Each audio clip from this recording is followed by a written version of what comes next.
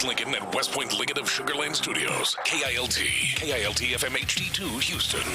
On Odyssey Sports Station. The Texans play here. Check out the BetQL Network, wagertainment for every fan. Get sports betting tips from the best in the game. Available on the Odyssey app and our sister station, 650 The Bet. Sports Radio 610 presents Seth Payne and Pendergast. We coming to H-Town. Let's get the work in, man. Let's go. Great day, great day. Oh, give me some juice, baby. Oh, yeah. Let's do it. Hey, what's happening, everybody? Happy Thursday to all of you. Nice to be with you. We appreciate you. If you're up this early and you're with us, we appreciate you. Thank you, Seth. Thursday rolled off your tongue like honey dripping off of there, man. It was like a slur against Italians from my great-granddaddy. Just came off a little too easy. Yeah. That's it.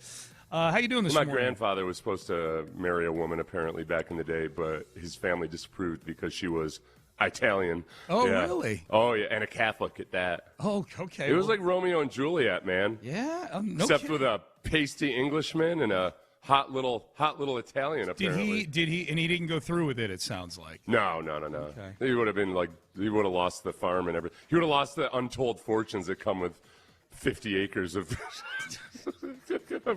ratty soil on a dairy farm in upstate New York. And who wants to give up the right to get up at 5 a.m. and work that farm every day? Who wants to give up the right to work in manure? Yeah. No, you can't. I don't care how hot-blooded that little Italian was. How you I think say it was more religious than it was racial. I think it was. Okay. It was that she was Catholic, and that was a big deal. Okay. Did he end up Papist. happy? Did he end up happy in the end? That's all I want to know. Who's happy in this life? Listen, the Payne family doesn't. The Payne family doesn't broker in happiness. All right. Everybody's happy.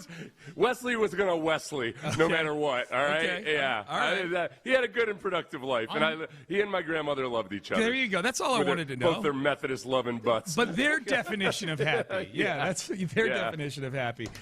Waking up right here to the base power text line, all caps. Rockets are frauds. Hell yeah. Rockets. Oh, we got some good Rockets on. Rockets. Sean, we have.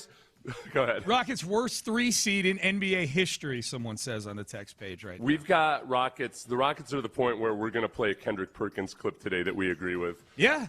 That's how bad it is right now. I've got another clip that I got to add during the next break that's awesome. It's a report from a Spurs reporter on what he heard in an exchange betwing Kevin Durant and a couple of Spurs players. Oh, I heard about that. Yes. Yeah, I've got the audio. I'll bring it up. I was just trying to figure out I want to credit the guy appropriately. Of course. Yeah. Well, trust me, we're not going to dig deep into the 129-93 loss to the Nuggets last night. This is. I tell you, Seth, this is what really tested my loyalty last night with these Rockets. Well, you know, she Italian? No. Amy is Italian, actually. Ain't Catholic. What really tested my loyalty last night, I do not like to bet against my teams when they're playing in meaningful games. And by definition, every game the Rockets play is a meaningful game. They're battling for probably a 3 seed at best right now in the Western Conference. So I don't like betting against my team. I don't even know what the line was last night. I just knew that the Rockets were going to go to Denver and get the doors blown off them last night because it's a back-to-back. It's in elevation. They don't beat good teams these days. Would you have bet on the Rockets if it was a 28-point spread? I don't know. No. Would I have taken Rockets plus That's 28? The thing. I feel like I would. It can still be. Oh, no. I bet. Oh, no, this is where I was going. I bet on the Rockets a lot. Yeah. No, I know. Yeah. I'm just saying that. It was an extremely bad loss. It was a bad loss. They were up 43-42 late in the first. I watched the first half plus like the first 3 minutes of the third quarter. Once they got down 67-55, that's when I'm like, okay, I know I've seen this movie before. I know which way the wind's blowing. They were up 43-42 late in the second quarter. They got outscored 87-50 the rest of the game. They shot 4 for 33 from three-point range for the game. It's 12%.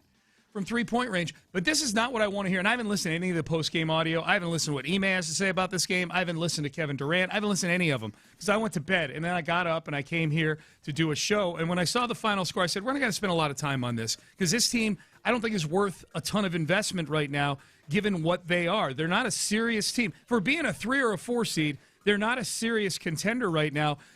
I'm just betting that there are at least Durant, maybe somebody else said, well, when your 3-point shot's not going down, that's what happens. No, you don't lose by 36 when you're 3. And I don't care that you're 4 for 33.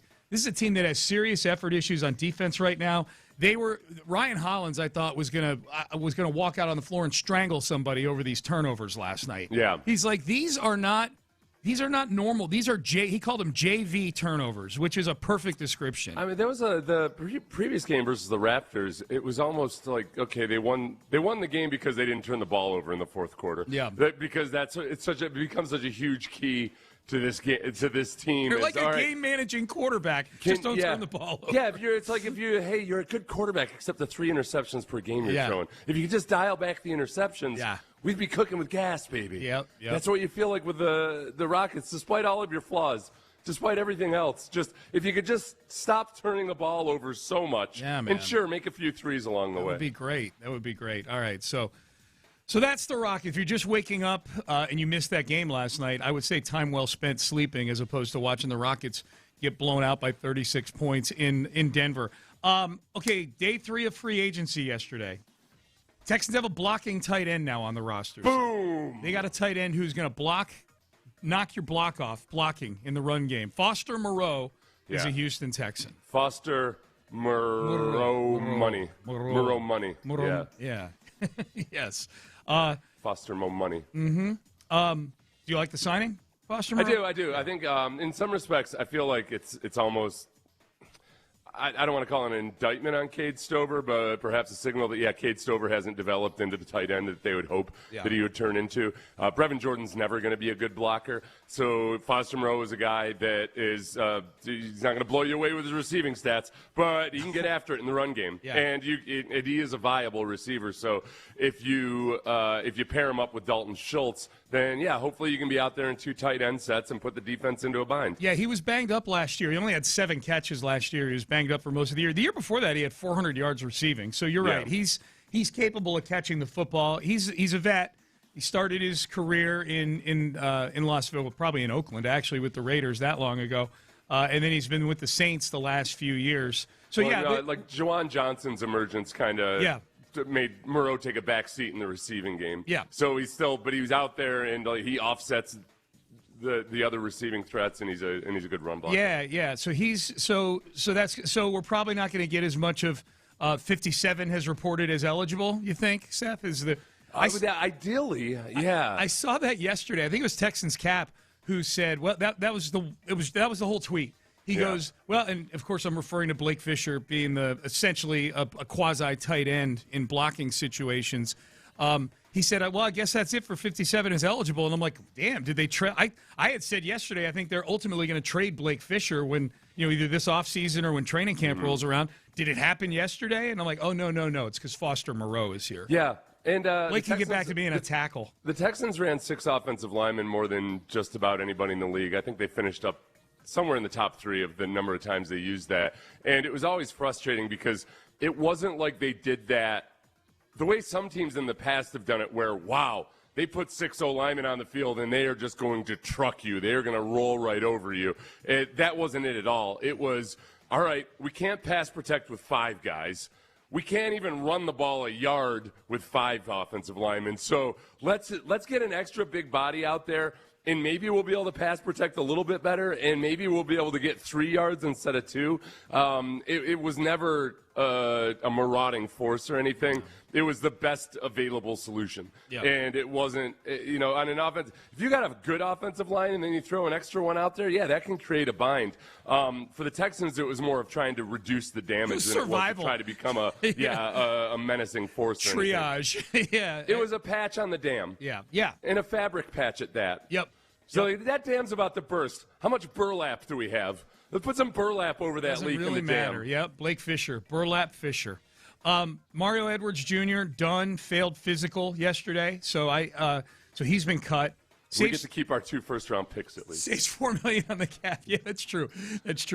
We'll get to that also. What did you think of this? According to Jonathan Alexander, the Texans made a quote competitive offer to Elton Jenkins over the course of this week. He was cut. Elton Jenkins, interior offensive lineman, who was a Pro Bowler as a guard a few years ago for the Packers. They moved him to center the last couple of years, and it was fine.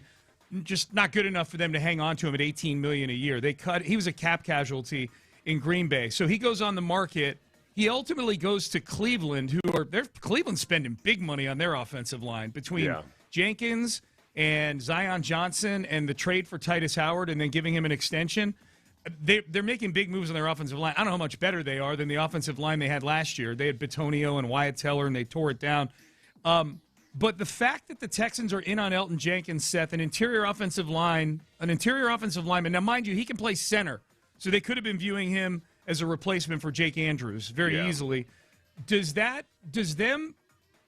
Texans being in on Elton Jenkins, do you see that as an indicator that they view Braden Smith as a right tackle? Is there any connected dots with that? No. I think this is the thing right now. And, it's interesting because I've been watching a lot of furious debates by people about what the Texans have planned for Braden Smith.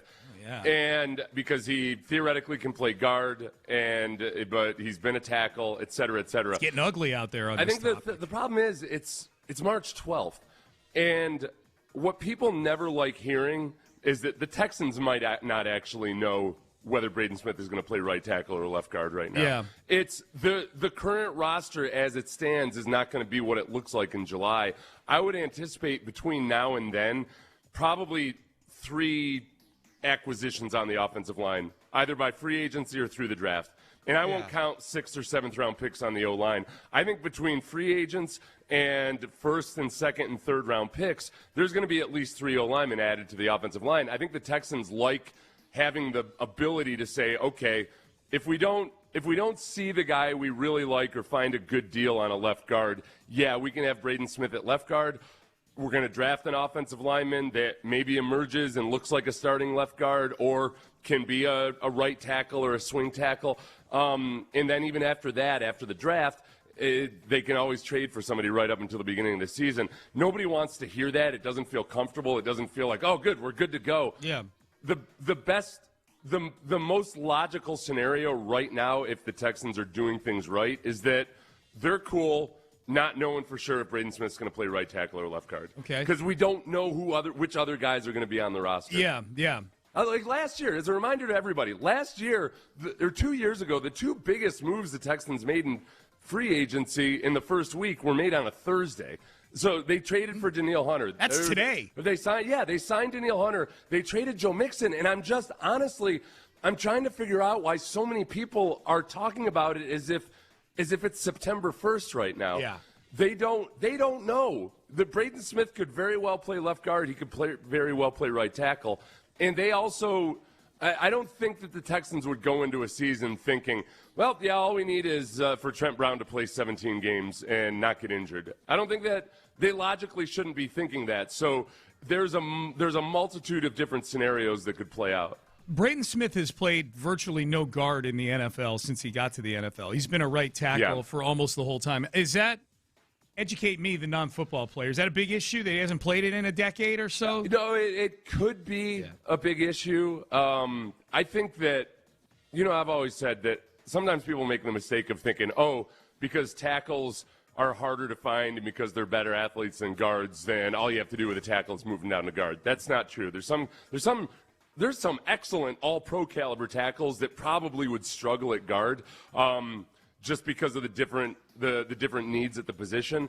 But I think that Braden Smith is a guy that very much looks like he could play guard. And that's what he was. That's where he was most effective in college. That's what he was at Auburn. There's always going to be some hiccups when you have to change your footwork and everything. But when I watch him play at tackle, it's easy for me to see him playing guard. But again, we don't know who the Texans are going to sign in free agency. We don't know who they're going to draft. Yep. Here was Braden Smith. Aaron Wilson of KPRC2 got a hold of Braden Smith and did a nice interview with him. This is Braden Smith describing his style of play. We know everybody's watched Colts-Texans games. Maybe you weren't dialed in on Braden Smith while you're watching those games, watching him play right tackle. Here's Braden Smith's description of his style of play. I like to say that, I'm a physical player. That's my style of play. Like, I like to really do the gritty stuff, the gritty work, and just playing physical. Like, I'm not a finesse guy. I feel like I'm very kind of old old school, and especially with my days at Auburn, running the ball all the time, and that's just something I really enjoy. But then again, I'm trying to be well-rounded, and I'll do the finesse if I have to do the finesse, but my roots are in playing physical. I love that. If I got to do the finesse, I suppose I'll do it. Yeah. If I have to pet a kitten, I'll do it. I'll do it. But I'd rather be out hunting ducks. He had a line earlier in that interview where he said something along the lines of, I like to be the one to draw blood first. Yeah. I think, honestly, when you watch him, he's a guy that he is built solid. Like, he is, from a distance, the first time I saw him when he was a young player, I thought, oh, this long, lanky guy's going to get taken care of. Oh, yep, nope, he's actually really, really, really strong. Yeah. And you get up close to him and you realize, yeah, he's built real well, and he uses that strength well. There's nothing necessarily fluid about him. He doesn't move like Laramie Tunsil or anything, but he's technically really sound. He uses his strength really well. I think he is a technician, and that's why he gets away with having shorter arms. Yeah. Partly because he's really, really strong. Like, there's times, especially versus the Texans, who have some pretty strong edge rushers, guys will get into his chest. Like, he doesn't always overcome his short arms all that well, but he's able to anchor down because he's just so extremely strong. And, like, these are all the kind of things that transfer well to guard. But, again, every time I say that, I'll say, I don't know if the Texans have a specific plan for right now. Because we've seen this from the Texans in the past. Last year, Ariante Ursary was playing left and right tackle during training camp. Yeah. We get tired of it and annoyed with it, with their fixation on versatility. They are not tired of it. No, get used to it. They are very much cool with it. Yep. Yeah, get used to it. Well, and the arms thing is funny. I feel like Will Campbell has almost single-handedly put short arms on the map for the average fan. Yeah. Like anybody who follows the draft knows short arms are a big deal. Small hands for quarterbacks, short arms for offensive linemen, those are a big deal. Braden Smith's arms are short even for a guard. Like he's 10 years in now in the NFL. Like he's figured it out. Right. He's been a solid starter for a long time. And remember, at times that Colts offensive line in the last 8 years has actually been a really good offensive line. No question. So he's been a part of a really good offensive line before. My biggest concern with him would really just be his injury history over the course of the last three years. And this is one, this is going to be in the eye of the beholder. He's missed 18 games in the last 3 years. Yeah. A good chunk of those were because he was dealing with some mental health issues in 2024. Yep. And I understand when people hear that, they're going to have a certain reaction to it. He's addressed it. He's been through therapy to deal with his OCD. And I think that, by and large, it feels like he's got that under control. Yeah. It's not going to be – I'm going to try to speak carefully about this because I don't want to act – you don't want to treat a mental health issue like it's a sprained ankle or something. Right. But it's not a concern to me. If he dealt with it again in 2025, then that might be another concern. If you – again, and I'm not speaking lightly about this, but he was struggling with OCD, and it was to a point where because he's very religious, he was – really, really worried about every little misstep he might have in a day. Yeah. To the point where it was just becoming unbearable to deal with. And he's gotten that under control. But it's to paint a picture of a guy that really wants to do things the right way. Mm-hmm. That was his issue. That was I would take that over his issues over my issues any day of the week. If I were a talent evaluator, and it'd be like, oh, I don't know, just some days Seth just completely forgets the names of his relatives. Yeah. Okay, that sounds like it might have a spillover in other things. What about this guy who just seems to be overly focused on trying to do the right thing? Yeah, sometimes to the point where it's just he becomes too focused on doing the right thing all the time. Yeah. All right, I'd like to work with that problem. Let's fix that. All right, Payne and Pendergast with you. We're off and running. Seth didn't know where he was for 3 hours yesterday. That's an issue, yeah. Was alcohol involved? No. Just didn't know where he was. Okay. Couldn't figure it out. Take out the eraser and just erasing Seth off the whiteboard. All right, that was actually happening to my brother for a while. And it ended up – okay, we'll talk about it later. The big story from yesterday, the Max Crosby trade nullification – Ravens GM Eric DeCosta met with the media yesterday. Okay, we're going to put this through the BS-o-meter. Are we buying what the Ravens and some of the Nugget Hussies are saying the Ravens were trying to do? We will discuss that with the Astros, too. We got headlines coming up later this hour. We'll do that coming up next. But first, talk about sleeping. Texas Sinus and Snoring, Dr.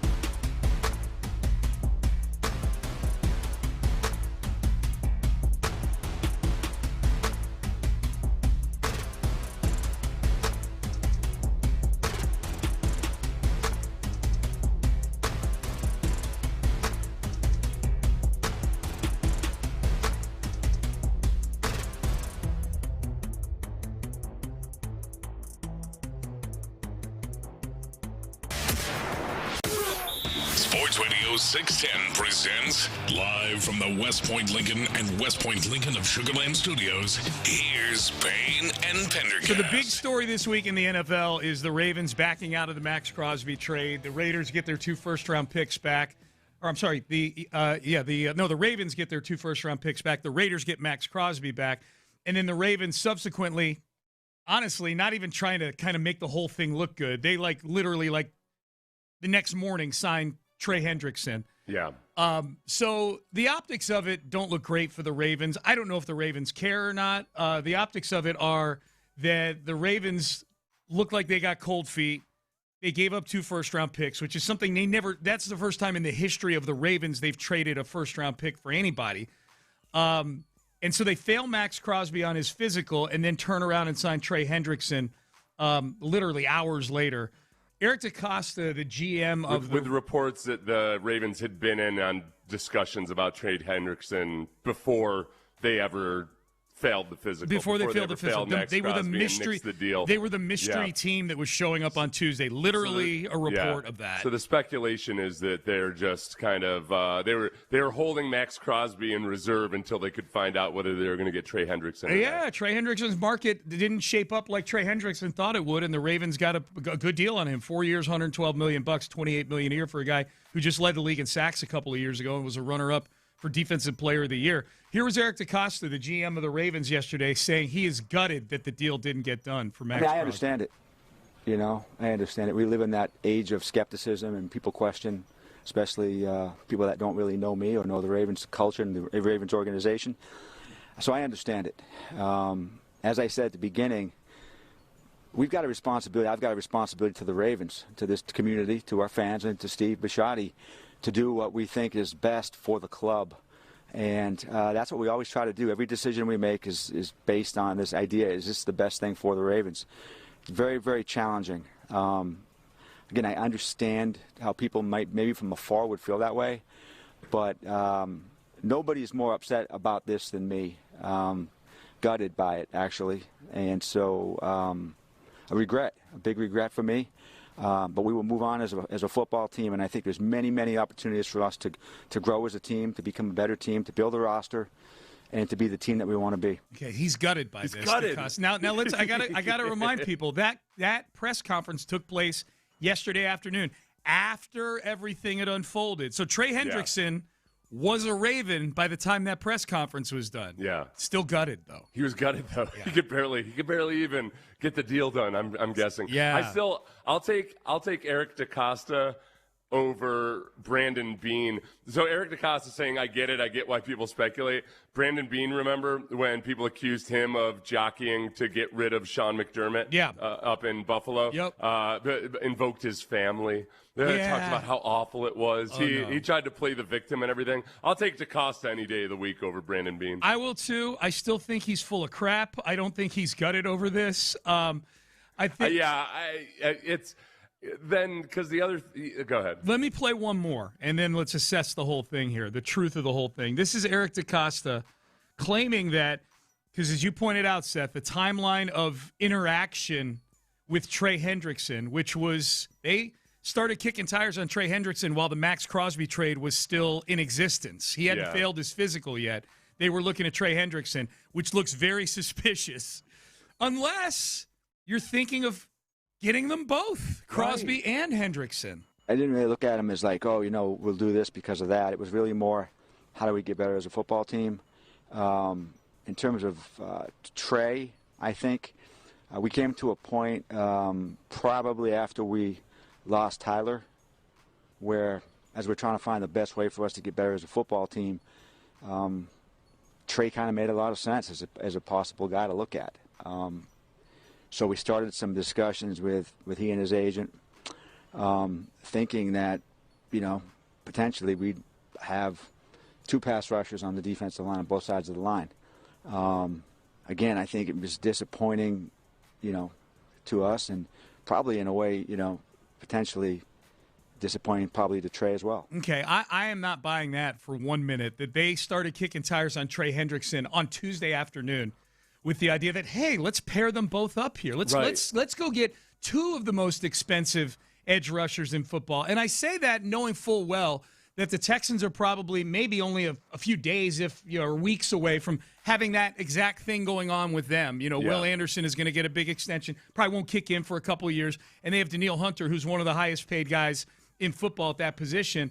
But the Ravens, it's very rare for that to be the case, A. And B, the Ravens lost a ton of free agents. So you're telling me the way to backfill all these guys you just lost is to spend $30 million a year on Trey Hendrickson. The part of it that makes sense is that Jesse Minter comes from the Chargers, where they had Tua Pelosi I apologize, I can never get his name right. Khalil Mack. And Khalil Mack, like two dominant edge rushers. They were able to, because of that, they're able to play a lot of too high coverages, conservative coverages, not blitz a lot. So a lot of the structure of what Jesse Minter wants to do on his offense is based on, I want to have a couple of studs on the edges. Mm-hmm. It's for an organization in the Ravens that has built through the draft, including with Eric DeCosta. Even though he's only been the GM for a couple of years, he's been in the organization. That's their organizational philosophy. Yeah. That part of it does, the part about wanting those ends makes sense. Sure. The part about the Ravens spending that aggressively on two of them in the same offseason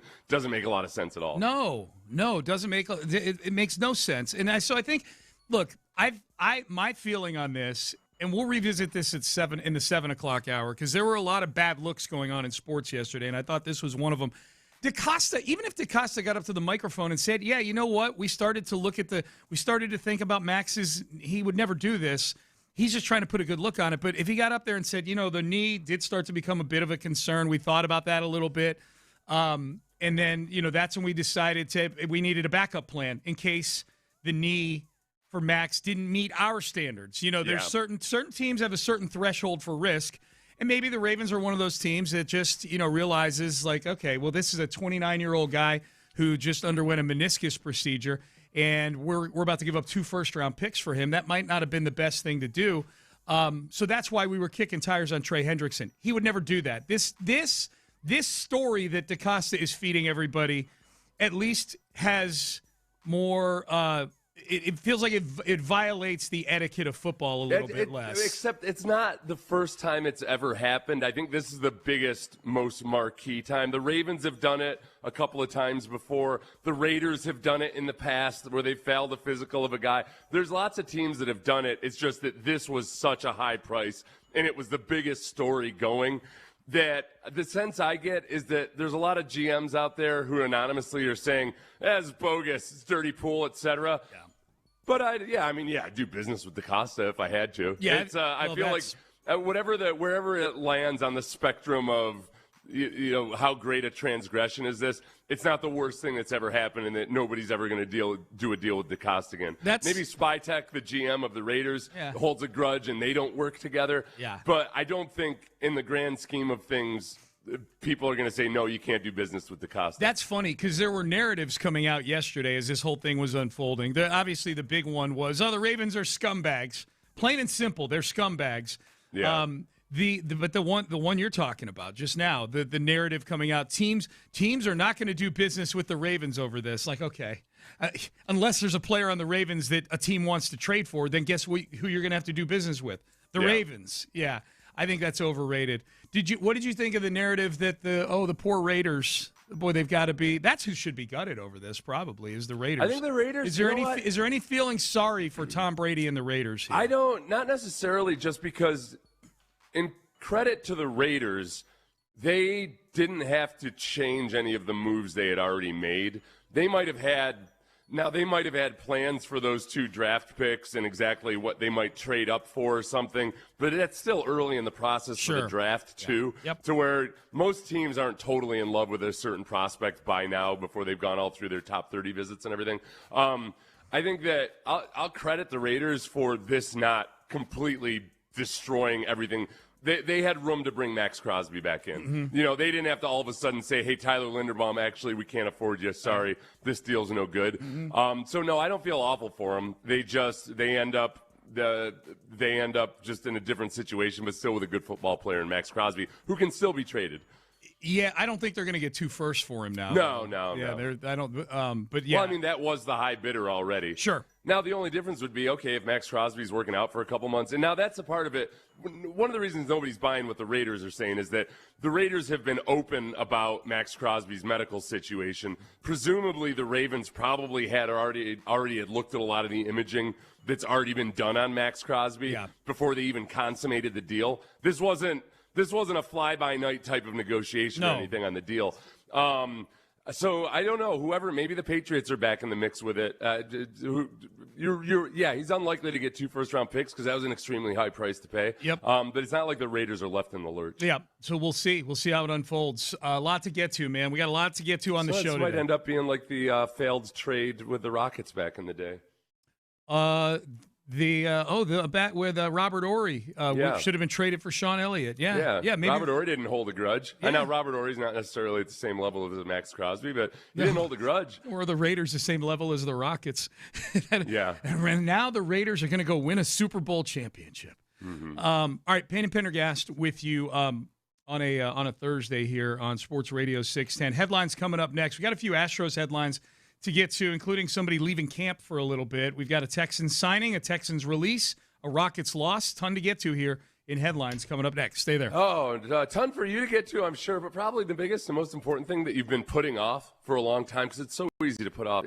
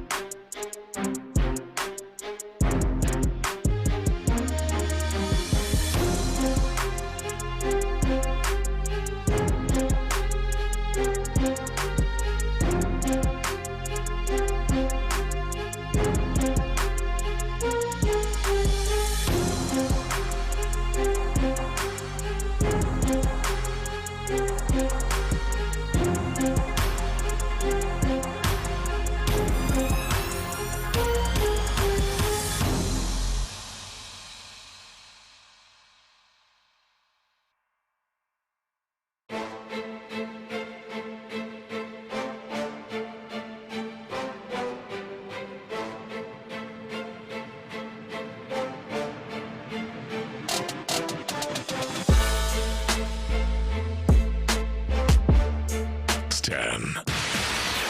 Payne and Pendergast with today's headlines powered by Men's Tea Clinic. All right, let's get to it here. Today's headlines. Let's start with the Texans in free agency yesterday. They signed a tight end, Foster Moreau, 7-year vet heading into his 8th season. Late of the New Orleans Saints, went to LSU. More of a blocking tight end, which is a need for the Houston Texans, but he can't catch the football as well. They signed him to a 2-year deal for a little over $6 million. Meanwhile, they release Mario Edwards Jr., who'd played along that defensive line the last couple of years. They release him with a failed physical designation. So Mario Edwards gone. There's probably more moves to be made, Seth. As you pointed out, 2 years ago, Thursday was actually the big day in free agency for the Texans, the year they were most active when they signed Danielle Hunter and made the trade for Joe Mixon. So I don't know that there's a move like that coming today, but there's probably still some more moves coming for Nick Caserio. I mean, we know that, look, the Texans were reportedly, according to Aaron Wilson and Jonathan Alexander, in on discussion with Elgin Jenkins, the Packers' interior offensive lineman. He ends up going to the Browns. So, yeah, any speculation about what they plan to do with Braden Smith at this point, whether they're going to have him play tackle or guard, doesn't really make a lot of sense when you factor that we're only 3 days into the first week of free agency, now on the 4th day. And there's a draft coming, too. There's a draft coming in April. Yeah, I just, like, the depth chart is going to look different 3 months from now. Mm-hmm. So those are the moves the Texans make yesterday. I would say the other big move in free agency, not really free agency, but in terms of signings that affects the Texans in so much as it's a team in the division, is Daniel Jones gets a deal done with the Indianapolis Colts. So no transition tag for him anymore. He gets 2 years, $88 million. The deal can go up to $100 million with incentives and whatnot. There's $50 million guaranteed in this deal. The longer the Colts want to roll with Daniel Jones, the better I feel. This will be, for the second time in his career, Daniel Jones has gotten a contract that's not the premier quarterback contract, but hey, let's pay this guy $40 million a year. Yeah. Well, we wait and find out if he's actually any good or not. Yep. Good job, Colts. Yeah.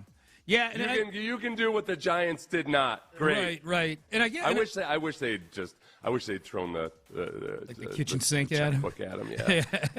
But this will handicap him enough after Daniel Jones doesn't work out. Yeah. 2 years, $88 million. I always wonder with something like this, like, was anybody else out there willing to? I know he wasn't a free agent. I know he was on a transition tag, but the transition tag allows teams to approach Daniel Jones to give him an offer sheet, and then the Colts have the right to match it. Yeah, in those situations, typically other teams feel like I don't want to basically be used as a tool for the Colts to negotiate with Daniel Jones. Yeah. So the Colts probably figured, as long as and Daniel Jones as well said, all right, let's just get this thing done and I can focus on my rehab. Yeah. Well, and it's also a market also too where Kyler Murray's about to get signed for the minimum by somebody because Arizona's already paying him, so there's other solutions out there that are cheaper than Daniel Jones. So the Vikings, it's interesting because the Vikings are, looking hardcore at Kyler Murray, and they're the team that thought they were going to be able to retain Daniel Jones last year. Yeah. And Daniel Jones walked and went off to the Colts. So I don't know if maybe the Vikings would have tried to make a play for Daniel Jones, but it just. For what they're going with Kyler Murray instead. Does Kyler Murray? Does Kyler Murray? Excuse me, the Vikings. Yeah, the Vikings. Yeah, and Kyler Murray's in the building there today. There's not been a deal done or anything like that yet, but it does feel like one of those situations that if he gets in the building there, I feel like Kevin O'Connell's going to put a pretty good sales pitch on him.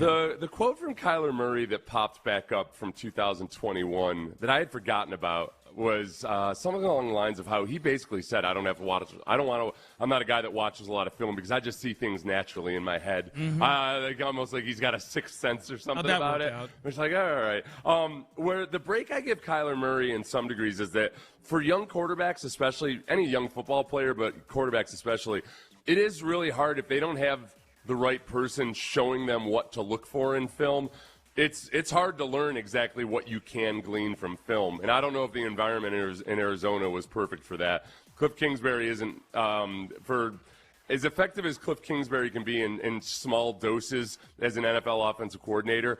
He doesn't operate the way genuine NFL offensive coordinators operate when it comes to the way that they teach their quarterbacks to. So I'm intrigued by what they might actually get out of Kyler Murray in Minnesota. Yeah, with Kevin O'Connell, absolutely. Absolutely. There's a system to what you're looking for, you know. There's a system to how you break things down. And some teams do a better job of it. Some coaches do a better job of it with young quarterbacks than others. Rockets lose last night to the Nuggets, 129-93. Yes, you heard that right. They lost by 36. They were up by 1 late in the first half. They lost by 36. I guess it was just the elevation that got him. That and shooting 4 for 33 from three-point range. So yeah, you got to adjust your shot. You know, the air is lighter up there. Yeah, I guess, and they didn't figure that out. So Rockets lose 129 to 93. Christian Javier going to be away from the Astros for a spell here, tending to personal issues. He will be throwing, but Joe Espada, for the sake of privacy, didn't go into any detail. But Christian Javier, who's had some shaky first couple starts here for the Astros in spring training, is now going to be away from the team for a little bit. Maybe whatever personal issues he's dealing with has bled over into his pitching performance, and if he can get it taken care of. Okay, I like that. That's my glass half full. I don't like that he has any personal issues going on. But if that's what's affecting his pitching and his velocity. He can't throw quite as hard because of the personal issues. Well, I know, and honestly, this is just pure hypothetical or whatever. I don't know, if somebody in your family is ill or something and that's a distraction or what have you, then it's not your best. You've seen that. On the flip side of it, Imai is doing spectacularly. Spectacular. He hit 99 on the gun yesterday. Well, dealing with, I just, until they signed Imai, I didn't realize how much different things were for pitchers. Here versus in the Japanese league, the NIL, no, and the Nippon Baseball League or something like that. Yeah, NPL, whatever. Yeah, something. The ball isn't as tacky, and the mound's a little bit steeper. Oh, okay. So he's dealing with those changes while also still looking better and better already. So everything that you hope for when a young pitcher comes to the Astros, all the little things they tweak and everything, it seems to be taking hold already with Imai. Yeah, I think there's reasons to be concerned about the Astros. I also think there's some reasons to be super excited. And the top 3 guys in their rotation right now, you know, if you had to break camp right now, the top 3 guys in the rotation to me would be Hunter Brown, who's your ace. Mike Burrows has been outstanding. I don't think he's given up a run yet. And then Imai's been really, really good as well. That top 3 is having a really good spring. Nippon Professional Baseball is what you were looking for. NPB. The NPB, yeah, that's what you were looking for. So there's that. Josh Hader's going to begin the season on the IL. I guess to be expected. I don't like it, but I guess we sort of expected that when he had the inflammation with the bicep there. Also, last night, Italy saved Mark DeRosa's bacon, the manager of the U.S. team in the World Baseball Classic. The U.S. is going to advance, even though DeRosa didn't know that they hadn't clinched this. But we'll get to that in the 7 o'clock hour. Be listening next hour for your shot at 4 tickets to see Lainey Wilson on March 19th at the Houston Livestock Show and Rodeo. So it's a Rodeo ticket Thursday. Lainey Wilson tickets coming up in this hour. All right, 3 things happened in sports yesterday that I think were a bad look for a lot of people. Which one of these was the worst look for people? Also, Dalton Schultz was on Jim Rome yesterday, had some interesting things to say about the Texans and his time here. We'll get to that a little later on in the 7 o'clock hour as well. But in the meantime, I know, Seth, if I were driving in right now and I was thinking of the things I'm stressed out about, I would say my property tax bill would be a big one. God, it's still sitting out there and it's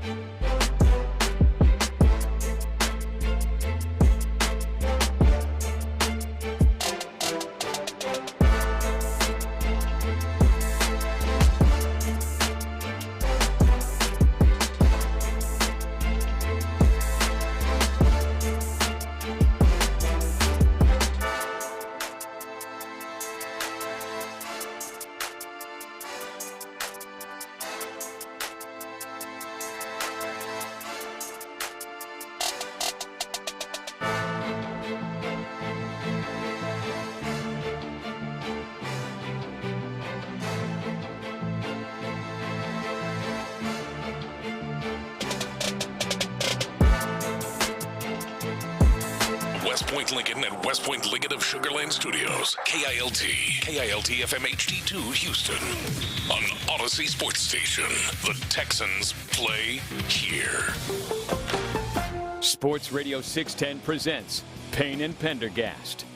Payne and Pendergast with Good you. news on the personal front, Sean. What's that, Seth? We tell our listeners every now and then to remind them, if you go to the websites the states have to find unclaimed property. Oh, yeah. That you can, every now and then there's like an old insurance rebate or something laying out there.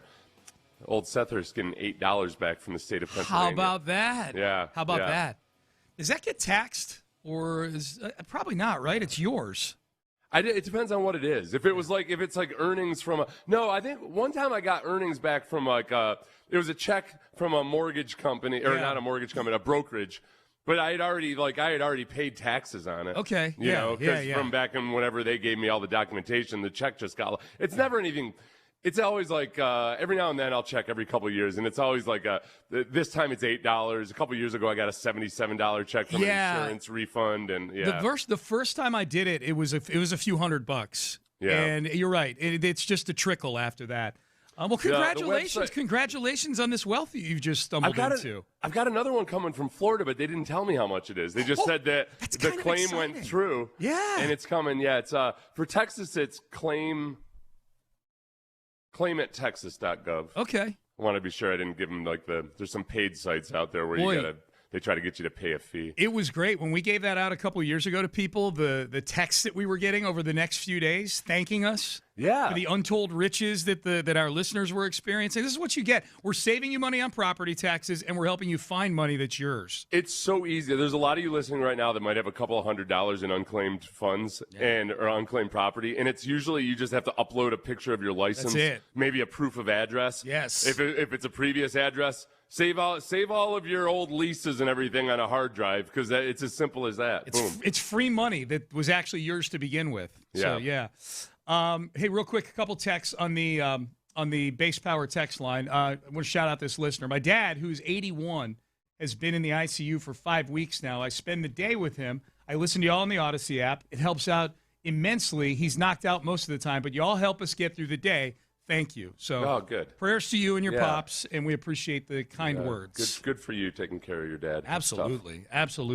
All right, so a few things happened this week in really yesterday in sport. Yesterday was a day for bad looks, I thought, Seth. I started thinking and going back through and sifting through the three big stories that were bad looks for either people putting their warts out there. Yes, for specific people or teams or leagues or whatever it may be.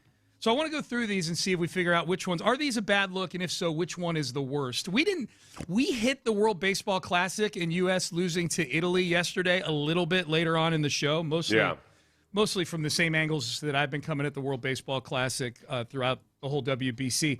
But we didn't dig into this part that Mark DeRosa, the manager of the United States team, prior to the game against Italy and after the win over Mexico earlier this week, went on MLB TV and seemed to intimate that he thought that the win over Mexico sealed the deal for the U.S. to move on to the quarterfinals, to move on to the knockout round of the WBC. That was not the case. But here is Mark DeRosa prior to the loss to Italy saying, well, I'm going to try to get some guys off their feet. We've sewed up our spot already. 9 bodies ready to roll today, I would imagine. Absolutely. I'm going to look at it. I'm going to get some guys off their feet, no question about it. I'd like to get Goldie a start, and he has been awesome, just a leader of men behind the scenes with Aaron Judge. I'd like to get him in there. I'd like to get Gunnar in there again. Ton of respect for Italy. It's weird. We want to win. We want to win this game, even though our tickets punched to the quarterfinals, because Mexico plays Italy actually tomorrow. So the way the schedule lines up, this is an important game for us. Okay, that was Ben dropping the buzzer, not MLB TV, just to be clear. That was a bad look, and it got exacerbated. Nobody really even pointed it out at the time because I don't think people thought the U.S. was going to lose to Italy. Yeah. But they go and they lose to Italy, and they fall behind 8-0. And ultimately the game ended up being 8-6. The U.S. lost, but it's a good thing they scored those 6 runs because of the way the tiebreakers work, just in case. But that DeRosa quote started to garner a lot of attention as that Italy loss was unfolding. Like, did he think that They were already in the quarterfinals? Because if they lose this game, they are not automatically in the quarter. Now, we should be clear. Mexico played Italy last night, and the outcome of that game sent the U.S. to the quarterfinals. So DeRosa dodges a big bullet here. But after the loss to Italy on Wednesday, there was a reporter that brought up that quote from MLB TV with him, and DeRosa tried his best to cover it up. Yeah, I misspoke. I was on Hot Stove with a couple buddies today and completely misread the calculations. We knew that Mexico was going to play Italy and then running all the numbers with if we lost tonight with the runs allowed and runs scored and outs. So I just misspoke. Okay. Ultimately, the tiebreaker didn't matter because Italy went undefeated in the pool. But he got that part right. What's that? When he was good, his explanation, he got it right though, right? He got the situation right. At that point they'd lost it. Yeah. I just sometimes people will make a clarification and they're still wrong in the clarification. Well, he's claiming he misspoke. There's people out there, Seth, that just think he's flat out lying that he misspoke. That he truly did think when he went on with those guys on Hot Stove before the loss to Italy that they were already in the quarterfinals. That's what I saw people saying he said, but right there it sounded like he just said flat out that he got it wrong, that he was, but anyway. Yeah. So there's people that just don't believe. Like Mad Dog doesn't believe. There's people that don't believe, and there's people that I don't care. Well, but this is a guy who got this. This is where people care. Okay, so you don't think it's that bad of a look. There are people that care because this is the manager of the baseball team, and he started a lineup against Italy that was resting a bunch of their starters. Yeah. And here's the other thing. Right. Here's the other thing. You've been brainwashing me into not caring about the World Baseball I know, Classic. and get it. Well, I think this is So you're right, though. No, with the decisions you're making there, it's before malpractice. the game and everything. Yeah. It's malpractice. And here's the other thing that pisses people off about DeRosa is that he wants to be a major league manager and he's never managed before. So this bad look, when it comes to bad looks, I would put this in the category of wearing a T-shirt to a bank when you're asking for a loan. Okay. You know, okay, maybe you're not that into fashion or anything or putting on airs, but there's a certain time where you're like, all right, I'm going to pretend that I play the game at this point, and I'm going to dress up nice when I go to the bank. It's different. Great, you're a Silicon Valley tech genius. That's different. A normal person walking to a bank asking for a loan, you gotta play the part a little bit. And it's a T-shirt that says "No pain, no gain. Party till it hurts." Yeah, something like that. Yeah. Right. Or just something. It's one of those old. The Johnson T-shirts. Yeah, the big Johnson T-shirts. Right. It's like a really inappropriate T-shirt. Something body. Okay, so you agree that it's a bad look for the manager to not know the rules of the tournament? Yeah. Possibly, yeah. Yeah, because his behavior would indicate that he said in that cut, I'm going to try to get guys off their feet.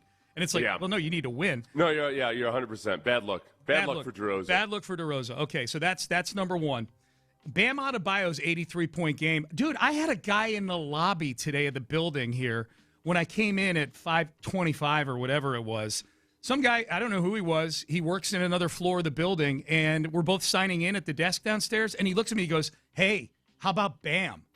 And I'm like, the 83 points. Was he saying it like he was impressed by it? Yes. Okay. Yes, and I didn't want to. He wasn't saying he was disgusted by it. No, he wasn't disgusted by it, and I was disgusted with him for not being disgusted by it. Did you tell him that? No, I didn't want to get into a long conversation. I want to come up here and hang out with This is a worse look than Mark DeRosa for you. Well, that guy, for sure, especially if he has a good job. This was there was the Bam, and for those, just to get caught up, for those who don't know, Bam Adebayo of the Miami Heat scored 83 points the other night in one of the most contrived 83 points that you're ever going to see. He shot 43 free throws. He averages 4.5 free throws a game. He shot 43 free throws. He shot less than 50% from the field. He was 20 of 43. This thing got a ton of attention yesterday, and I don't think it helps him that he's passing Kobe Bryant for the second all-time score. I think that's really what got people's goat the most. It was it was their personal goat that was surpassed. Yes. Yeah, here was Tim McMahon, who covers the NBA for ESPN, saying he was disgusted at Bam's 83-point effort. I never, ever, ever, ever, ever, ever, ever want to hear about Heat culture and professionalism and all that crap again, because that was the most blatant stat chasing I've ever seen. Honestly, it was the worst stat chasing since Ricky Davis tried to get a rebound on the wrong basket to get a triple-double. But the difference is this was minutes and minutes and minutes and extended game stat chasing. So it was embarrassing for the Lizards, egregious for the Heat. But, hey, You got your 83. I enjoyed the ethical 39 by Wemby more than I enjoyed the egregious 83. But I'm old. I'm grumpy. I admit it. Okay, so let me ask you this. Yeah. I mean, by getting that amount of points by free throws, yeah, there's another party that's complicit in this. Then that's the people that are following the team that's fouling him. Yep. That part of it, I didn't watch a single second of that game. Yeah.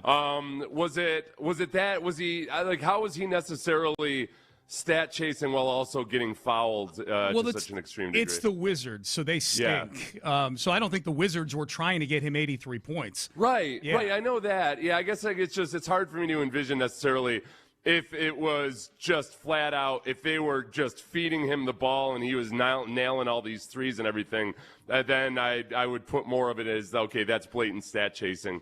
But the fact that the foul situation. Well, here's the thing. The things that have people upset about this, aside from the Kobe part of it, which I think plays into it, is that it wasn't even an efficient game.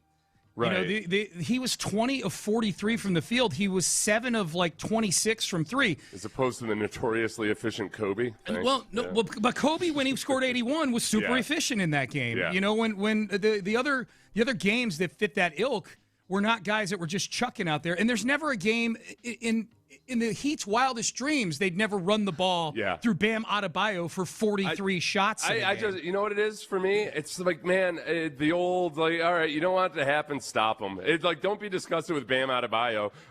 Be disgusted with the Wizards and the state of the league right now to where things are as bad as they are. But here's the other part too, Seth, is that this is the contrived part.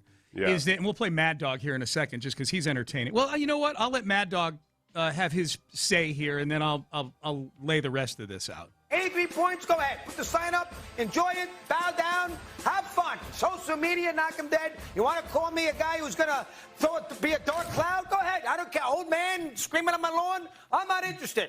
But when you shoot 43 times and shoot less than 50%, when you shoot 43 free throws and you go 7 for 22 from 3 against a horrendous team, and you're in the game in the last 5 minutes, and Spoelstra's fouling the Wizards to get more possession so he can score 83 points, that's not the way it should be. Yeah, and I'll tell you right now, he'd never admit it. I bet you Pat Riley feels the same way. Oh, that's a good one. A little Pat Riley bomb at the end. The Heat culture. No, here's the other thing I was going to say. Is that this is how I feel. Now, there's a lot of people out there, taking up for Bam and saying, hey, it's 83 points. Just enjoy it, whatever. It's when you contrive things. It's when you do things that are not the normal course of a basketball game to go get that record. The Heat were fouling the Wizards in a 25-point margin game in the fourth quarter just to maximize the number of possessions they were getting in the game. Yeah, that's the part that's off-putting to people. I guess the part is the part where I'm torn a little bit is I don't feel like it's still worthy of bashing Bam Adebayo.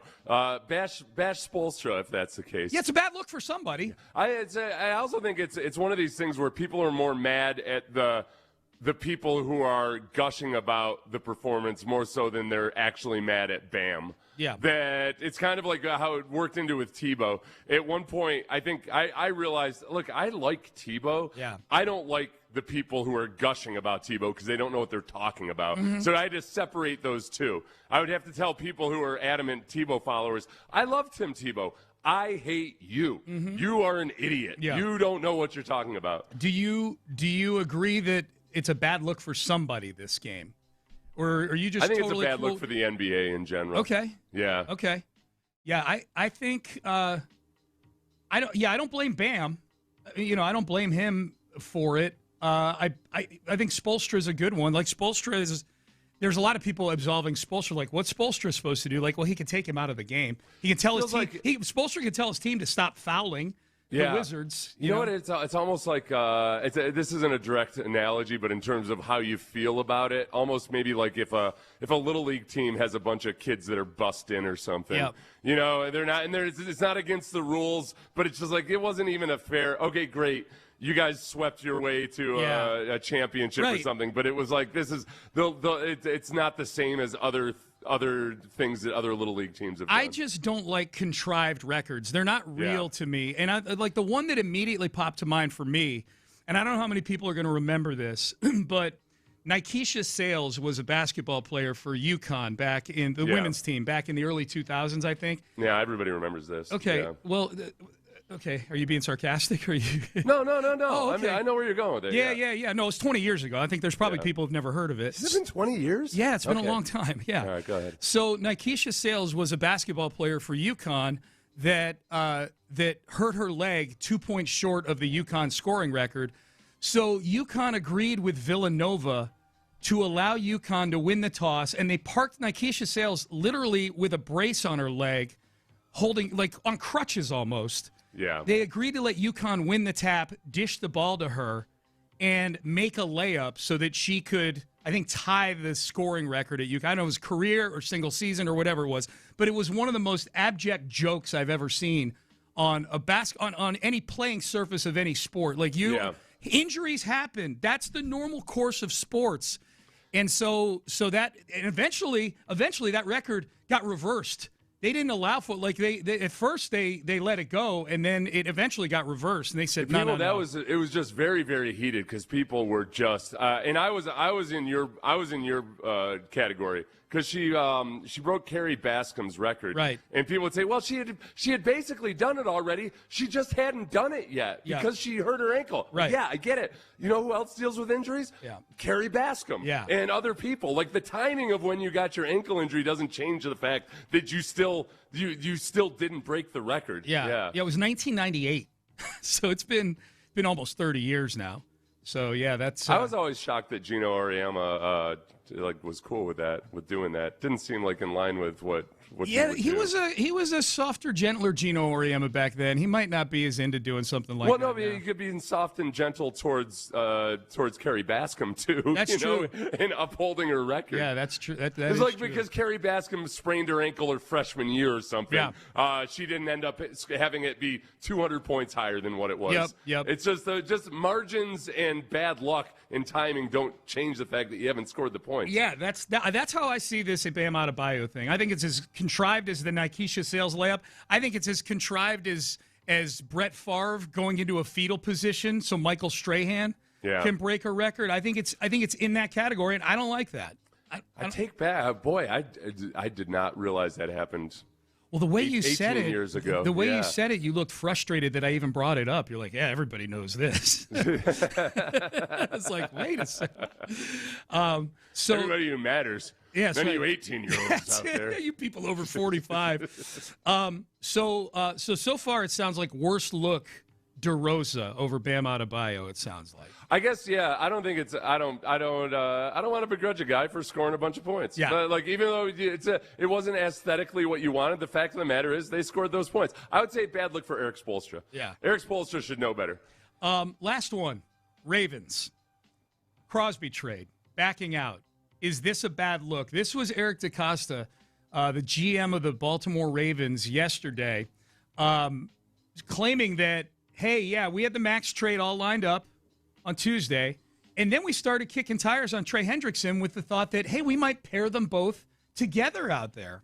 I didn't really look at him as like, oh, we'll do this because of that. It was really more, how do we get better as a football team? In terms of Trey, I think we came to a point probably after we lost Tyler where, as we're trying to find the best way for us to get better as a football team, Trey kind of made a lot of sense as a possible guy to look at. So we started some discussions with he and his agent, thinking that, potentially we'd have two pass rushers on the defensive line on both sides of the line. Again, I think it was disappointing, to us, and probably in a way, potentially disappointing probably to Trey as well.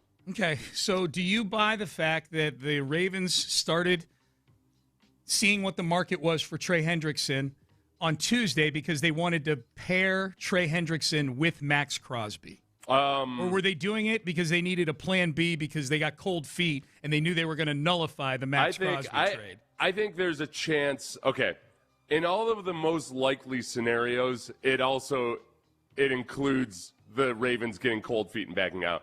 I think there's a real good chance that they were genuinely thinking, yeah, we should have both of these guys, and they got stars in their eyes, and they started getting aggressive, and then all of a sudden they had a moment of clarity, and they realized, wait, what are we doing here? This is too much. Wait, okay. So I think at some point it's possible that they did really like the idea of having both of those guys. Hey, who wouldn't? But somebody said, hey, let's take a deep breath and let's sit back here and think about this for a moment. Maybe it was Ozzie Newsome had taken a walk around the block because he's still in the organization in an advisory role. Yep. And maybe Ozzie Newsome came in and like, all right, guys, I want you to really think about this. Mm-hmm. You know, you got like his young students where he's watching them. Eric DeCosta, his young protege, he's in charge now. But Ozzie Newsome comes in and is like, all right, you know, just you absolutely ask yourself this. Are you going to sleep well tonight? Mm-hmm. And DeCosta might have said, God, no, I'm not. No. I'm not. I'm going to be really nervous about how much we've given up to have this scenario. We've strayed from our core values, and they got cold feet and backed out. Well, and they had strayed from their core values and even consummating a Max Crosby trade in the first place. Right. But even if their plan was hopefully to get the Max Crosby and the other one, that yes, they've gone way outside of how they normally operate. So a combination of he can speak with truth. He can speak truthfully that, okay, yeah, we did want both of those guys, but I'm not buying that it wasn't just simple cold feet that made him back out of the Max Crosby trade. Yeah, dude, it's absolutely a possibility. It absolutely is. If I were power ranking what the real story is behind it, I think that they made that Max Crosby trade last week or over the weekend, whatever it was, and immediately they're like, kind of like you said yesterday, like when someone who lives a certain lifestyle decides to get a little more out there with their lifestyle, and they're like, this just isn't me. Yeah. And I think they felt like, man, this trade just isn't us, and the guy has a knee problem. Yeah. And he's getting older. And Trey Hendrickson is wow, it's Tuesday, and Trey Hendrickson hasn't signed anywhere yet? Because all reports are that the Ravens started swooping in on this Trey Hendrickson situation on Tuesday. I think the odds are that they started looking at Trey Hendrickson and like, wow, okay, I thought he seems like a guy that would be scooped up in the first 15 minutes of free agency, and he's still sitting here on Tuesday afternoon. So, okay, then what people are saying is, oh, man, who's going to want to do business with the Ravens again, this, that, the other. Other teams have backed out of trades because of failed physicals before, and a lot of times it does look kind of shady. It has never been as high profile as this that I can remember. The Ravens have backed out of a couple trades before. The Raiders have backed out of a trade because of a failed physical. The thing that I don't buy for a second that teams aren't going to want to do business with the Ravens again. Yeah. They're going to look at it as, all right, you got to be careful. It's a good dose of reality. Head on a swivel. Yeah, feels like when a mob boss flips out sometimes. You know, you're watching a mob movie or a series on HBO, and like the guy just totally loses it and beats up one of his underlings to within an inch of his life or something. Everybody kind of looks at him like, oh, that was messed up. But you know, at the end of the day, we got to do business with this guy. He's still the boss. Yeah. You know, mob families. You know, in the movies, I don't know if it works like this in real life. Like, oh, okay, somebody.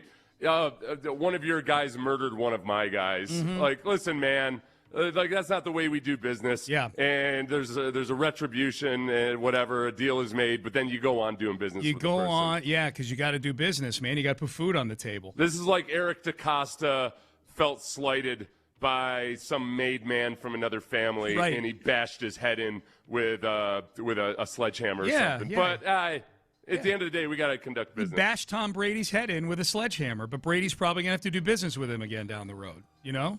That's just Brady. What if Brady, with his notorious ability to put a chip on his shoulder, I wonder if he feels like he's sitting himself.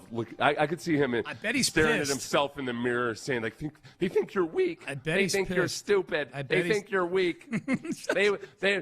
You're better than that. Every day in every way, I'm getting better and better, Eric DeCosta. That's what he sounds like, Tom Brady? That's pretty much. Yeah, kind of. Him and David Beckham. No, you're right. The voice doesn't match the face. The voice doppelgangers, yes. Okay, does this story from Will Compton, co-host of Bussin' with the Boys, former wide receiver in the NFL, he's got a Ravens story, Seth.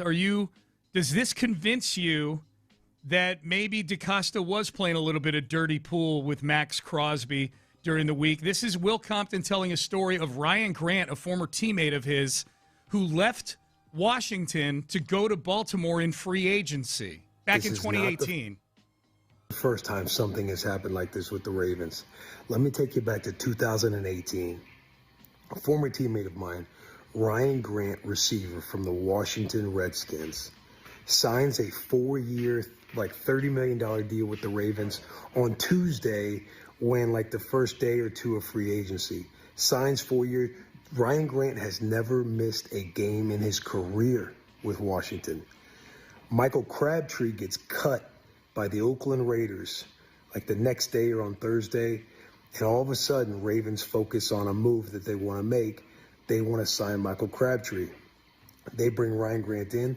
They fail his physical and waive his 4-year contract, so they don't go through with the $30 million, 4 years, 15 guaranteed that Ryan was going to get. They void it because they fail him on his physical. Dude hadn't missed a game in 4 years.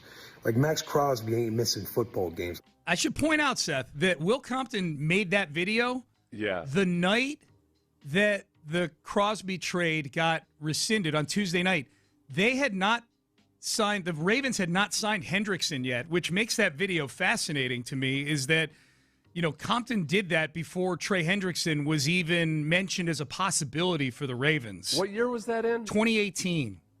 Yeah. 2018. The interesting thing about that was that he would go on in 2018. He played, he had 35 receptions. Mm-hmm. 2019, he only played in 2 games, and that was the end of his career for him. So I wonder what whatever they discovered or whatever the physical was or anything, that maybe there was actually a lot of truth to that. That's interesting. I didn't He know would that. only go on. So he had played 4 years. He ended up having a 6-year career. Yeah. Where he only played 2 years in the final year of his, or 2 games in the final year of his career. Who did he go to? Indianapolis. Okay. He played 14 games.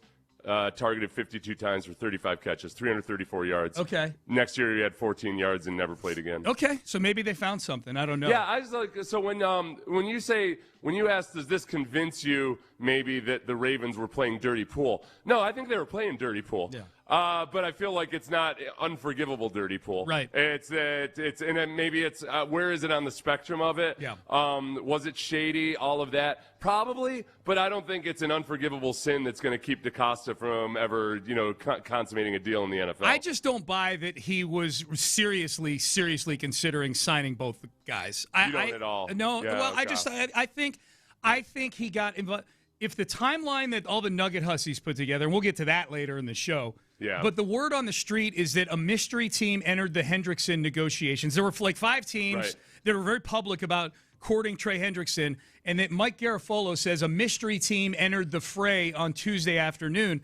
If I'm just piecing it together, if I'm trying to put together a case in court, I think the most likely scenario is that they started to realize the combination of Crosby's injury and this just not being how we've done business before, and the expense of Crosby as a player versus Hendrickson. I think they said, let's at least look at a plan B here. But what I'm saying is, it doesn't matter either way. It's dirty pool. Yeah. It's either way. It's the fact that you just knew what the medical situation was, and then you found a reason to use the medical situation to botch the trade. Yeah. No matter what the plans were at any point or anything, it's dirty pool. It's dirtier pool if you did completely plan on, we're gonna hold this guy in reserve until we find out what's going on with Hendrickson. Okay, so who's the worst of these? DeRosa, whoever you blame for Bam Adebayo's 83-point game, or DaCosta? The worst look out of all of these people,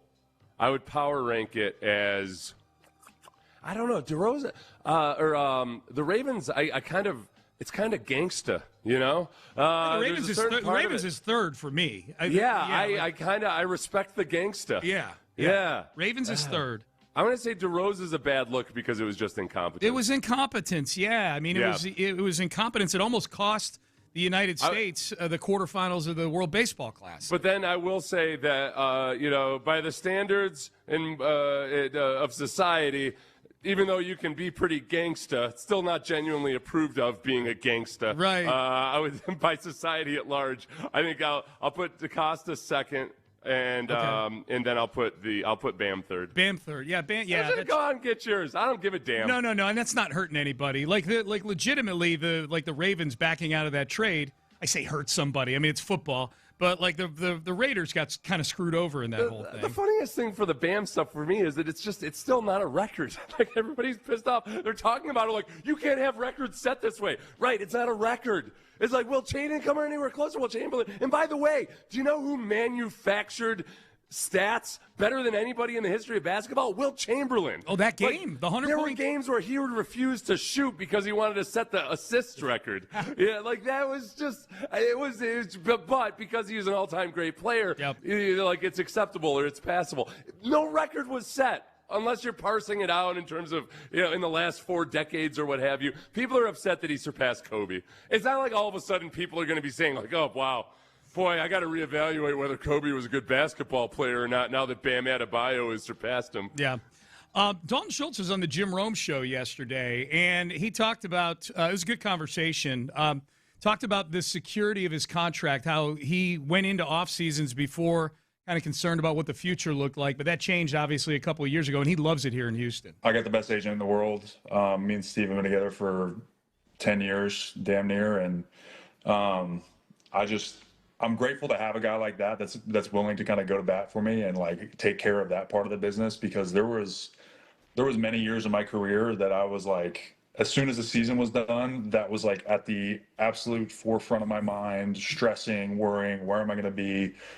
Where am I going to go? Like, am I going to have security for my family? Like, so I've spent my years doing that. And I'd say after the last contract that we just did with Houston, like, that 3-year extension just really put me in a place mentally that was like fully at ease. And then obviously having gone through it, like at this point, dude, I'm just happy to be here. Like, I love Houston. I love the Texans. I love my teammates. I love everything that like has kind of been established here since D'Amico's gotten here. And I'm really excited to just kind of continue that and like hopefully build that into a Super Bowl season. Okay. So that was a little put out that he didn't mention the championship belt that you give for player of the game. Oh, yeah. That was a big honor, man. That's one thing that he should love about Houston. Yeah, absolutely. The belt vibes. Yeah, that part of it, he does sound a little dangerously close to like, hey, just don't sign a power of attorney over to your agent, Dalton. Don't trust him too completely. He likes the guy, yeah. He likes sleep with one eye cracked all the time. You know what? Dalton Schultz is an interesting one. Because he's been – I say polarizing is probably too strong a word, but I think there were people that were down on – I'll just put it this way, down on Dalton Schultz after 2024. You know, he came here in 2023. He has a nice year, his first year here with CJ, and then gets the big contract. And then the first year of that big contract, he did not play well. Blocking looked to be an afterthought for him. Now, there was all kinds of stuff after the season about how he was playing hurt, and he kept that kind of quiet during the year. And then he came back this year, and I thought statistically an outstanding season. He set records for tight ends. He broke Owen Daniels' single-season record for catches for a tight end. The blocking was better. It's never going to be a strong suit of his, but I think the team has spoken about how they feel about him, Seth, when they tack another year onto his deal. The team, the front office, the coaching staff very clearly views him as one of the core guys on this team. Yeah. Undoubtedly. No, and I think that, he's not going to be one of the premier tight ends in the league at any given time. But he had the 5th most receptions amongst tight ends this year. But in terms of, an all-pro caliber guy, that's not who he is. But he's a very valuable part of a football team when you've got everything else right. $12 million a year, yeah. Right. His blocking is, as you said, it's not like he's ever going to be known as a great blocker. He is a willing blocker. He's just not that good at it. Mm-hmm. You can deal with that and you can live with that if you just have the other things in place. Yep. Like the reason the Texans can't run the ball isn't because Dalton Schultz isn't a good run blocker. It's that Dalton would be acceptable and passable as long as you could actually have your offensive lineman and whoever you're calling a fullback that day actually block. That you can get by with Dalton, or as they signed Foster Moreau yesterday, he's a better blocking tight end. They can improve, and he's a really, really good fit on the team. All right, let's give away some rodeo tickets right now to Lainey Wilson. That's a week from today, March 19th, 713-572-4610. Caller number 5 is going to win 4 tickets to see Lainey Wilson on March 19th at the Houston Livestock Show and Rodeo. I might be sitting near you. I'm sitting in some of the seats from our company, and we'll be going to that one. So that'll be fun. Caller number 5, 713-572-4610. We'll give away more Lainey Wilson tickets in the final hour of the show. So keep listening all day long to win tickets to the Houston Livestock Show and Rodeo. Mock draft injection time coming up next. Garrett Podol of CBSSports.com. We're going to do his mock draft. This is a player and a position I have not seen one mock draft yet, and I don't know how I would feel if the Texans were to go with this position, but we'll tell you who it is, and we'll let you guys weigh in on it on the Base Power text line, 713-572-4610. So we'll do that coming up next, but first, the Men's Tea Clinic. If you are...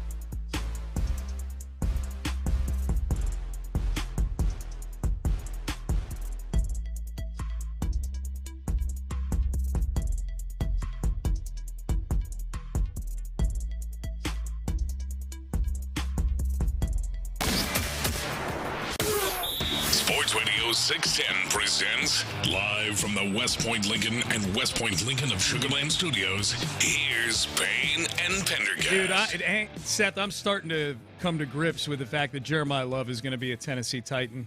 That's every mock draft. Tennessee at 4, Jeremiah Love. Tennessee at 4, Jeremiah Love. Well, what are you going to do with him? That's what I just say. Yeah. Okay, cool. What are you going to do with him, Titans? No, but you know my affinity for him just because of where he went to school. I'd like him to go somewhere in the NFC West where I don't have to worry I can root for him. He is your Vince Young. He's my Vince Young. You'll feel the pain that the entire city of Houston did when so many people wanted Vince Young. Yep.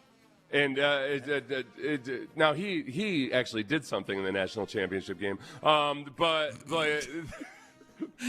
as opposed to a Notre Dame grad. That was a low blow, man. Yeah. But then to see him go within the division, and especially have the rookie year that he did, that was painful. So that's gonna be you're gonna feel a little bit of that pain. I hadn't without thought the national championship. Yeah, I hadn't thought about it from that angle. But you're right. I'll connect with all the Vince Young people a little bit closer. 20 years later, I'll be connecting with them a little. God, it's 20. That was 20 years ago that Vince Young was drafted. To the year, man. Time flies. And then it was so interesting back then because it was also there was that dynamic of Vince Young, but then also that, well, all right, at least they're going to get Reggie Bush. And then no, you're not going to get Reggie Bush.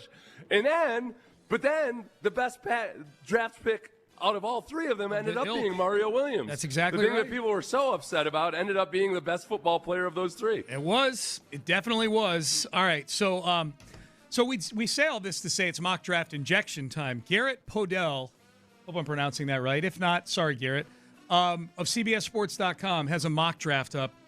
And let's do this here, Seth. Okay, we know, and I'm trying to find ones that have been done post all the free agency moves, so it's at least a little bit more nuanced to what teams have already filled needs at. Except the problem is that ever since the Texans traded away Titus Howard, almost every single mock draft has an offensive tackle going to the Texans. Exactly right. But that'll change a little bit now with Braden Fisher coming in. Braden Smith coming in. Most of the people who do the mock drafts are going to look at the depth chart and they're going to see that Braden Smith is slotted at right tackle. Yeah. We know that might not be the case. Correct. Maybe he plays guard. We'll see. Yep. But I think that now we're going to start to see some non-offensive tackle mock drafts. I've been very anxious to get your reaction to this particular mock draft here with the 28th overall pick in the CBSSports.com Garrett Podell mock draft. The Houston Texans select Omar Cooper Jr., wide receiver, Indiana. People probably, if you're a college football fan, I mean, obviously Indiana won the championship, so you're probably watching that title game. Omar Cooper had one of the biggest plays of the year in college football this year with that touchdown in the waning moments against Penn State. Yeah. That was the one where Gus Johnson lost his mind and said, "Give him the Heisman right now." That was great. About Fernando Mendoza. Cooper was on the other end of that play. It was a great play. I hated that call. I usually don't get it. It too. I don't hate Gus Johnson calls as much as some people do, but that one was unbearable. That was rough. Where he lost. But it was a great play. He acted like he lost his voice. Yeah. And then, "Give him the Heisman right now." Okay, so Omar Cooper Jr., this is what Garrett Podell says about Omar Cooper Jr. Christian Kirk is a free agent, and who knows if Tank Dell will ever be the same player after all the injuries. Okay, it's valid. Cooper, one of Mendoza's top targets, displays strong hands, an explosive lower body, allowing him to make plays against tight coverage. Cooper's game-winning catch at Penn State was a perfect example of that. His ability to break tackles is underrated. He has a big playability. Cooper's 9 receiving touchdowns of 10-plus yards were the most in the Big Ten in 2025.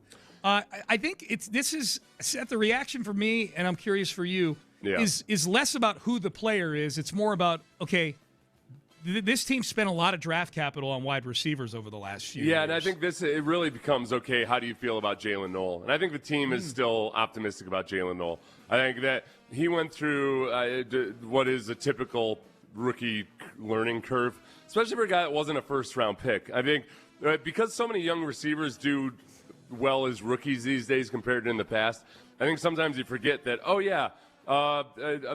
a third-round pick isn't supposed to come in and be an all-pro immediately, especially when he's a smaller guy and he's going to have to really learn the nuances. We got spoiled by Tank Dell maybe a little bit. It's exactly what I was going to say. Hey, he's a smaller guy. He's not a first-round pick, and look at what he did. That's exactly right. There's the standard. You shouldn't freak out just because it's possible for a rookie wide receiver to come in and do well. You shouldn't freak out when some of the guys follow a normal curve. So we still don't know what we have in Jalen Noel just yet. Right. But I don't think the Texans are anywhere near abandoning hope for him or anything. Yeah, I think their Tank Dell contingency plan was Jalen Noel. I'm saying that because Garrett Padell brings up Tank's injury as a reason why they would draft Omar Cooper. I think they were getting their insurance plan last year, and I don't think they're going to spend a first-round pick on a wide receiver. Well, and especially last year, Christian Kirk was on the roster. You know, That too, that's the yes. It was the slow adoption of Jalen Noel shouldn't have been a surprise at all because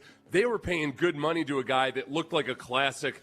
Hey, here's your veteran slot receiver who can be a mentor to the younger slot receiver. Slot receiver is a hard position to learn and just pick up in the NFL. So, and I think that's the other part people don't remember about Tank Dell or realize that he's not a slot receiver. Right. Like Tank in his rookie year wasn't being treated like a slot receiver who has to learn all the nuances of reading coverages and adjusting your routes and everything. They were able to use him really effectively on the outside. So, I'd be really surprised if they took Omar Cooper. I would too. I'd get excited because he's a good player at a fun position, but I just don't think.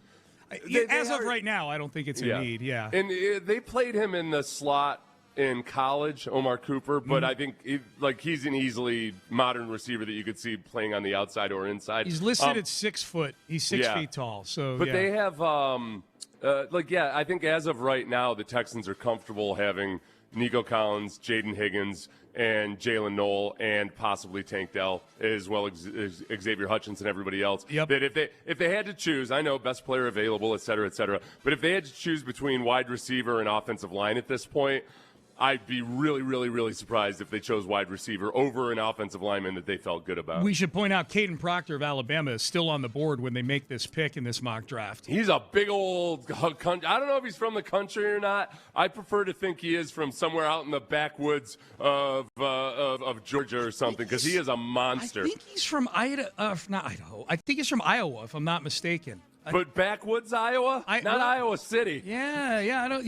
No, not the big city. No, not Des Moines. Not Des Moines. No. Yeah, he's from Centerville, Iowa. That sounds like it's out in the middle of nowhere. It's right in the middle of a cornfield. I know somewhere. Centerville. I had a friend from Centerville, Ohio, and he was a super hick. He was a dairy science major at Cornell. My first college roommate was from Centerville, Ohio. Really? He was a pothead, man. He was, Oh, he didn't hang out with Evan. Yeah. Not my friend Evan. Evan was straight-laced. He was a farm kid that just worked his butt off from sunrise to sunset. Patrick Zandy was not. Yeah, he definitely was not. We'll have to compare notes. I'll have to get a hold of Evan Barton and see what's going on. Oh, wait, no, not Evan Barton. A different Evan, sorry. Evan Barton was from Texas. So let's go through all the Evans that Seth knows in the next segment. We'll power rank them. Coming up next. So there's your mock draft injection for the day. Population 5,412. Yep, he's country enough for us. Country AF, man. Caden Proctor. Hell yeah. From Centerville, Iowa, in Appanoose County. Dude, that guy probably stuck out like a sore thumb in that town. 5,000 person town, big a swollen thumb more so than 6'7", 370, walking around the middle of high Iowa. School football team. Yeah, if that was a small school. He just destroyed people. His highlight videos probably looks like he's throwing like nursery school kids around. That's what I'm doing after the show today. I'm going to look up his high school highlights. Oh, I thought you were going to say you're going to a nursery school and throwing some kids around. No. No, I'm not Bam Adebayo. I was the champion, world champion of this nursery school. That's what Bam Adebayo is. Kramer in the karate class. That's what he is. He's just beating up on little kids. Oh my God! The other day I was visiting my niece and her. Oh my gosh, he's my great nephew. Oh, my niece's son. Oh, my God. What the hell? I never once called anybody. He's been my great nephew for 4 years now, but I never feels like a moment right now. Yeah, it kind of is because I was trying to follow him around. We were walking, and I was wearing, barn boots, like big rubber boots, and my legs were getting tired, like I was in Centerville, Iowa or something. Oh, my God. With my great-nephew. Great-nephew. Holy smokes. All right, I'm shutting it down. Yeah. You need a nap. It's time for me to go whittle something on a porch. You need a nap. Jeez, what the You're hell? old. No wonder I was tired. Oh, my God. Yeah, you're a great uncle. That's why. All right, Payne and Pendergast, into the 8 o'clock hour we go. All right, let's circle back to the Texans this offseason. They made a move yesterday, but let's look at the totality of things so far. What is the grade so far for the Houston Texans offseason and what's left to do? We'll do that coming up next. Blue Chew. Oh, yeah, Blue Chew. I'll tell you what right now, the report card she's going to give you.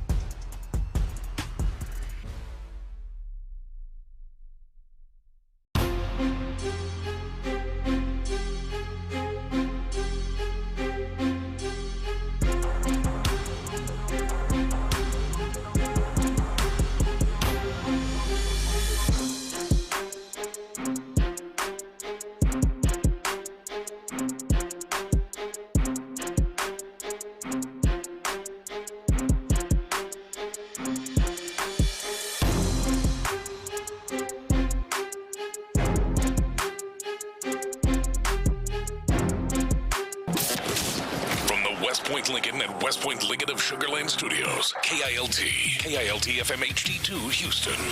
On Odyssey Sports Station. The Texans play here. Sports Radio 610 presents Payne and Pendergast. Payne and Pendergast with you. Into the 8 o'clock hour we go. People are already texting in their grades for the Texans offseason so far. Present and accounted for. We are here. At some point, we'll have to go over I had ChatGPT, or I had YouTube, their AI gave me a synopsis of what the comments have been in my recent videos. Oh. Where the viewers stand in their comments on how free agency has gone. Okay, good. We need to go through. Have that handy. That's a good thing to tack on here for sure. Pretty cool. It's an amazing feature. I mean, you were telling me about some of it during the break. Some of the tools that are out there now to do our job are really incredible. And do other, and people know that, But they're not, so far not incredible enough to take us over. That's no. If anything, incredible enough to make us even better at what we are. I would even say. We're already the best in the world. Right? We didn't have to Bam Adebayo our way to it. No way, man. We weren't fouling people just to. Yeah. We kind of did because we created the name and gave it to ourselves. That's but other true. than that, other than that, this is completely organic. Hard work and elbow grease. All right. Texans offseason so far. I kind of broke this down, Seth, positives and negatives, and we can come up with a grade after we kind of hash this thing out and go through it. I would say that these are the positives that came to mind for me immediately on the Texans offseason. First of all, I don't think they've made any moves where I'm like, what the hell are they thinking with this or whatever. The Reed Blankenship move as their first big signing, I think sort of caught people off guard just because safety's not viewed as a bigger need than offensive line or running back. But they improved at running back by getting David Montgomery, who, by the way, was in the building yesterday doing the old social media, hey, what's up, H-Town? Can't wait to get to work, blah, blah, blah. So welcome to Houston, Demo, if you're listening. And I would say so far, even though I don't bar this from happening, I would say it's also still a positive that they haven't redone David Montgomery's deal. Yeah. Remember when they traded for Joe Mixon, everybody was like, awesome, cool. And then it was, and they also gave him a healthy extension, this aging running back. And that couched some people's enthusiasm. And it would be justifiable. That was a concern that was justifiable, given whatever the hell's going on with Joe Mixon right now. That's right, given how it ended with Joe Mixon. So they improved running back over what they had last year. They shored up one of their few weaknesses on defense with the blanket. I like the Blankenship signing. I think he's a perfect fit. I think he's a perfect cultural fit. I think he's a perfect fit positionally with the that other group thing too with Blankenship. The thing that I'm really intrigued by is that they don't put as much of a mental load on defensive backs in this system as they do in Philadelphia.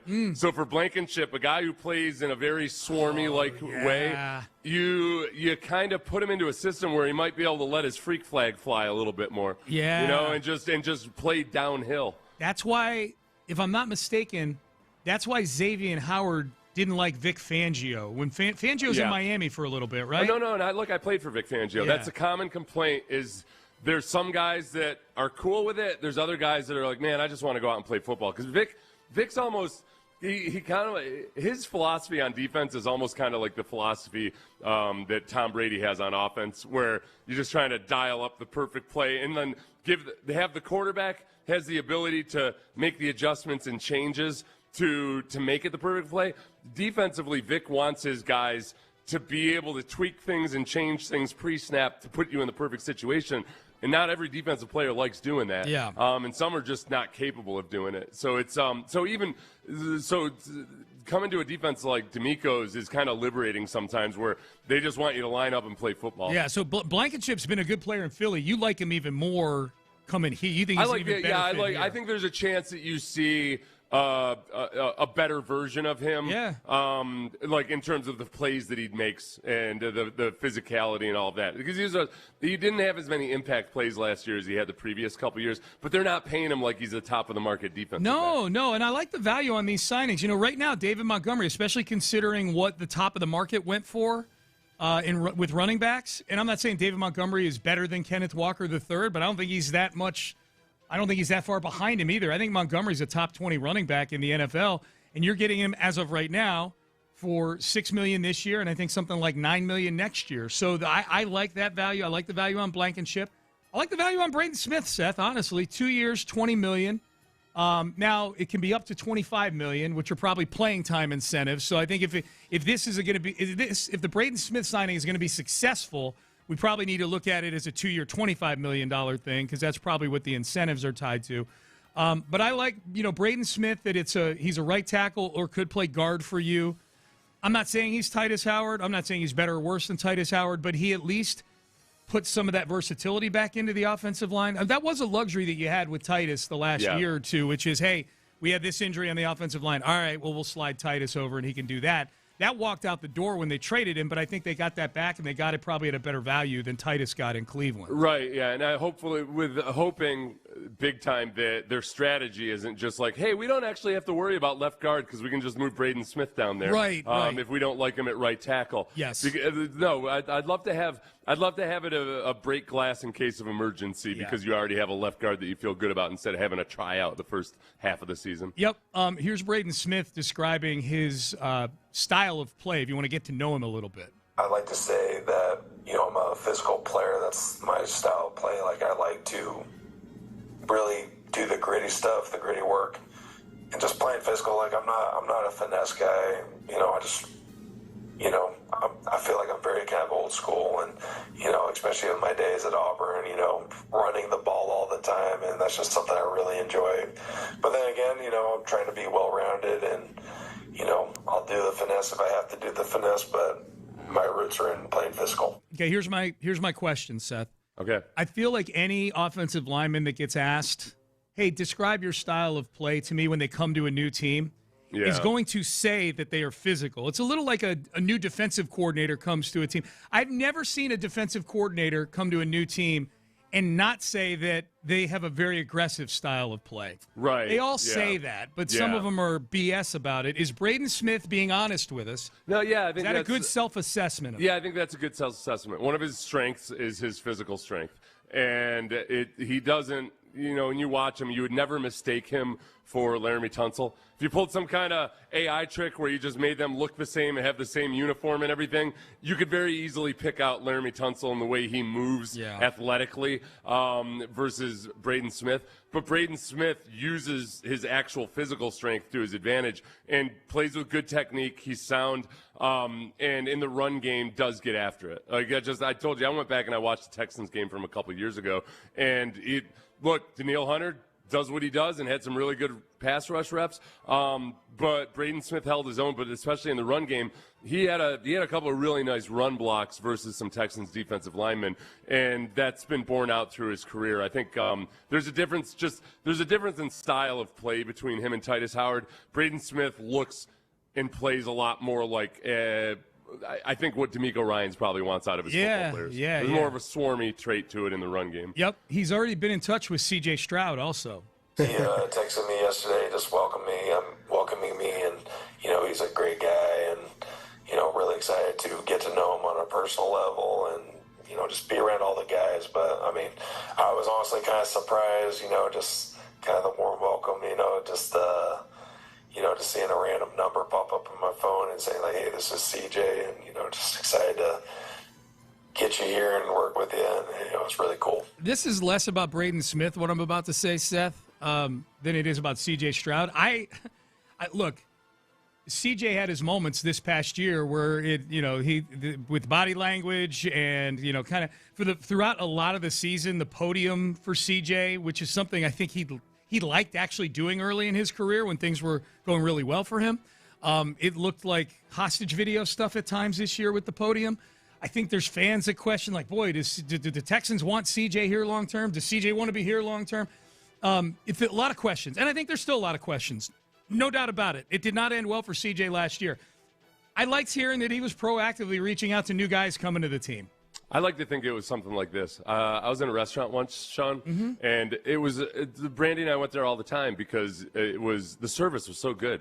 And it was always just the servers and everybody was just so, it was like a restaurant, it was a sit-down restaurant version of a Chick-fil-A, where it's like how are all these people so good and so happy to serve me and everything? Yeah. So I talked to the manager about it at one point, and he said, basically, when I identify really good employees, I ask them to bring their friends to me. And I kind of I find out these kids that they tend to have friends that are also good employees. Yeah. So I end up hiring a lot of my best employees' friends. Maybe that's what CJ was doing to Braden. Okay. He's like, hey, you got any other offensive linemen that you hang out with? Or Yeah. He was just like, maybe talk to him about coming to work for the Texans. You guys have a convention in the offseason of offensive linemen that you have meet a few guys? Have you tried our bread bowl? Yeah, it's We're trying to get a good thing going here. That would be good. Hey, man, whatever it takes. Whatever it takes. I think those are the positives of the offseason, and we're going to give a grade to. I think the other positive is they've still got 4 picks in the top 69. They've got plenty of draft capital to still go attack some things, move back, pick up some more picks. 2 second-round picks. You got a lot of power when you got 2 second-round picks, and you still have your first-round pick. That's nice. As far as negatives go, I try to keep in tune with social media and the text page as to what people are still kind of wringing their hands over. I think it's hard to get really agitated over anything on the defensive side of the ball. Maybe you feel like they backslid at punter a little bit with this Kroger guy versus Tommy Townsend. I have no idea. On the offensive side of the ball, the David Montgomery acquisition quells me for now at running back. Wide receiver, I felt like was a real big need to begin with for this team. CJ's a separate thing altogether. That has nothing to do with free agency or the first week of the offseason. It's still all the offensive line, and I think there's injury concerns with Braden Smith. As of right now, you're running it back with Jake Andrews at center. That's not ideal to a lot of people, I don't think. And then the Ed Ingram contract for me, I mildly surprised the Texans went to $13 million on Ed Ingram. Yeah. But I'm fine with it, but he's had one good season, and that's a concern. Is he a one-year wonder? One good season as a run blocker. Yeah. And still has had some – he's had some pass protection issues. I think sometimes – this is a double-edged sword, what I'm about to say here. I think the perception of how bad or how much he struggles as a pass protector is a little overblown, but understandably so, because some of his bad pass protection reps have been when he allows really quick pressure, which is the worst kind of pressure to allow. Yes. You don't need to be a football expert to know that. No. So I like especially up the middle. Right, on like a down-by-down basis, it's not as bad as it might seem. But, yeah, some of the bad reps have been really bad, and you can't downplay that.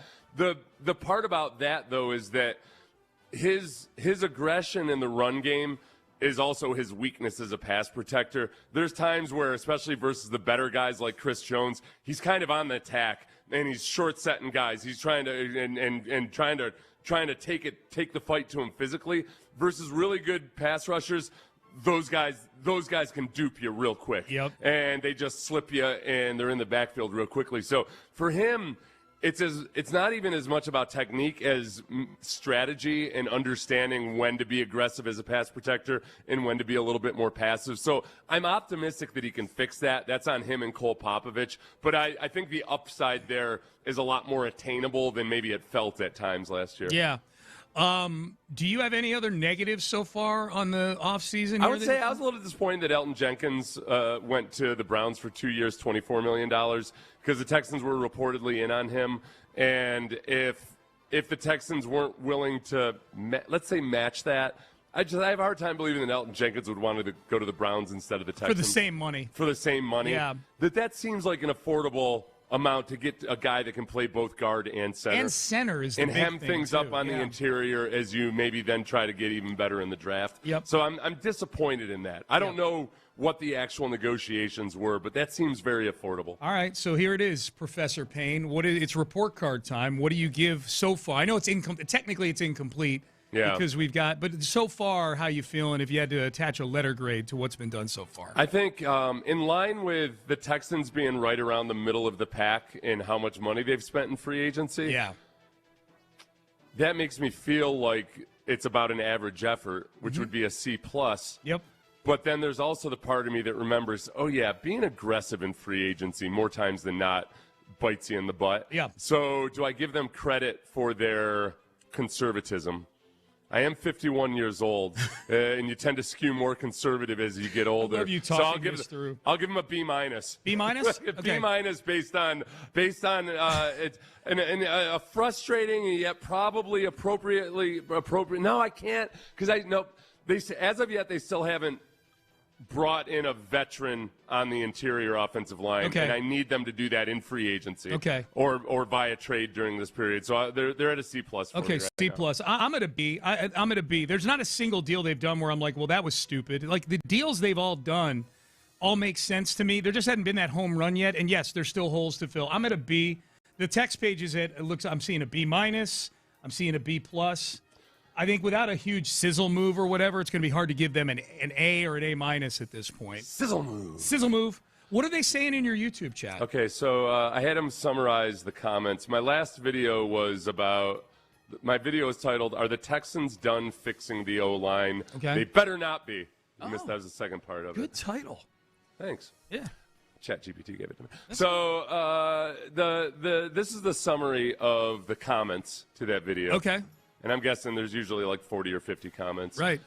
Viewers are deeply concerned that the current offensive line additions are insufficient to protect C.J. Stroud. Okay. And believe the front office must prioritize high-caliber starters through specific draft targets or veteran trades. Yeah.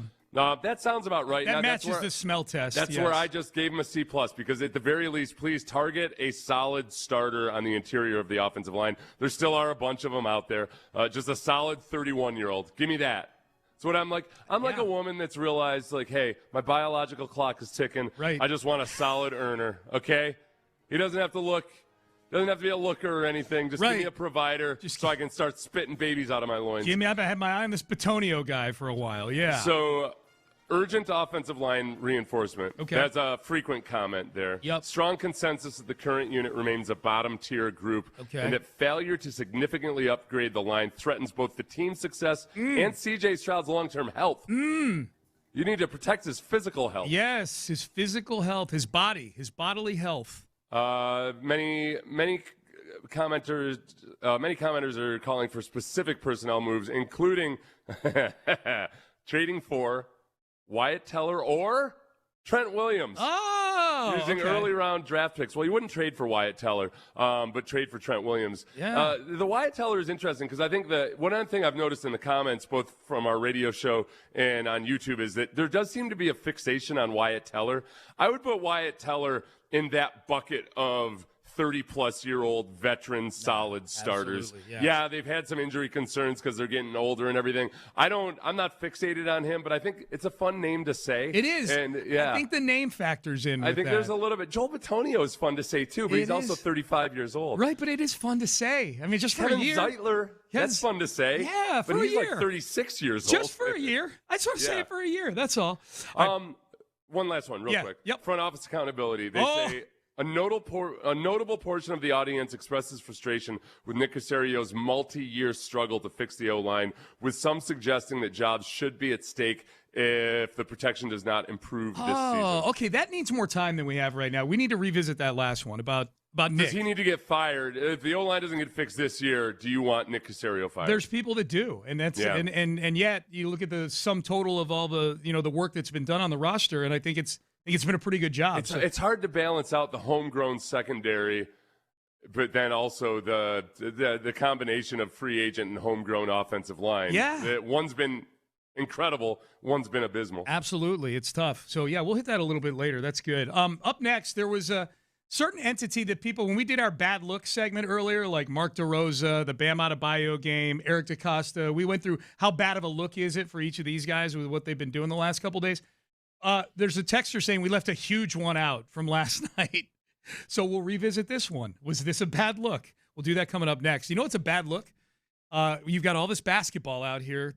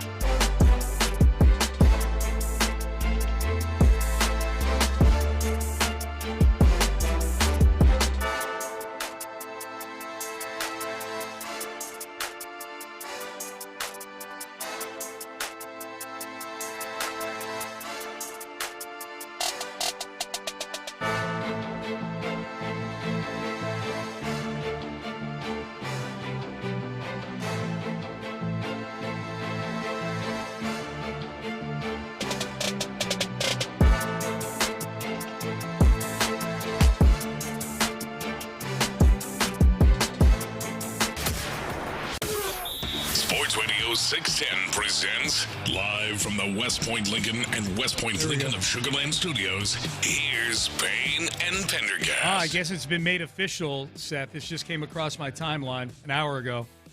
Tony Dungy, I've been informed by NBC that I won't be back with Football Night in America this fall, and it's given me time to reflect and also look ahead. It's disappointing news, but I thank my NBC family for making the last 17 years so special, especially Rodney Harrison, who's become a tremendous friend. And then he goes on to talk a little more. Here's a tip for you. Say something interesting sometime in the next 17 years. Yeah.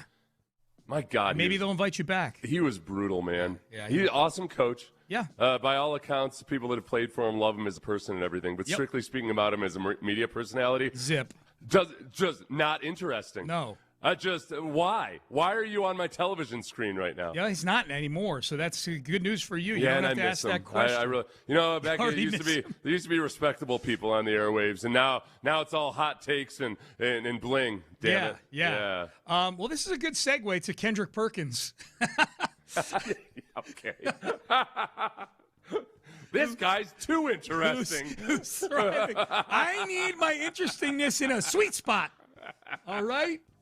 I'm very Goldilocks when it comes to what manner of interesting are you. Yes. I got the one guy that's never afraid to say, he's Tony Dungy, afraid to say anything at all of importance or interest, to where Kendrick Perkins will say anything and everything at all in an effort to be interesting, and he succeeds. And he does. He's thriving in his career right now. So we're bringing up Kendrick Perkins as an adjunct to a little bit of disappointment that in our bad look segment that we did at 7 o'clock, we went through Mark DeRosa and the World Baseball Classic thinking the U.S. had clinched the spot when they hadn't. Bam Adebayo's 83-point game, whoever you blame for the bad look that was, at least I thought it was a bad look. And then the third was Eric DaCosta, who we'll get to him again later in the show, where I don't think he was being completely truthful with the Ravens and how everything unfolded with Max Crosby and Trey Hendrickson. We got a lot of texts going, guys, the Rockets lost by 36 last night. Where the hell is Ime Udoka in all this? Felt kind of cruel to include him in that other one. The other one was kind of frivolous. This one's there's no trying to power rank or anything whether or not this was a bad look. No, bad look. This is a deep cut, and Kendrick Perkins said this yesterday. So he said this before the Rockets went and got the doors blown off of them in Denver last night. I was kind of hoping the Rockets would have a performance that might necessitate, we could put this on the back burner. But no. Alperen Şengün was bad again. The whole team was horrible last night. They lost by 36 points to Denver in Denver. But this was Kendrick Perkins saying he's got a new nickname. Used to be Baby Jokic for Şengün, but he's got a new nickname for Alperen Şengün. When the coach call out the dog mentality and call out their defense, the first thing that comes to mind for me is the big man. And I know Alperen Şengün, he don't like the nickname Baby Jokic, so I gave him one. A new one? Zero interest. Okay. Because he has zero interest in playing defense. Have y'all seen him lately?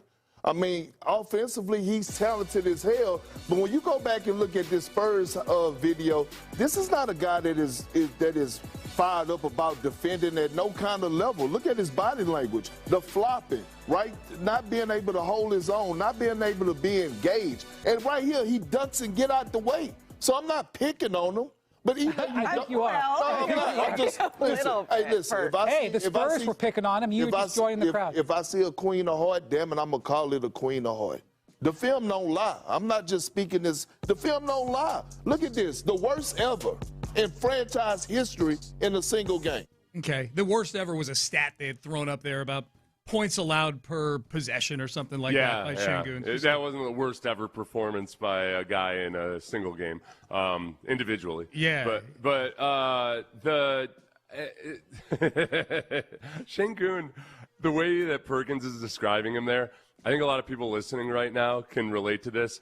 That offensive lineman on your high school football team, that when the going got hard and he just was like, the coach is trying to coach him up on something, but he's just a big, soft dude. He just quits. He's like, oh, okay.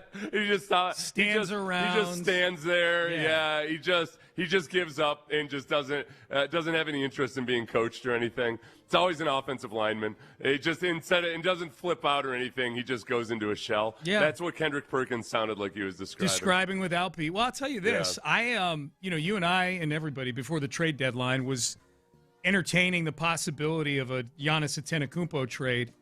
And now you and I both arrived at a spot where we were like, I don't want to give up these young guys. I don't want to give up Alperen Şengün and Jabari and one of those picks in a deal for Giannis. I don't know, man. They can't do, I mean, obviously the trade deadline's come and gone, so this is an off-season topic more than anything else. So we got to see how the rest of this season and more importantly the postseason play out. But if we're just taking the temperature on the topic right now, if it's one of those you got to make a decision right now, I am way closer to saying, yeah, go ahead, let's go. Yeah, if that's what it's going to take to get Giannis, fine. Right, let's go. No, and there's the backlash against Şengün is going to be severe because so many people feel betrayed by the takes that they had this offseason. Absolutely. That myself included. Mm-hmm. That, man, no, look at the trajectory on this and et cetera, et cetera, et cetera. If I try to wiggle my way out of it, I just still have to try to hopefully go back to, man, because of the Fred VanVleet situation and now also because of the way the team was constructed, when you don't have Steven Adams, without Fred VanVleet, you could still at least lean into some of the things you did with the rebounding and everything last year. Yeah. But now without Steven Adams, then you can't even lean into that. You don't have the conventional side of basketball going. You don't also have the unconventional side of the way you played basketball last year. That thrusts a lot of the young guys into a really uncomfortable situation. Yeah. It's not an excuse, but maybe just an acknowledgement of the reality. If the environment improves, can these guys show the better version of themselves? Yes, 100%. It's hard when you watch the way Şengün operates out there sometimes to really buy wholeheartedly into that notion. It's an interesting topic. Which of the guys that are who are the guys that are most impacted by the absence of Fred VanVleet? And if you had to stack rank how badly they're impacted by it, Şengün might be at the top. Because, one, you don't have your floor general on the floor to put you in the positions where you're best suited to go do what you do best. But on top of that, an exceeding amount of times I don't know if he's being asked to run the offense through him. I don't know if he's just doing it out of his own volition, but he makes so many more bad decisions now without Fred VanVleet on the floor. I think the three guys that get impacted by it the most are Alperen Şengün, Amen Thompson, and Reed Sheppard. And then when it spills over onto the defensive side of the ball, it's that, look, I don't think he's ever going to be a premier defender in the NBA or anything, but look like you know what you're doing. Yep. Don't just be such an easy target on pick and rolls. Don't just do something. Yep. We've got another piece of audio here. Yeah. This was Jeff McDonald of the San Antonio Express, I believe. Okay. I wrote SAE. I think it's San Antonio Express, not SAE, the fraternity. No, this is what he was sitting courtside at the Spurs-Rockets game. Yeah. And he said that Keldon Johnson and an unnamed Spurs player had an interesting exchange with Kevin Durant. And at some point during that game, Kevin Durant is getting frustrated with the way the Spurs are defending him. Keldon is grabbing and holding, and they're double teaming him and they're triple teaming him. And at some point, Kevin Durant tells Keldon Johnson, "Man, why are you guys triple teaming me? What do you do? Like, why are you triple teaming me?" And Keldon said, "Man, you're the sixth leading scorer in NBA history. That's why we're triple teaming you." And another Spur nearby, who will remain nameless, I will protect the not so innocent, tells Kevin, "It's not because you're good. It's because the rest of your team sucks." This was a Seth Payne tactic. Oh yeah, that was my that's what I love to tell a running back. If a running back was struggling in a game, we were having a good game versus them, I'd be like, "Hey, bro, man, listen. I don't know what you're supposed to do behind that offensive line. These guys are awful. I would you tackle the guy, and while you're still on top of him, waiting for the pile to clear, but like, dude, you don't have a chance, man. These guys are like we prepared for you all week, but these guys are not. Do you blocking. feel like that was an effective tactic? I actually do. Really? Yeah. Some of my psychological ploys didn't. I don't think they really worked. When I would try to mess with long snappers, I never created a bad snap. I tried to tell them the ball was sticky, things like that. Yeah. I tried to put it into their brain like the ball is sticky. Yeah, that's the all grass, right. This turf is sticky. Yeah, man.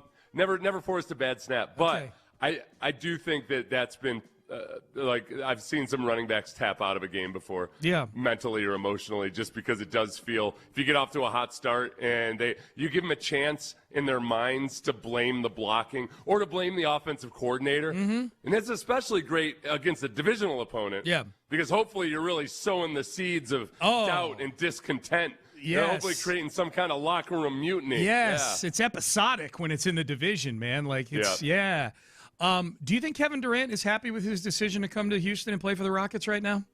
You had to guess? And I know people are going to say it was a trade, Sean. They traded Jalen Green and Dylan Brooks, but it was Kevin Durant had a lot of say-so in where he goes. It was a trade to one of the teams that he was wanted cool to go with going to. Yeah. I think he probably... I don't know. He doesn't ever seem like – it's funny because for a guy who can be so surly on social media and everything, he actually seems like a generally pretty happy guy. Yeah. Like in his actual life, he seems like he's going along and he's just working on his craft. I would imagine that he, at least on an intellectual level, is thinking about what's next year going to look like and how do we fix it? What do we do when Fred VanVleet comes back? And all of those things. I don't think, unless there's been little hints at it that I've missed, I don't think he's in a position of despair or anything. I think he's probably at this point still thinking, we can fix this thing. It might not happen this year. Maybe he's going to try to make it happen this year, but I also realize we got a janky situation. Yeah, the only hints, I guess I'll call them air quote hints, are the same thing I see with everybody else out there with the Rockets, where it just feels like there's this hit to the mojo this year that they're going through, especially against good teams. If I had to guess, I would say he's probably sharing the same frustration everybody has with the team right now. But the big picture, he still sees the big picture with this team. The only thing I would worry about is the discussion around, the water cooler discussion in the offseason. Or whatever they say on the banana boat, Right. Like when guys are just chatting on the banana boat about, like, oh, you know what? You know what would actually be a really good situation is if if the three of us got together and did this or did that somewhere outside of Houston. We're running out of those guys, though. We need him to be the MC of the banana boat party. New banana boat. We need him to figure out a way to make some maneuvers to get some guys into Houston. 2 weeks until opening day for the Astros. 2 weeks until opening day. Biggest concerns and the one thing I'm most excited about. We will get to that coming up next. You should be excited about this. Look, you're not going to find an easy ride at the rodeo. It's exciting to watch those rides. They're not.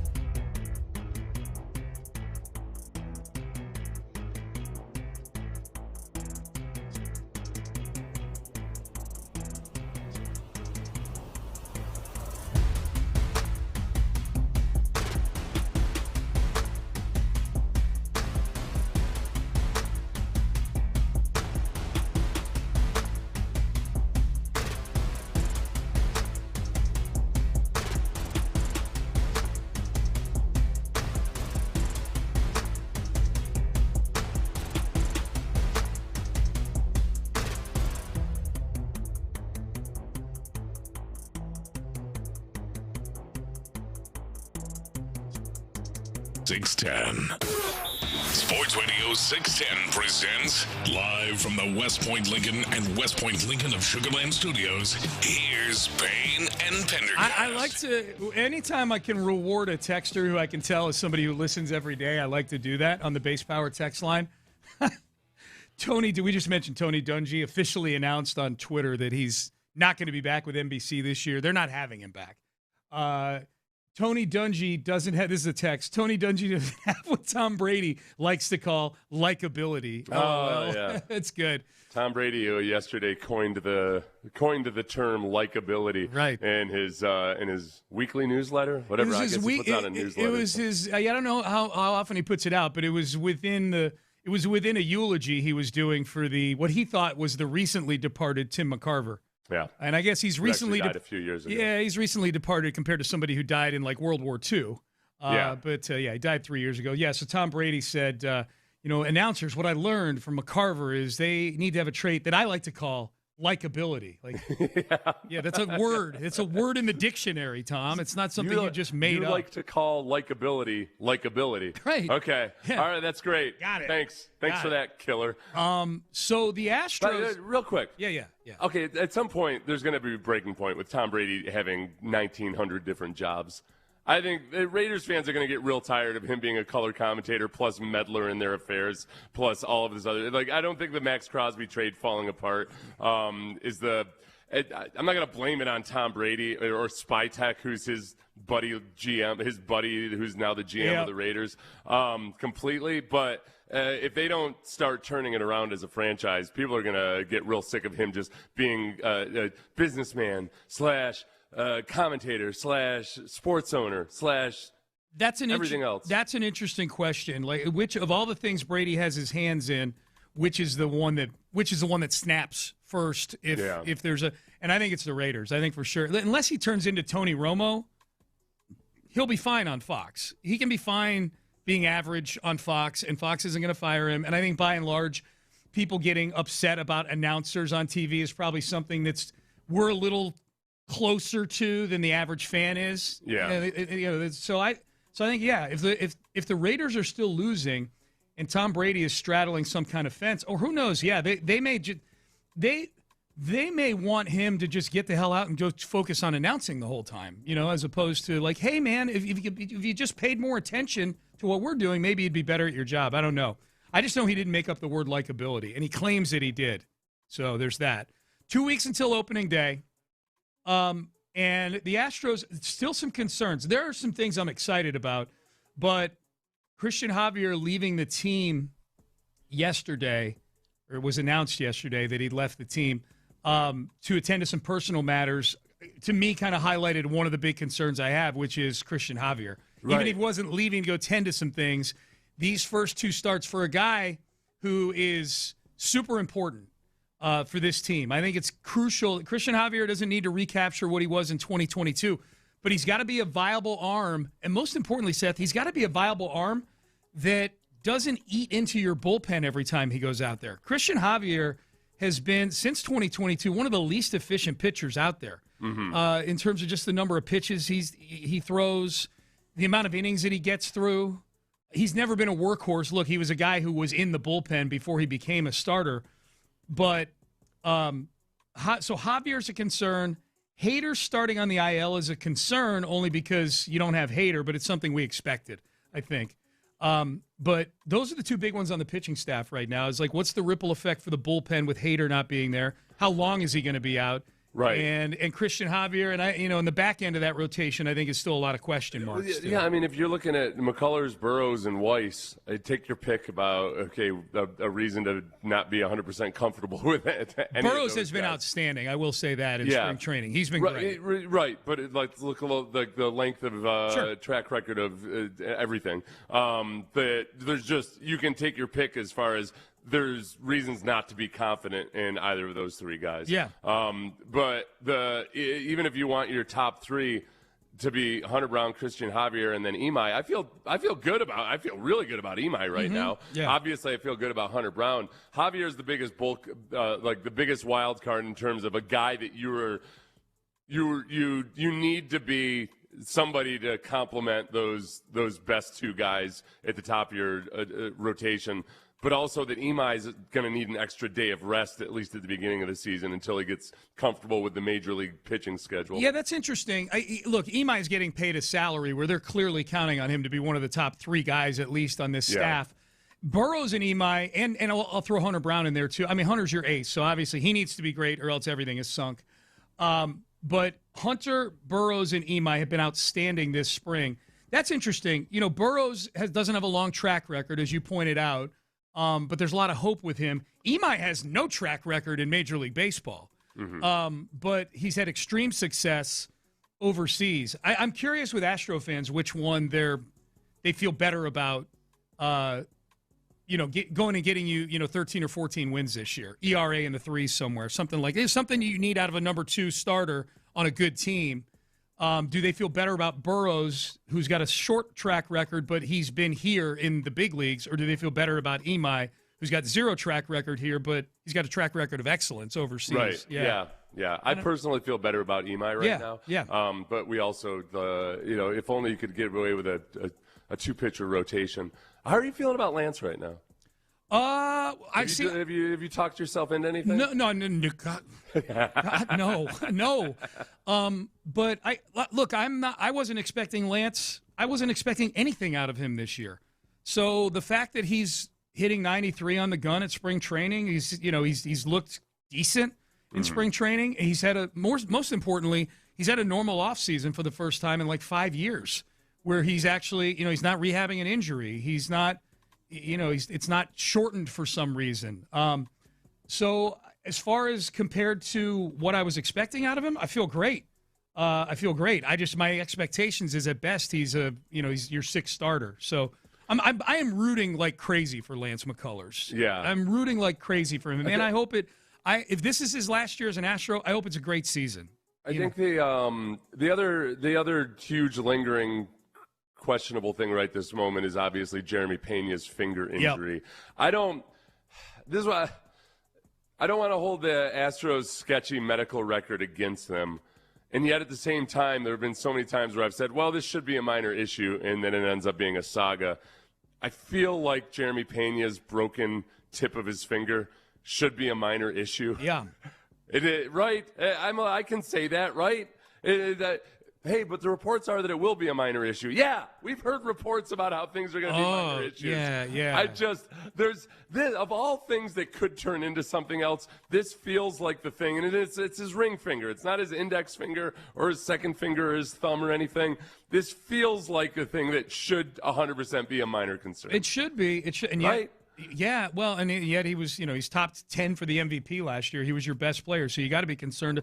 You got to be concerned about Pena missing any amount of time, especially if the ripple effect is now Carlos Correa, who, he would not stop talking about how amazing it was that he gets to play third base here. We don't know for what period of time he's going to have to go play shortstop, and this is a guy who's had physical issues before. So I think there's that.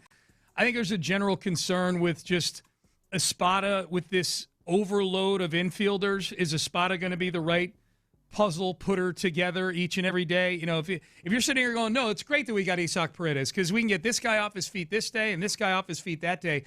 That's a lot for the manager to be taking in, and there's matchups that you probably have to be cognizant of. And, okay, we rest this guy on that day because this is the starting pitcher. There's a lot.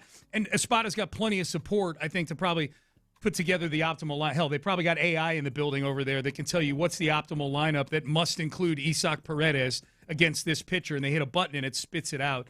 So it's probably not going to be Espada sitting there having to do Sudoku, putting the thing together or whatever. But I have a concern about that, the ability to piece all these puzzle pieces without having an all-star bat languishing on the bench the whole time. And then to that end, the right side of the infield, which feels like that's the one part of this whole Isaac Paredes equation that feels like he ain't infiltrating, which is second base is going to be Altuve, and then Christian Walker. I just don't see Christian Walker being a part-time player at $20 million a year. So that's the concern I have too. It's just what do the puzzle pieces look like on a day-to-day basis? Yeah. So I am super excited about the starting rotation, as you just touched on. Hunter Brown, Imai, and whatever Mike Burrows ends up being, whatever he's been so far in spring training. If somehow this is the Astros car wash rejuvenating somebody, then I'm here for it. Oh yeah, no, 100%. I guess it's because you and I are a little bit different in how much we read into spring training results. With Burrow's great. It's been awesome so far in spring training. He's had 8.2 innings, 8 2/3 innings pitched. It's just always such. How many runs has he given up? I believe it's 0. 0. Right. 0. Great. Yeah. So it's 8 innings. And it looks good. He's got command, all of that, and everything. It's 8 innings. Yeah.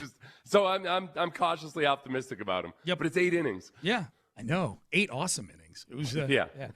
Hey, be listening next hour for Lainey Wilson tickets at the Houston Livestock Show and Rodeo, March 19th. That's a week from today. All right. Are we buying what Eric DaCosta was shoveling yesterday?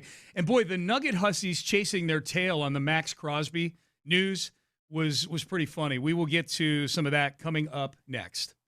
Creighton Smith, come on down.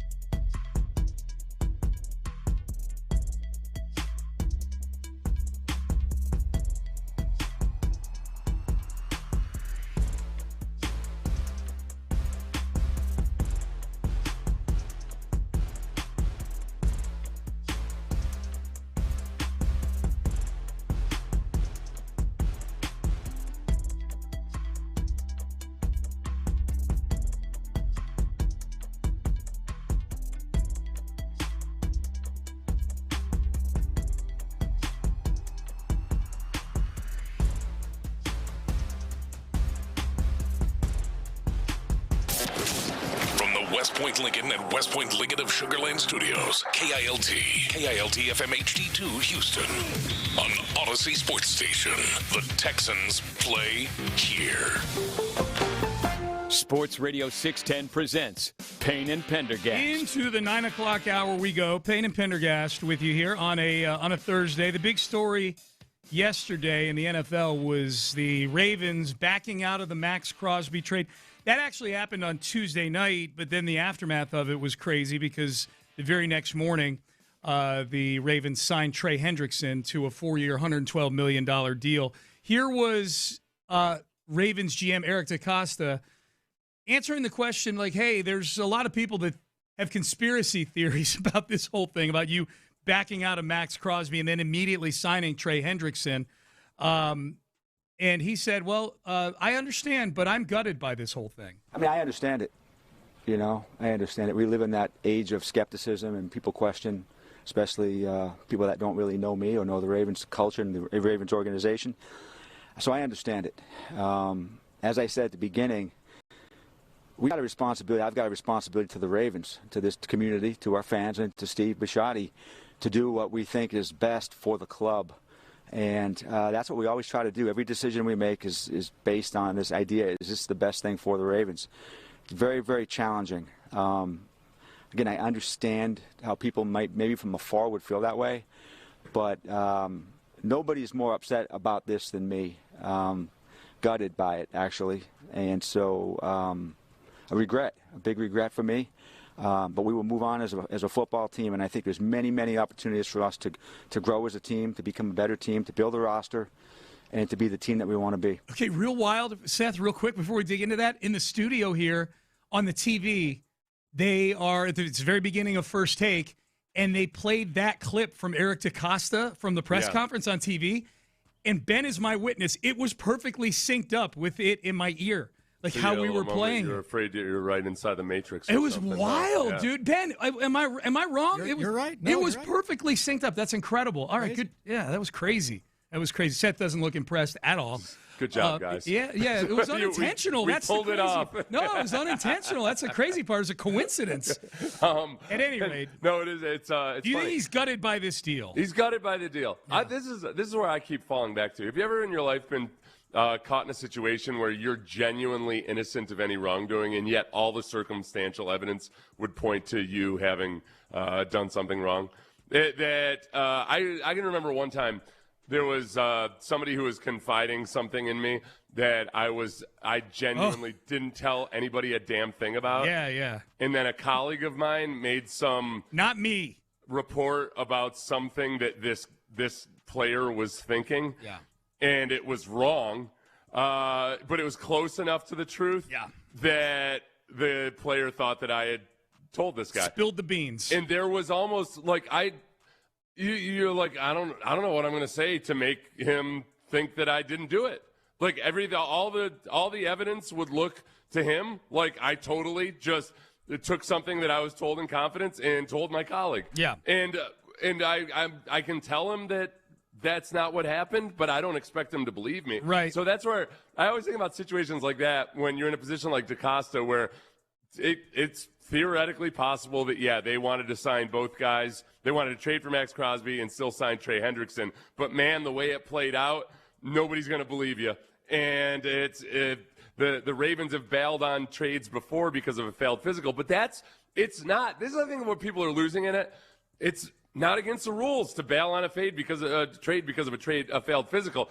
But if you're doing it be specifically because it's a technicality, that's dirty pool. That's not operating like in good faith with your business. Here's the question everybody has. Partner. Here's the question everybody has, Seth, is that if Trey Hendrickson had chosen to go to the Indianapolis Colts, does the Max Crosby trade still get consummated? That's the question they have. Did Trey Hendrickson's availability lead the Ravens to go, you know what a better plan is than trading for Max Crosby? Yeah. Is signing Trey Hendrickson and not having to give up 2 first-round picks. That's the optics of it. The optics of it are, and so the same way that maybe the person you're talking about may not have believed you that you spilled the beans, I don't believe Eric DeCosta when he says that their motivation was, hey, let's go get – I just don't believe him. I know it's possible.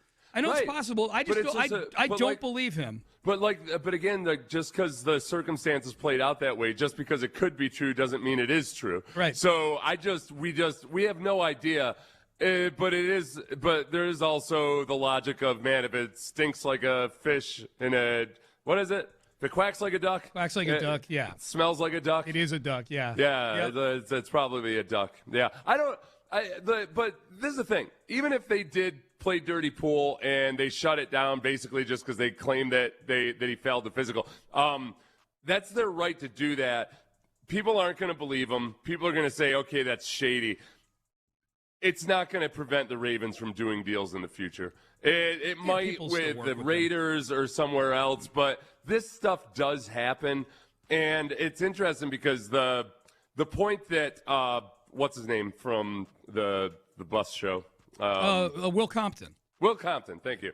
Will Compton points out that when the wide receiver Ryan Grant was traded to the Ravens in 2012, the Ravens failed his physical. 2018, yeah. 2018, give or take. Yeah. Failed his physical.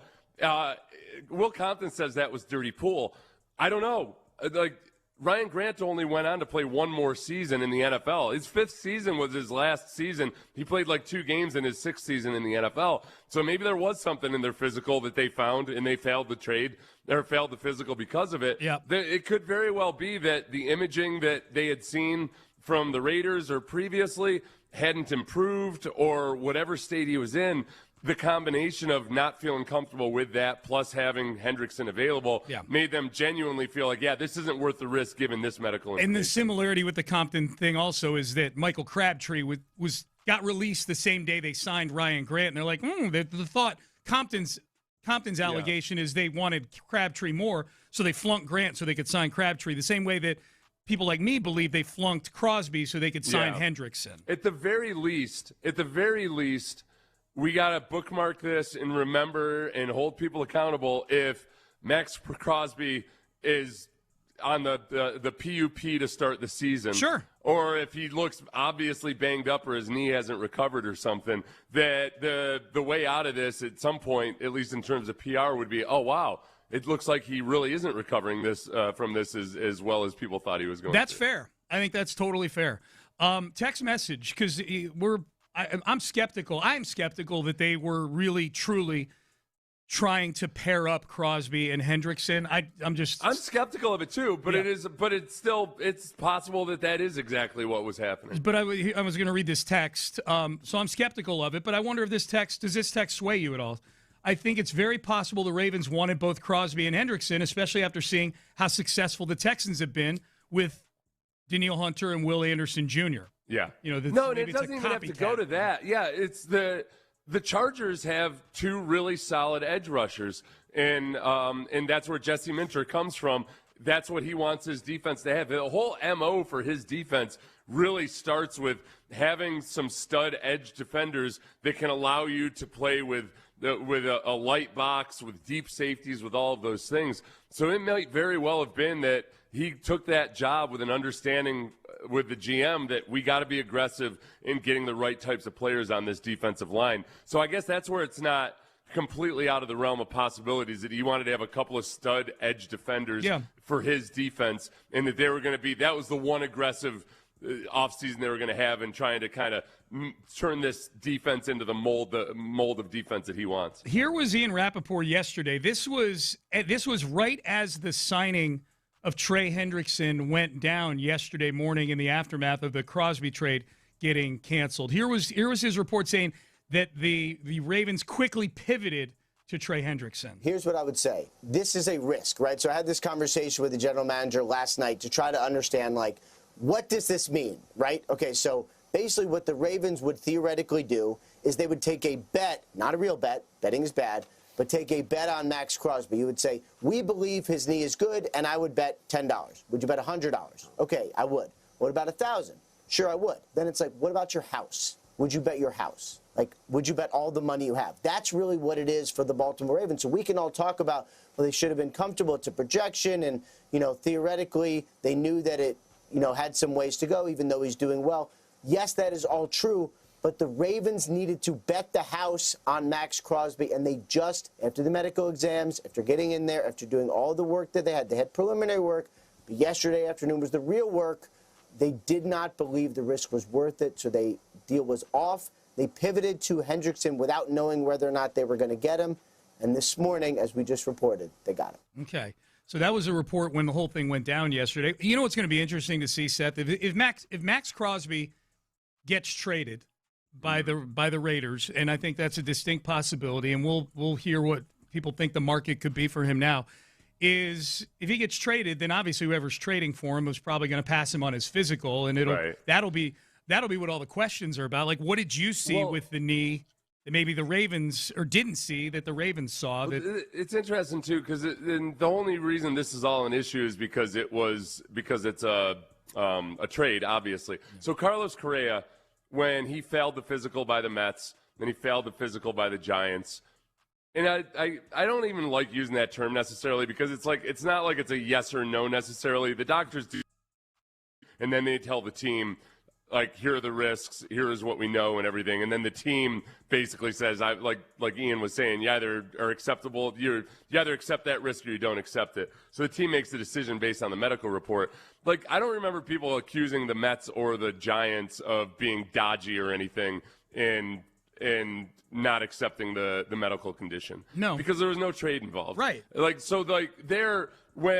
there's not a losing side or somebody that gets burned in the scenario, people understand the concept of, okay, they like this player, but upon examination, they don't. The counter argument people would bring up is, well, they already knew that he had a knee issue, and maybe they already traded some information on the knee issue. Yeah, but that's not the same as actually seeing him and examining him this morning compared to imaging from whenever before. Yeah. It's not as dirty as I think a lot of people want to present it to be. And I don't think I don't think the Ravens are going to suffer because of it in future negotiations. Yeah, I just think it's cold feet, and I think they saw Trey Hendrickson's market dropping and they just looked and they said, this is a better plan, and we're not doing anything illegal by getting out of this Crosby trade. And DeCosta said it himself. I thought he kind of revealed, like in the cut that we played earlier, which is like, hey, it's in my best interest it's my job to do what's in the best interest of the Baltimore Ravens. In so much as you're not breaking any league rules or getting in trouble, and there's nothing he did that's going to get him in the hot water with the league or anything like that. You know what? I'll tell you, I'll play out Ian Rappaport's scenario one deeper, is that I've pulled out of purchasing a house before really close to the closing date because I didn't like something I saw in the inspection report. Yep. And it was enough that I'm like, no, I don't. And the seller got really mad at me because he had already basically spent that money in his mind. I'm like, dude, no, I'm not going to put myself in this situation. Yeah. There is no, I don't feel bad morally about it one single bit. Right. Because the inspection is the inspection. It's there for a reason. And and I think that's where the Ravens, even if they do feel like, okay, well, we didn't realize that Trey Hendrickson was going to be available, when we add that to the risk that we're seeing with this, that, yeah, our risk appetite has changed since maybe we agreed to the deal. Yeah, more and more, I'm Team DeCosta on this one. Okay. It's not even like I'm trying to, say like, hey, he could possibly not be in the right. Nah, screw him. The deal isn't the deal until the deal is done. And he bailed out on the deal, and that's what happens in business. I just think he's lying about thinking of playing the two of them, like that he was all in on playing the two of them together. I think he is trying to make it look like he wasn't looking at Trey Hendrickson on Tuesday as plan B. Like he was presented with a better plan that's really going to kind of screw over the Raiders, but screw it. Yeah. That's all I'm saying is I don't have a huge issue with what he did either. I just think he's lying about how it unfolded. And does that matter? No, but that's just what I think. And if the Texans had to do a deal with the Ravens, I wouldn't tell Nick Caserio, well, don't do that. It's the Ravens. I'm not trying to blackball the Ravens or anything. Well, the Raiders, to their credit, didn't put themselves into a situation where it destroyed the rest of their offseason. they're able to honor all the deals that they had already made. They might still work to trade Max Crosby, even though now the PR is all like, "Yep, he's a Raider, just like always." Yep, here we go. He was supposedly in the facility working out the next morning in the Raiders facility.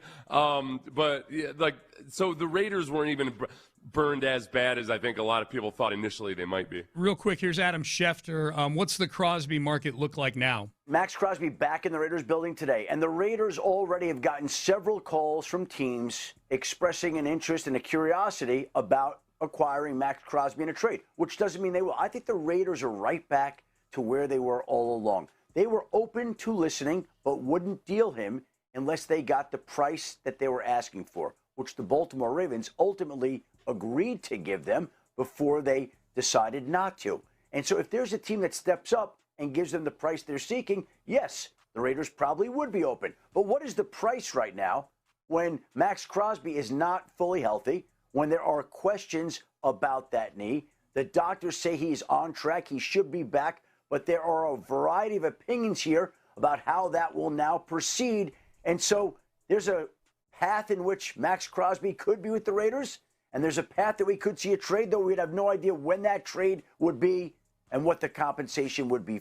I love that report. The whole thing's like, so at the end of the day, he could be a Raider. He could get traded, and we don't know when that trade will come down. Thanks, Shefty. Appreciate that. Diana Rossini had reported that as part of the proposed trade for Max Crosby, the Ravens were also prepared to sign him to a revised contract that would have paid him near the top of the pass rusher market. Had that deal gone through, it would have made it very difficult. It would have made also signing Trey Hendrickson very difficult. To which, whose agent replied to it? It was Crosby's agent. Crosby's agent replied, fake news. Fake news. Which would be stupid for the Ravens to do. Crosby got an extension last year. There's no reason for the Ravens to. Top of market is $12 million more than what Crosby makes now because of that stupid Micah Parsons contract. Yeah. That would have been dumb for them to do that. I believe the agent. All right. Sometimes teams do too. Remember when the Jaguars gave Nick Foles a new contract for no reason whatsoever? Yeah. After they traded for him? Yeah. Just because, it was a bad move by Tom. Tom Coughlin said it was so he could have respect in the locker room. Got to get that starter's money so they respect you, man. They would have respected him a lot more if he had stayed at the same salary but played really well. And playing well is the key, I think. I'm sure guys in the locker room are like, wow, he sucks, but man, look at his salary. Oh, my God, look at his W-2. I'm so happy we've got him at that salary. Yeah, but I'm so happy he's preventing us from getting other guys right now. Dalton Schultz, he just got a contract extension. He was on the Jim Rome show yesterday. Had some good stuff to say about Houston, about the culture in the building with D'Amico. We'll hear from Texans tight end Dalton Schultz coming up next. Kirk Holmes, if you were looking to build a custom drill, we just talked about this. When you're buying a home, it can be, or building a home, it can be stressful.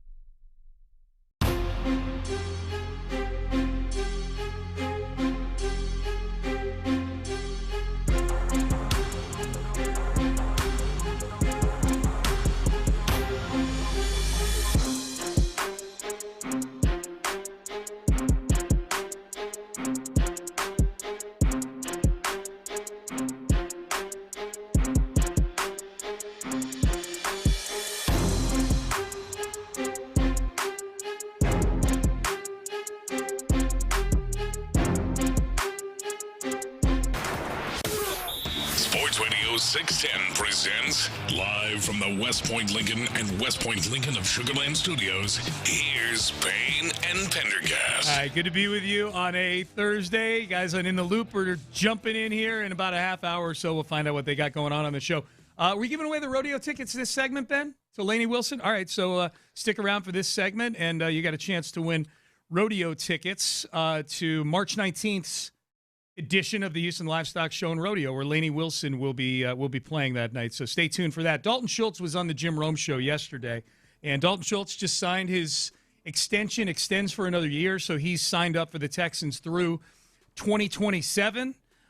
Here was Dalton Schultz talking about the security of a new contract and how much he loves Houston. I got the best agent in the world. Me and Steve have been together for 10 years, damn near, and I'm grateful to have a guy like that that's willing to kind of go to bat for me and like take care of that part of the business, because there was many years of my career that I was like, as soon as the season was done, that was like at the absolute forefront of my mind, stressing, worrying, where am I going to be?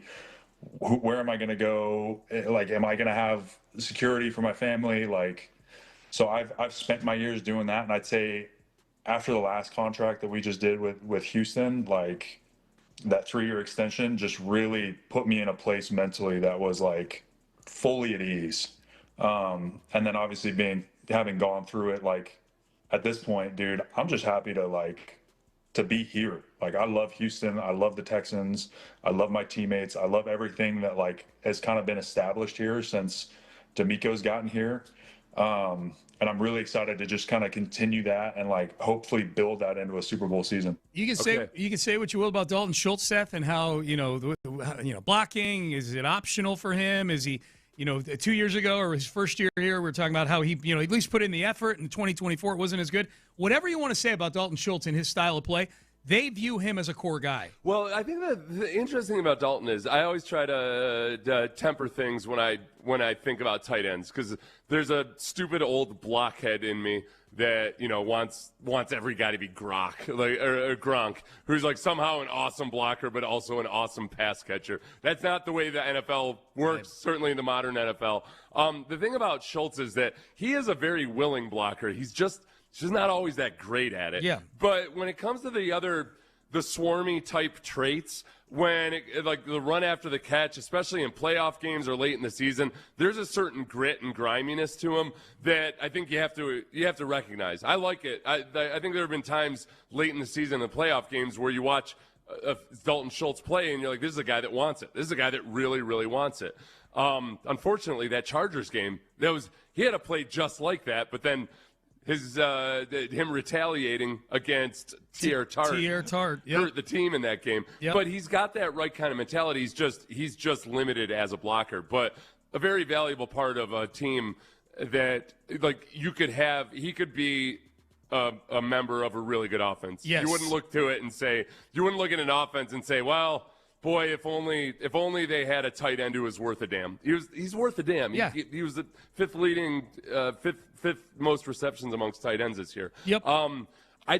The part about him talking about being happy in Houston and loving being here and everything, I'm trying to think of the guys now that have kind of established a pattern of, oh, okay, I'll just sign a 1-year extension. Yeah, I like it here. I don't need a brand new deal.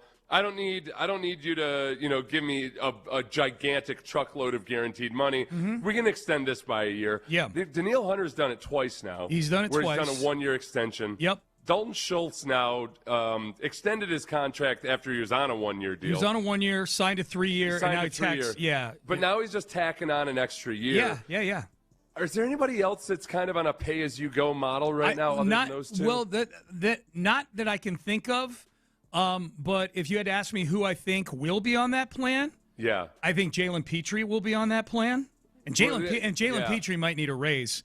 I mean, Jalen Petrie's contract is one of the best contracts on the team right now, given how he played last year. He's making $13 million a year. Yeah, I think, and he's a younger guy. I think when you can have veterans who are really cool with just saying, all right, I like it here. You want to tack on a year to give me one more year of security? It's good for everybody. It's good for everybody. It's really good for the team because you're not hamstringing yourself with a long-term commitment to a guy that might have a short shelf life. Okay, here's a question for you. Do you think Titus was one of those guys, but he wanted more than 1 year? I think he could have been. Yeah. I think if Titus were in a position where he would they'd say, hey, let's just add on a year to help us out a little bit in the short term on the cap and everything. Yeah, I think so, possibly. Yeah. But it was that he wanted more. He wanted, look, and he ended up getting it. Mm-hmm. He got a 3-year lucrative deal with the Browns. Sure did. So I'm not faulting him for that or anything. But yeah, there's something to be said for a guy that really just likes and appreciates being on a team. And look, Dalton has talked before about how the culture of the team is different, or the environment is different in Houston than it was in Dallas. Yeah. And it wasn't like he was taking shots at Dallas, but it's just the fact of the matter. It's a circus. It's a circus up there. You feel like you're a zoo animal on display. Yep. And he likes this environment a lot better.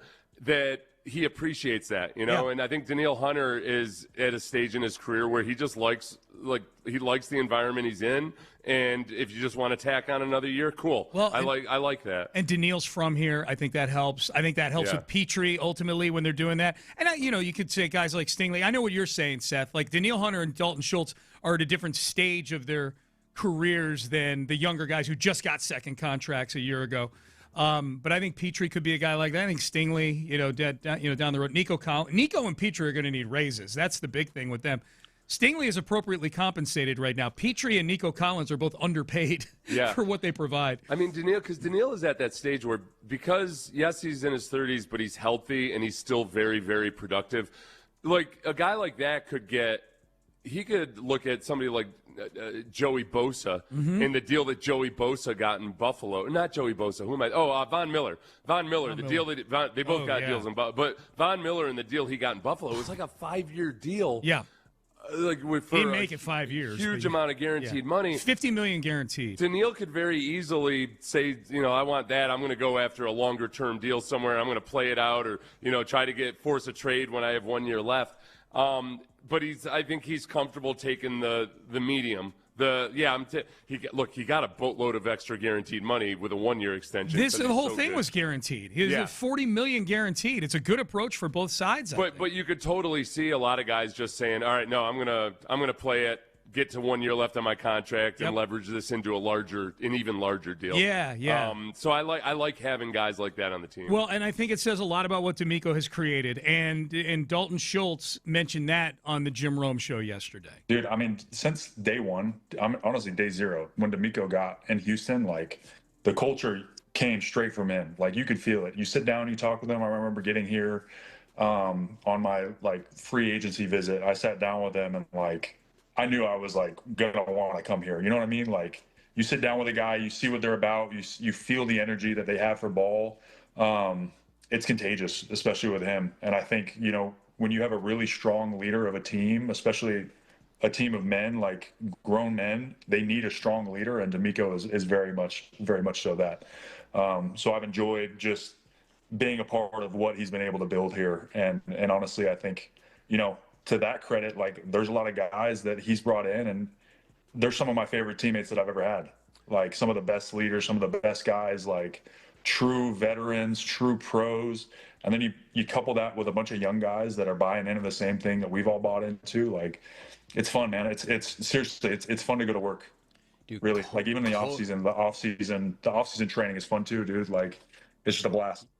Yeah, the biggest thing that I appreciate about D'Amico, just looking at it through a player's lens and just knowing the different types of coaches there are in the NFL, by far with D'Amico, he just seems to spend zero amount of time or energy on BS. And there's just a lot of coaches that want to play head games, or there's coaches that just have an axe to grind, or maybe their mamas didn't treat them right, so they just act weird. D'Amico is just all about doing things the right way and not putting a whole lot of head game energy into things or anything, and just he's very, very straightforward, and he's very genuine. And we've talked about this before. It's harder to get away with being phony in the NFL than it is in college. You can get away with it in both places. Just in college, recruiting is such a big part of it. Sometimes you get rewarded for being phony. The NFL, it's harder to get away with. Some guys do, but it's a lot harder. But also when you're dealing with full-grown men, they really appreciate somebody who is genuine, and I think that's with D'Amico. He's just one of the most genuine people I've ever come across. There's no facade. There's no hidden agenda or anything, and I think guys, veteran players especially, really appreciate that. Yeah, well, the most compelling part of that cut we just played, to me, was Dalton Schultz talking about taking his visit here in free agency back in 2023. Yeah. And keep in mind, that's when he came here on a 1-year, $8 million prove-it deal. So he was coming here. But think about the building he was walking into, Seth. That was a team that had won 11 games the previous 3 years. That was a bad football team with no quarterback at that point. I mean, Davis Mills, but we knew, I think we knew they were going to be probably drafting a quarterback, and Dalton Schultz knew that. But also Dalton Schultz didn't know anything about C.J. Stroud or anything like that. But he's talking about just how compelling a case D'Amico was making and trying in his pitch to try to get him to come here. And that's really interesting to me, to put myself in the shoes of a player who's walking into a building of a team that's won 11 games the previous 3 seasons, and the brand new head coach, who's never been a head coach for one single game, has that much sway over you. Has that sort of aura about him. I thought that was a really cool part of that. No, and I mean that was like I've told that story a million times about just my impression of him when he was a rookie and I was in my 10th year in the NFL. It was that's why people started calling him Cap. He just has. It's hard to explain. And I remember when we were talking about hiring D'Amico, and a lot of people were skeptical that the Texans wanted him or that he would want to come here. And it's. The thing about him as a human is it's hard to describe or explain because I've never quite been around somebody exactly like him. That you try to explain just what it is about his energy or his personality or what it is that makes him different or unique. Yeah. And I think very few people are in existence that are quite like him. And to the point where when I was talking about it, when I was stumping for him to be the next head coach, then it almost feels like you're trying to sell somebody some snake oil. No, dude, there's a saying, like for somebody like that. For those who know him, no explanation is necessary. And for those who don't know him, no explanation will suffice. Okay, yeah, I like that saying. Yeah. And it's to the point where, because I'm trying to put myself in the shoes of the person that I would be talking to, and if I were that person, I'd be like, yeah, sure, whatever. Right. Oh, yeah, he's a great guy. I get it. Got it. Yeah. Hey, let's give away the rodeo tickets here to Lainey Wilson. 713-572-4610. Caller number 5 headed off to the rodeo on March 19th to see Lainey Wilson. 713-572-4610. All right, here's the ticket schedule for the rest of the day. For those of you that do not win this time around, In the Loop has Tim McGraw tickets. The Drive with Stoerner and Hughley, they've got Parker McCollum tickets. Keep listening to win all day long. It's a Rodeo Ticket Thursday on Houston Sports Leader, Sports Radio 610. All right, free agent names to watch today, both for the Texans and around the league, and it feels like there is one big one that could pop today here around the league, and we will get to that coming up next. But I will tell you this right now, Houston powder coaters. We're talking about any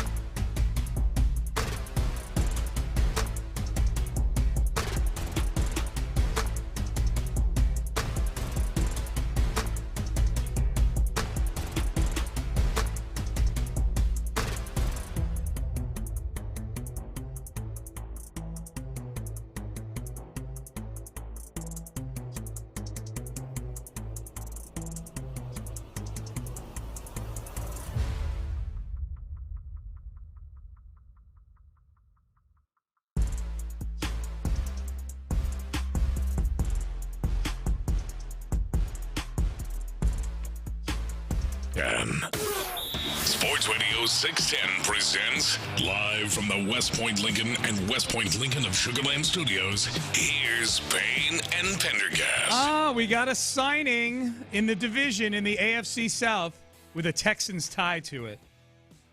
The Tennessee Titans signed outside linebacker and former Rock Boy Jacob Martin. No kidding. Jacob Martin is still out on these free agency streets, clocking 2-year, $11 million deals. Nice. 2 years, $11 million. Martin. He played for the Commanders last year, I think, if I'm not mistaken. Yeah. But, of course, Larry and Stafford replied to the reported tweet. Wasn't he part of that silly-ass Rock Boys crap with Whitney Merciless? Who were the Rock Boys? It was Whitney Merciless, Jacob Martin. I'm trying to remember. Barkevius Mingo was part of that whole thing, too. It was all like the outside linebackers and edge rushers were the Rock Boys. The interior defensive linemen were the Lunch Pail crew. Yeah. And there were different eras, though, too. I think they all crossed over at one point, like in 18 and 19. I think they were all in the building. Well, they were doing cosplay. That for was a the while, linebackers. Too. The linebackers were the cosplay. Yeah, they'd come in on game day wearing like different outfits. That was the Bernardrick McKinney and Dylan Cole. Yeah. And Zach Cunningham. Yeah, they were the cosplay crew. The interior D linemen were the Lunch Pail crew. Yeah, and then the Rock Boys were the guys out on the edge. That's all fallen by the wayside. It's all coming back now, though. Unfortunately, was Jacob Martin the one that somebody was trying to make a case for after Jadeveon Clowney was gone? That Jacob Martin is just as good as Jadeveon. Jacob Martin was just as good as Jadeveon. I don't want to put that evil on John McClain, but I feel like John McClain might have been pumping up Jacob Martin a little bit. It was at a point where he would only go in on third and extremely long. Yeah, but he was really good in that regard. But he's an undersized guy. He wasn't nearly the player that Jadeveon. But I think he started off one season with a bunch of sacks in that season, and people were pointing out that look. He's got as many sacks as Jadeveon for a lot less. I'll give him credit. I will say this about Jacob Martin, that if you had asked me back in, say, 2020 or 2021, whatever, when he was here, that in 2026 he would be signing 2-year, $11 million deals, I would have said you were crazy. Oh, no, I liked Jacob Martin. I was intrigued by him. But there was just there was 1 year where he had a stretch of games where he had a few sacks in a row, and people were way too bullish on him. Yes, and like we talked about earlier, with sometimes those people, the athletes, you have to realize, I don't actually dislike that athlete. I dislike the people who like that athlete. Yeah. And I got to separate the two. Yep. It's kind of just like sometimes certain religions are like that. Like Don't take this out on Jesus. Yeah. It's those followers of Jesus that are a little wacky. It's the okay, same exact thing. It's that one particular little sect up in Idaho. Yeah. Don't blame Jesus for that. Yeah. No. That's not Jesus' fault. So you brought this up multiple times this week, oftentimes to try to calm people down who are freaking out that the Texans haven't done as much as they would hope that they had done in free agency. That it was the Thursday of free agency week 2 years ago where the big splashes were made by the Texans. That was the day of the Joe Mixon trade, and that was the day of the Danielle Hunter 2-year, at that time, 2-year, $48 million deal. Now he's... And people were flipping out about how inactive the Texans had been in free agency, and accusing Nick Caserio of being a eunuch and all of these other things. And then all of a sudden they had a couple of blockbuster deals. Yep. I'm not saying that means they'll do it this year, but it's a cautionary tale of reading too much into the first few days of free agency. Yeah. And thinking that, because I see people right now having all these arguments and debates about what the starting offensive line is going to look like. And I get it, but you can't do that without acknowledging that there's probably going to be at least 3 more offensive linemen added to this roster between now and training camp. Oh, at least. So we don't know exactly where Braden Smith is going to play, partly because we don't know who they've got penciled in on the interior offensive line anywhere right now other than really Ed Ingram. Kyler Murray's the biggest name still out there in free agency by far. I don't know if he's the best player, but he's by far the biggest name. He's going to be in Minnesota today visiting with Kevin O'Connell and the Minnesota Vikings. I don't know. If I were in the NFC North, would I be concerned? I think I'd be concerned about Kyler Murray. When you thought that it was going to be if you're the Bears or the Lions or the Packers, that you thought it was going to be another year of them trying to pigeonhole or trying to, make this J.J. McCarthy thing work, and all of a sudden you got Kyler Murray coming in, who is, at the very least, we know he's very talented. Yeah. Maybe not has had the best coaching over the course of his career. Maybe hasn't always been the best pupil throughout his career, but he seems to have matured a little bit, and now he's getting in a building with a guy who's got a reputation of getting the best out of quarterbacks. I would say maybe the crown jewel of that being Sam Darnold, who, like Kyler Murray, Kyler Murray hasn't had, other stops along the way like Sam Darnold did, but Sam Darnold was a third overall pick that Kevin O'Connell rehabilitated his career. Right. And Kyler Murray might have a little more juice than Sam Darnold does. Yeah, well, and the really interesting thing about how they operate in Minnesota is that they do a good job of teaching the quarterback, how to read defenses pre-snap, how to use motion to figure out what coverages teams are in and everything. It creates a smarter quarterback because they've got a system for it. And that's something that Kyler Murray did not have when he was in Arizona, especially with Cliff Kingsbury. He didn't have an offense coordinator who operates like a lot of the tried and true to offensive coordinators in the NFL, like guys that actually operate in NFL caliber mentally, what they ask their quarterback to do. So this might be his first real exposure to that, or he might really bring something out in him if he chooses to accept it and if he's capable of doing it. So I'm intrigued by what they do with him there. The other big name is just I had to double check to be sure he was still available. Rasheed Walker, the offensive tackle. I was going to bounce him off of you here. Yeah, I mean. It very much appears like the Texans are just not shopping in that aisle in the grocery store. Yeah. I think that they're planning on drafting they're going to draft an offensive lineman. Depending on I think they're in a position right now where if they see an offensive tackle they really like, they could draft him. And let's say the Texans haven't signed any other veteran offensive lineman, they would say, okay, if that guy works out, we can move Braden Smith down to guard. And likewise, if there's a really good guard in free agency, or if there's a really good guard or a guard that they like that they come to terms with, then they'll figure, okay, Braden Smith will start off at right tackle. Then we've got a guard. We can still draft the best available offensive lineman and see if he can be a starter. But I don't think the Texans. It doesn't seem like they're shopping in Rasheed Walker's territory. No. Now, Rasheed Walker, by not having signed yet, is probably not getting the offers that he thought he was going to get. No, everything I haven't watched every snap of Rasheed Walker. I've watched plenty of Packers football, but never made a Pro Bowl. He's been solid, that kind of thing. He's a younger player, so I think that's maybe where some of the expectation is that he's going to, he's 26, so this is his bite at the apple right here. And for whatever it's worth, ESPN has Rasheed Walker as their fifth highest rated free agent, where Braden Smith was their 7th highest rated free agent, which is that might be the highest I've seen Braden Smith on the overall listings of free agents. But it also explains why ESPN gave the Texans an A for that signing. Because they're gonna do their own rankings justice for sure. Well, and the I'm looking at CBSSports.com, their top 100. And Rasheed Walker is the 20th best player on here. He's the top offensive lineman still left. Yeah. I'm just kind of paging down and seeing, all right, do Texans do they have Braden Smith on that list? That's a good question. I'm paging down somewhere below Ed Ingram, I will tell you that right now. Oh, wow. Yeah, below Sheldon Rankins. Boy, it's funny. Some of the offensive Braden Smith, 88th on their list.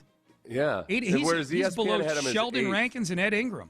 Whose ranking do we respect more? Oh, definitely the one that has him 7th. Yeah, for sure. The one that's got him as the 7th best player. Going strictly by the ESPN rankings, honestly, of the guys that are still unsigned, 2 of them, I mean, it was Rasheed Walker, Kyler Murray, and then Taylor Decker, the offensive tackle from Detroit, is still also unsigned. So the money's just not flowing as fast and free for those guys as maybe they thought or anticipated. The interior guys that are still out there, Joel Bitonio is 48th on the list I'm looking at right now. And I listened in on Cleveland radio earlier this morning, and the sense there is that he might retire. So the sense there is that he might wait till April or so to make a decision on whether he even plays. He probably wants to kind of see how things play out in free agency, maybe. Yeah, he might be in the position where the money genuinely doesn't matter all that much, and he just wants to find the right situation. He might wait until after the draft. I was just going to say the exact same thing. He might wait till after the draft. I want to go to a good team that didn't just draft the guard in the first round, that genuinely wants me to be the missing piece or the cog. So the Texans might still be. That might be a guy that the Texans are talking to and having that conversation about. He might, theoretically, he could say to the Texans, hey, you know what, I'm probably going to wait until after the draft. And the Texans might say, cool, you know what, if we don't find a guard that we like or something, that we would 100% love to talk to you after the draft. Jacob Martin was 96th on this list. You know who's 97th? Former Lunch Pail Crew guy himself, DJ Reader, who's 31 years old now. DJ's 31 years old now. He's out there.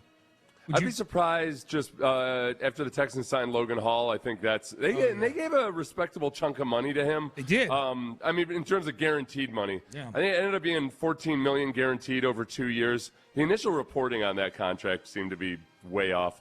But I think the Texans really think there's a lot of upside in Logan Hall, and this is what the Texans do. They take young defensive linemen, or they just take defensive tackles. And they bring them in, and then those guys end up playing the best they've ever played before. So I'm optimistic about that. That's what we're hoping for. Is Stephon Diggs, is there any rumor or news about him getting signed anywhere? I've seen zero about him. I'm wondering if his off-the-field stuff is scaring some people away right now. Yeah. Payne and Pendergast with you here on a Thursday. In the Loop, Reggie Atatula, John Lopez, the fellas, they are here. Gentlemen, how we doing? Fantastic. How are you? That's doing pretty good. What's going on? Yeah. I should turn on my microphone. That way. Yeah. I'm always fascinated by how different these free agent lists are. Yeah. Braden Smith, 88th. Yeah, I wish there was. Whereas ESPN had him as 8th. Or 7th. Was it 7th? You said 7th The first. Athletic had had a pretty big 17, gap. I remember. Yeah. Every time I go fishing, I look at like 3 or 4 different weather reports. Mm-hmm.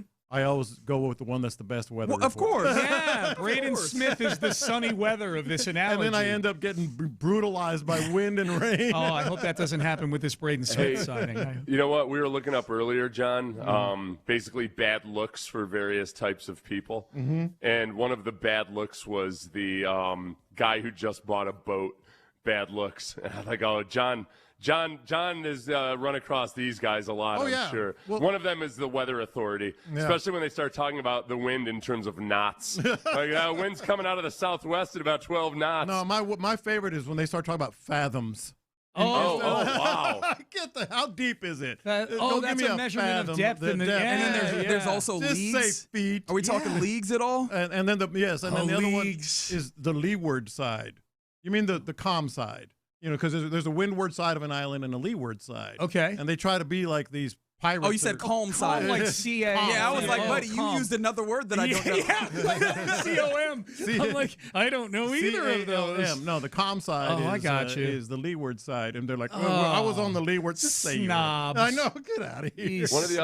One of the other ones is, I don't have it pulled up and I can't find it, but one of the other ones was the financial denial phase. We're like, it's actually not that expensive. And they bring down they talk about how low their payments are without thinking about fuel or dock fees or anything like that. Yeah, if I put I'm more of a fish catch and release guy. You know, I just like doing it. But the guys that keep fish, they're paying like $15,000 a fish. You know, when you consider everything that they're putting in gear and But I also love, though, that we've all been in a place where we do the silly math to try and justify it. Well, if I go out and fish once every other weekend, like it pays for itself in 13 years. I'm a subsistence fisherman here. Yeah. Feeding my family the way our ancestors did. That's right. That's right. You're listening to KLTAM, KILT, FM HD2, Houston. An Odyssey sports station, Crosstalk, brought to you by D&M Auto Leasing. Question of the day. All right, so this is going to be a fun one, I think, which is a promise I probably shouldn't make, but I think it's going to come through. It'll be fun if everybody's willing to be vulnerable with each other, right? Yes. Like, just don't leave us all hanging here and we can all have fun with it. There's one thing I know about men, they have no fear of looking vulnerable. That's right. That's right. There's these 4 men do that. We are all familiar with one Aaron Wilson. And recent happenings. He got. What's the worst you got? What's the worst you've ever got is the question. Mine is okay, go ahead, Seth. You go first. Oh no, I can't. What's the name of the old physicist in the wheelchair? It was so brilliant. Stephen Hawking. Stephen Hawking. Thank you. Okay, so this still bothers me to this day. So Josh Ennis called into our show pretending he was Stephen Hawking. But Mike and I had to go along with it because our program director had told us, hey, Stephen Hawking is calling in. Don't mess this up. Be respectful and everything. And so I could tell like 20 seconds into it, all right, this isn't Stephen Hawking. I didn't know it was Josh, to his credit. He did it. Josh always has like these voice modulators and stuff. But I got really, really pissed off about it, mostly just because I had to go because my program director had insisted that we treat this with the utmost seriousness, that I felt like Josh got away with getting me, but without really getting me because he had used his boss to help him. Oh yeah. I'd be mad at the program director. No kidding. Well, yeah, it was. Yeah, he took care of that on his own. That answers that question. It wasn't Armin, everybody. I know that people always. I know who you're talking Armin. about now. Yeah, this is long before Armin. Yeah. So mine, now that Seth brings it, I can think of two that I have. I'll give you one from back in the day, and I'll give you one on social media because I feel like those are distinct categories. Back in the day, I've told the story about how to serve my 100 hours of community service when I was on disciplinary probation, I got to ride the golf cart. Yeah. I got to drive the athletes to class, and I used that golf cart in the scavenger hunt for our spring week that week. Right. I shattered the record. I bet. Because I hid the golf cart in the bushes, went running the opposite way of everybody else, and jumped on the golf cart and completed the scavenger hunt on the golf cart. I get a phone call that night from Brother O'Shaughnessy, who's one of the one of the deacons or priests or whatever. Name alone says from that. the person. Brother O'Shaughnessy is part of the people organizing the cart service for the athletes on campus. Yeah. And he says, Sean, keep in mind I'm on disciplinary probation. He's like, I caught wind of a story today that you were using these golf carts for the purposes that they were not intended for. That you cheated in the spring festival and won the scavenger hunt, all this stuff. He's laying it all out. And he goes, I'm sorry, I'm going to have to report you to student affairs, and this is probably going to result with you getting kicked off campus. Dang. And they were strict there, man. And I'm like, holy crap. The Catholics? I'm freaking out. I'm freaking out about this. Yeah. And I'm like, I got to go talk to this guy. Yeah. I got to go get in front of him. I got to talk to him. This can't be. So I'm putting on my coat, and I'm getting ready to run out, and my roommate, who was in the other room across the hall, the party room, he opens the door. He's like, don't go. That was me. So he got me. Yeah. He's now the vice president of University Affairs at Notre Dame. There you go. Yeah. Really? Maybe it's because he did such a convincing. No, it's really funny. He did an interview on YouTube for the school last week. One of the, he sat down and talked about the relationship of the school with the South Bend community. Yeah. But the guy interviewing him, who was also a higher up at the university, in the first minute and a half as he was introducing him, says, and we all know he's a great prankster. And I'm like, he's still doing this 30 years later? I called him that day. I'm like, you're still doing this childish stuff and you're this high up. The other one I got on social media. I was at very distracted. I was at, it wasn't a Dave & Buster's, but it was a place like that down near Kemah with some friends. We had gone out to dinner. There'd been a lot of wine. It was during basketball season. I was very distracted. But I'm walking around. I'm on my phone. I'm looking.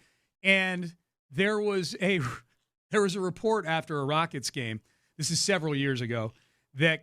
Of what Kevin Durant said after a Rockets game. That he was on Golden State at the time. And the quote was something about it was some awful quote about Hurricane Harvey and how they can all go drown or whatever. And I actually read that and I retweeted. I'm like, I can't believe he said this. Yeah. He didn't. He didn't say it. No. Well, exactly, because you could not believe that he would have said that. Absolutely. No, but thank you, Reggie, but that was not the spirit. I was trying to help. There's the opposite end of the spectrum. There is like the altruistic getting of somebody, which is when you tell somebody when you're spotting them, that you're just touching the bar. I'm just touching the bar. That's why I never want anybody touching the bar when I'm trying to lift a weight, because I never believe them that they're just touching the bar. Liar. Yeah, like, I need to know. Don't touch the bar. Why I are need there to do this on veins my sticking own. out of his head? I am not this strong. Liar. Yeah. Oh, my God. All right. We are done. We are out of time. Crosstalk brought to you by D&M Auto Leasing. Seth, antibodies to you, my friend. Antibodies and golf carts to you. Thank you. Yeah, thank you. That was a harrowing 15 minutes, man. I thought I was getting kicked out of school. All right. A golf cart, no less. Yeah. Can I at least keep the golf cart? Right, there you go. Right. Just take off. That's it. Just driving down the toll I ain't road. going empty-handed. Yeah, that's right. Driving down the toll road to Ohio. All right, Reggie Atatula, John Lopez, Figgy Fig, they are in the loop, and they start now. Yeah. Welcome in on a Thursday. You're in the loop here on Sports Radio 610. You heard the man do the roll call. That's John Lopez. I'm Reginald Atatula. Figgy Fig on the ones and twos. And you rolling with us, however you're listening, wherever you may be listening. Thanks for making us a part of your day. And do even more of that by jumping in on the Base Power text line, 713-572-4610. Also, appreciation to the Mo Caram Injury Lawyers for the live stream. We keep it 100. The YouTube page is Sports Radio 610. The Twitch chat is 610 Houston. And also, it's a Rodeo Ticket Thursday. You're darn right it is. Yeah. If you want to see Tim McGraw, keep it locked today, because we'll be giving away a couple of 4-packs to see Tim McGraw. I believe that's on the 21st of March. Yes, indeed. And so in the 11 o'clock hour and the 1 o'clock hour, you will have opportunities to win those. Obviously, things to keep the spirits high. Because if you're watching Rockets basketball for that, might be a little tough. Might be.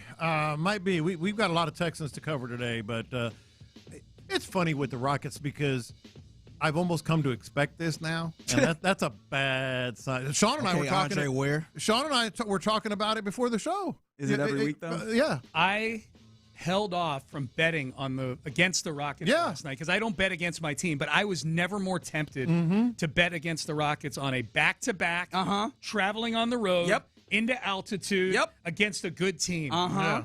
Checked all the boxes, and they lost by 36. That is correct. Yeah. Oh, they cost me money. Come to expect. By not betting. Thank you, Andre. If you wanted to look for a positive in it, Kevin Durant didn't play 47 minutes like 26 he always minutes, does. 8 shots. Right? 8 shots when you're trying to find some offense. That was one of the telling things of this game. There were some telling things in this game versus the Denver Nuggets, in which they lost a lot to a little. That is the official score of it. Actually, 129-93 was the final. Yeah. And that was one of the telling things is the teams that are really good. This wasn't just losing to a good team. It's that the teams that are really good can take Kevin Durant out of a game, and that's really, really scary when you remember that the rest of everybody else, nobody's really good at getting their own. No, my thing, yes, I agree with you. But my thing that just jumped off for me was you can start to see, well, the Nuggets made a ton of shots, and they did. Why? Why did they make a ton of shots? It's the same question I asked after the Spurs. By the way, they give up in between, they beat the Raptors, which – whatever. I think they're in the middle of the pack there in the East, but they gave up 145 and then 129 defensively. We'll get to the defense in a little bit. Well, actually right here, because that is a little bit technically correct. That was a little bit. Just 2 seconds was all it took for me to get to the defense. You talk about the open shots that the Spurs were getting, the open shots that the Nuggets were getting. Why? It's because the defense, and I said this and I was kind of reluctant to say it because it's really a bad thing to say about a team, but it looked the same last night. Not just them looking as if they're checked out on various possessions or not playing, with the intensity and the quickness that they need to, but also getting got, speaking of the question of the day, by a guard that was just going head down, I'm going to the basket, I'm going to turn this corner, and then things are going to open up. That's 2 games now, man. And I think I mentioned it before. They've given up over 115 points or more. I want to say now it's 6 out of 9 games. No, 5 out of 8 games. 115 or more. Yeah.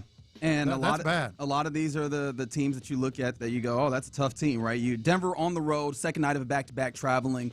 I can get that to some extent, but also that's frustrating, right? The San Antonio Spurs in San Antonio, that was another one. The Golden State Warriors, that was an overtime game at home, but that's also in there. Miami on the road. You're sensing a theme there.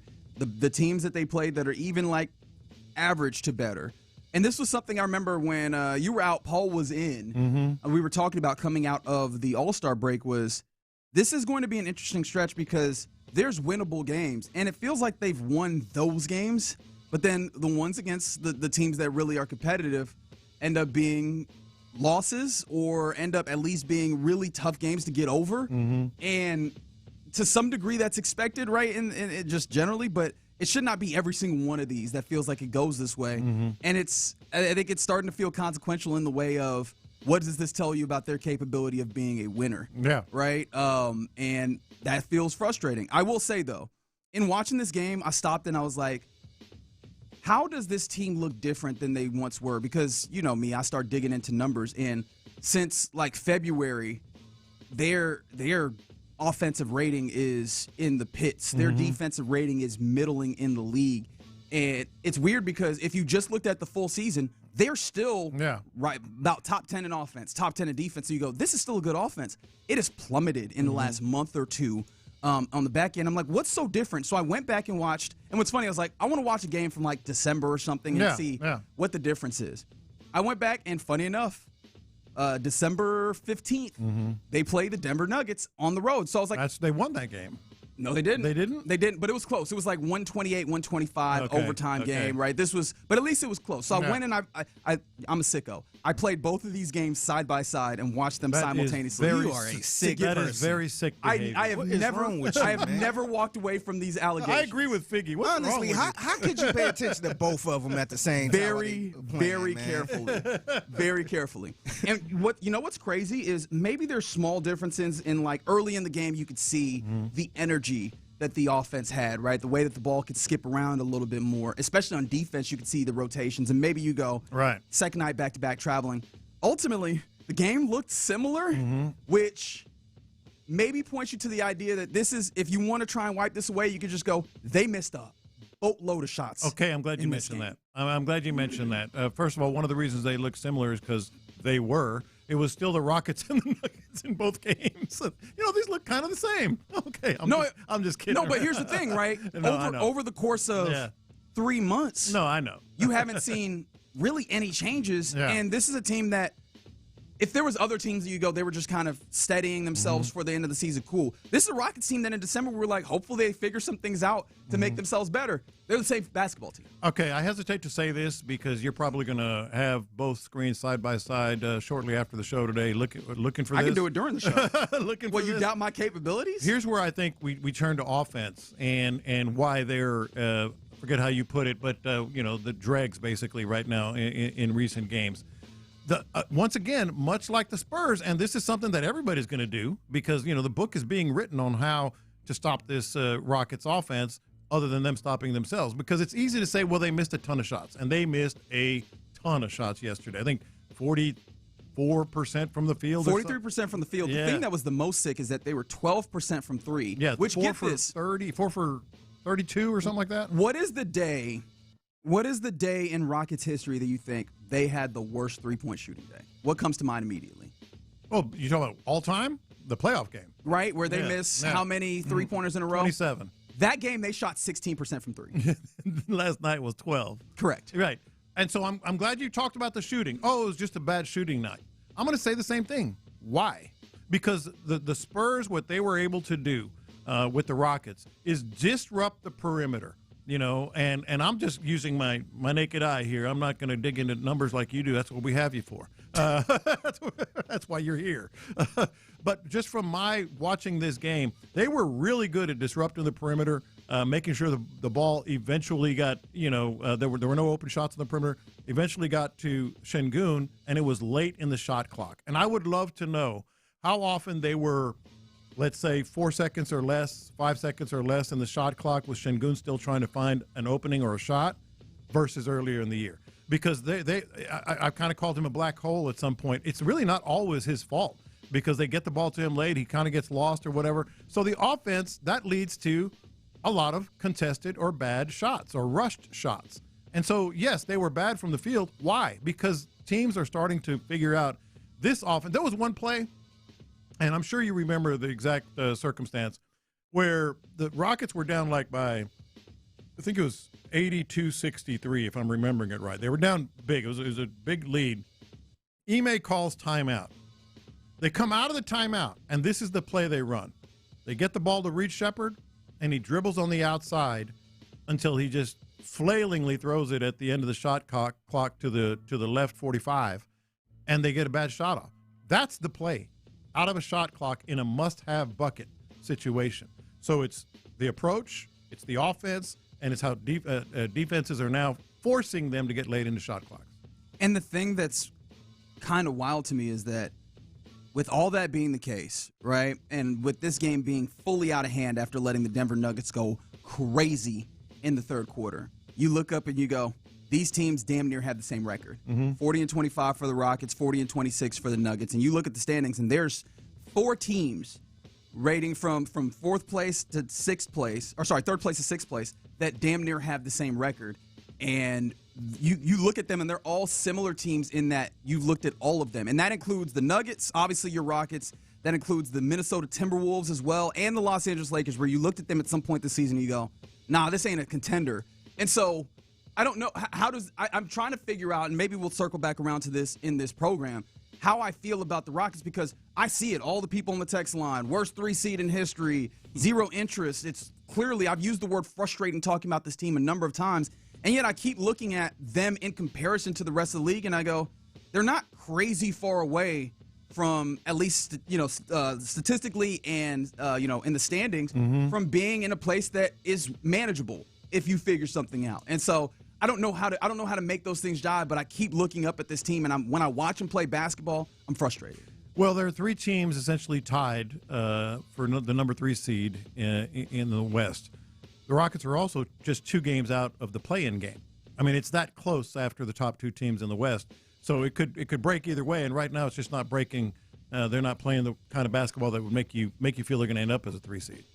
Now, one of the big differences in that game in December versus this game, no Steven Adams, and I go, is that the difference here? It's a big difference. Like, is that really the difference? Is this just the guys had to slide out of positions that you felt comfortable? It is a factor. We have to be fair here. It is a factor, but I'm like, is that really the difference between a game where the Rockets went off in the third quarter in that game in December, complete opposite in this one. Yeah, and it's one of those things where I'm like, hey, is this a slide for the Rockets, or is this them falling off a cliff, and is that going to lead to an offseason where we have even bigger questions to ask than the last offseason, which I didn't think would be possible? Yeah. All right, you're in the loop here on Sports Radio 610. Coming up next, let's circle back to the Texans, where Lopez, you seem to feel like everything that the Texans are doing are for one player in particular and sending him a message, maybe not the one that you would think. 713-572-4610. Let's do that next. The Drive with Stoerner and Hughley. How you feeling about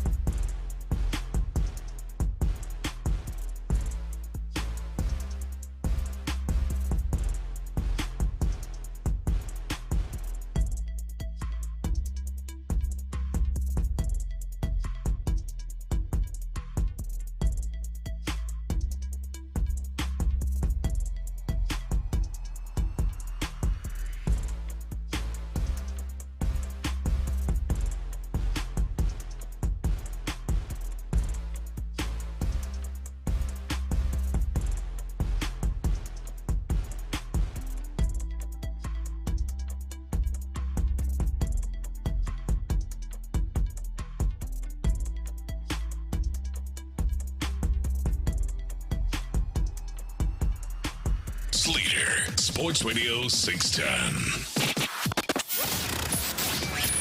In the Loop is powered by Mokaram Injury Lawyers. Heard in an accident? Call Mokaram Injury Lawyers at 281-222-2222. Figgy, let's hit him big time. Houston, let's get in the loop. You better get ready because we're going to show up and show out. With John Lopez and Reggie Atatula. Always live, always local. Seemed like they got off the, what did he say? Off the slide? Oh, if you, God, if you that listen to made Lil me Kiki. sick. I was Hey, no, Lil Kiki is a legend in these. No, if Lil Kiki said it's off the slide, then it's off the slide. You're in the loop on Houston sports leader, Sports Radio 610. Yeah, you're in the loop here on Sports Radio 610 on a Rodeo Ticket Thursday. How you living out there in the great city of Houston or wherever else that you might be listening to us? John Lopez, Reginald Atula, Figgy Fig with you. As I am kind of amazed that we are still talking about the Bam Adebayo 83-point game. Not in the context of we will be talking. Not us, per se. We'll be talking about that game for a long time because now it's in the Pantheon. Why are we treating this like he broke a record? He didn't. He didn't. Didn't you see my T-shirt yesterday? Yeah, he didn't. Also, he had the 43 free throws. I am also a sicko. He broke a Miami Heat record. He did break a Miami Heat record, but ain't nobody crying for LeBron James not having the most points in a single Miami Heat game. Nobody's doing that. But and see, the thing is, I feel like it's a lot of negativity around it. So they just keep going to the well now at this point. Yeah, it gets the people going, I guess. Yeah, right? because I remember a couple years ago, Donovan Mitchell scored 71. And it was just like a wow. But then everybody moved on after that. Ethical hoops. And it's somebody who we expect to score. Honestly, if it was somebody else, I feel like this goes a little differently. I think it's because it's Bam Adebayo. We're all like, so. Who the hell is he? If it was Anthony Edwards. With all due respect to Idris. Yeah, I think if it's Anthony Edwards or Donovan Mitchell, I don't think we'd be, bleeping all over this. I think maybe, but a lot of people are just focusing on all the fouls and the kind of the sloppy game that it became and all that stuff too. Yeah, you get to the fouling and I go, all right, I get where we're mad at it to some degree. Yeah, but also, free throws was nasty too, man. Wait, but the free – I'm like, what are they doing? You watch all those fouls, and of the 20-something fouls that he had, I think that there was maybe, by my accounting, which whatever that's worth to you, 3 or 4 of them, I go, yeah, that could have been a no call. Which means something like 18, 19 of those were just straight up fouls. Yeah, what do you want them to do? Yeah. Like, he got fouled. We're going to put him on the line. Just because he scored points, he can't get fouls. The no more? intentional fouls is the one that got me. the other side. Those, like, I don't care about how many free throws he had and all that get another stuff. possession. Yeah, that's the part that was nasty for me. Also, when you talk about things that get the people going, C.J. Stroud. That'll do it. The way that he finished off this season, the conversations that are there to be had and what you're looking for in this season. And I think anything that the Rockets do has some level of tinge of, Texans, you mean? Sorry, the Texans, again. Thank you. I appreciate that cleaning up. But anything that the Texans do, thank you, has a little bit of a tinge of, okay. And so what does that say about CJ? What does it mean for CJ? And you've looked at these first few days of free agency in a particular way when it comes to CJ. Yeah, and I think it's the way that the Texans are making clear. We are all under the understanding, impression, opinion that CJ Stroud did not really thrive or like to thrive in this offense very much. We can go back to week 4, whatever, body language, and just doesn't seem to be embracing their style. The Texans are basically saying, lump it. Too bad. I've never heard someone say lump it. Yeah, that's an old saying. Okay, that's why. I was like, I've never heard that before. You've never heard that? 713-572. Have you heard someone tell you to lump it? Now you about to have all the old people texting in. Hey, what are you saying to me? What are you saying to me? That sounds like I really wouldn't know. You've never heard anybody say, too bad, lump it. No, not once. I heard shove Not it. once? Literally not once. I just experienced something that I'd never had in my life before. All right, the texters are going to come through for me, I know. They're texting on their flip phones right now. That's an old... About to trash me and Reggie for being millennials. Yes, exactly. That's fine. But the Texans truly, let's look at everything they've done. If they're going to, if they had planned to maybe mix in some things for C.J. Stroud's benefit. You want to let it rip a little bit. You want to make it a little easier. We'll add this and we'll add that. No, they got rid of that. they got rid of their West Coast guy, or they mutually parted. In Gerard Johnson. They doubled down with Shaplinski as the quarterback, and then they started making moves, run blocking. We know they're going to do so. They're doubling and tripling down on Patriots style offense. And they're sending a message to CJ, like, get on board, buddy. Yeah, they pretty much saying this system works. Yes. You got to get with it or you're going to be lost in the sauce. What you just said exactly. You got to get with it. And honestly, you got to get with it. It's a little bit scary, too, because that's how Bill O'Brien was working, who was in that Patriot system. He was, and we heard the stories from Cecil Shorts talking about how he was showing a bunch of Tom Brady stuff. I know this works because it worked in New England. Yeah. That's a direct quote according to Cecil Short. Yeah. Well, New England had a guy named Tom Brady, but okay. So that's what I'm saying. Like, they want, and we want, we talked about it shortly after the playoff loss to New England. He has to come back humbled. He has to come back embracing what they are. And they're basically saying, yeah, you better, because we're not going to change everything. We're not going to all of a sudden go West Coast offense, just throw it to a spot kind of deal. They're doubling down on what they've already done. I mean, should they, in your mind? Well, I'm glad you said that. I'm not to dominate here, but no, go for it, dog. You got it. I saw. Part of I saw. Clear out. No. Clear out. He getting buckets today, baby. He going for 83. But I'm glad you said that because part 84. Of me. Omaha. Part of me kind of likes it. Part of me kind of likes, like, if you're gonna. You can't waffle and be a little bit of this and a little bit of that if what your heart of hearts is truly telling you is, I think this can work. We'll find out if this can work, but they think it will. So all their resources, all their acquisitions, the run blocking Braden Smith, the tight end that we're going to talk about here in a little bit. These are all. Do you know his name? Faroe. That's right. That's exactly what his name. His name is Monster Faroe. Thank you for the spoonerism. They're all 12 personnel, run the ball, safe passes, read the defense, and go. Part of me kind of likes it. Like, get on board, CJ. I mean, and the other part that they have some leverage with, he's playing for some money, too. He's playing for some money, too, so he better get on board. I actually, because as much as you want to do things that fit your players. That was the sell that Nick Caley came into this team with was, the offense is going to be an offense that plays to your players.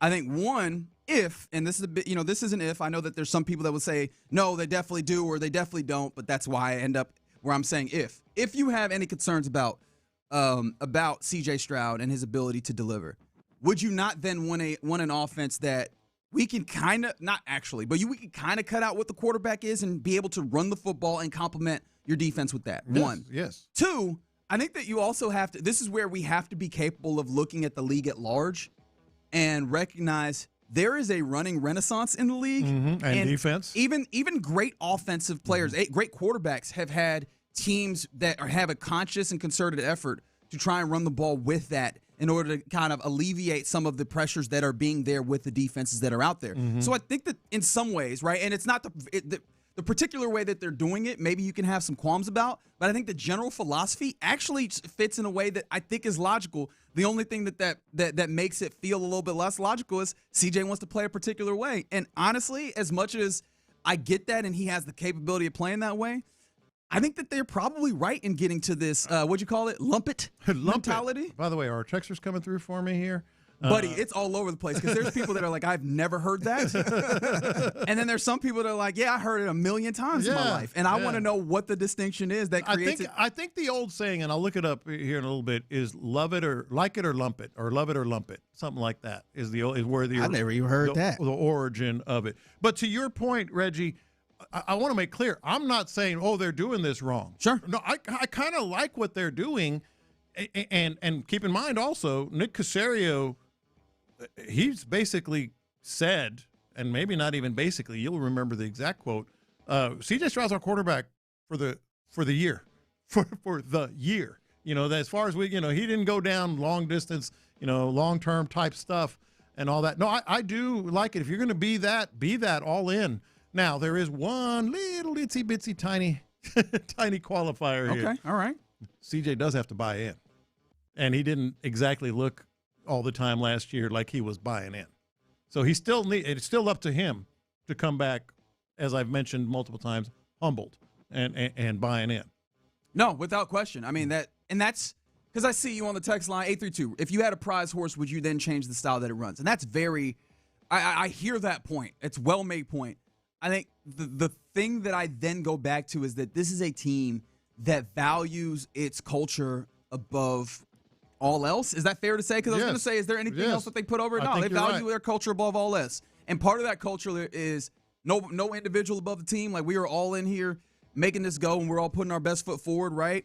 Mm-hmm. I think that is something that I think is showing up in what you're talking about here. If indeed we're doing this, hey, CJ, we need you to fully lean into this and buy in. And we've seen when he does, this could be workable. It might not be the most palatable to the way that he wants to play, but it is workable, and it does show up where you can do good things. Talk less of if your offensive line is getting better, if you have more effective run capabilities, especially having a better running back one.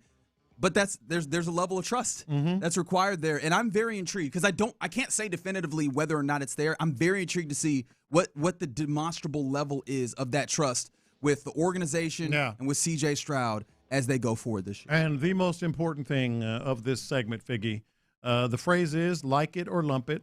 Multiple texts are coming in with saying "like it or lump it," and the origin goes back as far as the 19th century. And has obviously been used for a long time.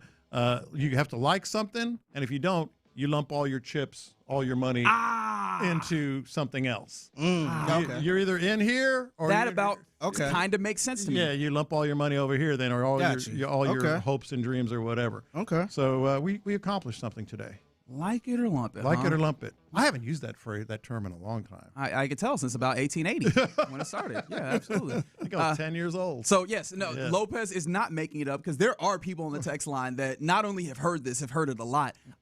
I don't know how I'm going to do this, but now in the back of my brain, there's a social experiment that you're going to use it. I'm not. I'll tell you I won't. But I am intrigued at why some people heard it and some people don't. Like, there's a sociological aspect to this that I would love to get to the bottom of. But we're doing radio right now, and we're talking about Houston sports as we often do. So coming up next, let's keep that going. I guess this is tangentially Houston sports. Let's get to our question of the day, where our guy Aaron Wilson got yesterday. It happens to the best of us. Hey, bro. And in that to that end, let's all share what's the time that you got. 713. That's a great drive-by. That's a great drive-by. Hey, bro. That's why I'm not acknowledging it. I want to continue driving. 713-572-4610. What's the time you got? Let's talk about it next. Hey, bro. It's your man, Ficky Fig, holding it down. Shout out to everybody riding with Metro. And look, it's some folks out there on social media posting selfies on the Metro Rail on their way to the Houston Livestock Show and Rodeo. It's a lot of people talking about how convenient it is using the new Ride Metro fare system. All you got to do is just tap your Ride Metro card or scan the mobile app before you board. It works with Metro Rail, local buses, park and ride routes. It's all good. And if you're cashless, no worries. You can pay with Apple Pay, Google Pay, credit or debit. The Ride Metro app is free. And it also makes Ride Metro quick and convenient. You can learn more at ridemetro.org/fare system. That's ridemetro.org/fare system. Ride smart, Ride Metro.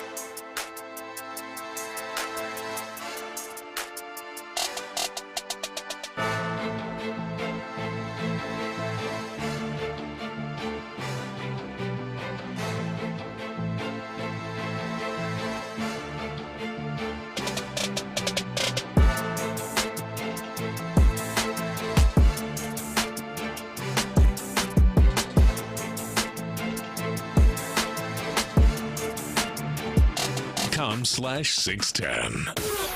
Sports Radio 610 presents live from the West Point Lincoln and West Point Lincoln of Sugar Land Studios. Here's In the Loop with John Lopez and Reggie Atatula. All right, you're in the loop here on Sports Radio 610. I see you on the text line, right, from the 832, or is it the 832 there? There's a lot of texts coming in, but someone made the mention of it's dumb as hell to draft a quarterback and not play to his strengths. It's fair. And I hear that in the abstract, and again, that's one of the kind of points of tensions that it feels like has had. But when you talk about C.J. Stroud's strengths, what come to mind for you? Accuracy. Which this is supposed to be a system that you lean on the accuracy of the quarterback. It just, for one, it didn't come through as much, especially later on in the season. And downfield. And then downfield, which you can make the argument this past year that one of the systems that did that the best was Drake May and the Patriots, which is, in theory, a similar system, right? So, yeah, I hear you. Yeah. And comfort of a quarterback matters, but also mentality, I think, matters as well. All right, let's get into the question of the day here, inspired by our friend Aaron Wilson. Haven't got on the old internet. So if he got the Mo Sizzlack. If you don't know what happened to Aaron Wilson, the best radio-friendly way to describe it is he was on a Facebook stream. We played it yesterday. YouTube stream. Yeah, he was on. I said Facebook. YouTube stream, answering questions as they rolled through about the potential tight ends, and he answered one, and then he answered another one that was clearly. What's that cat from Simpsons? Yeah, Mo Sizzlack. He basically got the Bart Simpson. Yeah, he got the Seymour Butts treatment, right? Where you a little more where you graphic. You call as a prank and you go, is there a Seymour Butts there? And then so you have someone say something where they don't realize that that name is not real and it sounds like something else. But it was a little more graphic than that. And just as a side, before we get into our what's the worst you got, because we all have, I don't know how long it's going to take for him to get over this. But I think it's going to be a while. You think so? Yes. I was telling Figgy this morning.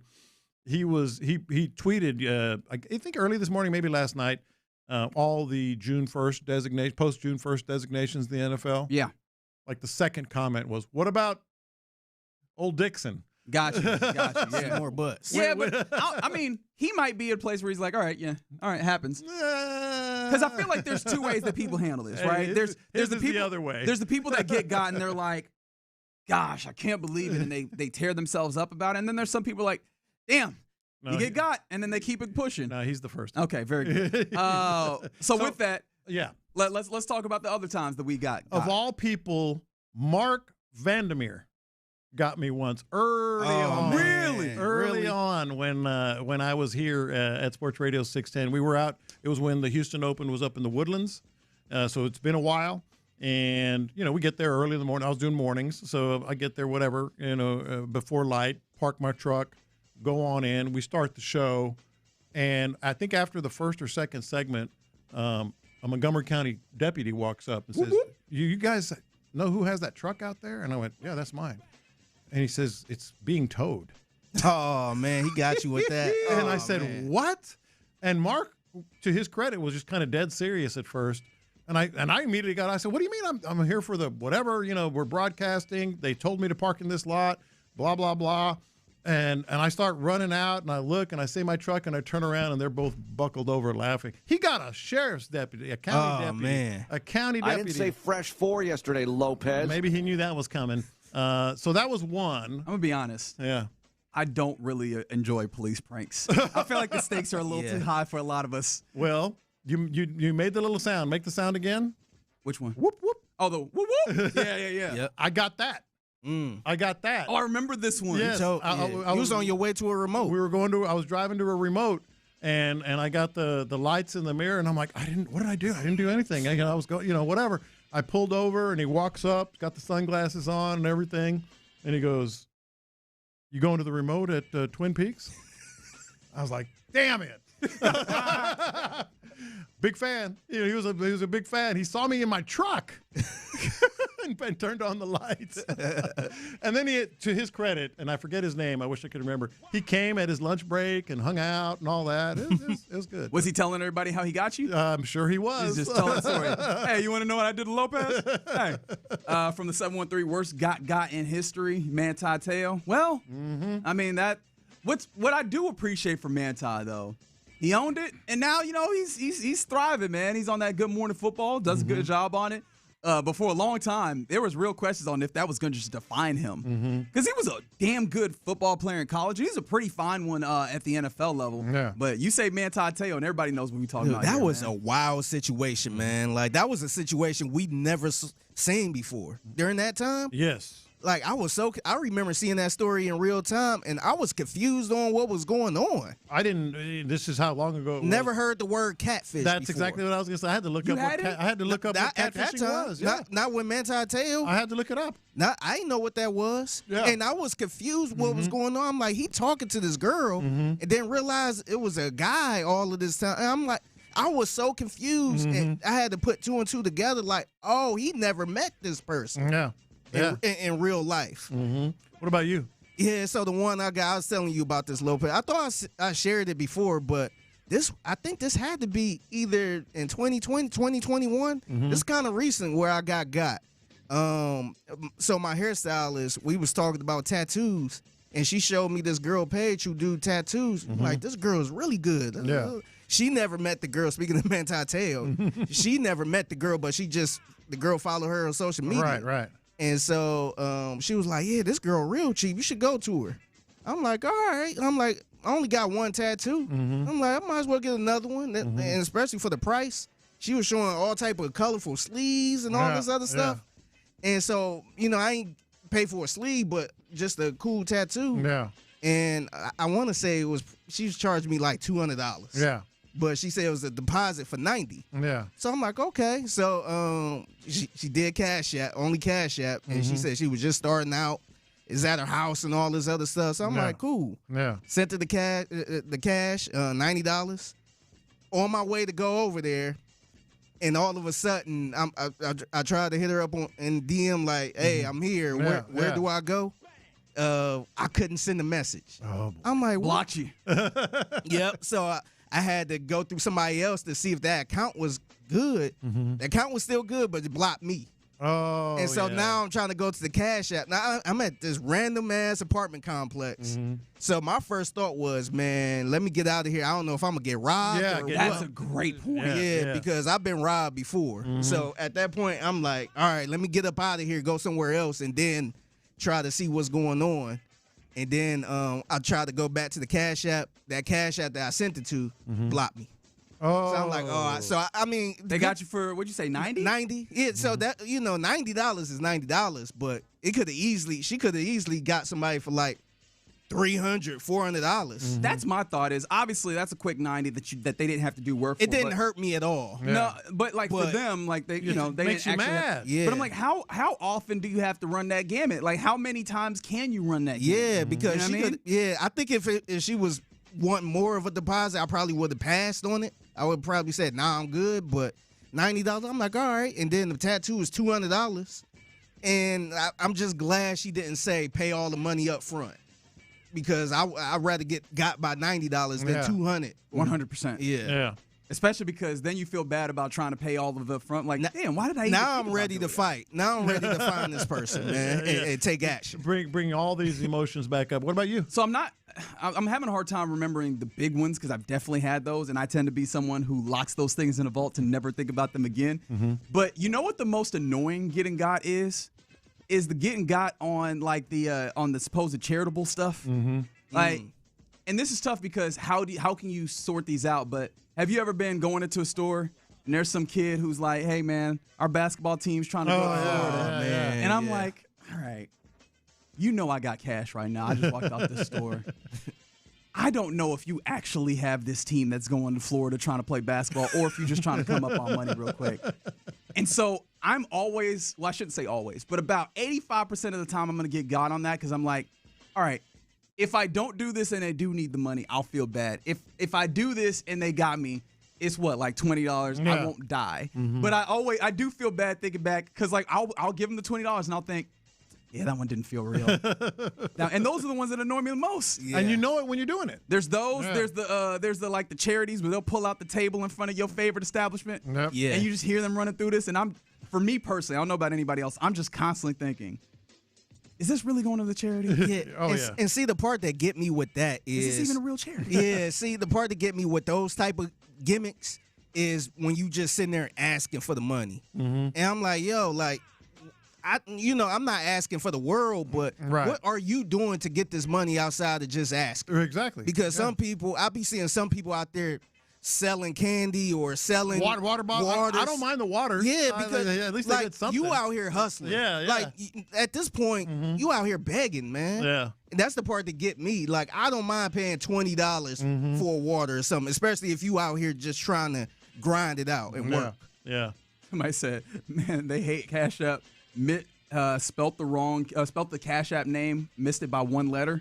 Paid the wrong person, couldn't get it back. I was going through that with my dad. He tried to pay his brother some money. Yeah. And he was just like, is this the right one? He don't use Cash App like that. Yeah. And I'm like, no, that's not his name.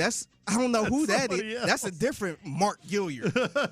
And he sent him like $100 too. So he was out of $100. They're like, hey, it's and my Cash lucky App, day. if you know Cash App, it's impossible to get in touch with their official number. Thankfully, I haven't. Yeah, it's a nightmare. So once that cash is gone, it's gone. Yeah, there's some really good getting gots. Somebody said they tried to get Bun B tickets, right? The tickets for the birthday bash at Rodeo. The year Drake came. On the wrong marketplace, $500. Oh, man. You got that fake ticket? Oh, man. That's organized. Do you think we have more? That's bad. Do you think we have more or less fake tickets now? Because we don't have, like, scalpers in the same way that there once was, like, maybe 20 years ago. Is it crazy to think maybe less? Simply because all these secondary markets are a little more reputable. You know, you have to have the ticket, you know, in order to put it on the secondary market. Whereas scalpers could do. How many times back in the day did you like fake ticket, like actual fake tickets printed? I think maybe less. It's probably a little less. Yeah. That reminds me, I did get got by a fake ticket digitally, but this was like in the early era, and they send you like the PDF of here's your ticket, and then you go, that's heartbreaking. Sorry, sir, this is this has already been scanned or whatever. You're like, damn, I paid $100 for this. That's heartbreaking. Yeah. All right. Keep letting us know. When was the time that you got and we can laugh together as a family. All right, you're in the loop here on Sports Radio 610 here on a Rodeo Ticket Thursday. Coming up next, we enter the 11 o'clock hour where we will be giving away a 4-pack of tickets to see Tim McGraw. But also, do you believe this particular player that he is happy to be where he is? We'll talk about that and more next. Payne and Pendergast.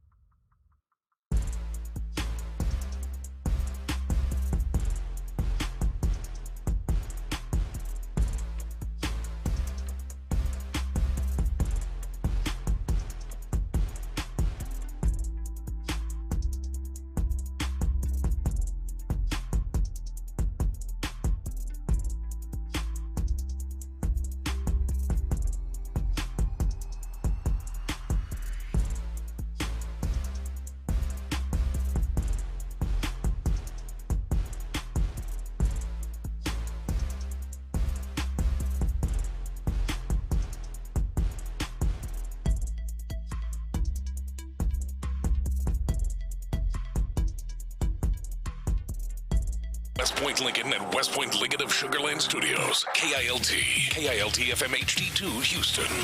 On Odyssey Sports Station. The Texans play here. Let's go around the NFL in the loop style. Why are you smiling? Because I love football. Here's John Lopez and Reggie Adetula. I'm going to tell you all about how much fun you're going to have this season. On Houston Sports Leader, Sports Radio 610. See, now I appreciate the vulnerability that is showing up on the base power text line right now because someone said, and they used a word that I understand why you would use it. I just can't repeat it. So they got for $11,000 on Marketplace. Man. 40-foot gooseneck trailer. Said he remembers what he looks like. He said on site if I see that dude, which for 11 racks, I cannot blame him. Yes. Nah, I'm going. Was it Liam Neeson? Oh yeah. I said I'm turning into John Wick. I will find you. I will kill you. I have a certain set of skills. Hey, I'm tearing up a whole country. I'm all over Europe tearing up a country trying to find your ass. Nah, man. Because if you're using the Facebook Marketplace or back in the day Craigslist. Yeah, that was a got central. Man, I'm always skeptical of dude, Facebook we were Marketplace. Wilding back in the day. Me and Reggie were just kind of talking about that. There was a few times, I think I bought a Xbox 360 off of Craigslist. And it was nighttime too. I think it was probably like 7 that evening. It was getting dark. Yeah. Met up with somebody I didn't even know what he looked like. Yeah. He was just like, hey, I got this Xbox for $300. I'm like, all right. I'm pulling around in the silver G6. Oh, no. Pulled around the block. I was in a place I'd never been. All the doors are unlocked. Yep. Hey, I'm walking out now. By myself. Nobody else is here. The black guy, black short guy walking out right now. I got the money in my pocket. He came around, cash in my hand. Yeah. Yep. But he was a cool dude, though. We actually talked for about 10 minutes. Yeah. Oh, that's how I got my am first. Lucky. That's how I got my iPod Nano back in college. Was I met with it, and this was on campus, but it had to be like 11 o'clock at night because I was in architecture working on my stuff. It's dark of night on a campus where it's emptied out, and I'm just like cash in hand meeting up with somebody. If somebody wanted to get me, I was incredibly gettable. So I feel for you, 832. And then also shout out to the person who said that they had a friend or still have a friend that is a D's Nuts artist. Oh, God. And they were really good at just getting you in front of people that you didn't want to get it. Yeah. Have you gotten, I feel like we've all at some point gotten the D's Nuts. Have you gotten the BOFA? Just generally? The BOFA? BOFA D's Nuts. There you go. See how that happens? See how quickly it happens? Well, Anyways. That's the first time for anything. Anyways, let's go around the NFL. Just real quick, I saw someone yesterday. What was it? I got to remember exactly. He was wearing a shirt that said "Up Dog." And somebody walked up to him and said, "What's up, dog?" He goes, "Nothing. What's up with you, dog?" The shirt just said "Up Dog" on it. We are giant children, but gosh, I'll laugh every time. I sure as hell will. All right, let's go around the NFL now where the big story of yesterday was I cannot believe that the market-setting major deal that was in place between the Raiders and the Ravens fell apart. Well, we now have parties talking about it. I take you to Baltimore, where the Ravens general manager, Eric DeCosta, sorry, did I call him the Ravens general manager? The chief villain of the NFL, Eric DeCosta, spoke for the first time since backing out of the trade with the Raiders for 5-time Pro Bowl pass rusher Max Crosby. He said, quote, and by the way, he spoke for like 20 minutes, apparently. Yes, he did. But he said, quote, I understand how people might maybe from afar feel that way, but nobody's more upset about this than me. Gutted by it, actually. And so a big regret for me, but we will move on as a football team. Yeah. Stay tuned for buy or sell, first of all. He's sitting there pretty much talking about, I know y'all hurt, but I'm even more hurt. Like, this actually hurts me more than it hurts you. Yeah, I saw that on Twitter, and I went, copy link. I was like, you breaking up with the chick, and you like, man, no, this hurts me way more. I can't believe this. That's ridiculous. But we mentioned they moved quickly and got Trey Hendrickson, but there's no one who could possibly believe this was cold feet, and him talking makes it even more so. Yeah, actually, he should have said, "Look, the medicals were bad.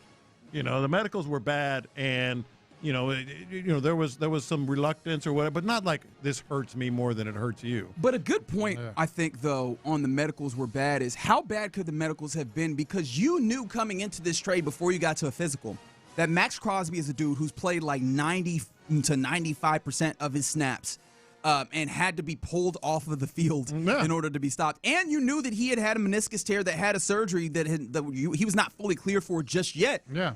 I don't know what you were expecting to see in those medicals. Did you expect it to be good? How bad could the medicals have looked? Yeah. From what the expectation was coming in, a reasonable expectation coming in, it makes it really hard to side with the idea that you got to a place where the medicals didn't work. Right. Plus, according to Eric DaCosta, again, he said that they had started working on a potential Trey Hendrickson deal, the now pass rusher that they have agreed to terms with on a high dollar deal. In fact, exact same deal, exact same money as the money that would be left on Max Crosby's contract, mind you. Yeah. It was the deal that they ultimately came to. But he said that they were working at the same time to maybe bring both of them in to pass rush across from each other. I don't buy that either. Both Hendrickson and Max Crosby, I mean, it's possible, but, because now he's just talking to Trey Hendrickson, like, you're not a plan B. One of those things. Oh, yeah, I hadn't even thought about that. No, that's why they said that. That's a good point. Yeah. Either way, Trey Hendrickson's going to plan B, plan C. Give me that Max Crosby money, baby. Let's go. What's interesting also is he said that if you think that this is going to affect my ability to do my job across the league, he said that his phone hasn't stopped calling. Right, like, but what are they saying? He said, yeah, maybe, but like he said, his phone hasn't stopped ringing. Now, of course, could that be spin? Absolutely. But maybe you just get to a point where there's only 32 teams, and eventually, if somebody has something that you want, regardless of how you think about them, you might make a deal. I don't know. We'll see how that ultimately lands. On the other side of this, Max Crosby, who obviously is the player we're talking about that had thought he was going to be on the Ravens. He was the dude asking out of the Raiders. Now, on a post on X late yesterday, he wrote, quote, "Everything happens for a reason. Believe nothing you hear and half of what you see. I'm a Raider. I'm back." Is he? I guess technically right now he is. I guess I don't know. I don't know what this is. Yeah, I don't know. I mean, I get he's being a professional and good for him. Absolutely. That's probably the best way to do it. Yeah, that's the way he's trying to rehab and all that I stuff. don't think you got a lie to kick it, though. No, well, it's one of those lies, white lies, whatever. He just wants to be a pro and not, be bitter and all that. He's been a pro. Yeah, but I don't think it's necessary to be like, "Hey guys, I'm so excited to be here." Even when it was clear that you didn't want to still be there, you came out and you delivered. I don't think anybody, if he didn't put out this statement, would have been like, "Oh man, he's just gonna mail it in." He has the reputation of actually. If you're looking at that organization, they look at him and they go, "You're the professional," and the Raiders are the organization that we're a little bit iffy on. Yeah, but it tracks with that. I mean, he's not going to be there and be bitter publicly. I mean, yes, he did ask, but he was never really a baby about it or anything. So I do like that, but I'm still wondering there has to be another deal made. I mean, he was sent off. I wonder if he's doing this as a PR thing. Maybe. Just kind of just keep it clean. Maybe his PR lady was like, or guy was like, "Hey, just be professional about it. Right. You're a Raider right now, even though we maybe know you ain't going to play for them." Right. I found that. I found it hard to believe, but maybe he is committed in such a way where he's just going to finish off his career as a Raider, which honestly, as much as the Raiders would have liked a couple of first-round picks, adding Max Crosby back and keeping him, if he actually is happy with it, that might actually be the biggest win of what we're talking about. Well, they're doing some drastic, big changes there. I feel like the expectations kind of move up way higher than it would. And they have the draft pick. Yeah. Speaking of the draft pick, I'm guessing the one that you mean this year, the idea of 1-1, where the quietest or like the most obvious secret in all of the NFL is that the number one pick will be Fernando Mendoza. With that being the case, Diana Rossini tweeted out yesterday, "Expect the Las Vegas Raiders to show interest in Kirk Cousins as they look for a veteran quarterback addition to help develop presumptive number one pick Fernando Mendoza." Old school approach, and I don't mind it. I don't know. It's not the same as the old days. There still are going to be plenty of calls for Mendoza. The money and everything else it's just the way the NFL is now.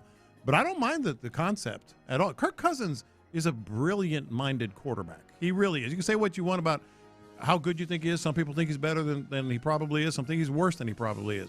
But in terms of his approach, his knowledge, his professionalism, I like it.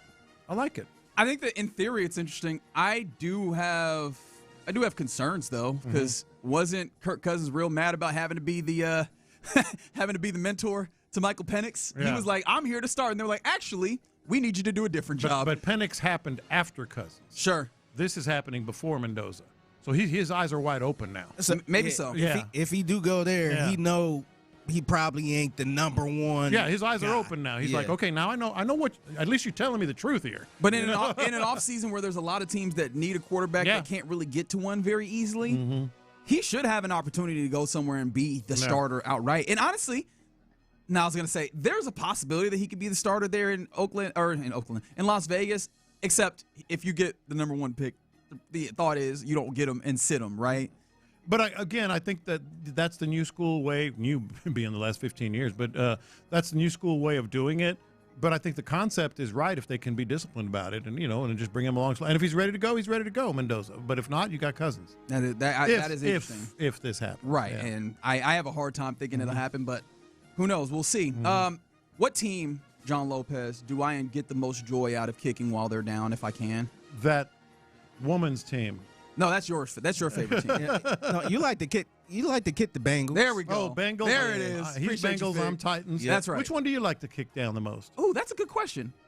Is there a team for Fig? Because I was gonna we haven't had the Steelers pop up enough for me to say it's the Steelers. And honestly, I just don't like the Steelers, but I feel like they're a class act. You respect them. Yeah, I respect them to that point. I don't think I have a. We need to come up with one. Yeah, we need to find that for you. It might pop up in my head. Maybe like, a little Titans. You're with me a little bit on the Titans. Yeah, just the stuff I never had a problem with the Titans until recently. Just kind of seeing how they've been rolling. Yeah. Okay, fair enough. So Bengals. Yeah, Bengals, where they have actually signed a 2-year extension with their left tackle, Orlando Brown Jr., and that is not the reason why. Obviously, Orlando Brown Jr. has been a pretty good tackle at times. He's been there since 2023.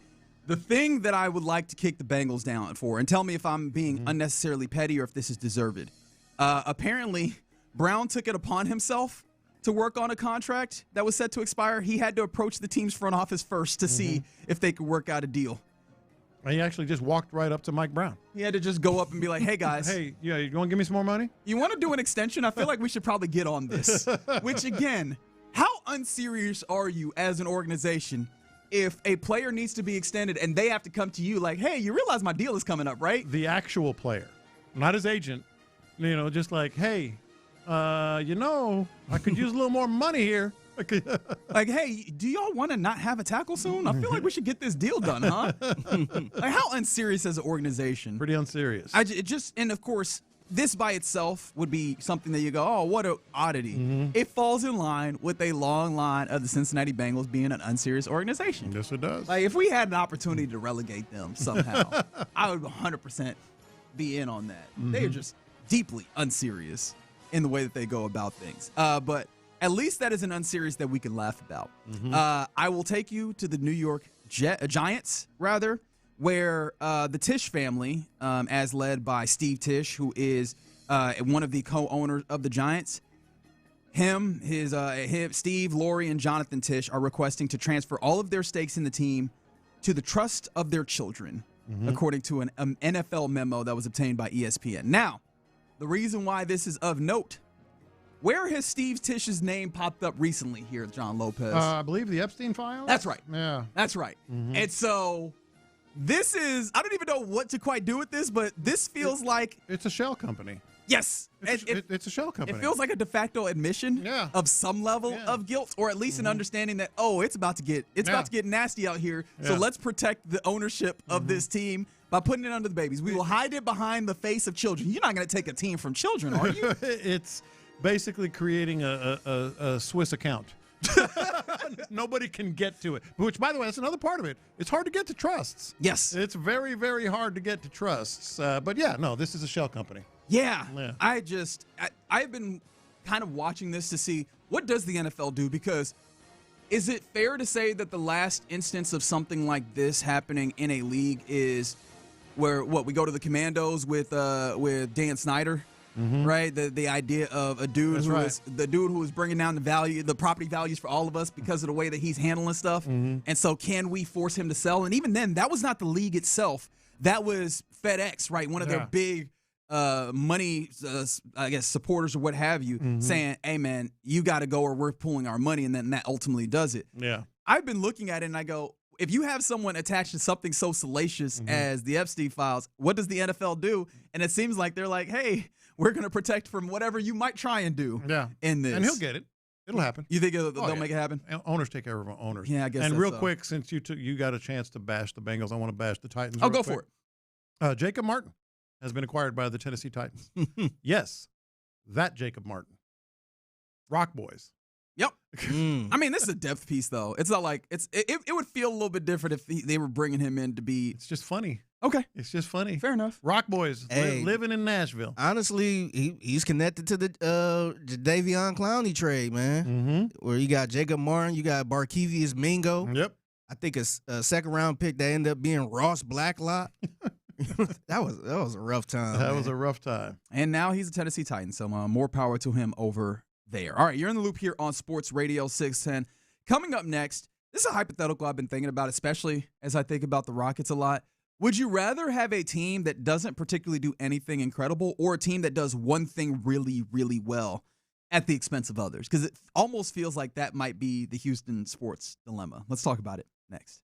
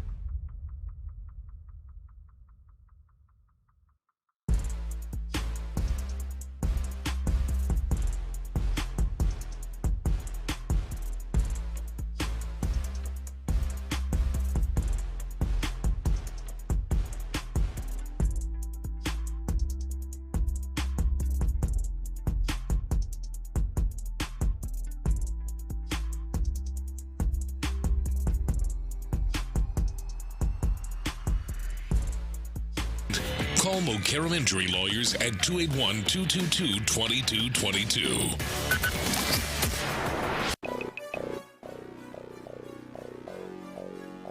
Yeah, you're in the loop here on Sports Radio 610. Appreciate you rocking with us on this Rodeo Ticket Thursday. I feel bad, man. I have not been out to Rodeo in a little bit, like since we went. I haven't been to any of the performances, and I'm like, I need to fix that, don't I? I just need to make my way Creed, out. Man. I heard Creed was really good. Really good. Like every really review I heard, it was outstanding. Yeah. So I probably need to make it out there. You will have an opportunity to make it out there on the 21st to see Tim McGraw in this hour when we give away a 4-pack of tickets to see Tim. And then we'll have another 4-pack in the 1 o'clock hour. So rock with us here on your Houston sports leader, Sports Radio 610. All right. You know me, especially when the Rockets are on, my laptop's on my lap, and I'm looking at all sorts of nonsense. It didn't help that I had two different people call me during this game. One of my good friends who I nerd out with on basketball, and then my mom, who might be the most basketballist mom that has ever mommed in life. And so that got me thinking about a lot of different things, looking at a lot of different numbers. And one of the things that kind of annoys me a little bit about the Rockets is, and we asked Lashard Binkley yesterday, we talked about it a little bit, I don't know that they have anything that they do incredible, and it definitely showed up in this game where they just couldn't knock down shots. Yeah. Even the rebounding that used to be their superpower, they're still good in the league, but they are not superpowered versus the rest of the league. And so you're seeing possessions change. They're not getting as many possessions that help them mitigate their, lesser shooting. And so I thought to myself, what would you prefer in a team? A team that maybe just kind of does everything okay, that doesn't really have anything that they're great at, or maybe a team kind of like the Texans where they have one thing that they're incredible at, and maybe last year is more so than this year, but the other stuff kind of pale in comparison to that one thing that they do. Which of those is preferable for a team for you? So would you rather have your team do one thing great or everything good? All right. Well. Yeah. Yeah. That's a tough one for me. We know the Texans can do one thing great. Incredible. Yes, incredible. And to the point where everybody around the league, when they talked about the team, the first thing that was going to come out of their mouth is, their defense. Yeah. On the other hand, you know what it is, I think, with me? I think it depends on the sport. Okay. I think it depends on the sport. In basketball, I think you need to be able to do or have someone who can do one thing incredibly well, because it's often, fourth quarter, last 3 minutes, 2 minutes, whatever. You have to be able to rely on that one thing that you do great to be the difference. In baseball, I think the same thing. Really good, solid teams that have good pitching, good hitting, good defense can go a long way. But in football, I think you need to have a superpower. You need to have that. I think the Texans, despite how the season ended, and there's been examples of this. They can get to and perhaps win a Super Bowl just on the strength of their defense. It's happened before. So it's almost football, yes. Baseball, no. Basketball, yes. You have to have. I think basketball, you have to have that superpower, in your team.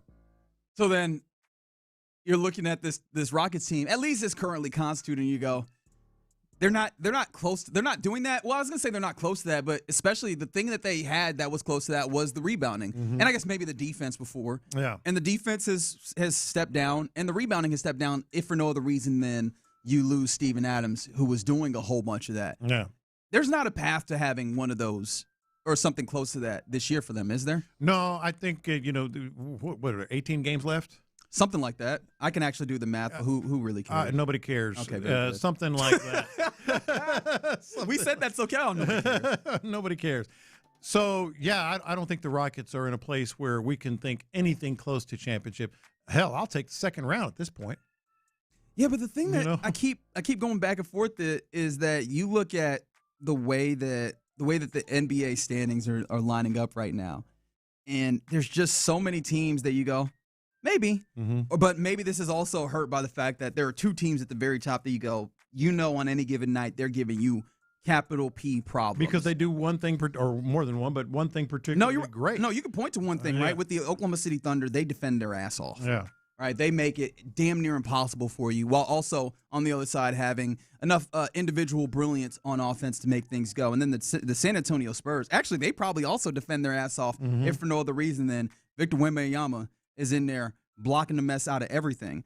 Then you go to the Rockets, the Lakers, the Nuggets, the Timberwolves. Maybe you could even lock in the Suns and the Clippers in there. And that's just a whole bunch of teams that are kind of interesting in there that, depending on how things break and who you're matched up with, could make or break a first or second round matchup. Now, the thing that is different, though, about some of these teams, at least you saw it last night, the Denver Nuggets, through the first half of basketball, they were playing sloppy basketball, too. The third quarter, you go, oh, okay, they could turn that up. Yeah. I'm wondering, what's the Rockets turn that up? Well, no, but I don't think they have that. They don't have. They can turn up. They have Durant. If Durant's just having a great game and Jabari is knocking down shots, that's the turn it up. Maybe then they've got a shot at it. But the Nuggets have that ability, and they've been getting healthy. They started the year with a lot of guys down or missing games or whatever. I think the Nuggets are in that group. I think the Nuggets are gonna continue to climb here at the end of the season. But there's really only 4 teams that have that true superpower in the NBA, 2 in each conference. Because I think the Celtics are really going to be a problem now that with Jason Tatum back, with Jason Tatum back, and of course the Pistons, and then Thunder and Spurs on this side. So I think that kind of illustrates, like, nobody believes any of those 4 teams, and it could always happen, but any one but those 4 teams are going to be championship level, right? Nuggets might be closest in the evaluation. And that's because they were dealing with injuries, which I think is what brought them down to that group. But, yeah, I think that's probably a fair thing. So now you turn to baseball. There have been a bunch of examples where you don't have to be superpowered. I mean, you have to have good pitching, good hitting, good defense, just be sound in every way. And you can win a World Series. Yeah. I mean, absolutely you can. How would you – obviously these two are extremes where you go kind of – just a little bit of everything, jack of all trades, master of none, versus a superpower at one thing and maybe the other things pale in comparison. Where are the Astros in that? Because I don't know that they fit nicely into either of those buckets. Kind of depends on the year.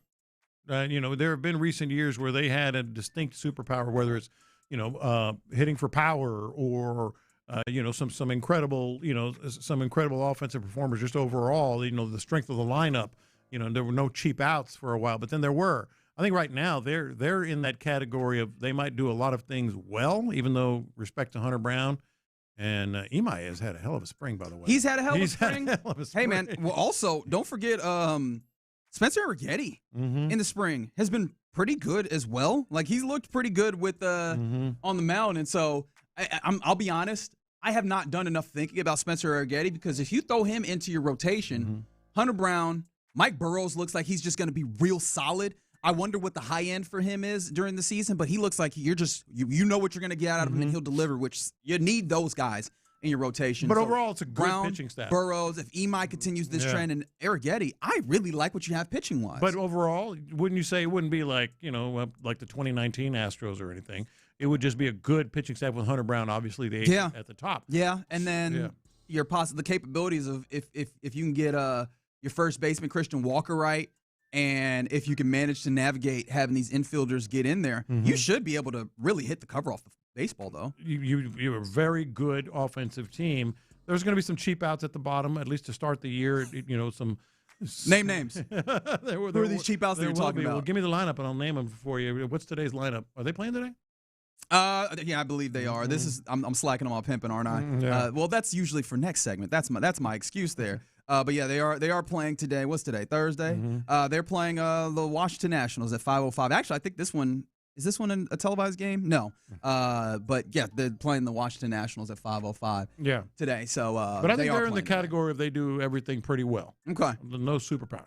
And that's what you'd prefer in baseball. Baseball, I do. I would prefer the superpower, but I think you can win a lot like that. From the 713, are you guys hopeful that the Rockets look better in a playoff series where Ime can really attack matchups or defensive strategies? How? I don't have hope there. I'm gonna be honest, because this is the thing. Ime Udoka has said on offense that they're a read and react team on offense. Except that works when you have notable playmakers.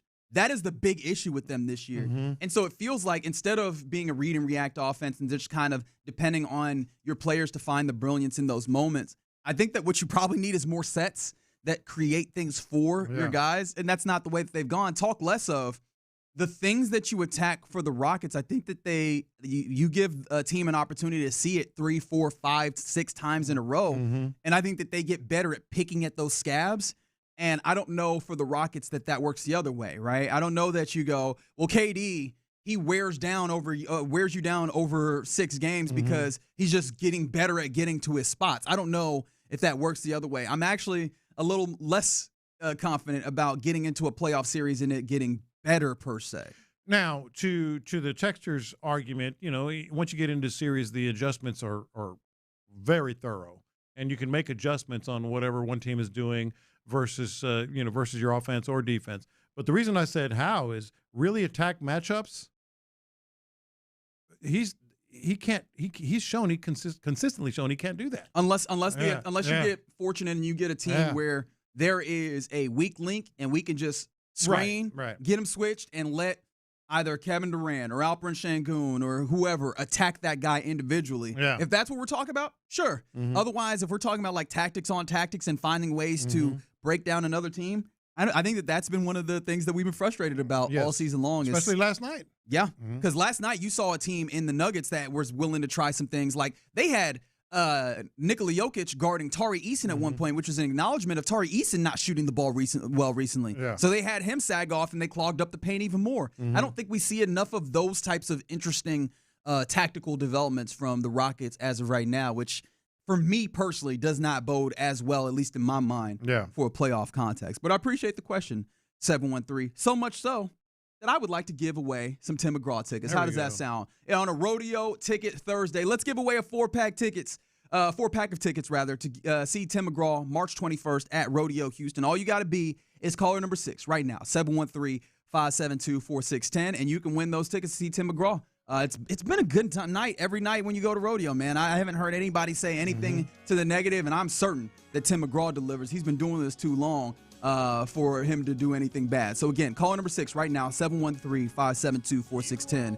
And we'll do this again. In fact, you might say that we are continuing to give these tickets away over and over again. In the 1 o'clock hour, Tim McGraw, 4-pack of tickets to see him at Rodeo Houston. All right, you're in the loop here on Sports Radio 610. Coming up next, let's get into what's popping, where shout out to Mark DeRosa. He's got to be the biggest winner from last night because the U.S. baseball team, the World Baseball Classic, will move on. We'll talk about why that is and more next. The Drive with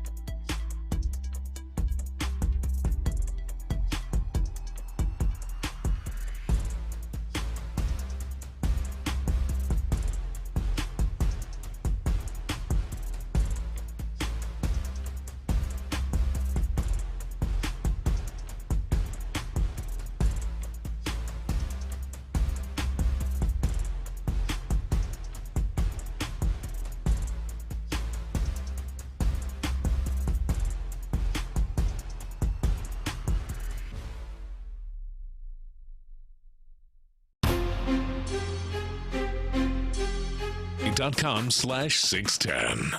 The biggest stories in sports and entertainment. Sports Radio's 610 style. In the Loop presents What's Poppin'. All right, let's get to What's Poppin' here in the Loop on this Thursday. Let's just get this out of the way. Rockets lost last night. Second night of a back-to-back, traveling on the road after playing at home, then going to altitude in Denver. And it felt like that was part of it.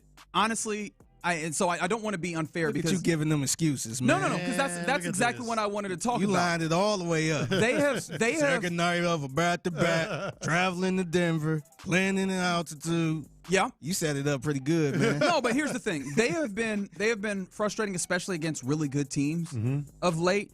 However, I don't want to ignore all of those things that do factor in, especially when you look at a team that was not knocking down shots to a really nasty degree, and I wonder how much that is legs. You know? Well, I would. This is where I fall on this, and it's kind of a little bit in between you and Figgy. I would buy that a little more if it wasn't part of a growing trend for 7-8 games. Yeah. You know? Yeah, that's how I feel. I think if they were really playing good basketball this season, then we'd go, okay, well, maybe. Like, I wouldn't pay that game no attention. Right, probably. It happens. Yeah. But no, to me, I don't quite buy in because, by the way, I saw something else, and maybe you have the exact number. But since you really think I know a lot of stuff. You know a lot more than I do. But in terms of that stuff anyway. But since Rafael Stone said maybe it's not our year, I think they're like 9-7. You think he manifested it? They might be 9-8. They might be 9-8. I'll look it up. I think it was February 5th, and they lost that night. And that's if you give me the exact date, I can get February that very 5th. He said it before the game, and they lost that game. And I think since he said that they're either 9-8 or 9-7, something like that. Well, that's not good. Yeah, that's not what you want. Well, maybe it's not our year. Okay, you don't think it's our year? We're gonna play like it. We're gonna play like it. Is that why they look checked out? The general manager of your team. Hey, if it ain't our year, I ain't about to play like that. The GM just said so. I mean, he must have got the script or something. Look, I applaud the honesty, but sometimes you gotta, like I said earlier, you got a little white lie, man, just to play the game a little bit. Since February 6th, your Houston Rockets are 9-6. Well, so including February, because he said it before the game, and they lost it on the 5th, I believe, if I'm remembering that correctly. So they're 9-7. Okay. All right. Good job, man.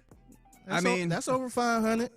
Yeah, it is over 500. Speaking of being over 500, and I guess people are gonna be like, nobody cares about the Clippers. The Clippers apparently are doing they're doing like a giveaway or doing like a discount for their fans because they have finally made their way back over 500 after, like, remember how poorly they started? Like 1,082 to 1,082 or something. Like they started this season incredibly poorly. I think it was like let me get the actual numbers on it so that you understand exactly where they were. But they started the season very, very poorly, with like 20-something losses and I think something like 9 wins or whatever. They have gotten themselves to 500, and they're doing something nice for the fans. But the reason why I bring this up is not just because of that. That is a team that is scary right now, the way that they're coming on. But the Rockets' next play on Friday versus the Pelicans, so at least they should get a win there. You would think. A team that I'm confident should get a win, and maybe, gosh, I hope that I don't jinx it. University of Houston Cougars basketball team, they're finally in action after getting a double bye in the Big 12 tournament. They're playing BYU tonight. So AJ DeBonsa versus the University of Houston Cougars. That's going to be nice. It should be fun. 6 p.m., I believe, is the time on ESPN2, is I think where you should watch it. I am expecting the Cougars to be playing into that championship game. Like if they lose in the championship game, all right, I don't know that I can be too mad, but they definitely need to win this one. They need to win this one, and this is going to be one of their tougher games. I'm with you. I feel that Big 12. Iowa State yesterday looked damn good. We saw part of that during the show. Or did Arizona State just look really bad because they knew their head coach was about to be gone? Could well be, but Arizona State had beaten Kansas a week earlier. So who knows? But, yeah, it's going to be a battle royale. I think the Cougs should be able to get there. Yeah, I think so. But that's happening tonight. What happened last night, we mentioned, obviously, Creed at Rodeo in downtown at Dyke Park. The United States had their bacon saved by none other than Zach DeZenzo and Italy, who absolutely waxed the Mexican team for the World Baseball Classic. Yeah, and so no gentleman's agreement or anything like that. Yeah, look at you. The Italians are really becoming sort of just a lovable team. The team that's capturing fancies of across the world. Just the way they're playing. And by the way, it's starting to look like it wasn't maybe not that big of an upset. I mean, they destroyed Mexico. They beat the USA. They're gonna have out here looking like Indiana. Like all of a sudden, it's like, okay, maybe it wasn't that big. Maybe they're just that good. And I saw this yesterday. These guys. It wasn't just the espresso machine with the home runs, the wine after their victory over the U.S. These guys are playing. Who's the Italian opera singer? The blind Italian opera singer, buddy. Everybody knows the person. Everybody knows him, except I can't remember his name. Everybody just knows him. We can just say that. That's they're fine. playing him in the locker room now after wins. And Andrea Bocelli, you've heard of Andrea? Yes, Bocelli. I've definitely heard of Bocelli. Yeah. So they're. But I wasn't pulling that one off. They're embracing the Italian, livelihood, lifestyle, so to speak. It was fun. For those who don't know, yes, the USA is advancing. They're going to play big rival Canada on Friday at 7:00 here. So they did get in by the skin of their teeth. That's right. Yeah. That's right. So all's well that ends well, right? We're not concerned about the coach or the manager not knowing what's supposed to be happening. He's getting a lot of heat. He's getting a ton of heat, but I think they've got his back. Wait, from the 832, Figgy mentioned folks fighting at Dyke, and did y'all see folks fighting at the rodeo last night during the Creed show? Really? I did not see that. Really? Yeah. Folks was fighting out there too? I did not see that. What was y'all fighting about? Right? Like this isn't even a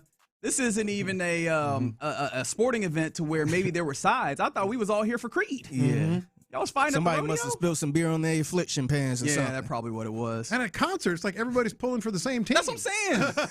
It's not like your team sucks. I mean, what are you fighting over? They're all pulling. I hope for it wasn't Creed. in the stands. Well, it sounds like it was. Unbelievable. See the little deke that the Italian shortstop made on the pop fly to center field? No, I missed it. Oh, it was awesome. It was only 3-0 at the time. And there was a pop fly relatively deep to center field, and he dove to second base with a runner on first like it was a grounder that went through the hole. And so the guy on first thought it went through and ran all the way to third base. Nope, it was a fly ball. Dude caught it and threw it to first base, like just lobbed it to first base. It was a great deke. Everybody loves a good deke. Yeah, one of the things, though, is the energy has remained electric at these. Mm-hmm. People care about ratings are great. Yeah, people care about this, man. Maybe Bryce Harper needs to retract his words, and maybe I need to do the same. When the World Baseball Classic, it's no Olympics. Oh no, they're out here treating it like it is. They're loving it. Shout out to Jonathan Alexander, who covers obviously the Texans for the Houston Chronicle. He put out a dispatch yesterday about the offensive line, and one of the insights into it is that on literal day one of the legal tampering period, general manager Nick Caserio reached out to Elgton Jenkins with an offer. So obviously Elgton Jenkins ultimately signed with the Cleveland Browns, a 2-year, $24 million. But apparently the Texans had thrown up what is only described as a competitive offer for Jenkins. That's encouraging, at least in the idea that what they're doing, they're probably still looking for a guard. No, yes. No, I think it's very encouraging. Simply because the guard is high on their list, and maybe it wasn't he tried to not lowball him, but his offer was beat. At least that means that they're still talking. Which there are also reports that they're in discussions with Wyatt Teller, who, by the way, Wyatt Teller, it's going to be after June 1st or on June 1st when they can really make that offer because he's one of those post June 1st designations. Yeah, but so there's that. I know that Joel Bitonio is still out there at guard. We're having some of the guard options, maybe not dwindle's not the right word, but, having some of them taken off the board here. But it does feel like there's some that you can make a little bit later on, even if you still want to look at that. But that is encouraging that at least they were looking at Elgton Jenkins. I don't know how much I personally liked the prospect of Elgton Jenkins in my quick cursory look at some of his play, both at center and at guard, center this past year, guard at 2024. But also, I feel like you should probably trust the scouting team that is in there that has done a little bit more looking at this than I have. But yeah, there looks like they're still looking at some value picks to help them on the line. And I mean, Elton Jenkins wouldn't have just been a pure value. Like obviously he's been a starter on the offensive line. That sounds like a Nick Caserio type of guy too, somebody that's versatile, who can kind of play any position. You can kind of plug him in. It feel like they don't really have that right at this moment. Yeah, and to me, it's as much of a sign as anything. They're looking at guard. That's what we wanted to see. Now, of course, looking at guard, and they got a certain amount they want to get for a guard too. Now, to get that timeline back together, the reporting does say, that it was day 2 of the legal tampering period, which was what, Tuesday? Then, if that was when the offer was, that was the day that they agreed to terms with Braden Smith. Right? So I don't know. I don't think it was a instead of, but I did want to make sure that I had that timeline right just on the offense. And he has been talked about a little bit as a guard. Too. Possibly, right? Yeah. We have no idea. Yeah. I could very much, as we talked about, see him at least getting some reps of guard to get a feel for what that would look like, especially because of what Figgy said. They like having some versatility when it comes to that line, but okay. And by the way, you'll hear from David Montgomery tomorrow, right here. Yes. On this show. Yeah, David Montgomery will be officially welcomed in. No prayers necessary, C.J. Gardner-Johnson, just telling you that. By the way, did you see the Chechia picture? Oh, the electrician. Yeah. Throwing 80 miles per hour. Now, of course, this was a couple days ago. Got the standing ovation from the folks in the Tokyo Dome because of how well he pitched for Chechia. Yeah. As a dude who just worked a regular day job but came out to the World Baseball Classic and was dealing. No, and when I say electrician, like literal, I mean, he works that full time. He just kind of pitches on the side. I think he's pitched a little bit in Japan, maybe, if I remember that right. But yeah, he's just a dude that stepped up, and I think he left with a shutout, like in the 5th inning or something like that. I believe so, man. He was dealing. That feels like that's every guy's dream. That's awesome. That's awesome. Even at this point. Maybe, just maybe, they will point to Section 104 and pull me down to knock down some shots for him just in case. Or, well, I don't know if football that goes the same. I don't know if everybody's like, 12th man, baby. Just let me get in there man, what are you and saying? set a couple of edges right quick for David Montgomery. About? I stood all 4 years. You think they pull you down to rush one time? I was ready. You think you could rush one time? Back then I could. Okay, very good. Absolutely. Get a little piece of the tackle. All right, if you say so. Buddy, the only piece that'd be happening is the pieces that you'd fall to when that tackle gets his hands on you. Just right here. Just right there in the chest plate. You didn't want any part of 21-year-old me. I believe you. I believe you. All right, you're in the loop here on Sports Radio 610. Coming up next, could this possibly be the Texans' biggest offensive acquisition of the offseason? Let's talk about it next. Let's talk about D&M Auto Leasing, guys. D&M.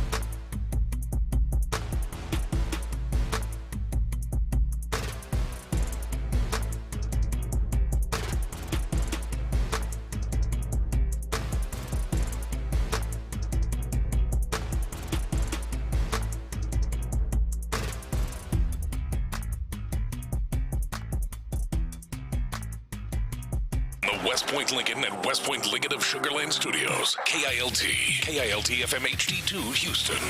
On Odyssey Sports Station. The Texans play here.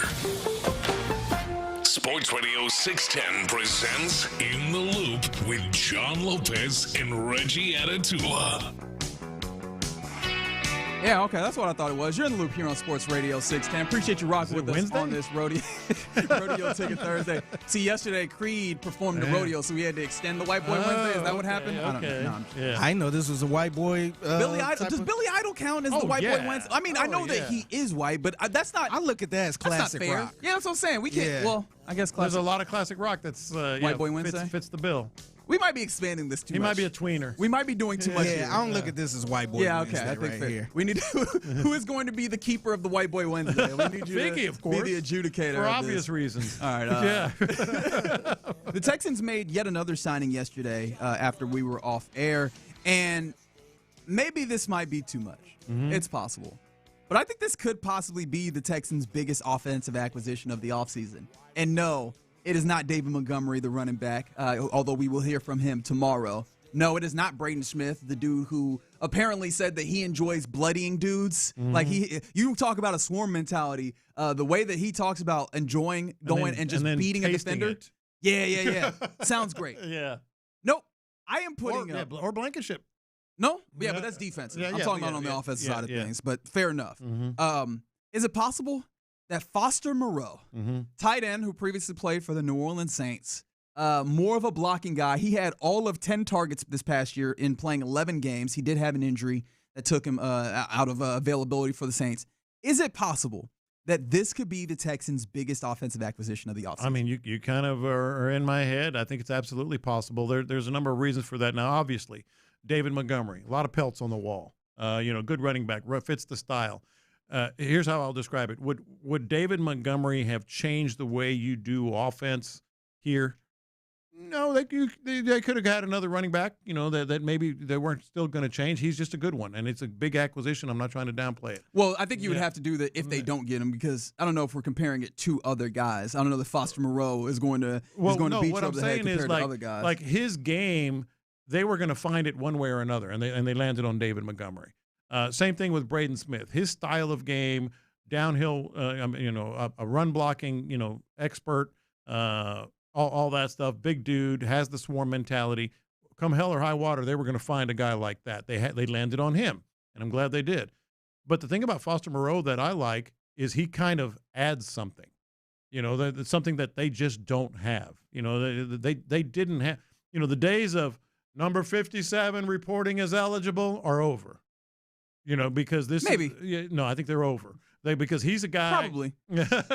He's a guy that doesn't just come in to block. He's got a little bit of ability to catch the ball as well, but he's also the threat. So 12, say I was telling you guys before the show, say hello to 12 personnel. That's the biggest thing. Say hello to 12 personnel. This is an acquisition that I think is significant because it changes and leans even more heavily into what they want to be. Yeah, that's the thing for me, right? Because I hear what you're trying to say on the you get David Montgomery production elsewhere. I'm not trying to say dime a dozen. Smith. What I'm saying is they were going to find a guy to complement, Woody Marks. They were going to find a tackle at some point. They needed this acquisition changes the way they do things. Yeah, and I think that they could have gotten another primarily blocking tight end as well. But the idea that they did get one, I think, speaks to a change that does, as you mentioned, change this. The idea of 12 personnel is one that has been, it's not like it's new or novel in the National Football League, but it was something that was a big trend. We talked to a number of people at Super Bowl Radio Row about this, about the nature of adding the two tight ends on the field and being able to dictate what a defense does in their personnel. And then once you force them into certain places, then you can go and you can attack them because you know what they're doing. Yeah. And it didn't feel like the Texans had the capability of doing that nearly as much last year. And I wonder how intentional or not intentional, I wonder how much they had intended for that to be. Because this offense last year, let's be honest, I don't think it blew anybody away. And I don't know that anybody is looking at Nick Haley as any level of genius, but I do wonder how much any potential of seeing some genius from your play caller was hampered by a tight end, a tight end core that was severely injured and limited in what it could do, right? You lost Brevin Jordan before you even got to the season. You lost Cade Stover for a long period of time within that, and he is probably your best blocker. And then you had Dalton Schultz, who was battered and bruised a lot through the season, but he is not an inline blocker. So I wonder how much, especially after Dalton Schultz at Super Bowl talked about how much time on task they had with multiple guys on the field, how much having a guy like Foster Moreau that you could put in line and actually really and truly trust him to block. And still be a complimentary receiver in a pinch. I wonder how much that opens up for the possibility of offense. We saw the Rams, right? Yeah. Maybe that gives you a little bit more Rams-like stuff because I think it was Ariante Ursher was actually on a podcast talking about how, Nick Caserio from the Patriots system, the offense is basically Patriots. I wonder how much of the Rams' influences were supposed to be kind of those big sets, which I guess the Panthers, the Patriots do as well. But I wonder how much of that would have shown up where you see a more robust offense because they can get to some of these other things where you actually get to big personnel as opposed to putting out a offensive lineman who sometimes holds his own and sometimes doesn't, and then doesn't have a threat to catch the football. I think what it does more than anything, it gives Nick Caley and the offensive staff the ability to put in plays in that given week's game plan that they didn't even bother with before. In other words, you've got some plays, some options offensively that you didn't even consider when Blake Fisher was your tight end. He wasn't going to catch any balls. He wasn't going to be any threat. The defense wasn't going to keep an eye on him at any point. Well, now you can use some of those plays. You can have that threat. There will be an eye kept on him. I think that's what I'm talking about. Like it kind of gives you just another twist to what you're already doing that you just didn't have. Yeah, and a fair point that comes in right from the 9-7-9. There's a game where you run the ball 4 times in a row from the 1 yard line and can't score, right? So that's a very, very good case to be made for David Montgomery, who was an absolute bowling ball in the red zone and getting that ball and reaching pay dirt. That's going to be huge. And we talked about that when they ultimately traded for him, and that's not to be forgotten within this. What that also made me remember is you resorted to going and pulling your defensive tackle to get in the fullback, to go down as a fullback and try and create space. And at some point, that ended up kind of biting you in the keister. I wonder how much Foster Moreau can give you some of that feel as well, right? And what's interesting is you talk about his ability to kind of catch out of the backfield, and he only had 7 catches. So I know, but he's been relatively productive as a receiver. I was like, I know that if you're looking at the Pro Football Reference or whatever, you would laugh in our faces for that. But look a little bit deeper. He's had seasons where he's been more effective. He had injuries this past year, and even if you just look at this past year where he did not do a ton, the things that he was asked to do are things that it looked like Dalton Schultz did, right? Those little leak outs into the flats where you get the ball to the tight end. He's done that. A lot of those, sitting down in the zone in the middle of the field and just quick pitch and catch. He's done that, and I wonder how much Dalton Schultz having to do that last year was you didn't really have any other options. Yeah, because they didn't do a ton of throwing the ball to Dalton Schultz down the field, and I wonder if you have a Foster Moreau on the field who can do some of those things, does that free up Dalton Schultz to be more of a downfield pass catcher, more of that kind of threat? Which brings us a little bit closer to the C.J. Stroud experience that he wants to have, brings us a little bit closer to a Dalton Schultz that feels like he's making more of an impact on the game, right? I wonder if that helps slot him into a place where he could be even more deadly on the field or just more dangerous generally. And again, I think that if that is the case, this could, again, present the opportunity to be a big-time addition to your offense. Yeah, because Nick Caley is happy with this acquisition, as I mentioned, because there are going to be more options. Nick Caley and the offensive staff, more options offensively and just in terms of plays you can run. C.J. Stroud has to be happy with this because of the same reason, and you got a guy that can block on that edge. And even Blake Fisher wasn't real reliable as a blocking tight end. But the happiest person is Dalton Schultz. I feel like the happiest person with this is Dalton Schultz because of what you just said. He's going to be able to do – he's not going to be on any islands as often as he was before. You have the complementary personnel. He can maybe run, do some things that we saw him do more of when he was with the Cowboys, stretching the field, down the sideline, those kinds of things.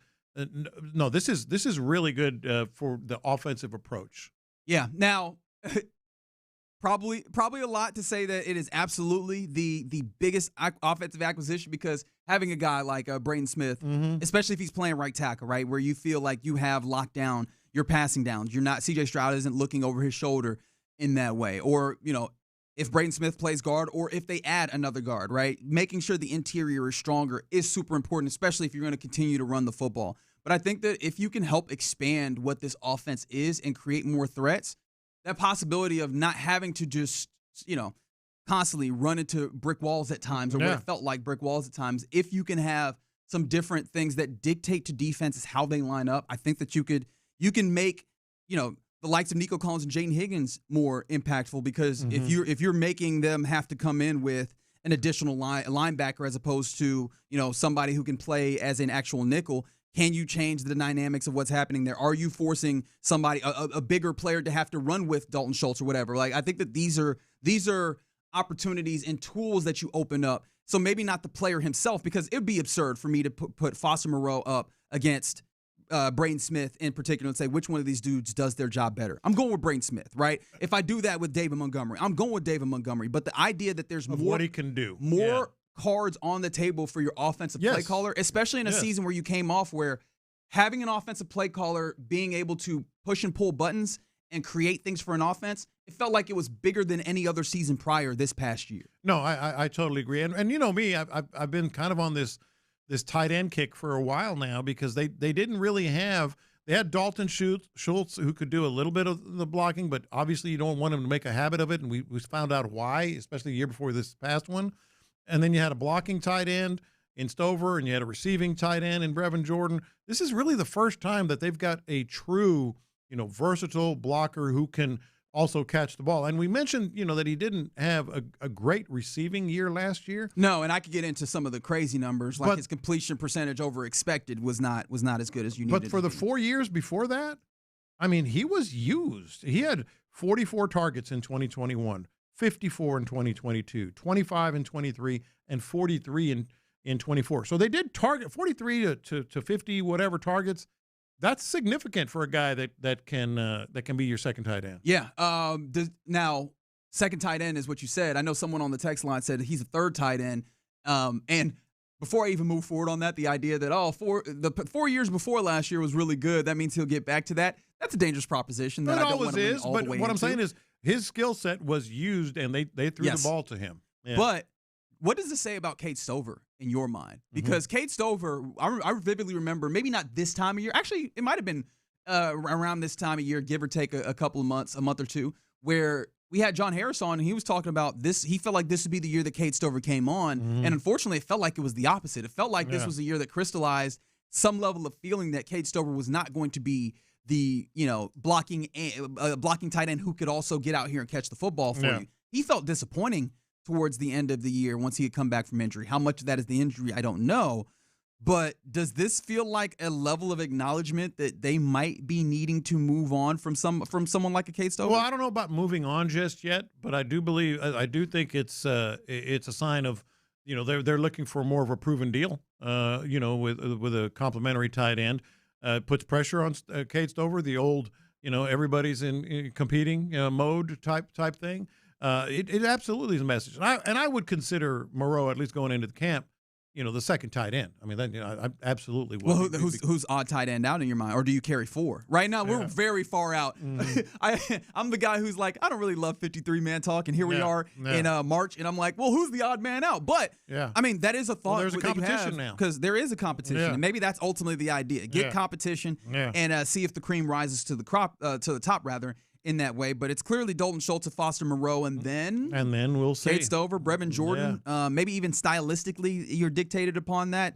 Is the value of the athletic tight end and Brevin Jordan worth more than having another guy that you could put in line and feel comfortable about getting in there and blocking? I don't know, but I'm intrigued at the very least. And yes, I see you on the text line saying that good pickup. However, not even in conversation for most important. Fair enough. But I did want to try and at least make the case that this is more than just a depth guy who can block. I feel like he changes the dynamic of what you can do offensively. No, he absolutely does. And I go back to just the options that they want to have offensively, philosophically, are expanded now. Because because of what he can do on the field. Absolutely. Now, do this change the fact that, do y'all still feel like they need to go out and draft a tight end if he's right there? Ooh, that would be interesting, because then that would be a definite message. I wouldn't say need by any means. However, because we were talking about tight end as a need in the draft. Right. I don't think that they need to, but this, again, you're in a place where you are as close to best player available as You're you getting could be. there, right? At least, especially if you add a starting guard, right? If all of a sudden we find out that here we go, Joel Bitonio wants to play next year, and he is the starting guard for the Texans next year. I go, okay, you're free to just move around the cabin, so to say, right? You're some ballers. You're free to, hey, who do you like on this, and get them. And if it happens to be a tight end, we'll figure that out, right? But I think that's the good part of it, right? Is that you're not beholden, and it does feel like he's a dude that can handle that. Because again, you might need to get a tight end still, because was last year an indication of a downfall, right? Are you going to get back to 2-3 years ago of what Foster Moreau was? Yeah, that's still the question, to some degree. But I like the idea of, at a pretty reasonable rate, getting a dude in there that I think adds your capability to bring 12 personnel back in a real way. All right, you're in the loop here on Sports Radio 610. Coming up next, we get to our lunchtime confession presented by the Men's Clinic. Payne and Pendergast. If you want to be in a good position going into the draft,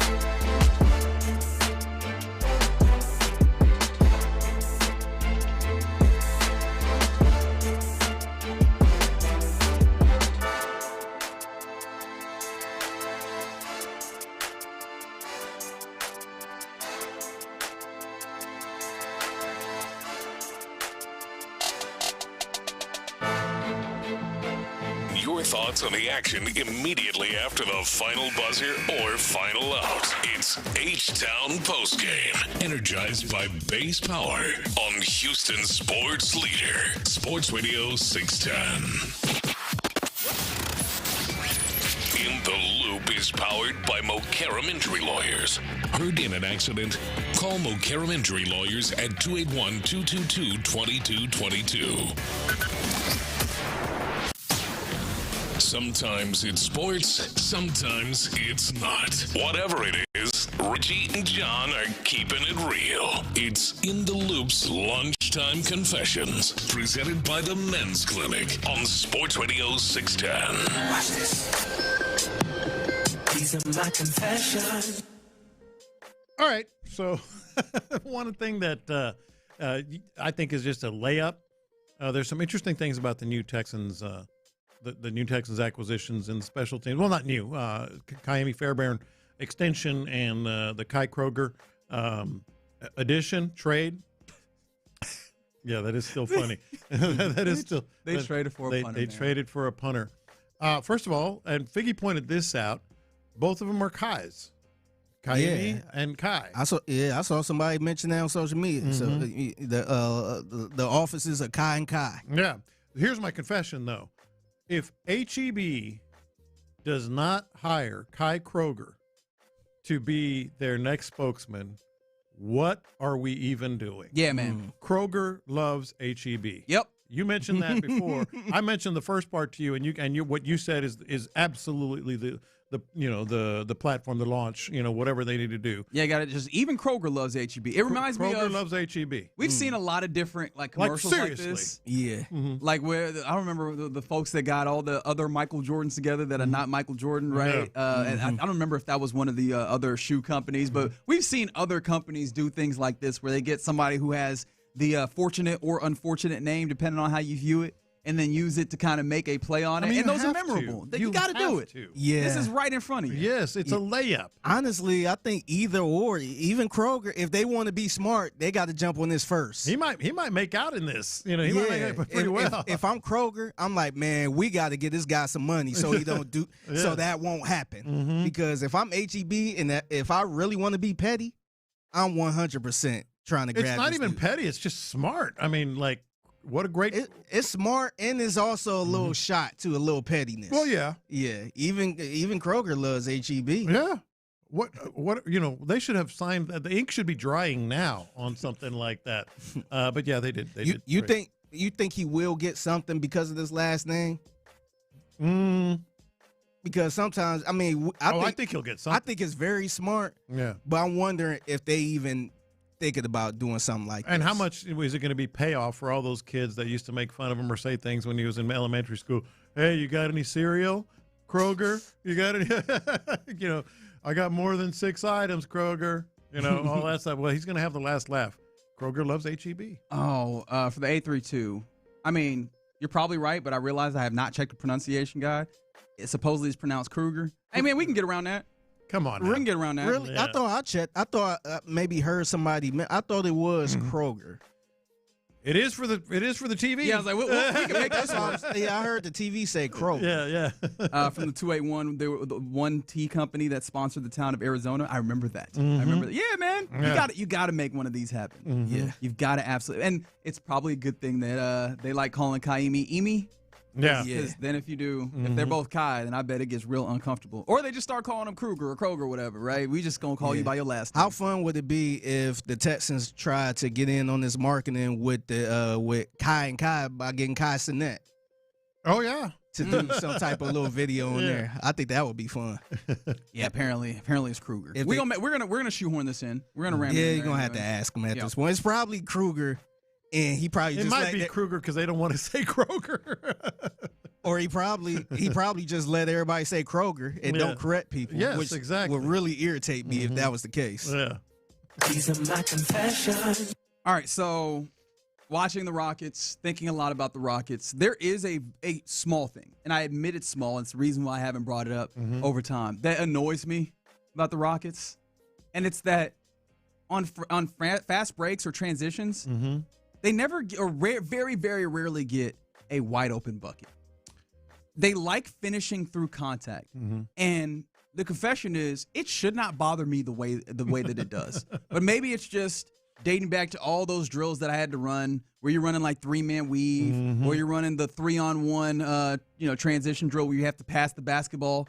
And I think it got triggered even more watching college basketball. Where we're watching Kentucky, Missouri, and they have a beautiful transition. Yeah, they're. I mean, in college, you're more likely to do textbook type stuff because if you don't, you won't play. Yeah. And I'm like, textbook passing in the transition, get a nice finger roll layup off the glass. You go. I never see that with the Rockets. It's always like Tari Eason finishing through contact. And it's not that big of a deal because they often make the layups through contact or, through a guy. Amen does this as well. But it does get to be minorly annoying if you're watching that. You go, I feel like if you just pass the basketball, you get an easy layup there. Well, players like to do the body contorting, reverse spinning, layup through contact. For a number of reasons, their own reasons, the highlights, all that stuff. It's just, and they can get away with it. But you're right. I mean, and it's not just the Rockets. The Rockets can be frustrating to watch, but in that regard. But it's all over the league. I feel like they tired of Ime calling them soft. So they're like, all right, I'm gonna show you that I'm not soft. I'm gonna get through all this contact, make this look difficult. I feel like that's not the way to do it. That's not the way to do it. Stop calling me soft. I don't know things. These are my confessions. So I was riding up the elevator today with one of the people that work for our sister station, The Bull, and I got to confess, man, I feel like this is probably one of the tougher years for them with rodeo season and all that stuff, and they be out there every single day. Yeah, but the one I was riding with on the elevator, he looked so tired. And I'm like, hey, what's going on, man? He was just like, oh, man, I'm tired, man. How many more days? Still a pretty good. Dude, it's still we're only on day 11? Yeah, he still got like maybe a week and a half. Yeah. So he was just like, man, I'm so tired. I ain't been to the office in a couple weeks, man. He was just kind of going on. And I'm like, man, salute to you. And then I walked past somebody else that worked for 100.3 The Bull, and he was just like holding his neck, like, man, I'm so tired, man. It's been a day, man. Dude, I feel my confession. I feel so bad for them, and I know they having a good time and all that stuff. So I'm not crying tears or anything, but they walking around like they just like they the Rockets, like they had to travel up to Denver to play on the back-to-back. I'm like, man, I'm wondering, do we look like that during football season, where you just kind of like, man, this. We got another home game or just all of that, because I know that's kind of our moment when it's football season. Then we get in the football season mode. For them, the rodeo season, that's kind of their football season a little bit, where they just lock in and, they be out and about and all that stuff. But, man, every plan changes. Dude, they look beat up. Honestly, just going as a fan, going to the rodeo as a fan, I kind of be beat up just trying to get out there at park, traffic, walking around, and then got to go walk a couple miles to get back to the car and all that stuff. So I can't imagine going out there however many days they're out there for. Man, they look beat up around here, man. And then the added element of it is also with the daylight saving time change. One of the things I realized is I haven't gotten up on time once this week. And I was like, why is that? It's like, because everything feels just a little bit late, like an hour later than what I typically think it's supposed to be. So I can only imagine if you have that feeling on top of every day going out there, fighting for traffic, walking all the way around the grounds, probably eating fried foods that you probably don't usually have in your diet. Yep. Yeah, man, I bet it works on them. However, I will say, they ain't digging no ditches. They be all right. Yeah. No, that you have to remind yourself, there's worse things you could be doing. Yeah, I know they love every bit of it. Yeah, but to be gone like that, and by the way, counting today, they still have 11 days. Man, It actually makes me feel better. Oh boy, no. I haven't been out there. I haven't been out there for a performance yet. So I just got to pick one and go at this point. I was trying to what's the perfect one? I was like, I don't know. I just need to get out here. Yeah, but they look beat up. Like, dude was walking down the hall holding his neck. Like he was out here on one of these bulls. I'm like, brother, once this is over, you're going to need a vacation. Yes.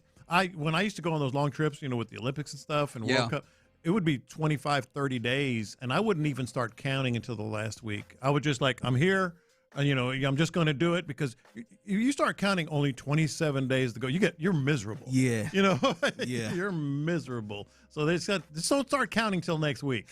Yeah. These are my confessions. Sometimes you are destined to lose a bet as soon as you place it. I wouldn't know. As soon as you, I found out today. The only bets that I place are ones that we're going to find out real quick. Yeah. I found out real quick. I bet you did. So I mentioned yesterday, I always do the majors and the Tournament Players Championship in my golf pool every year. It's one of the more exciting things, in terms of gambling that I like to do is all the, you have tiers, a first tier player, second tier player, whatever. And, you win that way. And I love golf, so it's always fun. So in my first tier, my first selection, Colin Morikawa. Good golfer. Very good golfer. In fact, I looked it up later. 38% of bettors nationally bet on Colin Morikawa. So you weren't even doing nothing super smart, were you? No. Well, he was a smart pick. He really was, for a number of reasons. Hey, how did he do? He took a shot. Hole in one. No, a shot. First golf swing of the day. That's called a hole in one, ain't it? On the first hole. Is that an eagle? In the first of the 5 tournaments we bet. It depends on what the threw out his back. He took one freaking swing and then withdrew from the tournament. Trying too hard to be like Tiger. I need you to calm down, big dog. That's when ain't no way I was going to win this. No, I still have 5 other golfers, but we'll see. But none of them are tier 1. All of them are. Yeah. Who's the other golfer you got? One of them is Lee Wu-Tang. Wu-Tang. Yeah. Wu-Tang. Yeah. That's my guy, right? That's our guy. Cheering for now? 100%. I think he pronounces it Wa-Tang or Wa-Tong, something like that, but I always say Wu-Tang. Okay. Because we've already established in the segment that we're going to say people's names wrong just to make ourselves feel better. So what he got to do is protect his neck. So 100%. These guys and his back as well, unless he'll end up like Colin Dude, you take Morikawa. one swing in a tournament, and you have to withdraw. One. That does suck. I was at the doctor's appointment this morning. It wasn't even 8 o'clock. I was like, damn. He was done. I was like, damn, I'm out. Will. Yeah. All right. So there you go. Those are our lunchtime confessions here in Loop on Sports Radio 610. Coming up next, it's a Thursday, Rodeo Ticket Thursday, mind you. We'll be giving away a 4-pack of tickets to see Tim McGraw on the 21st. That'll happen in the 1 o'clock hour. But coming up next, however, are you buying what these various folks in sports are trying to sell you? That's right. Let's do a little buy or sell next.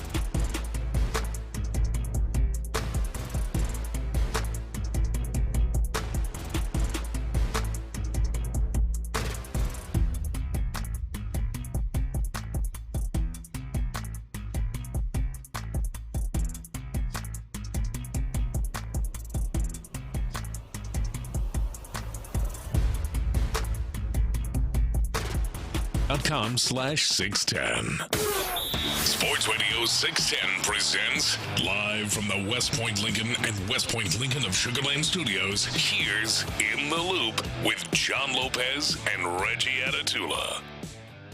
For anyone that might possibly care, 31-0 University of Miami of Ohio basketball, they lost. So see, that's why they shouldn't have been in. Nope. Hey, That's now why the you gotta argument's keep going them to out. get even more heated. Yep, you got to keep them out now. Yeah. Do you See, have? I told you they was fake. Do you have the did conference? not say anything of the kind. They were fake. I was quoting Bruce Pearl. I bet you were. That's something that's never gone well, quoting Bruce Pearl. All right, let's do a little buy or sell. Are you buying what these folks in sports are trying to sell you? 713-572-4610 is the base power text line if you want to play along. John Lopez, what you got? Let's do it. Are you buying or selling? And let's start right here. And that is with the GOAT, dare I say, Michael Jordan. I was like, which one? Well, we got Michael Jordan better than LeBron. We got to chill out with GOATs, man. We got too many of these GOATs. In fact, Michael Jordan, apparently, he said that he does not. Well, actually, is this the buy or sell? My bad. I forgot. Oh, what did he say? I forgot about Reggie? this. I forgot about it. You got it. Michael Jordan said, quote, "The GOAT term is something I'll never get high or low about. It just doesn't exist for me."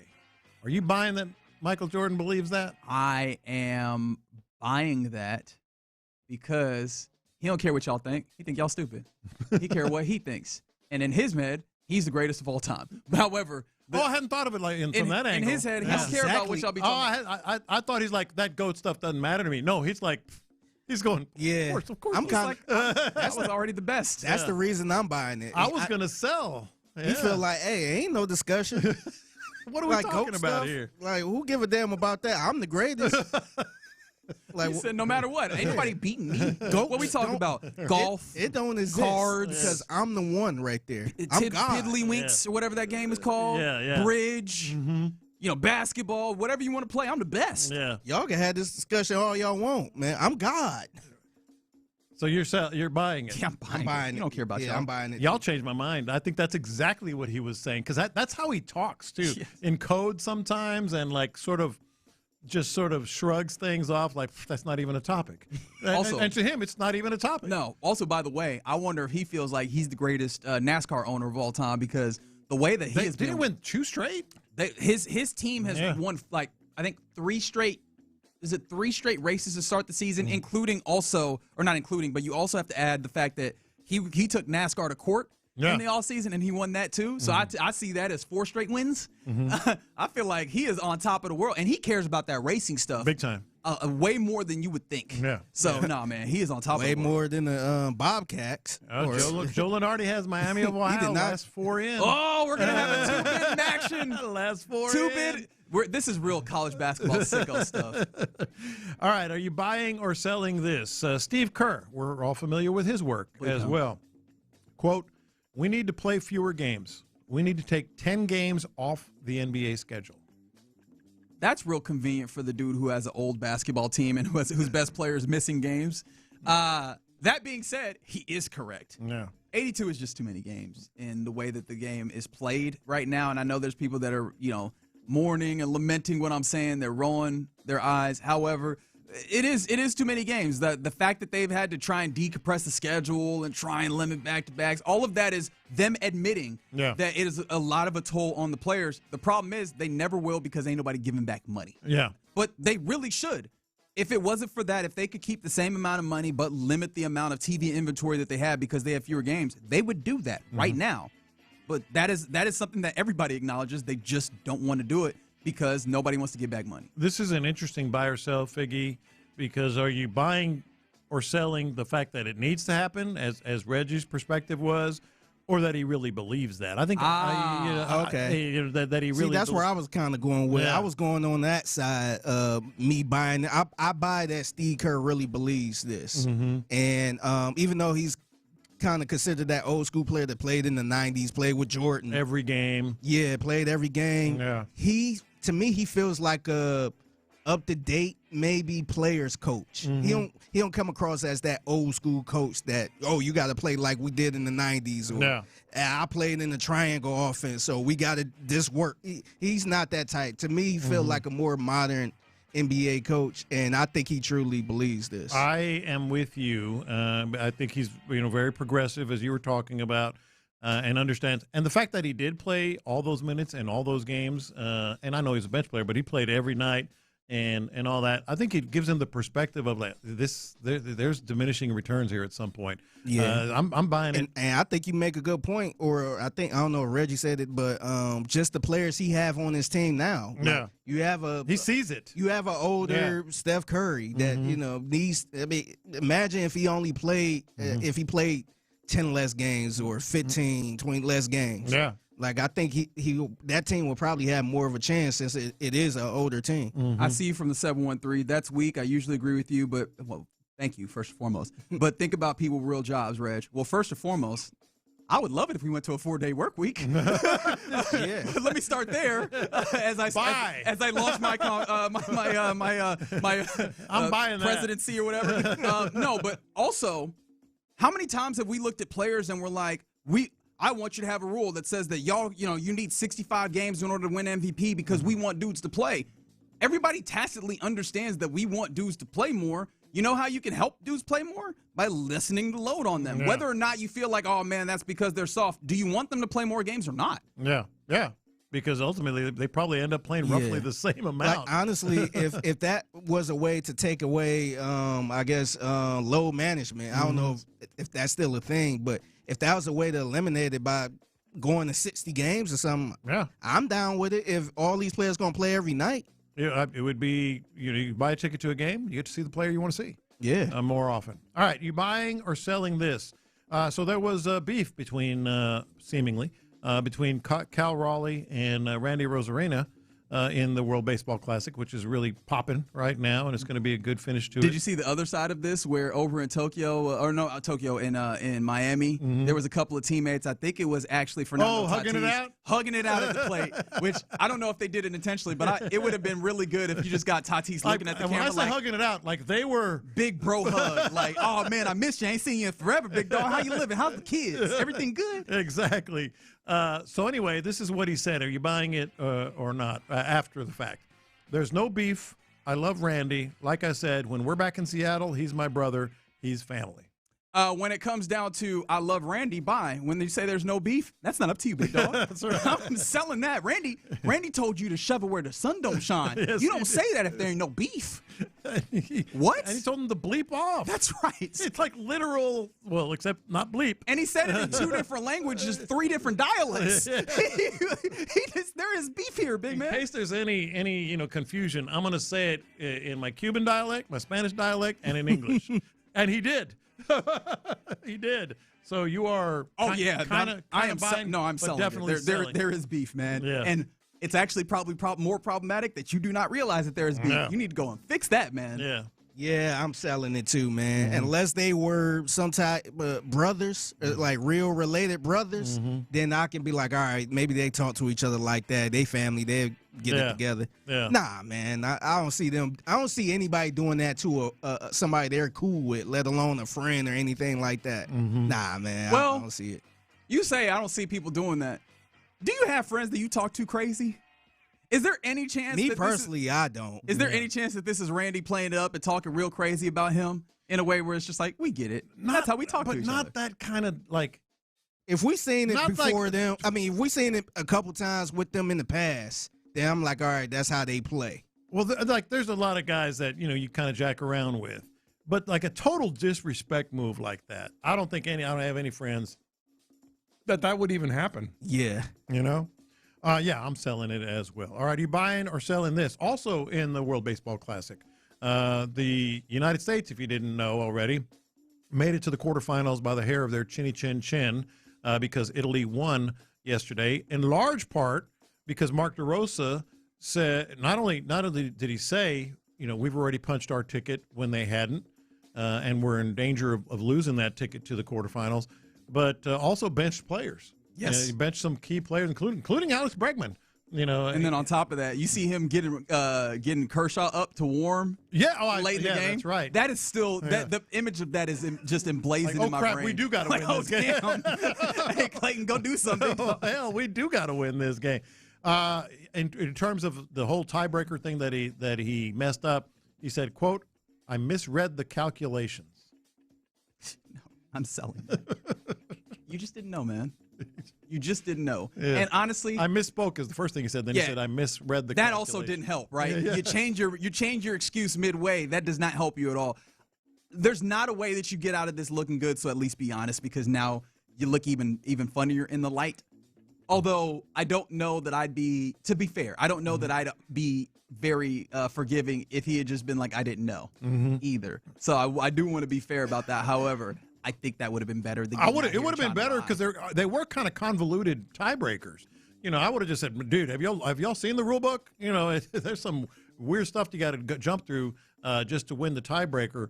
But Figgy, I misread the calculations. I'm selling that, man. And maybe he misread something that said, "Oh, we're in," or something like that. Yeah. But no, I'm selling. He trying to make it seem like it was just misspoke or more difficult than what he thought. All this other stuff. Nah, man, you thought you was in. Yeah. You thought you had the job, but you didn't have the job. He did not. I am selling this as well, but I do want to mention one of my favorite things of this whole ordeal is. And you've probably seen this tweet because it's been retweeted so many times. The Team USA needed a travel ball dad, because the travel ball dad always knows, hey, no, wait, no, he knows all the rules, knows all you. Yeah, but nobody likes that guy. Nobody likes him, but they needed that guy. It is a good point. They need that. There are a lot of dudes that. Hey, coach, no, you need to win this. That is fair.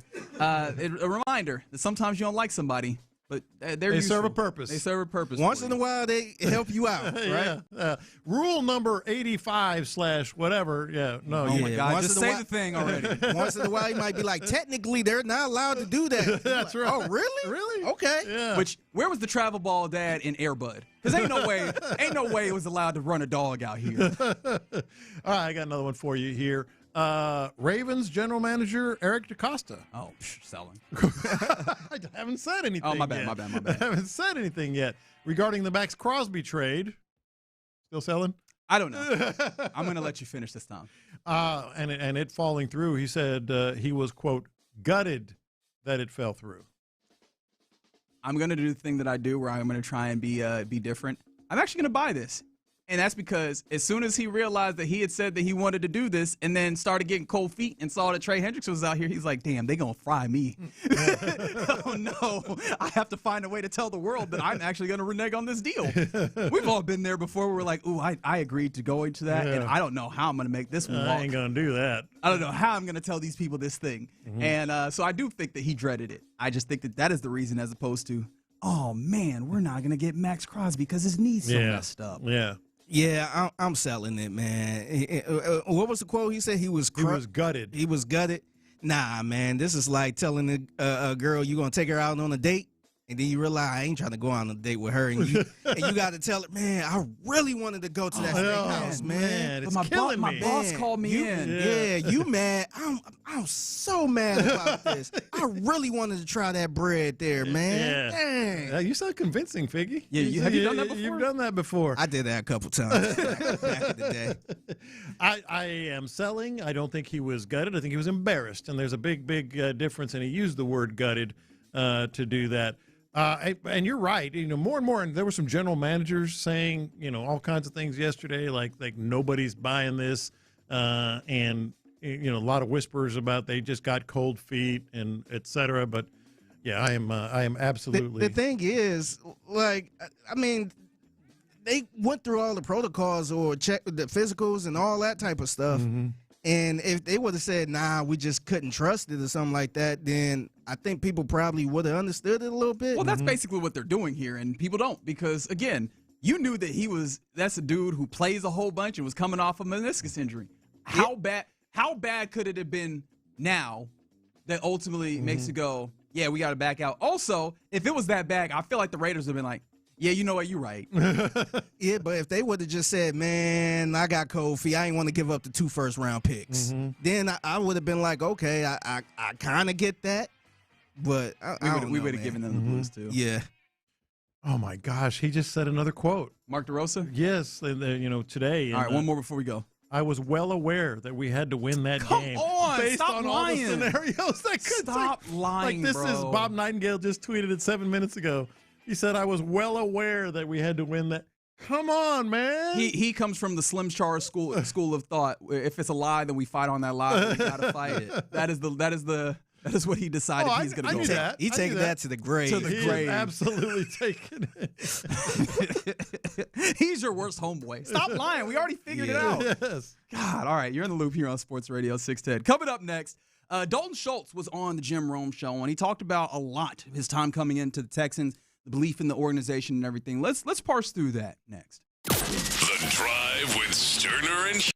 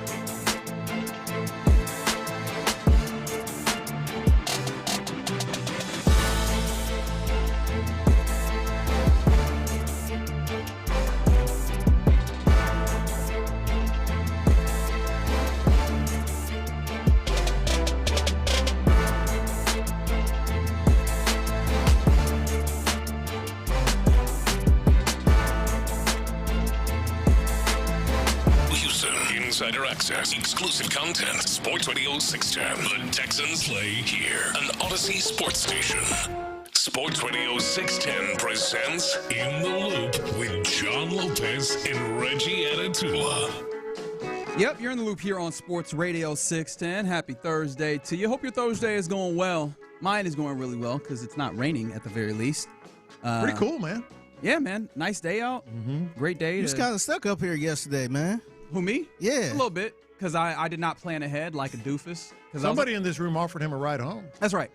And I did not take it because I did not want to make my mistakes your problem. I walked to work, and then it was raining. And I was like, well, got to wait for this to end. So, how long did it take for you for it to A couple hours. I mean, we got internet, everything. As long as Reggie has his phone, he's good. 100%. Yeah, we just scrolling Twitter, things of that nature. Yeah, you got to be a man and just walk in the rain, bro. Well, I mean, I would. Like you would. Yeah, I would, man, because I'm a man. I'm a real man. I don't need an umbrella. You just walk in, just put your hood on, and just keep walking, man. Yeah, I want to take a video next time. I can't remember the last time I actually used an umbrella. I don't use umbrellas at all. I like the fishing hoodies that I get, the little rain protected gear. That's better for me anyway. Yeah. Like, do dudes use umbrellas? Like, this is unnecessarily toxic, probably. But on the internet, they ain't supposed to. Okay, that's not what I'm talking. You want me to bring up that list? No, the list of things that you can't do if you want to be a real man. No, it never feels useful enough. First and foremost, that was probably the second one. Really? Yeah, it's you can't have strawberry lemonade, so on. So there's a lot of nonsense that's in there. But I just never think about having an umbrella. Well, one, I rarely have it ready because I feel like in order to do this right, you gotta have an umbrella at the house and in the car in case you get caught at home or in case you get caught in the car. And then half the time, especially if you're driving somewhere, you got that umbrella for what? 15 steps? 25 steps. You're like, is this worth trying to get this open and then closing it? And then getting to the car is really annoying because then you got to do the thing where you got the door open from closing. Oh, yeah, you're trying to close all right, I'm already wet. Yeah. Honestly, and not trying to be all manly or nothing like that. In my household, the umbrella is for my wife because she's the one that always want the umbrella because her hair and all that stuff. Me, I just run to the car or run to the place. Exclusive umbrella user here. Yes, dudes use umbrellas. All right, so it's just me. I don't know. It just feels like it's always more inconvenient than it's worth for me. But then I was also the dude who was trapped at work for 2 hours, so don't listen to me. All right, Dalton Schultz, tight end of the Houston Texans, was on the Jim Rome show yesterday. And Dalton Schultz is usually good outside of the one thing, which I probably shouldn't do on the front end because I'm used to the idea of once you point something out, it's all you can hear. Yeah. But with Dalton Schultz, if you want to have a little mini game, just count the dudes and the likes, right? I feel like I might do that. But outside of that, he's usually very thoughtful in his responses and really good at talking about things. And so this was Dalton Schultz talking about the security of his contract. I got the best agent in the world. Me and Steve have been together for 10 years, damn near, and I'm grateful to have a guy like that that's willing to kind of go to bat for me and like take care of that part of the business because there was many years of my career that I was like, as soon as the season was done, that was like at the absolute forefront of my mind, stressing, worrying, where am I going to be? Where am I going to go? Like, am I going to have security for my family? Like, so I've spent my years doing that. And I'd say after the last contract that we just did with Houston, like, that 3-year extension just really put me in a place mentally that was like fully at ease. And then obviously having gone through it, like at this point, dude, I'm just happy to be here. Like I love Houston. I love the Texans. I love my teammates. I love everything that like has kind of been established here since D'Amico's gotten here. And I'm really excited to just kind of continue that and like hopefully build that into a Super Bowl season. There's a lot there that is really, enlightening about just life as a player. You don't think about, these guys make millions of dollars. Yeah, but they're trying to make sure that they can, get another year, or they're wondering about where they're going to be and all that, the uncertainty, insecurity sometimes with all them. But really the big takeaway there is you can just hear in his voice, like, this is a great place for players. This is a great place for players, the way they treat you contractually. Maybe not always the long contracts, but security. They reward the players. Yeah. They reward the players that fit in and buy in and all that. Okay, we use that term on another player as well. All right. Okay. But when's this extent? Anyway. What a jerk move. Anyway, and not only that, reward and all that, like D'Amico Ryans has established this culture is entrenched. I mean, it is his way or the highway, but it's not exactly something that, I mean, there aren't a lot of players that don't fit. You know, this is a culture that is entrenched. You know what? One of the things that I found to be interesting, or at least a thought that came up while I was listening to what Dalton said there was, I mean, at least up until this point, has Dalton been the swarm master of the offense? Dalton's a tough dude, and he will fight you. And the thing about Dalton He'll fight you in training camp. Yes, he will. No matter who you are. But he got Jimmy. He got a couple scrapes during the season, too. And that's the thing is, on top of that, he don't talk about it. And I think that sometimes we don't pay attention to it because he doesn't talk about it. He felt like he was walking around duct taped together last year. What happened in that final game felt like it was less of just a unfortunate injury, but more of an accumulation of a season's worth of patching yourself up. Yeah. And it will be nice to have other swarmy dudes on the offense because it seems like Dalton Schultz alone is not enough to do that. But the comfort that he seems to have here, it does feel like it speaks volume. Yeah, it absolutely does. And of all the less than swarmy players on the offensive side of the ball, you never said that about Dalton Schultz. And so, you know, he's kind of one of those examples, you know, that they like to use on the offensive side. We know a lot of them on the defensive side. So, no, I think – and we've talked about it, you know, this week. That's what they're trying to change, and it seems like they are with some of the acquisitions. Yeah. This is Dalton Schultz, too, here. This is him talking about D'Amico Ryans, the head coach of this team. And this is something that we know, but I think hearing it in a player's voice was really interesting. Dude, I mean, since day one, honestly, day zero, when D'Amico got in Houston, like, the culture came straight from him. Like, you could feel it. You sit down, you talk with him. I remember getting here on my, like, free agency visit. I sat down with him, and, like, I knew I was, like, going to want to come here. You know what I mean? Like, you sit down with a guy, you see what they're about, you feel the energy that they have for ball. It's contagious, especially with him. And I think, you know, when you have a really strong leader of a team, especially a team of men, like grown men, they need a strong leader, and D'Amico is very much so that. So I've enjoyed just being a part of what he's been able to build here. And honestly, I think, you know, to that credit, like, there's a lot of guys that he's brought in, and they're some of my favorite teammates that I've ever had. Like, some of the best leaders, some of the best guys, like true veterans, true pros. And then you couple that with a bunch of young guys that are buying into the same thing that we've all bought into. Like, it's fun, man. It's seriously, it's fun to go to work. Dude, really. Like, even the off season training is fun too, dude. Like, it's just a blast. Yeah. You know, the funny thing is, the young guy comment there, it's not just they're drafting players and bringing in young players that fit the mold. They have the examples in the building, and it starts at the top, and then the pros, as he talked about. It's impressive. I mean, there's no doubt about what the culture is and where it comes from. No, that's for sure. I was like, sorry, I'm stuck on this text that someone sent in. Dalton Schultz's blocking is not swarmy. It's funny because this year it felt like it definitely was better. I think that there's clearly the limitation of he's just not a good blocker inherently. And he wasn't asked to do quite as many island blocks this year. That's what made him look bad. Yeah, I mean, he's not been a great blocker. I don't think he's going to change. But he definitely showed the effort when blocking this year. Oh, no question. Which then took me back to the 24 season and how much of that was just a frustration with the way that the system was for him. Which, I mean, again, you can bring to him and, you know, say, hey, we need you to be even more of a professional and not have that weigh in.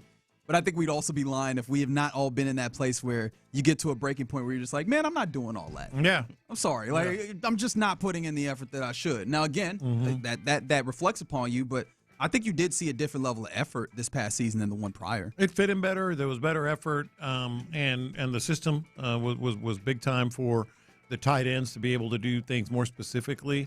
You know, one of the things as you're listening to him, you can just not only hear the buy-in with the culture and D'Amico, but it kind of makes you more frustrated, doesn't it? In terms of how the season ended. It's like, damn, man, they have everything going for them right now. The defense, this culture, the right players, and all that.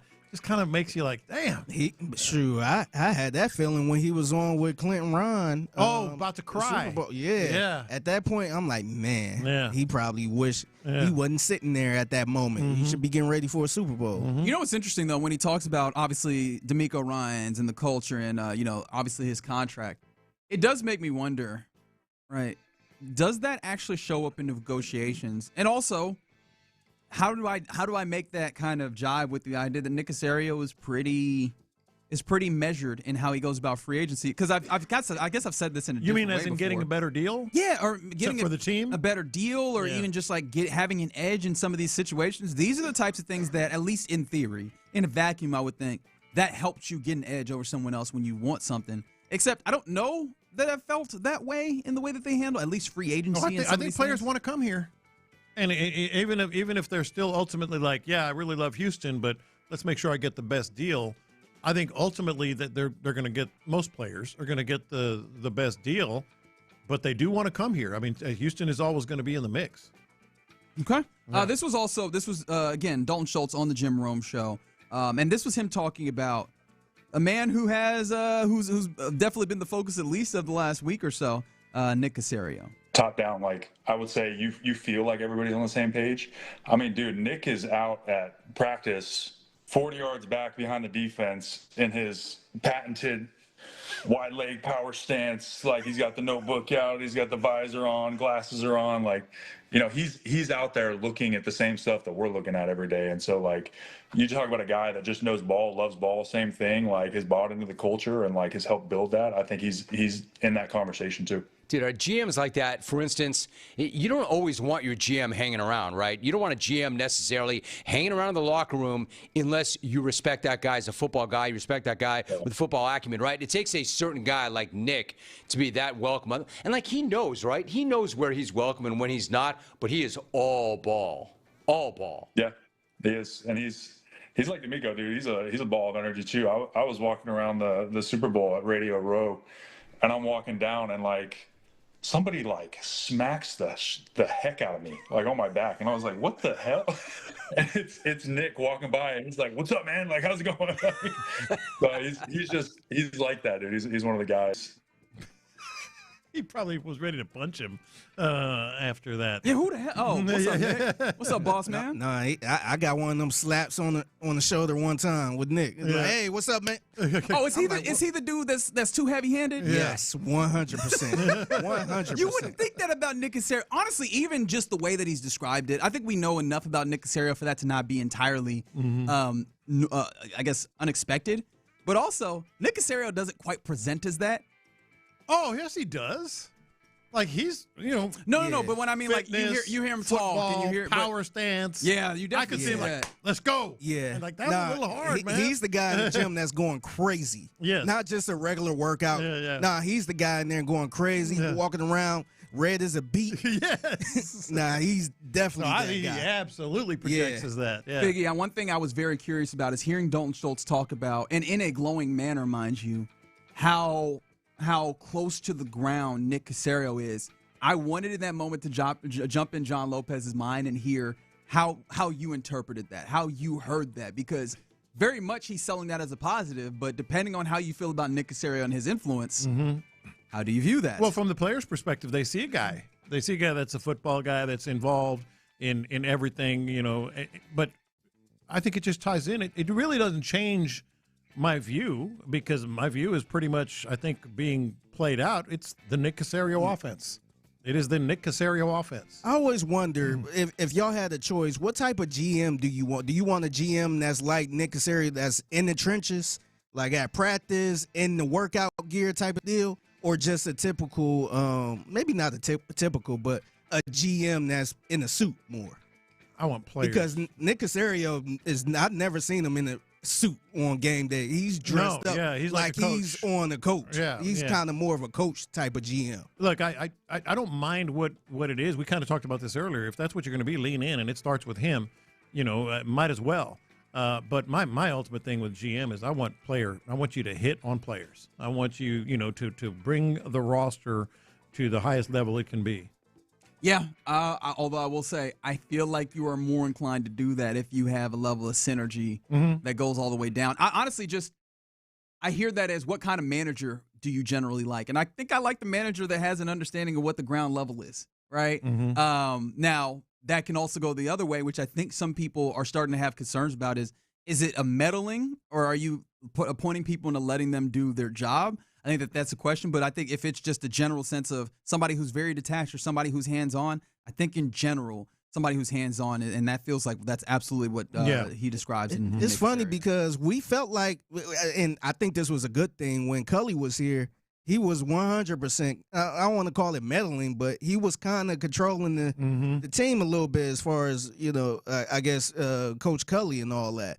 But once D'Amico got here, it seemed like he took a big step back. Yeah. But now you kind of starting to see the New England influence a little bit, especially on offense. Oh, 100%. Yeah, so that maybe that continues to be a question that we ask ourselves as we go along. But you also cannot deny the ways in which he has been good in helping build this team. But also, you don't want to ignore the portions where you go that could be better. And we'll you don't see want how the they GM running the offense. I mean, that you kind of don't want to see that type of deal. Right. I mean, unless it works. Then that's, to this point, it has not worked out the way that you want, but we'll see. All right, you're in the loop here on Sports Radio 610. It's about that time where we hand things over to Figgy Fig for the mixtape. What you got, man? Yeah, so I got a hardcore discussion that been happening, and J.J. Watt was centering around it, man. Whoa. So we really going to have this discussion on these airwaves once again. All right, J.J. Watt stirring up a conversation. Let's have it next. Creighton Smith, come on down.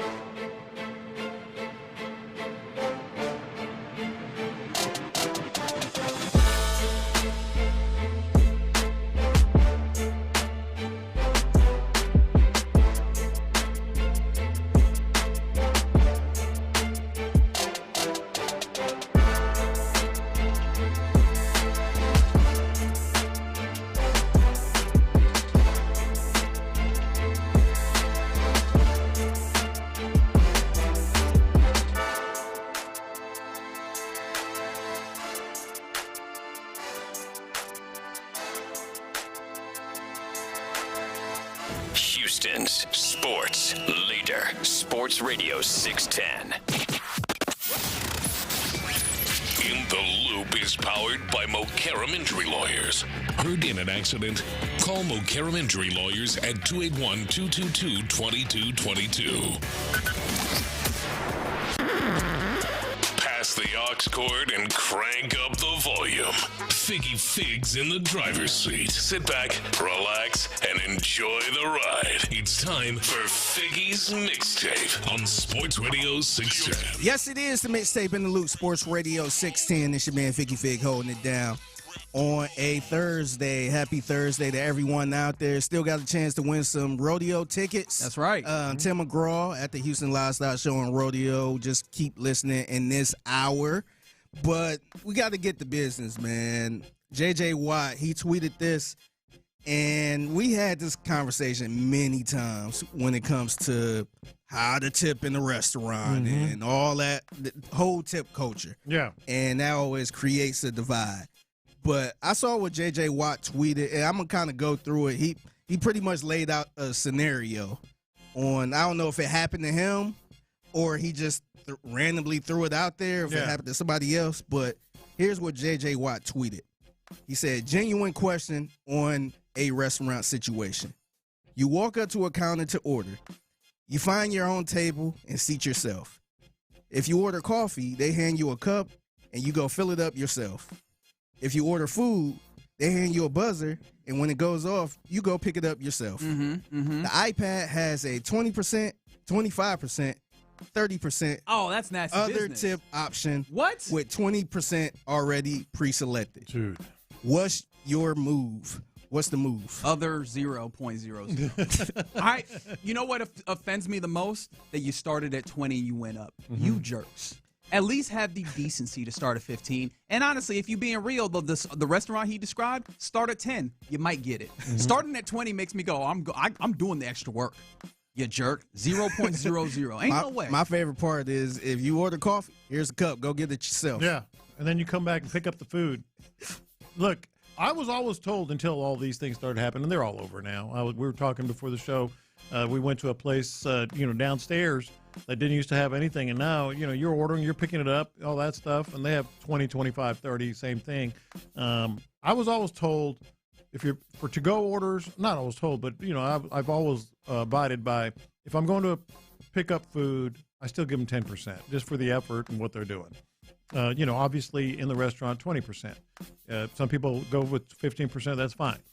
But 20, 25, and 30 for like a coffee shop where you're doing all the work, what they're banking on is you being just lazy and just pressing one of them. Or also just having the shame of, I'm looking directly at this person. Yeah. And someone got me on that recently where there was a place where I typically just would not tip. And I was just like, man, I feel bad looking right into this person's face and hitting zero. And yes, I am weak in that moment too. It happens at times. Yeah, it's funny because when I used to work at Starbucks, we always used to joke around about that because people used to always feel guilty or try to look kind of weird when they don't tip. Yeah.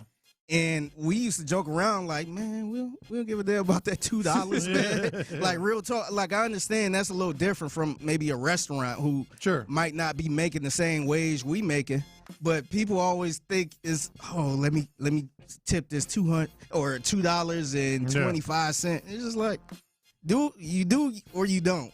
Like, one thing I've cool always wondered, but we don't care if you don't. You might have the answer to this since you worked there not long ago. When you hit, like, let's say you hit customize and you only give 10% on a pickup order, and then you press whatever, you're out of it. Do they know anyway, even before you turn the tablet back? So this is the thing. When I was working at Starbucks, they didn't have that. Oh, okay. They really didn't have that. It was just really a tip jar. So it wasn't a thing where I flip it around and then I see what you put and I flip it back around like, oh, this person didn't tip, so I ain't about to give them good service or anything like that. I'm not. I think it's like that now. But do they still know, even though it's not on the screen anymore? You know what I'm saying? Like, if you do customize 10%, boom, exit. And probably because if you know how much the order is, if it's $2.29 and you flip it around and you flip it back. True. Yeah. Then it's like, okay, total was $5 now. So I think so. But I don't know if workers are really that pissed off if you say no tip or anything. Yeah. It might be different in an actual restaurant because you probably working for the tips. But I do have something. So shout out to my guy, Young Ari Go on Twitter. He tweeted this, and I want to see how y'all feel about this. He said this: my 13-year-old created a rule which to me makes sense, and now this is how I operate it. If I'm standing up and ordering, no tip. If I'm sitting down and ordering, tip. How do you feel about that? I mean, I get the general ideas. If it feels like somebody is doing the work, doing some work, actually serving you when it comes to bringing your food, putting in your order, like checking on you, making sure that you have your drinks filled. I get that. The thing that upsets me is that this doesn't feel all that dissimilar from the conversation that we've had about like Southwest Airlines, where it does feel like we're getting nickel to dime. When I select that I want to buy this, go ahead and put all of the cost of it on the front end, right? And I feel the same way about tipping culture in general because we've reached like a tipping point, no pun intended. I looked at the menu, it say $15. Why is it that I'm going to end up paying $23 by the time we get to taxes and this tip and everything, when, especially just to make sure that this person is compensated well?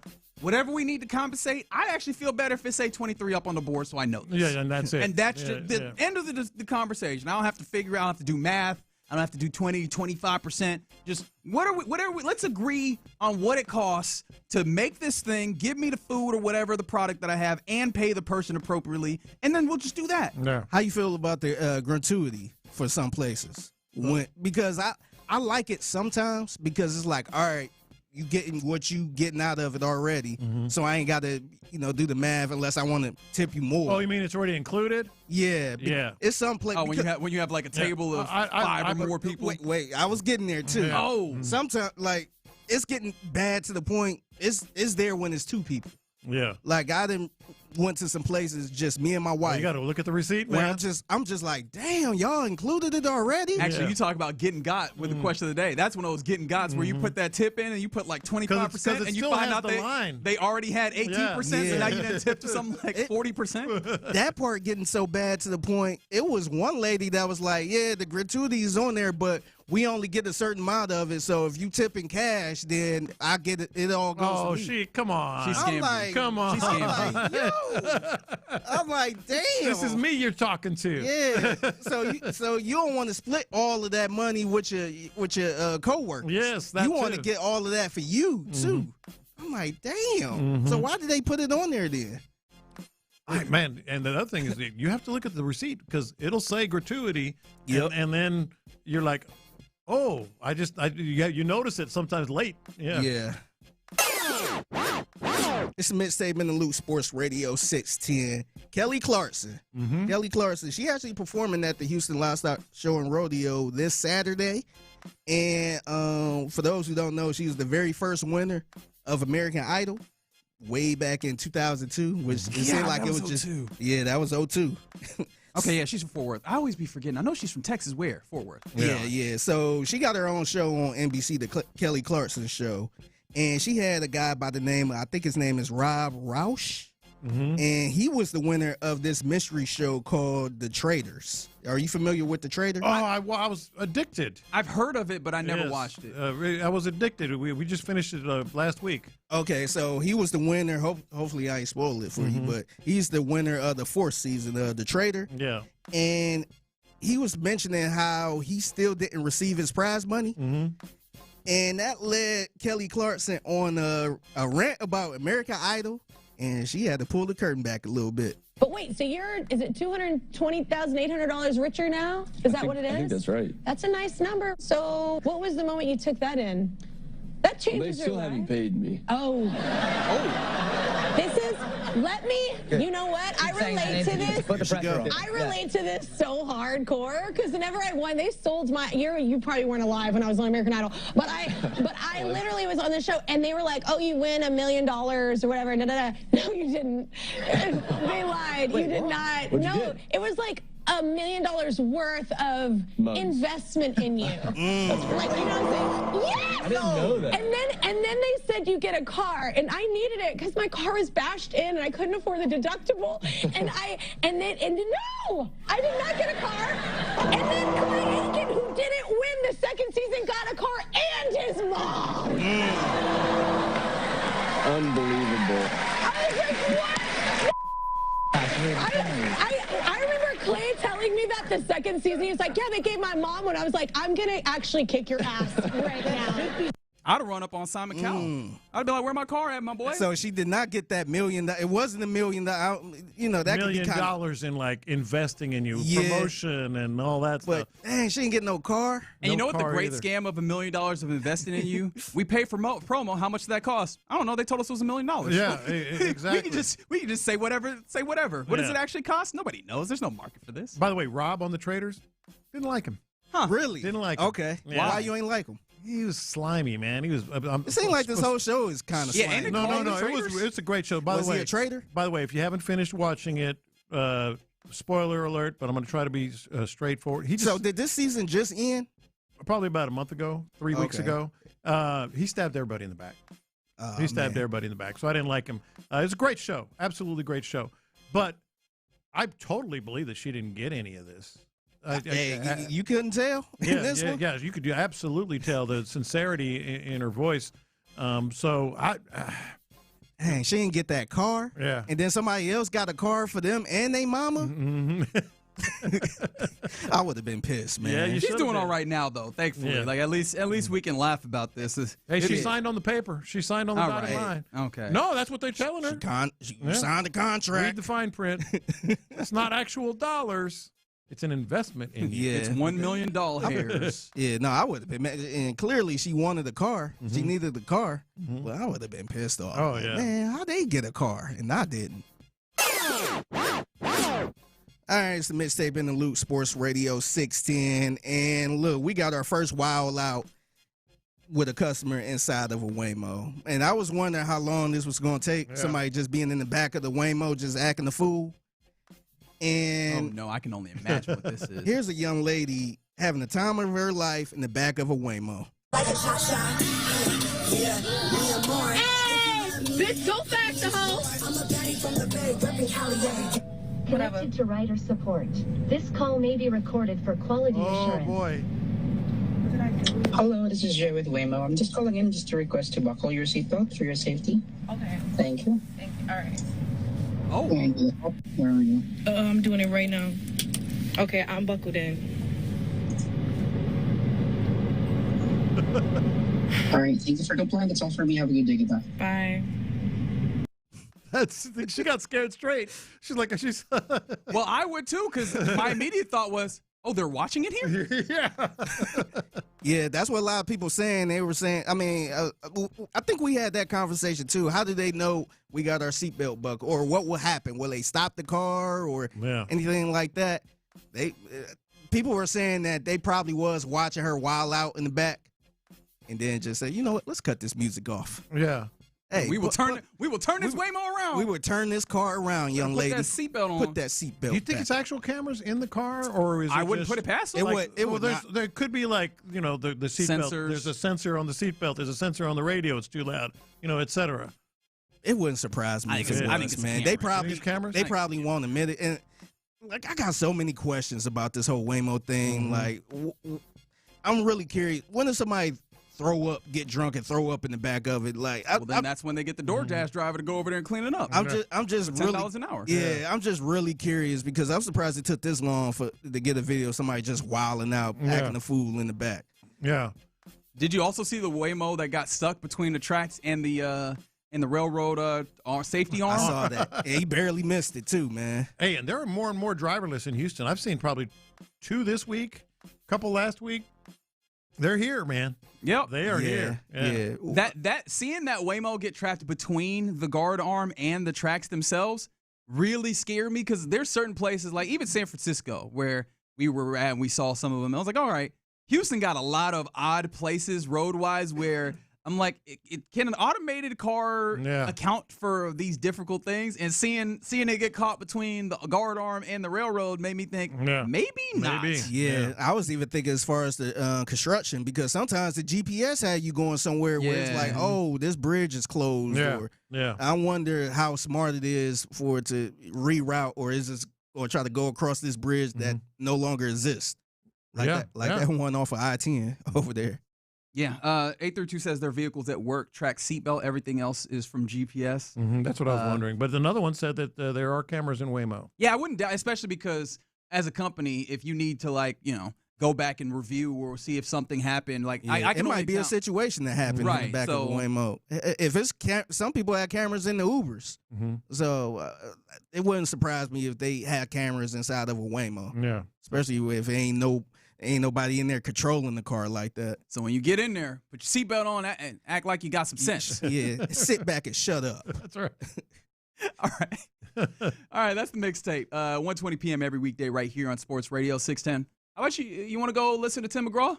Yeah, get tickets away on this rodeo ticket there. You can't have them. You can't win them. You can still go. Damn it, man. But you can't win these ones. These ones are for caller number 8 to 713-572-4610.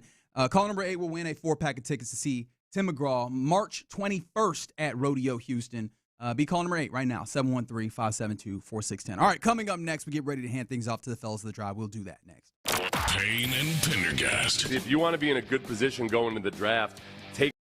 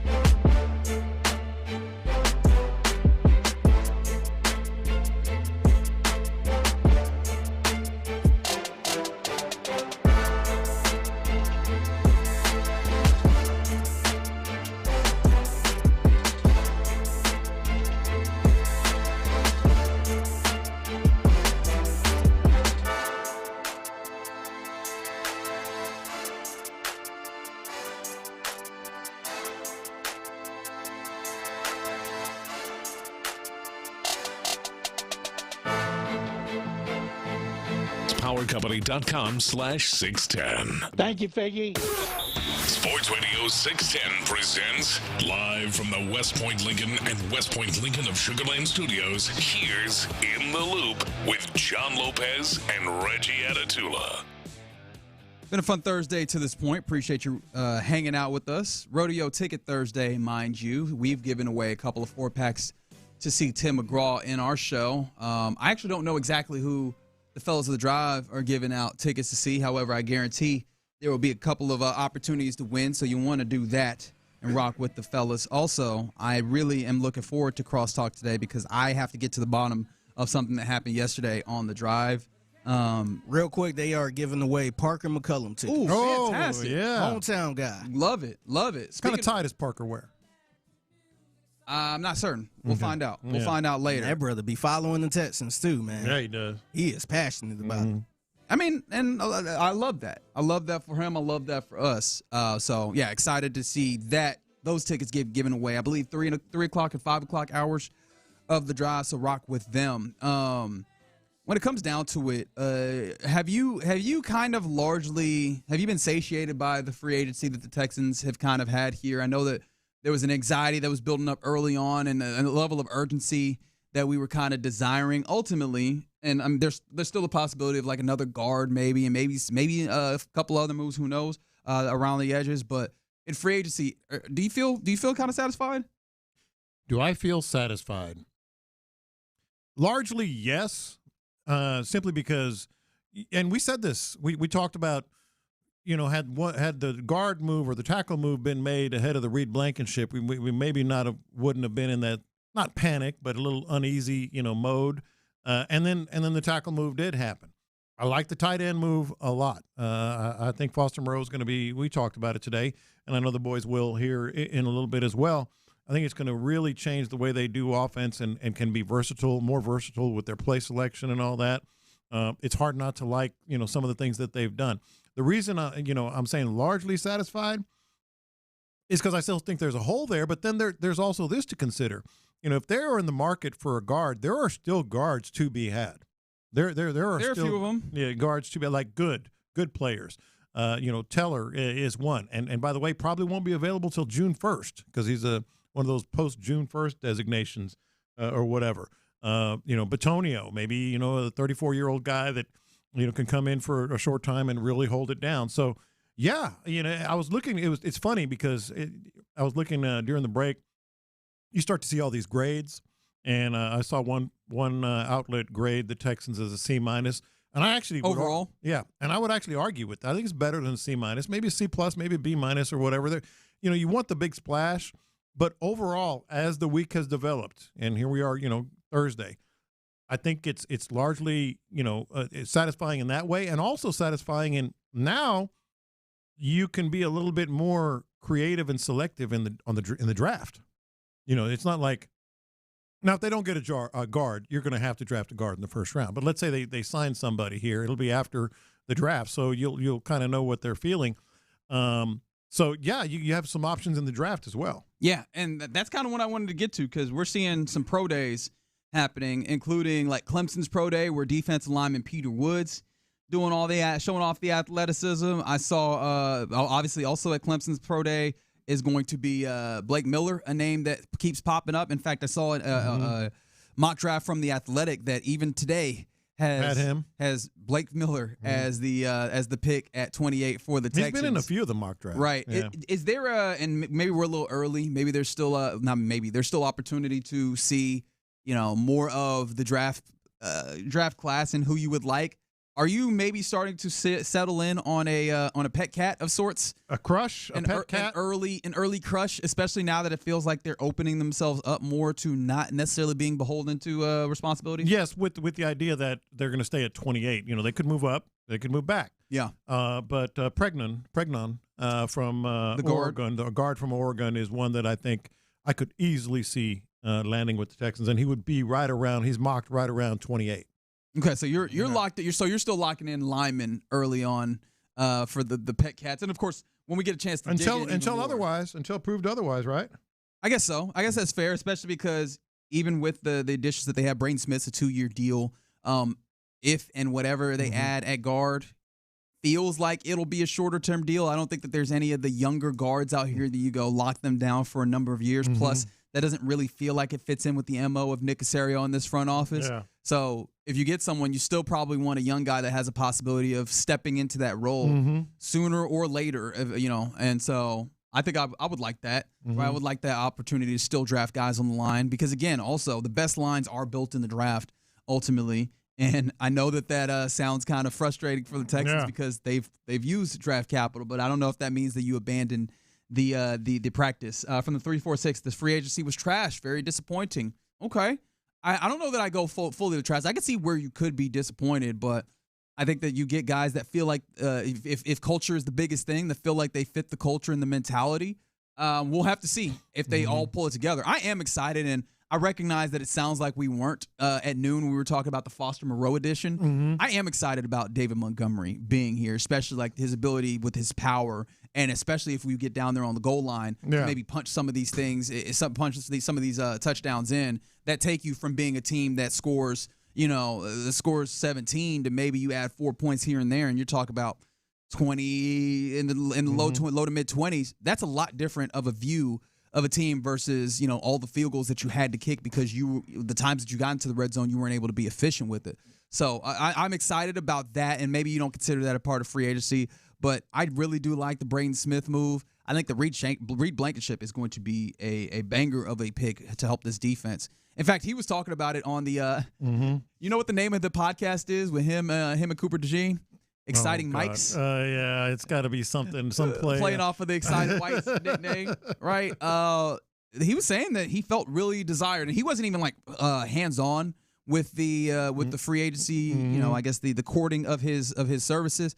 But he said that he got a lot of calls from various different places. When the calls started coming in from Houston, he felt very wanted. And so I'm excited, not that you can make much of that, but I'm excited for him to get in here. And what we talked about yesterday, he comes in and he's probably your worst secondary player. I like that as a slot for him. Worst but good. Right, exactly. Of course, no slight to him, but you look at all the other secondary players, I think he slides in and immediately you go, okay, we got some, we're cooking with gas. So I'm excited for that portion of it. I think that I don't necessarily have a pet cat yet, but I'm looking forward to just going into the draft and who is the dude that I like? Doesn't matter what the position is. I love it. Let's go for it. And it feels like they're moving their way closer to that. All right, you fellas, courtesy of D&M Auto Leasing, we welcome in the fellas of the drive to the crosstalk. It's Clint, it's Ron. Fellas, what's popping? Gas, grease. What are we cooking with? I like saying cooking with grease. I say oil. People get mad at me because the idea. What are y'all doing? What are we doing here? I like saying grease. It makes me smile. It makes me happy. But the idea is you gas, right? Because the idea is you use a gas stove, it lights up, it gets hot. Click it on, gets hot quick. Compared to like electric or whatever. But I like the idea you cook with oil. Oil. You don't use that, J-Lo. Yes, I do. I've never heard you say that. If you did, I'm gonna judge the hell out of you. I have often said, fire up those judgments. What do you fry fish in? I don't know. I don't even oil. Done it. It turns to grease, don't it? Well, that's after the fact. We're cooking with oil.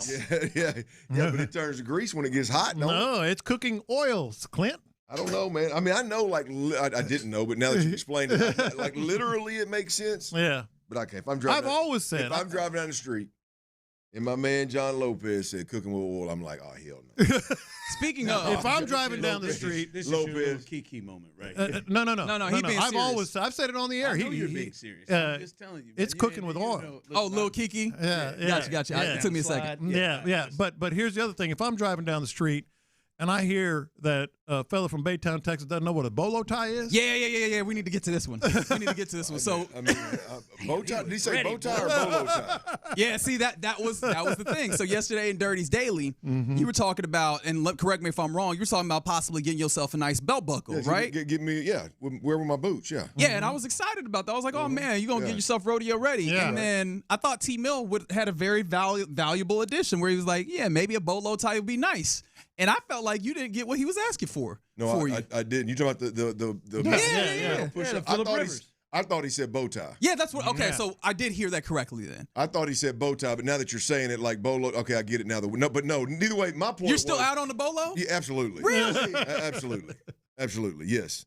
I mean, look, I would be closer to the minimalist when it comes to my cowboy which stuff. is the way to go. Like I got one buddy that ain't never rode a horse, but he got every pair of boots you could imagine. He got bolos running galore. He's got all kind of stuff going on. Mm-hmm. So yeah, no, I don't. I'm not a tie guy. Period. I'm definitely not a bow tie, and I'm damn sure not no bolo tie. Oh wow! I mean, it is a real stretch for your boy to put on a buckle. Mm-hmm. You know what I mean? I'm usually some boots, some jeans, and an untucked T-shirt. No. Now, I'm considering tucking my shirt in, whether it's a T-shirt or a polo or whatever, a pearl snap, and then I'm considering doing it with a good buckle. I ain't put on no bolo tie. Do it, man. No, I can't put on no bolo tie. Now. Yeah. I got that buddy of mine. He plays dress up. It's Halloween. And during rodeo season. Drugstore cowboy. Yeah. Hey, he pulls it off now. I'm gonna give it to him. My boy pulls it off now. Yeah. Ooh, it's clean now.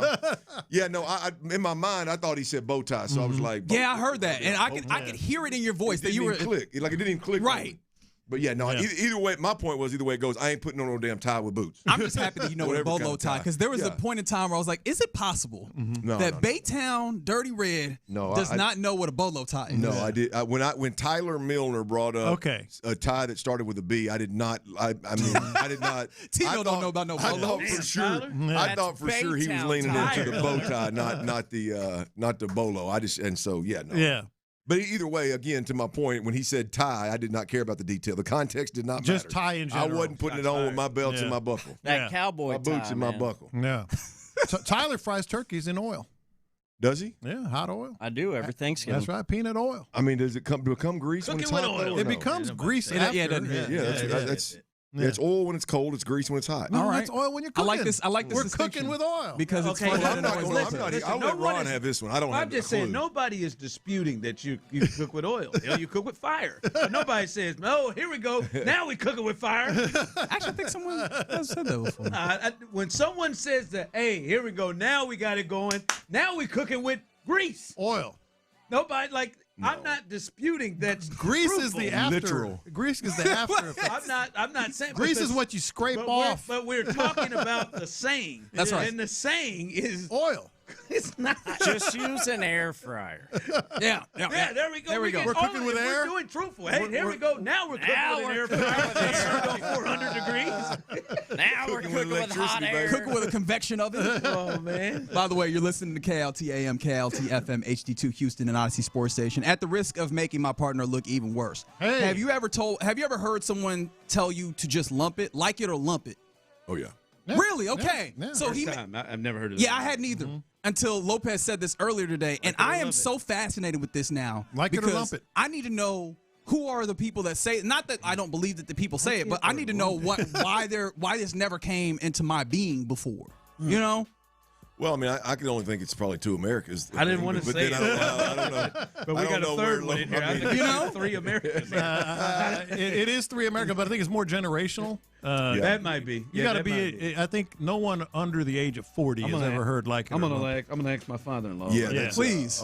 He's definitely heard it. Yeah, your father-in-law has definitely heard it. Yeah, I'm gonna ask him. He's probably had to lump it. I'm gonna ask him. I'm gonna ask that whole friend group. We got an entire friend group of friends that. Yeah. They're all above 60. I actually looked it up. You know, like you either like it or you're going to lump all your money, all your chips somewhere else. Okay. You know, that's where it came from. I could not have given you the origin and what. I wouldn't either. I had to look it up. But I knew when Granny hit me with that right there. I knew exactly what Granny was talking about. Orlu. Yeah, I knew exactly what she's talking about. That's right. In other words, you it don't matter if you like it or not. Get your ass up out of here, boy. I actually used it in the context of what all the Texans moves. They're sending a message to C.J. Stroud. You know, fair. Like it or lump it. Well played. Yeah, that's it. This is definitely a like it or lump it group. They ain't building around nobody, including their young quarterback that's got some pretty pretty special potential. Or lump it. Like it or lump it. First timer. Yep. Like it or lump it, you're gonna eat it, son. That's right. Should I add that? Like it or lump it, you're going. Get your ass in the car. Like it or lump it, you're going. These are Midwesterners. CJ Stroud, like it or lump it. This is what you got to work with. That's right. This is your offense. This is your offense. This is the money we're spending. This is the support you got. Yeah. And if I'm going to be entirely honest, if my mom had ever said that to me, I'd have earned a whooping because I'd have been like, "What do you mean? What are you talking about?" And then it would have been first time. Then you'd have figured it out. Yeah, I'd have figured it out. That first sore. I didn't keep a lot of sore bottoms. On the same thing. We had different eras before. Quick learning. Yeah, it had to be. Yeah. All right, fellas, excited to hear what you got here on this Rodeo Ticket Thursday. Lopez, I'll catch you tomorrow for Friday. But in the meantime, right here on Houston Sports Leader Sports Radio 610, The Drive is live. That's all right, baby. The Drive is live. Like it or lump it. Like it or lump it, we're here, baby, for the next 4 hours. Yeah, text line coming through. Cooking with gas is the latest one that people said there because it's just accurate. But like it or lump it, I'm still waiting to see if anybody has heard that. Hey, big day today right here on The Drive, like it's been all day here on Sports Radio 610. It is a Rodeo Ticket Thursday. We're hooking you up 2 different occasions. Parker McCollum, 3 and 5 o'clock hour. What'd you boys give away? Tim McGraw, huh? Tim McGraw, boy. They're bringing out the big ones, bringing out the big ones, big guns, ain't they? This is Parker's 4th time. Yeah. We learned. So that's coming up in the 3 o'clock hour. Is this Parker? Yeah, that's the Conroe Kid. Kid. Good one, man. Turn that thing up, Chief. Conroe Kid, huh? There it is. It is Friday, March 20th. Will be that night that you can win a 4-pack of tickets in the 3 o'clock hour. So next hour, that is the first opportunity you will have. And then also in the 5 o'clock hour, your chance to go check out Parker McCollum. What'd you say? Conroe boy, huh? Yep. There you go. Yep. He's been on the show a couple of times with us. And it should be a good time. 3 o'clock, your chance to win a 4-pack of tickets on this Rodeo Thursday ticket giveaway. Text line coming through, the Base Power text line, 713-572-4610. I'm a 66-year-old black man. I have never heard of like it or lump it. I've never heard that phrase.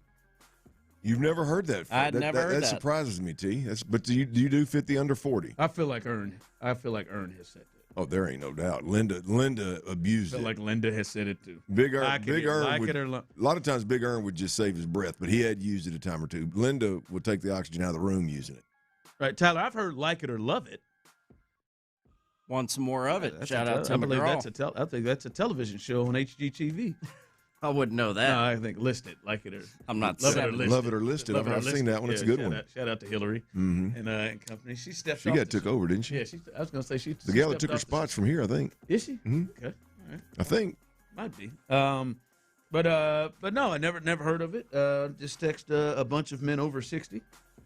See if they've heard of it. No response back yet. I know all of them. That's interesting. I know all of them are retired. That's interesting. You got Tyler. You got a text group of gentlemen over 60 years old, like a large group. No, do not. Would love to be a part of one though. And I know the weather's not good enough for them to be golfing, so I don't know what they're doing. Probably at IHOP. Besides getting back with you, yeah, they're probably trying to figure out what like it or lump it means. Like it or lump. All right, I do want to get to the Ash Rockets, but before I want to get to a negative space, we do need to address this with Tyler Milner. What do you do before we get going on the show today? Just when I think, Tyler, is lost. And just when I think that, boy, man, we're sweating here, he comes back and he goes 3 for 3 again yesterday. Now 6 for his last 6 on T-Mill's best bets. Making cash, but he is on a 6. Is that 7 for 8? That's 7 for 8 for the week. We're at Thursday, rolling 6 for 6. Damn the right, last baby. 2 days. I mean, hell, I'm close to jumping on with him. Let's go. He Do is it. rolling. Get it up. Come on now. Yeah. Listen. We were in a Well tough done, spot T. there. Tyler had gone 2 for 15, I believe, at some point a couple of weeks ago. See, he just couldn't let you. I know. He had to get off in that review mirror, didn't he? We got to build up. No, we got Had to talk get off about in the that adversity. review mirror. When they tell your story, they talk about the adversity that you hit. Oh, yeah. All right? They lead with They that. talk about We that lead- day. They talk about that day. And We then lead they with bring it that. up. All right, when you went to the Arkansas Hall of Fame, I'm sure that may have come up with Couple the times. adversity. Couple And then times. look where he got. And you won the Cotton Bowl against Texas. All right? Good This call. is his Cotton Should have Bowl. been player of the game. You got to go through them rough times to get Should to have the good been, ones. should have been MVP. Wally Hall. Wally Hall We're screwed me. talking about me right now, I Clint. just real Okay. quick, who are you throwing under the bus that did win Wally it? Hall. Cedric Cobbs is the one that won it, but Wally Hall's the one that did it. Can't trust a Wally. Can't either. But this is his Cotton Bowl. It's a heater. It is a heater, man. You better jump on it. Yeah, you're going to want to tail right now. Right now is the time 7 to for tail 8? T-Mill. How many bets you got today, Bob? He should go 3 up. mo. Oh, you sticking with 3? Three's I a like magic that. number. 3's been it. Yeah, you But gotta I'm keep going rolling. conference tournament picks today around Okay, college I don't hoops. know why All we right. That changed means that you got to up. have Arkansas in there. Don't know why we would I don't change have that any up. piggies. I got some Jayhawk action and some Aggie action, but I don't no piggy action. Well, that's disrespectful on several fronts. But we're gonna go 3 for 3 again. Let's make it a little 9 for 9 and 9 for 10 on the weekend. Why'd you switch from the NBA? I don't know. Maybe you're feeling it. I thought, boy, I'm feeling it. Just like you see a matchup, you just keep exploiting it. We don't need to run a different play. All right. I do follow that line of thinking, but I feel it down in my plums. I'm feeling it. You're feeling good. All Yeah. right. Are these teams that you know about at all? Because I definitely have been following Aggie don't wanna- basketball, so I feel You got the great about Aggies? that one. Been with us. I've been watching Kansas a decent amount too, so I feel good All about the right. I Jayhawks. was gonna say, please, I don't want to see Akron. And then we I got a don't wanna Cougs bet. I don't want to see you on the MAC. The 3 bets tonight are Cougs, Jayhawks, Aggies. You'll see. You'll love it. Oh, that's not bad. 6 for 6, though, baby. All right. Here we go, man. Let's go. Put cash in I'm the proud Drive of you, man. family's Listen. A lot of times, Clint likes to kick you when you're down, and some of our listeners like to kick you when you're down. When you're losing, people yell about you, fading you instead. And I just want to make sure we bring up T-Mill's best bets. I appreciate you. At Champ 5:30 Slice. when we get in here and do this. Who was that? Was that somebody on on YouTube said, yeah, he's like going to the barbershop. Fades for everybody. I'm pretty sure that was Champ Slice. Asshat. That's good. Love well, you, buddy. it should be heaters for everybody right now. I think you should just get cigarettes right now and just hold them. Heater. Yeah, I mean, By the it is way, a heater, but 713-572-4610, YouTube and Twitch. What is your favorite slang for a cigarette? What is your favorite slang for a cigarette? I think I know yours, Ron. Mine is dart. Dart. I do it. Dart's pretty good. Yeah. Dart and heater. Heater's not bad either. What is your? That would have to go with one of those two. That's it. Is that dart or heater? Cancer stick. Oh, that's not bad. We used to hit him with cancer stick back in the day. Big Iron would rip them joints now. He smoked them cowboy killers, huh? Hey, Big Iron. Hey, right there in the living room. Yeah, those. Yeah, that's it. That's a ceiling was yellow. Stogie I thought that's like a cigar. That's a cigar. Isn't it? Yeah. I've heard it called that for cigarettes. You've heard cigarette called that? Yeah. Hadn't heard that. But more often cigar, yeah. All right, keep those coming in. Your favorite slang. Dart to me is number one in the clubhouse. That's one of my favorite things you say when you get rolling and there's somebody smoking a cigarette's involved and you just hit it with a dart. That's you really enunciate. That's pretty solid. It's pretty solid. It's a good one. It's a good one. Lighting up that dart right there, baby. It's a good one. It's right up there with down that golf course when you say I'm leaking oil, boy. I am, man.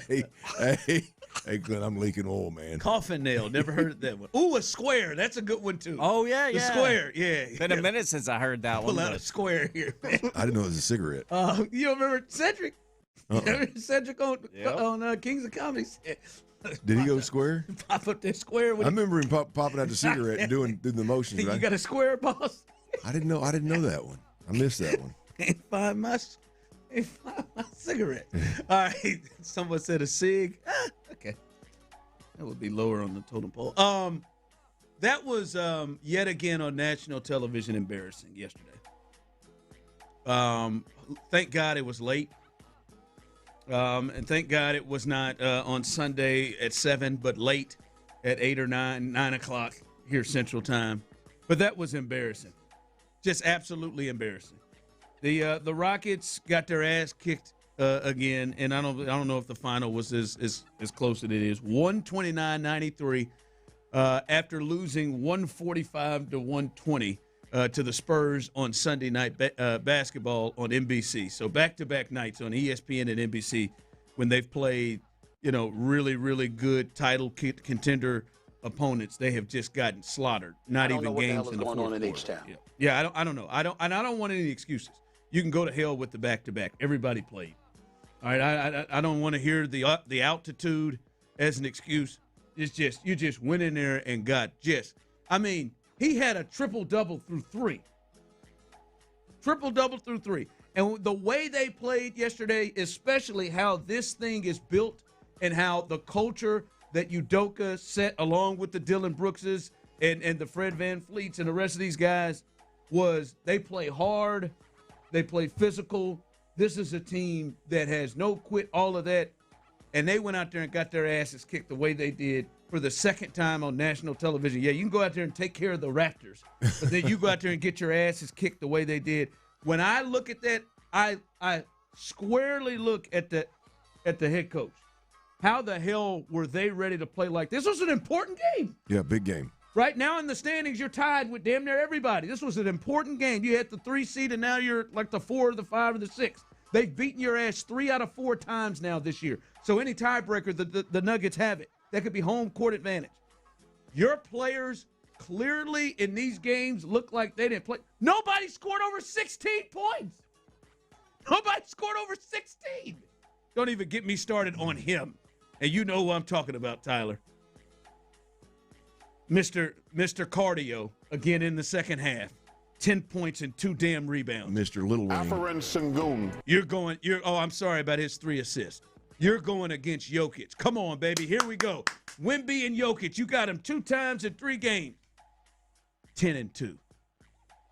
What is he driving? This is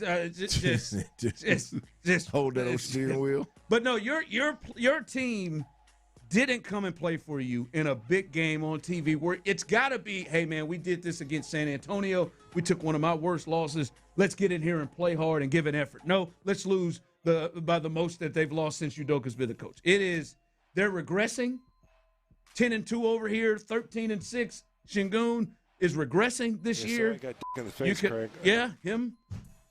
You can argue it's happening with Amin Thompson. You can argue it's happening around that. That was just embarrassing again. Yeah, you look at Sengun, 23 for the last 4 months was 23 average, 17 average, 17 average, and I think he's actually climbed back up to a 21 before last night's mess. But it's early March now. It's early. He'll get back down there.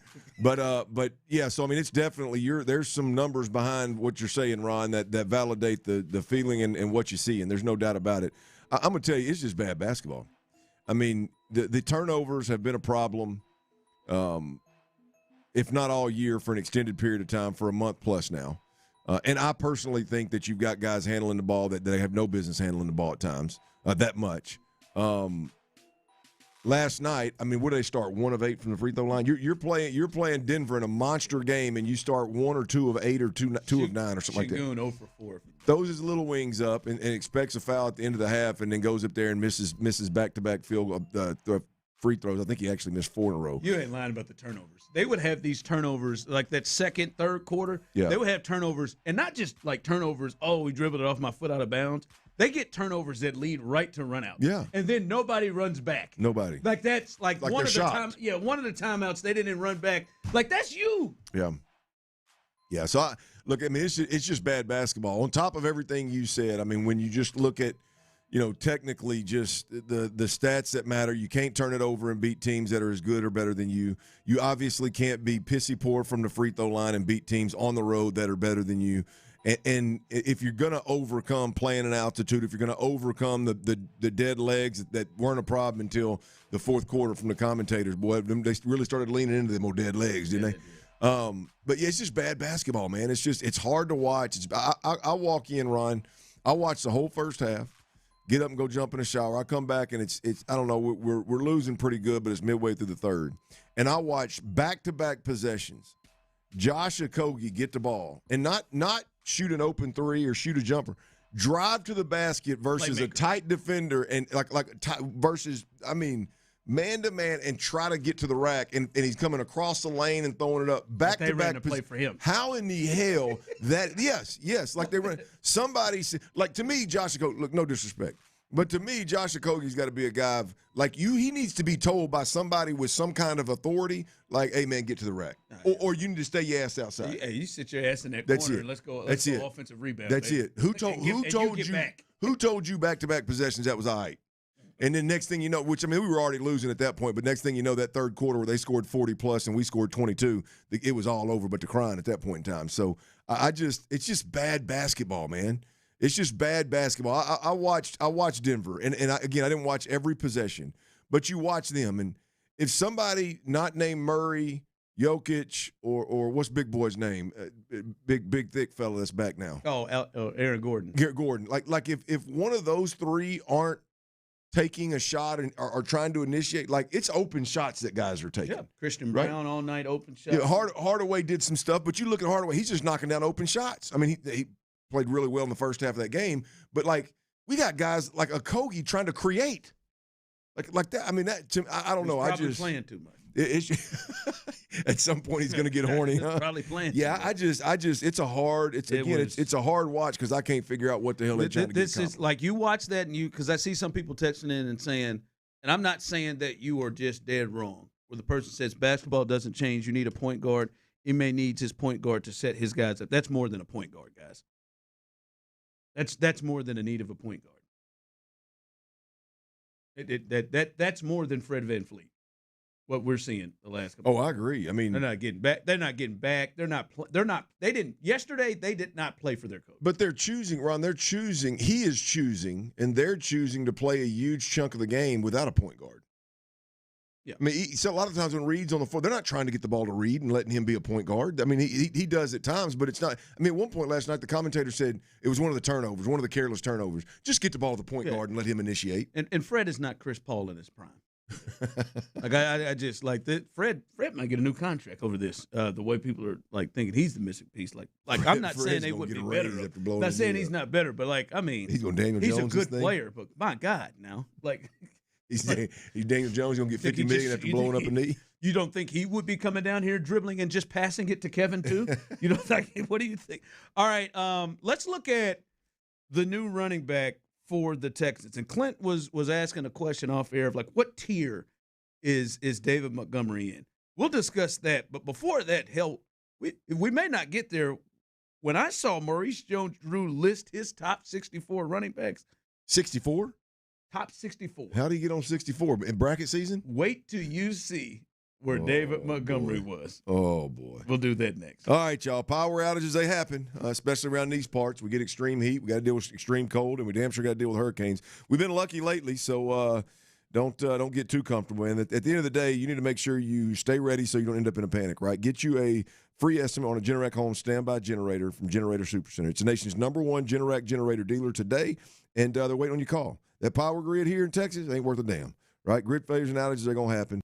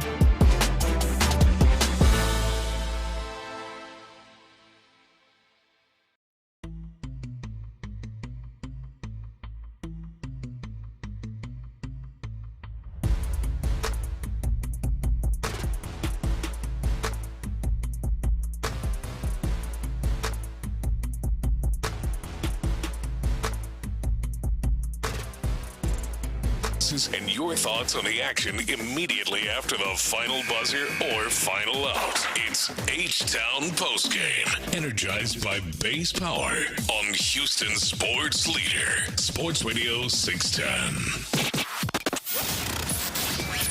The Drive is powered by Mokaram Injury Lawyers.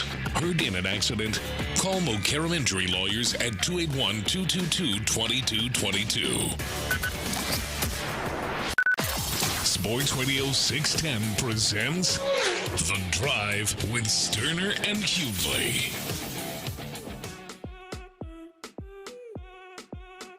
Some more coming in. Slang words for cigarettes. I really like Dart. Someone texted in, just call them smokes. I've heard. That's a good one. That's a good one. Heard that one. Just flat smokes. My Gramps called them that. Tyler, you said Lucy? Yeah, That's Lucy. for one, yep. Lucy Goosey. Yeah. Can I bum a Lucy? Yeah. There's some fun ones. There's some fun ones there. All right. We're not endorsing smoking though. No. Kids. Man, you got to have a good ass job to smoke. Man, we was in San Francisco. We went to the little shop to get I got some some drinks, like Cokes or whatever. Mm-hmm. You can see up there they had the cigarettes in the back. They was $15+ A pack? Yes. Price. One more reason why I have zero interest. They out there enough. Man, you got to have a good ass job to smoke. It burns the hell out of my chest. And cost me $15 a pack. 15+, man. No, I'm I done. said, oh, hell. Burn your chest and your I bake. tell you, it just ruined old I think her name was Carla for me back in the day. Ruined her. Well, that's a deal breaker for me. Yeah, for me, that's that's the most unattractive thing. 6-footer blonde. I mean, I don't care. I mean, I think I was about 14, 15. I mean, built like a quarter horse boy. Yeah. I mean, it was. She had teased for a while, and then it came time. Big Sal's house, out in the pickup. I'll do it. I leaned in the doorway for an old kiss, and I got a mouthful of Marlboro. I said, "Oh hell no." Lieutenant Diane, she Sorry, tastes babe. like cigarette. Sorry, babe. I'm out. Coffin nails. Someone texted in. Never heard that one. That neither. All right. I got out of that door frame as quick as I could, boys.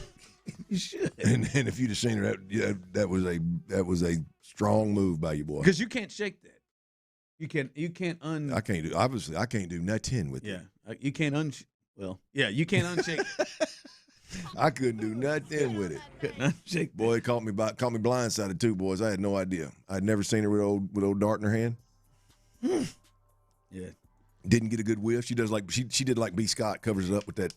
Oh, covers it up with that some kind of spray. Oh yeah. Yeah. She must cover it up good, boy. I didn't tasted it before I smelt it. She just she unloaded her entire self, and you got that. Oh, she couldn't take it. Couldn't take it. Got to go, man. All right, you've talked about kind of what tier you want to have a discussion. I know what tier of running back that David Montgomery's in, and hopefully we at some point are able to get to that. But I was trying to build a tier of backs and kind of see where he fits. And Maurice Jones-Drew, a former running back, former Jacksonville Jaguar, he had a list, and this is right after the season ended. I think right before the Super Bowl, the way the date is, and late January, and he ranked his top 64 running backs. And so I kind of gauged that by using the tier. My top tier is Bijan Robinson, Christian McCaffrey, Jonathan Taylor, James Cook, and Jahmyr Gibbs. That was my top tier going into next year. You say Saquon? I got him in tier 2. You do what? I got Saquon right now. I'm going to let you finish setting it up before we address that. I got Saquon, that flaw in your system Saquon, Derrick Henry, Kenneth Walker, Achane, and Williams in tier 2. Just right now, age and everything. We'll see. Okay. Yeah. But I got in there and I said, if I just want to see where he has them, what area he has of running backs he's around. Tyler, I went through that list. I've gone through that list 13 times. And during the break, me and Clint together went through the list. Get another pair of eyes on it. just wanted to make sure I was. 4 eyes. I put my glasses on. We had 8 eyes on that joker. Because I look. We saw Woody Marks made it. Woody was in the 20s. 29. Solid. You just made the list. He had to have forgotten about David. He forgot about David. David didn't make the list. He didn't make the 64. Wow. Tyler. 64 deep. If you do the math, that's 2 on every team that are better than David Montgomery. There ain't no way. No, he had to forget. He had. I think so. Right. I hope so, because that's not ideal. Absolutely. Because he's got Devin Singletary checking in at 46. Oh my, he had to have forgotten. Samaje Perine, who is, I believe, a third back, checking in at 49. You got Bam Knight, Cardinals. I ain't got him. 52. Yeah, he had to forget about David Montgomery. I mean, I'm not saying that because he's a Texan. I'm just like you don't get too deep. You don't get too deep with 32 NFL teams and David Montgomery's not in there. You couldn't run the ball. Right, he had to have just completely forgotten about it. Absolutely. Or I would like to get him on the horn. Like he has to say, baby, I completely forgot about it. Because I was like, damn, he really likes Woody Marks. Like I was thinking, he thinks Woody Marks is going to be the. I mean, David Montgomery had over 700 yards rushing last year. With his touches cut. I mean, he averaged over 5 yards a touch and over 4.5 yards a carry. Got my man R.J. Harvey at 37. Harvey's a little scat back. Didn't make it. Yeah, no. Aimed their start, right? He had to. He forgot about it. He had to have forgotten about it. You mean hit him up and see what kind of response we get? I would love that got away from him. But I don't know. I damn sure know he's in the top 64. That one is nuts to me. But you may dispute. Maybe you have Saquon Barkley still in the top tier. But I just went through the top 3 tiers of backs, and that is 15 backs. And my tier 2, as I said, Saquon, Derrick Henry, Williams with the Rams, Achane, and Kenneth Walker. Tier 3 for me, ETN, Josh Jacobs, Javonte Williams, Breece Hall, DeAndre Swift. In what area would you put him? Obviously, Maurice Jones-Drew does not believe he's in any of these tiers, but where would you put David Montgomery in this? If I'm using your tiers, he would be a 4th tier back. So he would need another tier. Yeah, if I tiered him, I would like Derrick Henry and Saquon Barkley would be in the 1s. And then all the guys that you mentioned below that, the Williams and the Walkers, and those would be my tier 2s. The sample size just ain't big enough yet. And then I would have David Montgomery in that tier 3. We know exactly who he is. There, I would say with David Montgomery, there's no, from an NFL perspective, there's no like elite trait. But when you talk about downhill, lean forward, between the tackles, get that hard yard, a grinder, a physical back, I would put that back in my 3rd tier. But if I'm using your tiers there, it would be the 4th tier in that group right there. Yeah. If you're doing 5 backs at a time, and Saquon Barkley and Derrick Henry are in tier 2, yeah, David Montgomery would be tier 4 for me. Is that tier good enough for what the Texans need? I think it's good enough. Yeah, I think it's good enough. I think he, he's better than what they've had in the past. I think he's better than Woody Marks as an every down back. I think he's better than Woody Marks as a short yardage, red zone goal line back. I think obviously Woody's better outside the tackles, got more speed, got more explosiveness kind of deal, catching the ball in the backfield, a little more creativity there. But I think from a specialty perspective, he's really good inside the tackles downhill, and I think that's what they wanted when they got David Montgomery. So yeah, I think he's good. I think Texans are fine at the running back position. Check your text, guys. I think Sean Pendergast gives his reasoning why he didn't make the top 64 for Maurice Jones-Drew. Does Maurice Jones-Drew have a hot sister? I don't know. I don't think it matters if she's hot or not. But if he, I don't know if she's. I'm gonna guess she's thick.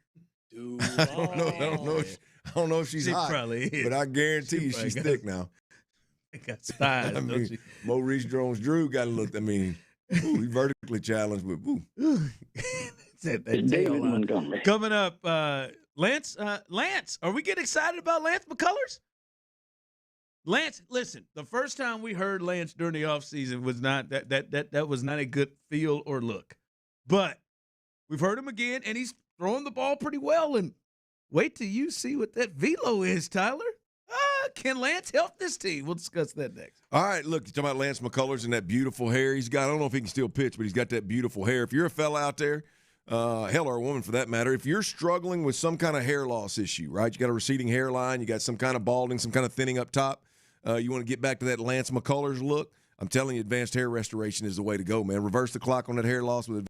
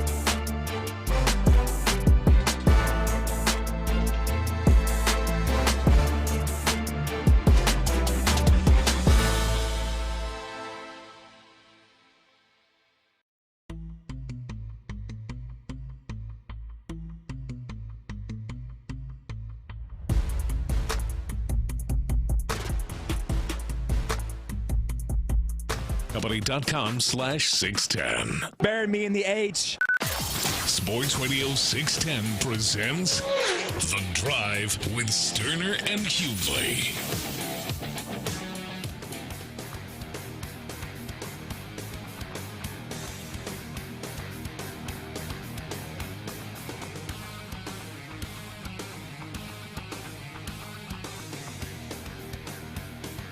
Remember, coming up in the 3 o'clock hour, your chance to win rodeo tickets, a 4-pack of tickets to go check out our guy, Houston's own, Conroe's own, Parker McCollum. You can win a 4-pack of tickets coming up for Friday, March 20th in the 3 and the 5 o'clock hours. So that's coming up next hour. I do want to get to Lance because Lance didn't sound great when we first heard from him, but he's throwing the ball better than he has. But I just want to get to this. There are, and I just want to be completely honest. I've been here going on 6 years, and my 2 biggest Houston sports pet peeves, I believe, are, one, the excuses given to how come the stadiums or arenas are not full on time, especially at NRG. Hold on, so that's right up there at the top. And then my other one is the amount of times that they play games with the roof closed. Bob Nightingale just took a photo of the Daikin with the roof open as Team USA is starting to practice. Beautiful. Oh my God. Oh. When that roof is open and you can see the buildings and stuff downtown, Tyler, and you can see it all like, oh. Welcome home. It lights up. Houston looks beautiful. The whole area looks beautiful. It's a beautiful city. I love it. I mean, it is. The sunlight, I'm turned on. Got that skyline tattooed on my skin. It is beautiful. Amazing. How many times we get it a year? Maybe once. I don't think you're exaggerating. I'm not. Out of the 81 ball games, I think one. And I understand Texas heat. It gets super hot. There's some 80-degree days that thing could be open. Like nights. There's some 80 that's going into 70s in the night that thing could be open. September, October, that sucker, it is beautiful at night when it's lit up. And I just wish they did that more. It is. You and a lot of folks. Yeah, man. I think a lot of people feel that way. First city to ever have drop tops for the football stadium and the ballpark, and now we don't use it. I mean, it is beautiful. God, that photo there. It literally just pissed me off. I think I've been one time when the roof was open at Daikin, back when it was Minute Maid, obviously. I think I've been to one game. I think it might have been Enron. May have been. No, I think it was Minute Maid. I've been to one game. And I'm never getting – good God, UCF is just getting throttled right now by Arizona. God, it is 33-8. 8 points in 12-plus minutes. That's rough. Like to report a murder. By the way, they're going to make the tournament. But anyway, and I've still not gotten used to indoor sounds from baseball. Like the ambiance, still is getting – it always sounds like a fan is on or something. A tunnel or something. It's always. You're hearing that AC pumping. that AC is pumping. It's always a humming thing that for me to get used to. I'm sorry, I get off my get off of it. Just open that puppy up. Like, what would be the temperature rule? Like, if you were setting the temperature, if you said, all right, we look at the temperature. If it is this and above, roof closed. If it's this and below, roof open. Where would you set it? 80. Well, I mean, I wouldn't be afraid to open it as long as it was healthy. You'd have it at 90. Yeah, I mean, you're in Houston, Texas. Hell no. You're in Houston, Texas. Where you have a roof. I mean, and if it is nice weather out and it just so happens to be 90 degrees, I'm cool with it. Ain't nobody gonna faint in 90 degrees. Hell now no. You get up in some of them. Just where it's dangerous, yeah, we got to shut that thing, turn the AC on. But I wouldn't let a little bit of warm temp scare me away from it. I said about 80. I was gonna say 85. 85. I could ride 85. Y'all like Tyler's dog. We could hit that. 85 and below, roof open. Like the outside temperature, 85 and below. The roof Yeah. AC is a wonderful invention. Clint, we're not going to have a roof. We're not going to have a roof, and it's 90 degrees, and we're gonna have that. 90 ain't no big deal. I'm not saying it's not, but I mean, if you have the option, like, oh man, yeah, y'all complaining about that thing not being open. Now you want to set a 10 degree window when you can open. Well, yeah, I mean, I think, like I said, the hot days, like, yeah, it gets humid as hell. I get that. I get that one. What if it's cold enough? You need to wear a jacket. Yeah, you might wear a jacket, but you can, And you wear a jacket, but you can't sweat a little bit? Obviously, if it's super cold, too. Like, if we're dealing in the 50s, then we close that one, too. Like people say. But that's not going to happen. We're not playing in January. People say, you can put on more layers. I can't get butt naked at Dyken Park, Clint. No, you can sweat a little bit, though. Yeah, you can sweat a whole lot. Yeah. I'm thankful for the AC. Get out there and drink them beers faster. But we got to get you want to push somebody to drink them $20 beers, man. Open that roof up when it's 90 The postseason, and they've been in the postseason forever. That sucker, that should be open. The temp's good enough that should be open. You think? I'll see you in October. Unless it's 90. All right, Lance McCullers. We heard from Lance, and it didn't sound confident, to be honest with you, the first time we heard from Lance. But his latest outing, he goes 3 innings, gave up 3 hits, gave up 2 earned, gave up a home run, but came back on it, had 4 strikeouts to 1 walk, which is a big deal. Lance has not had great control the last couple of years that he's given this a go. But he hit almost 90. He hit 95, and that's a velocity we haven't really been seeing him jump up to, especially now this early in camp. Here is Lance speaking after his latest 3-inning outing. Yeah, the velo's been good. I'm happy with the velo. I'm happy it held, So I threw, obviously, the 1 inning, and then I threw 2 on the backfields. Mm-hmm. And then so today was the first time, in-game multiples, and I was happy with the way I felt. Really happy with the way I felt. Felt sharp. Didn't feel like that first batter or two, like I needed to really get it going like I have in the past. Felt like I was bouncing back well, attacking, leading off those innings. So, and then when I did go up to homer, came back 2 strikeouts, and then so I think overall it was a big win for me today. Sounds better. He sounds better. Look at that. Sounds a little more level-headed. He sounds better. Listen, I'm not going to lie. I like that more than I got 2 daughters and a wife at home, and I'd just soon be there than be in spring training. I like that. I like it a lot better than that, yeah. Clint, I'll come to the table. Lance, I have a blind spot for Lance. I don't know if there's an athlete I root for more in Houston than Lance, because I know how bad he wants this. He damn sure does. And I know how much he loves playing for the Astros, and he feels sick, as all of you feel, with all the games he's missed and all the times he's missed. So I really root for him, and I am very hopeful for him. I know he'll have opportunities, Clint. There will be opportunities there for him to help this team.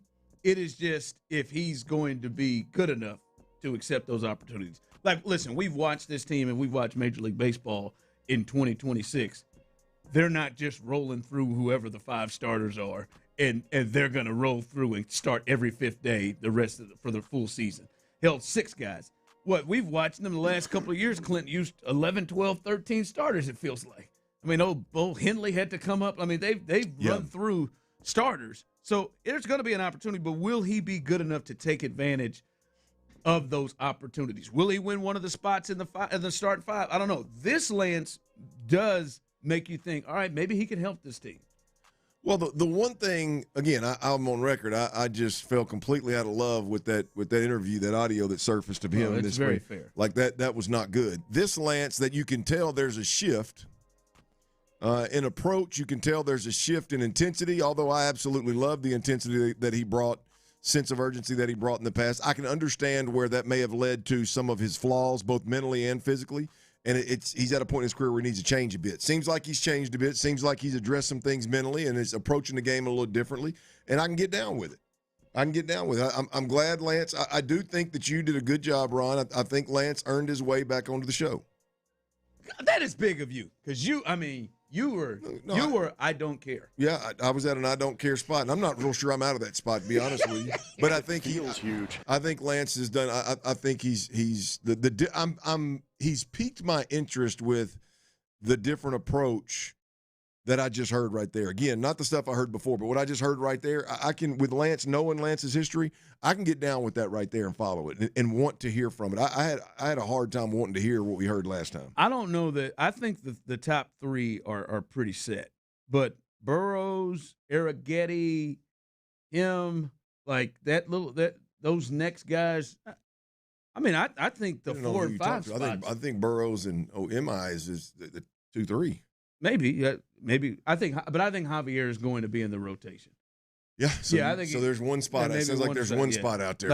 I think he's got a chance to get in there. And even if he doesn't get in there to start the year, again, somebody is going to have to miss something. Yeah. I mean, and that's not trying to wish that on it or blame it on this new staff, but somebody's just going to miss time because it's what happens in baseball right now. You just hope it's not Hunter.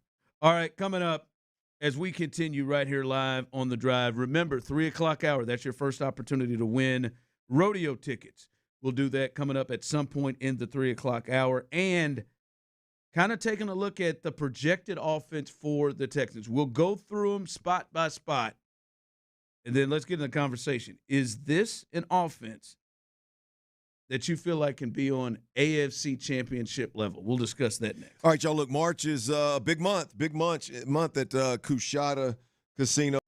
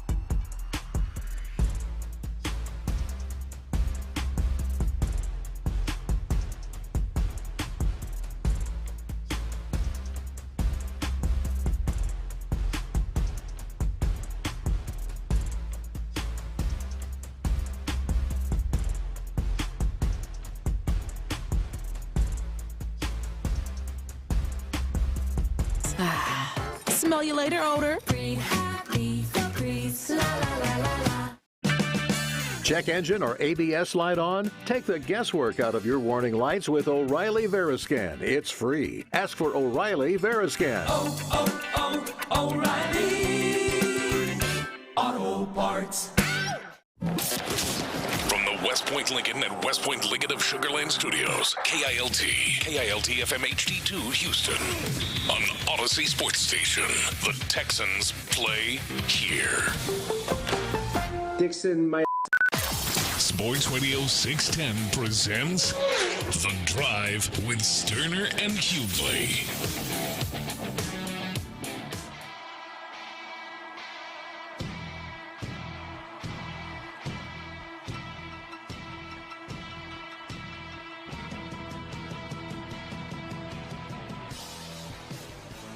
All right, welcome back in as we're live here on The Drive on a Thursday. And it is not just a regular Thursday. It is a Rodeo ticket giveaway Thursday. Your chance and your first opportunity will happen in this hour. Your chance at some point in the 3 o'clock hour to win a 4-pack of tickets to see Conroe's own Parker McCullum. He'll be at the Rodeo Friday, March 20th. It will happen at some point. You got to be listening. You got to stay tuned. And when you hear that cue to call, and it will be very obvious, you will hear it, you got a chance to win a 4-pack. And if you don't win in the 3 o'clock hour, you win it in the 5 o'clock hour. So, multiple options, man. This is one of the bigger shows. All you got to do is listen. This is one of the bigger shows there. Oh, yeah. Hell, he drew 70+ thousand the first time he was in. Yeah, and this will be the 4th. And I don't necessarily look at that as because he's a local kid. Now that has, I mean, obviously impacts it to some degree. Doesn't hurt it, yeah. But I believe he's selling out arenas wherever he goes. So yeah, it's I expect him to fill it up, man. Yeah. So at some point in this hour, stay tuned. Make sure you're listening. I don't like to, because I don't think this is true. I don't like to judge a book by its cover. But when I look at Tyler Lindenbaum, yeah, he looks like he stuffed kids in lockers. He's a wrestler, and big wrestler. Look, he looks like if you said, "Show me a picture of somebody who kind of bullied in high school." Well, there's probably some bully action, at least some actions in his past. I just retweet. I look at him. I don't know what he's. Yes, he's got a huge face, like he walked around and he just did some slide hazing. Like he bumped people. It's when Andre the Giant. It's Andre the Giant. You remember David Baker? I think it was the old Arena Football League commissioner. No, the old boy that does the. What about the old boy that does the bar rescue on TV? Big face guy. Oh yeah, no, you're talking big about face guy. Yeah, I think that's what it is. Big face gentlemen look like bullies. And you know it's continuing. Oh yeah, $27 million a year, center. Yeah, it continues on. He couldn't get a backpack to fit it, carried his stuff, and he just bumped people and shouldered people. Slide hazing.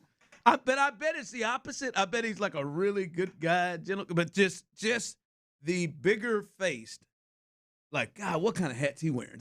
You need to send him this. Send him the Brandon Beals. Yeah. Big faces kind of freak me out. Like, yeah, man, he's coming right down like he's doing facelifts or something. This is like your features should not be that large, sir.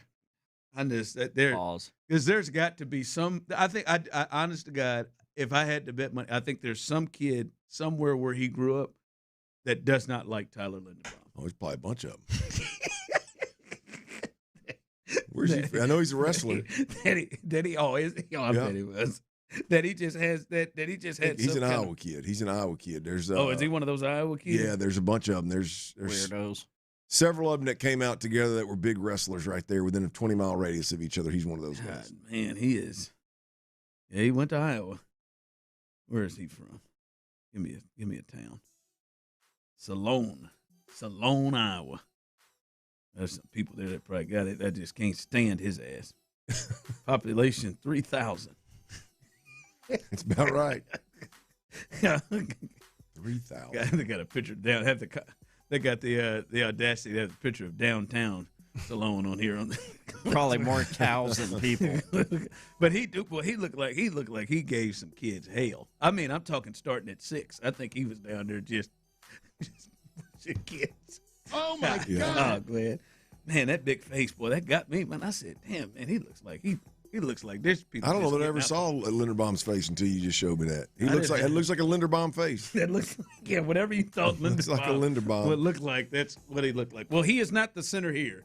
And we would have loved to have seen him here. I know that would have been your I think top on your wish list if he was there. But obviously there is still time to add to this, and I believe they will add to this. But Clint, I do think a lot of the parts are here. I think a lot of the guys that we will read on this offense, like they're going to be a part of this in a big way. And you may know them, and you may be thinking about them in your head, or listen as I kind of rattle off where we are right now for the projected offense. And we understand, guys, this is a team that we are looking at with the expectation to take the next step, like big-time contender, at the very least AFC championship game contender or more. And that's kind of what we're looking at. Do you think this team has the offense right now that can get to that space? Quarterback we know is C.J. Stroud. David Montgomery, Woody Marks, Gerard Jordan seems to be the backs right now. That may be a space where they add Clint. Nico Collins is your ex-receiver. You feel good about that. Jaden Higgins and Xavier Hutchinson probably both make this team. Tank Dell and Jalen Noel. Tank Dell could figure in a lot of different places. We'll see where he is injury-wise. Tight ends, they added to that room yesterday. Dalton Schultz, Brevin Jordan, Cade Stover, Foster Moreau. He is in this. And then the line where we're really looking at Ursery. I have to say open slot. I can't. I mean, Jared Patterson could be there, but right now to me, I would say open slot. I don't think the starter is here at left guard. Jake Andrews, that could be an open slot, but I do think I don't think they're afraid to go with Jake Andrews, and that might be the plan. Ed Ingram at right guard and Braden Smith at right tackle with Trent Brown, Blake Fisher potentially kind of playing a role behind that. When you hear that offense, and you think about maybe the other teams in the AFC, when you hear that, Clint, do you think that is an offense that's good enough to get them to an AFC championship game? No, I don't. I don't think this offense leaves a ton to be desired. I think this offense is probably out of 16 AFC teams. I think this offense is probably 11. And they say no. I don't think they're going. The only thing that this offense is going to contribute to this team in terms of winning beyond where they won last year is don't lose it. You know, that can they be more ahead of the change? Don't turn it over. Can they be safer than they were last year? Can they be cleaner than they were last year? You know, I think that's the ceiling for this team is the way they're set up is stay out of negative plays, don't turn the football over, and let the opponent beat themselves, which a lot of them will do. And the Texans will win a lot of games with this. But no, I don't think this is an offense that's built right now in a way that they're going to go beyond the second round of the playoffs and they're going to kick the door in of an AFC and possibly an AFC championship and possibly a Super Bowl. No, I don't believe so. Yeah. And you just start putting them up against these other teams, Clinton, and it just to get to that level, your offense, I think, is going to have to do more than just not lose it. And to me, the space of where we can get here is clearly if you can get the C.J. Stroud version close to his best, the C.J. Stroud, that I would say not even just year one, but I'd say the first year and a half maybe, that C.J. Stroud, that gives you a chance because that guy was able to kind of take over and raise the level of a lot of players around him, right? But if you don't get that, which I don't think many of you are banking on, and I don't know that you can bank on that, it feels like for them to get to that level, their defense is going to have to even be better than it was last year. You had Reed Blankenship. They got a chance they can stay healthy. But to me, it feels like they're going to have to be better because I do think some of these AFC teams have picked it up too, Clint. Well, we talked about it yesterday a little bit. Like so much of the pressure for this offense to do big things is on the shoulders of two guys that we don't have a whole hell of a lot of confidence in, and that is C.J. Stroud and Nick Caley. And I'm not disrespecting either one of them. I'm just saying, like, you don't know who C.J. Stroud year one, C.J. Stroud, or is he the guy that kind of faded down over the last 2 years? Nick Caley, we don't have enough of a sample size to know whether he's worth a damn or not. Right now, at some point in the playoffs, more than likely, multiple times in the playoffs, you're going to run into somebody where your offense has to show up and have the ability to make plays consistently. And I just don't know that this squad, when everything they do, the majority of the production is so dependent on a quarterback being perfect and a play caller being great. I just don't know that they can, with this crew, with this offense that you just mentioned, the OC has to be great, the quarterback has to be perfect, and that is a tough way to win football games. Even with this defense? I think not in the regular season. I think you're going to win 10 to 12 games, and I think you're going to be looked at as one. But when you get into other teams that have great defenses, like when this offense it bumps up against a great defense, like they did against a good one, like they did against the Patriots. Yeah. I mean, you're right. It could be even a good defense. It doesn't have to be a great defense, but I think when you get in the playoffs, you're going to probably see some great ones. Yeah. I think they're going to struggle mightily throughout 4 quarters, and it's because you don't. Everything is so dependent on scheme and the quarterback being perfect that nothing's easy. There's no screen game. There's no dominant run game. There's nobody out there that is like elite at making people miss and making something out of nothing. Everything is so difficult, and I think that trend is gonna. I think it's going to extend through this season for the Texans when I'm looking at their roster right now. Yeah. Like I know D'Amico and Nick, I know they're all going to say the right things. But when you can't tell me that you look at this offense right here and you go, yeah, we got it. It's like New England last year. They made a good little run, but at no point in time did they have enough horses on the offensive side of the football to go, yeah, man, we got a real shot to outscore some of these guys if we have to. They did all right in 2 bad weather games. Yeah, and against lesser teams sure. The regular season. AFC was down, but they got lucky. The weather was a big part of I think was a kind of a field leveler, if you will. But last year you could have gone a little bit longer than I think is normal with lesser talent because of the way the AFC field played out. I don't think that's going to be the case.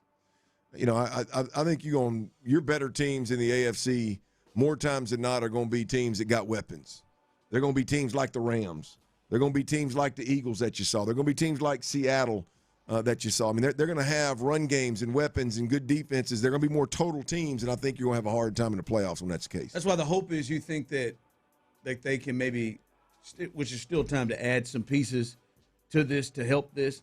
And then I think the other point you may not even have to add. I mean, if Tank comes back, the Tank that we know, and Jalen Noel takes a role, and they're allowed to, and he's allowed to. Brevin Jordan stays healthy, and all of a sudden you got a little something. So you do like there's some pieces here that could take it to that. Yeah. I just don't like banking on it. I mean, I don't like that. Like your whole offense, like the level of explosion, playmaking ability of your offense is dependent on guys that have never done it or guys that have been injured consistently their entire career. Like it's a hard way to live, man. It's a hard bank to. That's hard to bank on that right there. When you got a defense like this, it's hard to go into it knowing that that's the case. Yeah. No, I'm with you. That's the other. It's a two. Like there's still time and ability to add to it. Then the other part is, you got a couple of wild cards. Like Tank Dell is a wild card, right? I think the play of C.J. Stroud is a wild card, right? Like I don't think as much as maybe some others do. Like I don't think C.J. Stroud is ever just gonna suck, right? Like he may make some. He's not gonna suck. Like he's gonna win games and gonna do things to keep you good and listen to say like, hey, there's C.J. There's a quarterback. He's going to do those things. He may need to be great for this offense to score and play well enough against those teams to get to that point. Well, that run, but we've seen him do it, and it's doable. But that may be where he needs to be. Well, I go back to we gotta the 3 playoff wins in the 3 years that D'Amico's been here. The defense has given up 32 points and scored 32 points. Like I just don't know how often that is going to be the case.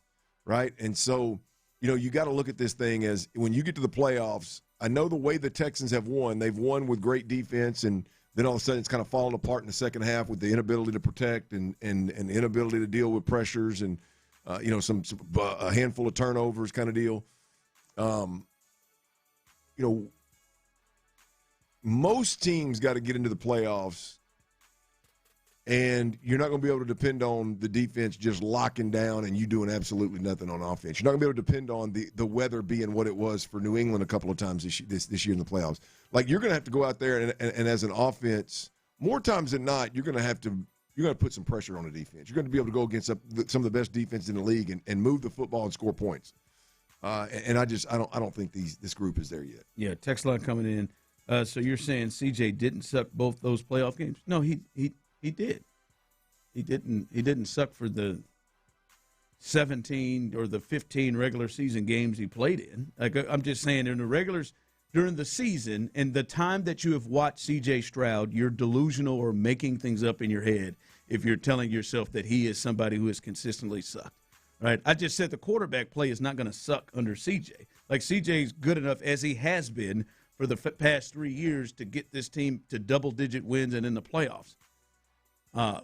So now in the games that are big, you hope he doesn't have 7 turnovers in the 2 games spent. By the way, is something that is not a consistent thing that he has done in his career. But yeah, C.J. Stroud, I've got pretty good confidence that the Texans are going to get good quarterback play during the regular season. C.J. Stroud, he's done that every year he's been here since he was a rookie.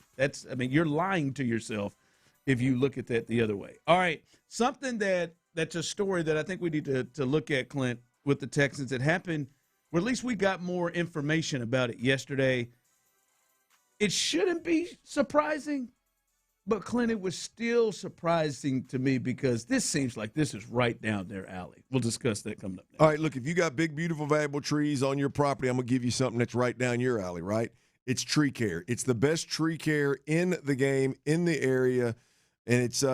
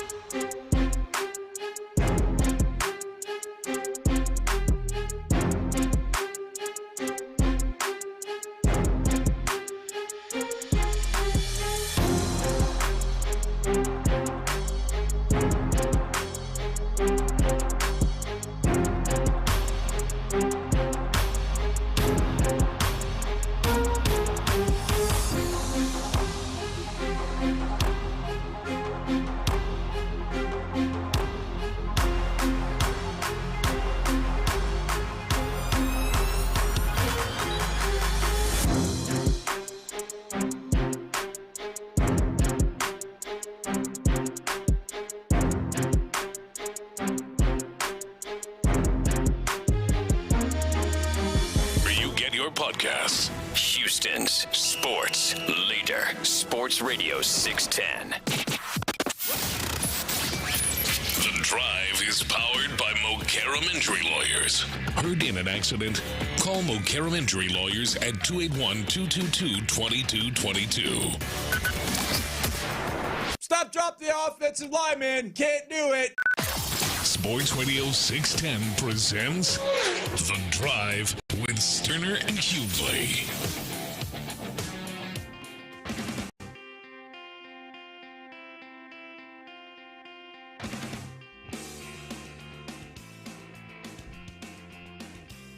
At any point, got a chance to win a 4-pack of tickets. Parker McCollum coming up. What day is that? Friday, March 20th, through a Friday night show. March 20th, your chance to win those at any point right now in the 3 o'clock hour. Any chance. Any chance. You just got to be listening for that cue to call, and you can be our next winner. I do like, and kind of we were talking about, is this offense, we ran through it, is this offense good enough to get them right now, understanding they're going to make additions to an AFC championship game. And I love the thoughts of some of these guys taking steps that I'm seeing on the text line, YouTube and Twitch, the base power text line, YouTube and Twitch, of guys like Higgins, Knoll, and Woody Marks taking steps forward. I think that could happen. And again, I think it is also clear to say I don't believe they have to be, they don't have to be the Rams from last year offensively. But they've got to be able to put up 24 points against good to really good defenses. Like if they run into the Broncos, like if they run into teams like the Broncos from last year who had a really good defense, they got to be able to put up 24 to give themselves a real chance. They got to put up 24 against a team like the Patriots last year, whose defense really started to come on. And so they don't have to put up 30, 35. They don't have to do like the Rams did. They just have to be better than, don't turn it over. And yeah, guys like Hutch, or guys like, Higgins, Knoll, and Woody Marks, the young guys, draftees from last year, whoever they bring on this year that could be young as well, they got a chance to help with that. Yeah, it's right now they're heavily dependent on that. Yeah. Whether you talk about guys coming back off injuries or you talk about guys going year 1 to year 2 making a huge stride, I mean they are extremely dependent on those guys taking that next step. Now, they're going to appear very confident when they publicly speak about that. But the reality of it is when you're banking on a bunch of guys that have never done it or guys that are coming off of injury that could have taken a serious toll on their athletic ability, that is a tough way to hopefully that's a tough way to start a season where you feel like AFC Championship or Super Bowl is really the only acceptable outcome. Yeah, that's the kicker here is. Now I think I got to believe that they make some moves. I got to believe that they improve. And they do bank on some of these guys getting better. But I think there's got to be a move or two out there where they upgrade and just say, we like the guys that we have, but for a year or two, we want to bring in somebody that's got a little bit more experience, somebody that's got maybe a little different skill set, play style, and we're going to use them effectively. They've got to go. They got to go that route at some point. The Foster Moreau ads are just that ain't going to move. That's not going to move the needle. Clint and Tyler, text line 713-572-4610, base power text line, YouTube and Twitch. I wonder your thoughts on this. I know I shouldn't be that surprised by this. We've kind of seen this regime and how they kind of operate lately, but I still was when I look at the player and the money and the price. This situation with Elgton Jenkins, who was cut by the Packers. Yeah. And we get this report from Aaron Wilson, and he said, although the Texans didn't want to trade for new Browns, he's now, as we saw, he signed with the Browns, Elgton Jenkins, they did make an aggressive run at him with a respectable contract offer per league sources. However, he declined the offer and took the Browns' 2-year, $24 million offer, $20 million guaranteed. So apparently they came under that offer. I'm not surprised. We've seen this. We've seen this with Saquon Barkley. We've seen this with other guys that we've heard reports that the Texans were in on and just thought it was too rich for their blood. I am really surprised that 10 a year, $20 million, 2 years, $24 million, 20 guaranteed for that position, where it looks like this is a versatile guy. You talked about this dude has played up and down, specifically center guard, right, where we know there's at least an opening at guard, but there could be one at center. I'm surprised that if I would read this to say a respectable offer, then they're in the ballpark. I'm surprised that $24 million wasn't enough. I'm gonna go out on a limb and say it wasn't even close, the offer that they gave him. You don't think it was? Look, I mean, somebody's not with the Texans center and left guard situation right now.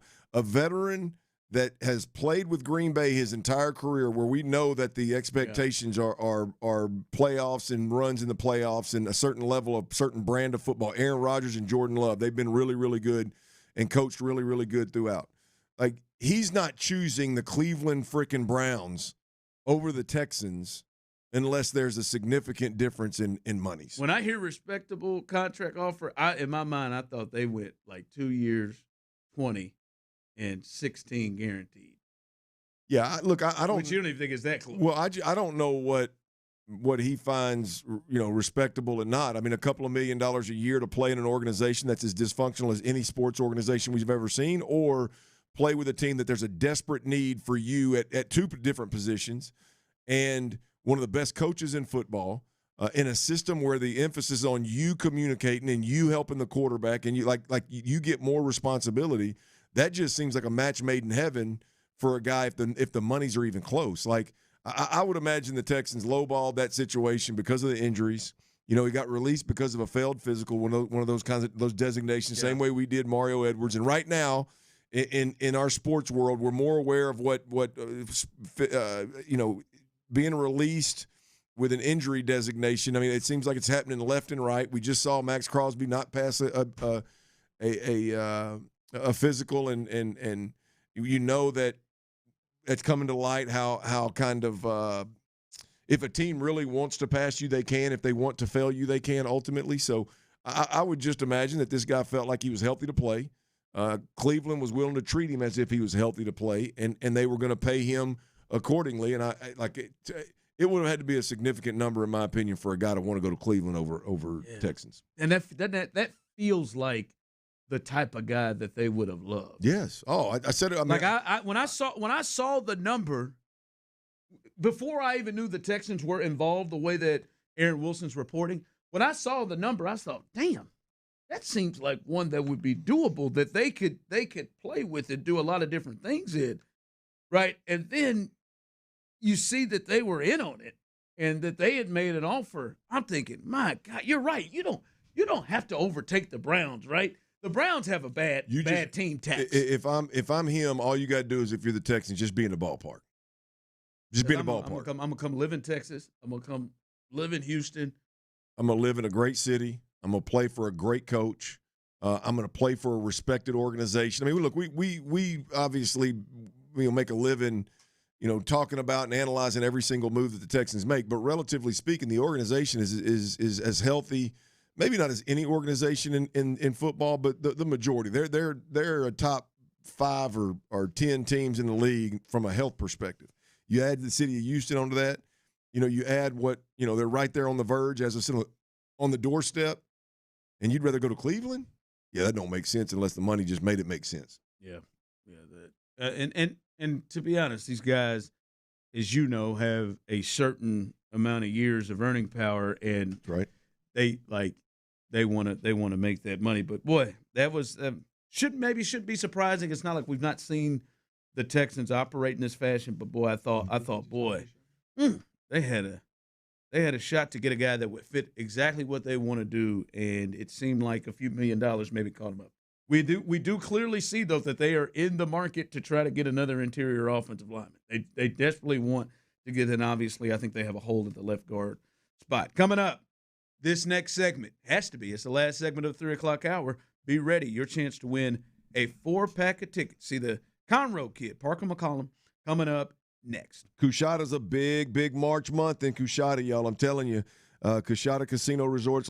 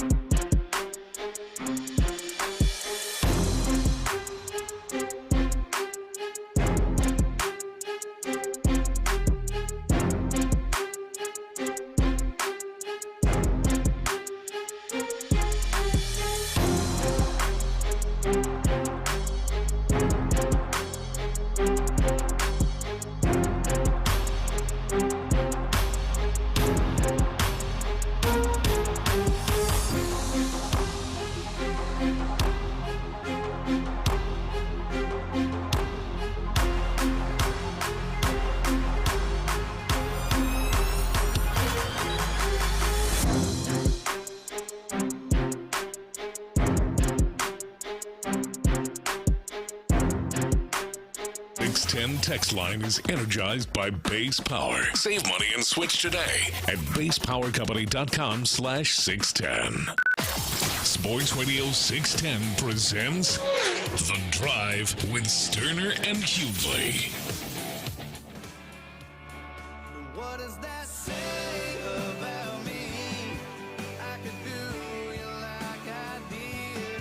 Then I could break an angel's wings. What does that say about me? Looking at both of y'all, yeah, I really felt that one. I love that this tugged song. at It's you. a good one. That one tugged at you. Well, if you want to be this one, do you think this is one he sings on Friday, March 20th? Absolutely. Easy. Well, the hell, let's open up the phone lines right now. 713-572-4610. Caller number 10.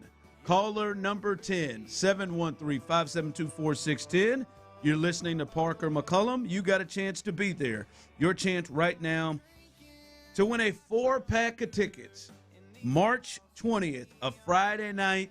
This is what you said, 4th time at the rodeo, and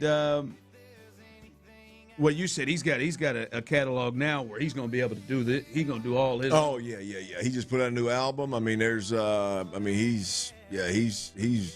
plenty hits deep to where he can keep everybody standing up the entire show, man. So yeah, he can go way back and play some of his old stuff. He can hit some of his newer stuff if he so chooses.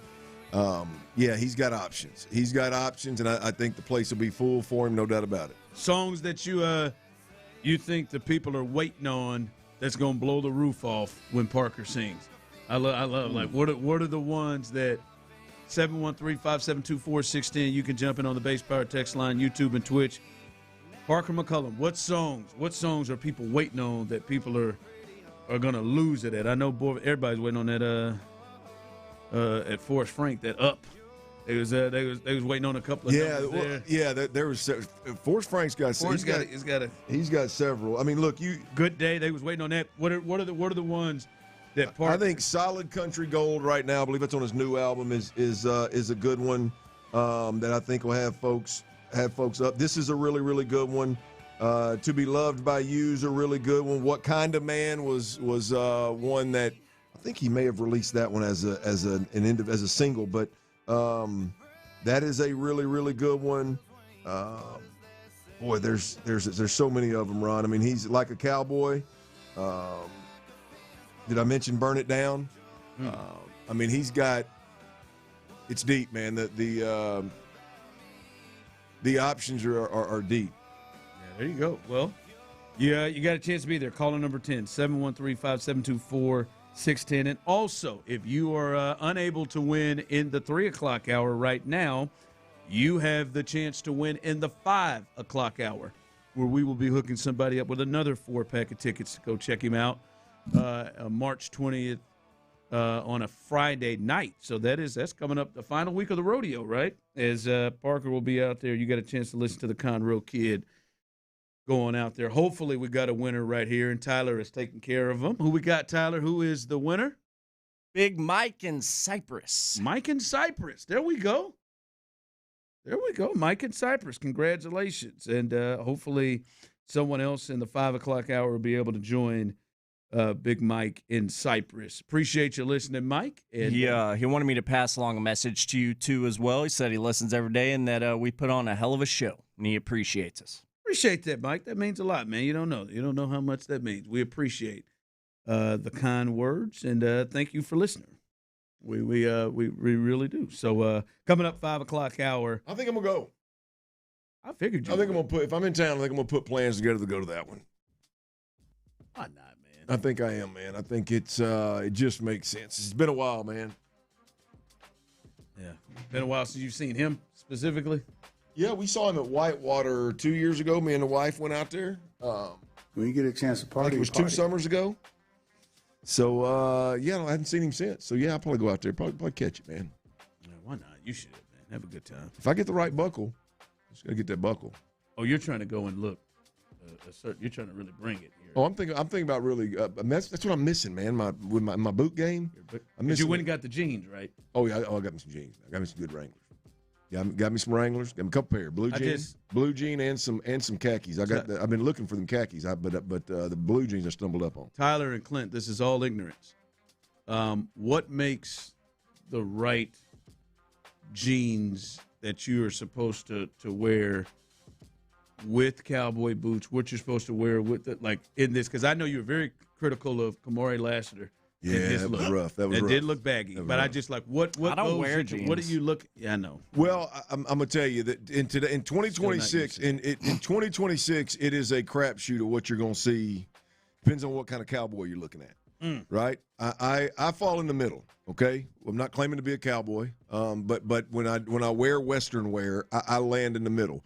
You got your traditional cowboy fit, which is you're going to see it's starched up, but it's pretty loose, right? They're starched up, pretty loose, pretty wide-legged, pretty broad boot cut, jean, kind of a boxy look, which for me, sitting at 6'1" and some change and 250, I'm already boxy. I don't need no help. So and then on the other end of the spectrum, you got some guys. I got a couple buddies like this and some guys can pull it off where it's a slim tapered fit now. I mean that damn pant leg ain't much wider than that boot cuff. So you got different looks. I land in the middle. I like mine to be kind of a slim cut, so they're a little tighter from the waist to the knees. And then give me a little bit of a boot cut. I don't need a monster boot cut. I don't need a traditional look. Boot, right? It's got to fit. Oh yeah, right there. The skinny ones are the only ones that are don't necessarily. I mean, they fit, but it fits tight over the boot at times. And so there's cowboys out there that are. I say cowboys. I'm using that term loosely, but there's cats out there wearing Western wear that are rolling up their jeans at the bottom with boots. I mean that's an interesting approach to me. But hey, man, time in 2026 it changes. But I would go the traditional. But I'm already boxy, and it's hard for me to pull that off. So I go with a little bit more of a slim cut through the ass and the quad, and then let that thing open up a little bit with a kind of a traditional boot cut at the bottom. Okay, that's what I go. That's what I go with. No taper. I go with the slim cut in the middle. And nowadays, see they make them jeans with a little bit of stretch to them. So I got a chance. Right in the thigh, especially in the thigh. In the thigh and in the ass, like I can't wear tight. You can squat like a catcher. Yes, yeah. Like I can't wear tight. That's why Tyler. I think you got to give jeans a chance again, Tyler. I really do. That's a good point. I think you got to change. They've changed, man. Listen, start with an Old Navy pair. No, they are. What are you doing? It wasn't that long. I'm just saying he wants to get cheap. I'm just saying he wants to just get a try. I'm just saying they stretch. They give you some stretch in the jeans. I know it wasn't that long ago. I had a pair of jeans. It's been a few years, but I don't like the way they feel and fit. And I think the feel is different. I really do. He's a chino guy. I'm a chino guy. I know he is. Even though I agree with Ron. I agree with Ron, I don't think you should go with like a traditional boot cut, like traditional Wrangler or anything. I think you should go with a nice pair of Levi's. You don't need the athletic cut. You need a slim pair of Levi's, and they get 501s. I'm trying to cost effective here. If you just want to go in there and run in one of them. That sunbuck ain't been cost effective since he was getting $5 a week for his allowance. Sermons. I promise you that. I got more than 5. Yeah, we know. All right, a week? Text line coming in. Text line coming in. Y'all has got allowance. I didn't. You got. I mean, I had to do chores, but yeah, I mowed the hell out that yard, boy. Yeah, I just had to do chores. And just do them. Man, they broke me off. And just accept that. They broke me off a 20 spot, but boy, they worked me like a mule now. Yeah, I just had to accept the food and the living. Teresa said you're gonna work for your allowance is gonna be living. I come to think about that, man. I ain't gonna lie to you. I had a raw ass deal. You got a new car? You had a car? I'm just talking about growing up. Like, I think about people who had some. Like it'd be like at least like if I ain't gonna get no allowance, like at least break me off with some good stuff. Yeah, that me in there before my aunt, my uncle stepped in and helped me out. Thank God. She in there buying me the cheapest ass clothes, like we broke. Well, Teresa was doing the best she could. No, she was not. She was not doing the best she could. Because when baseball season came and the game started, I had Griffies. You had good stuff then. I had good stuff. She wasn't putting her baby out there. I'm in here, but go to school? Yeah, man. Middle school, she had me 5 days a week. She had me in Bugle Boys. What's wrong with Bugle Boys? Man, come on, man. Bugle Boys in middle school. I had some Bugle Boys back in the day. Now you are 10 years younger than me. That may be a Bugle Boy may not have been the deal. Yeah, no, she had me in here just like dress, clothes you just pick up and just got stripes and stuff on my shout out. Stripes. Oh yeah, and I'm big anyway. Stripes.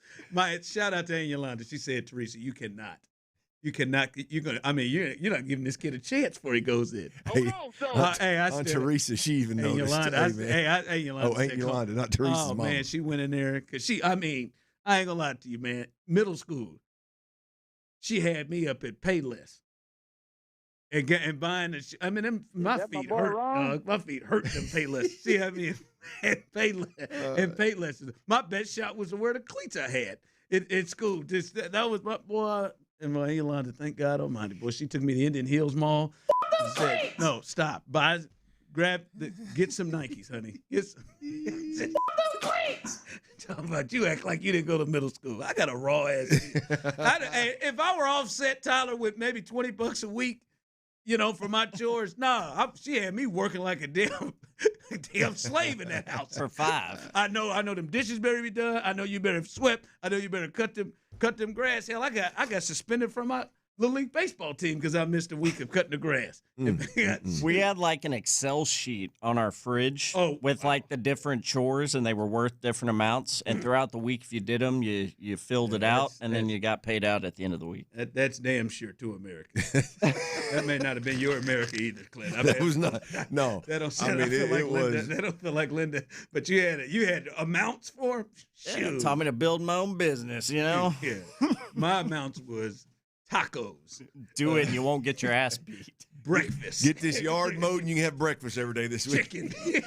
Congratulations, roof over your head. Cable. Tyler said, mow the yard, we'll get you a yellow Hummer. What? And I'm talking about the 4-wheel kind too. Man, dude, I'm telling you, man. I mean, damn, I ain't getting. I mean, I'm telling you, man, I could. And then she showed up with that damn Ford Focus hatchback. Said I had a deal I couldn't pass up. I don't know how I got girlfriends, ass. I don't know how I did it in high school. I mean, you talk about putting up roadblocks in front of me. My goodness.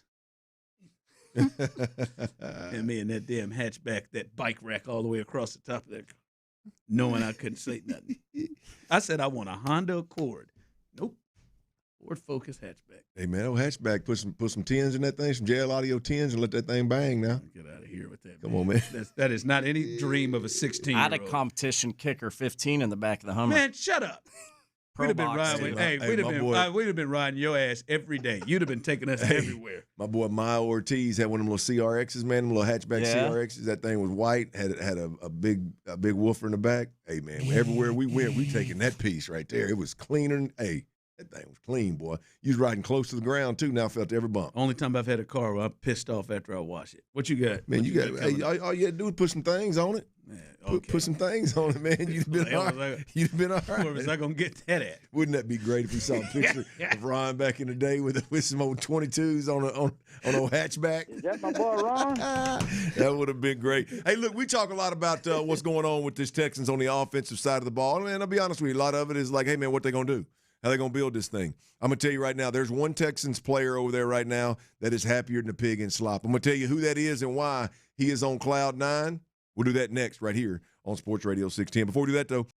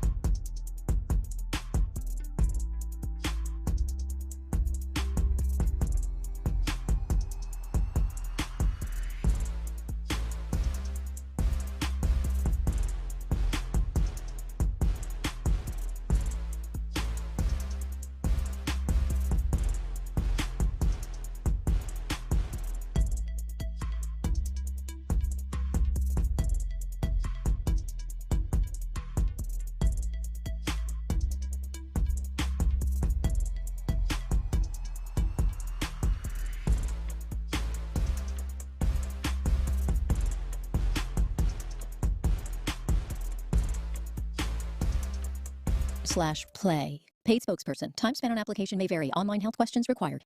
This is drive time, isn't it, back in Houston? Dive into the mind of former NFL quarterback Clint Stoerner. I was thinking about coming out of the chute here and telling y'all about my new boots that I got on, but y'all want to talk about puppy chow? What is that, ostrich? Hell no, that's python. It's Sturdy's Daily. Before we get to that boner. On The Drive with Stoerner and Hughley.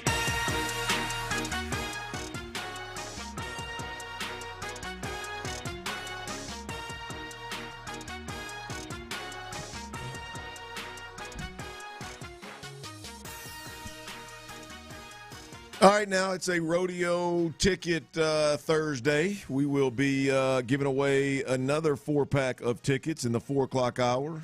We already gave away one 4-pack of tickets in the 3 o'clock hour. I'm sorry, did I say 4? I meant we'll be giving it away in the 5 o'clock. 5 o'clock hour. Gave a 4-pack away in the 3 o'clock. We'll be giving away another 4-pack in the 5 o'clock. And here's the deal. One, it's Parker McCullum, right up the street, puts on a hell of a show, sells the place out, I believe. If not, damn near it. 70-plus is more than likely going to be the number that he's going to put in there. And you got to be listening. You got to be listening in the 5 o'clock hour. Anytime in the 5 o'clock hour. Really, to be honest with you, we give Ron the credit. But Tyler actually says, hey, guys, it's time. And then Ron kind of says, okay, you're right, and does it. So Tyler's the one responsible, not only for when we give them away, but that's right.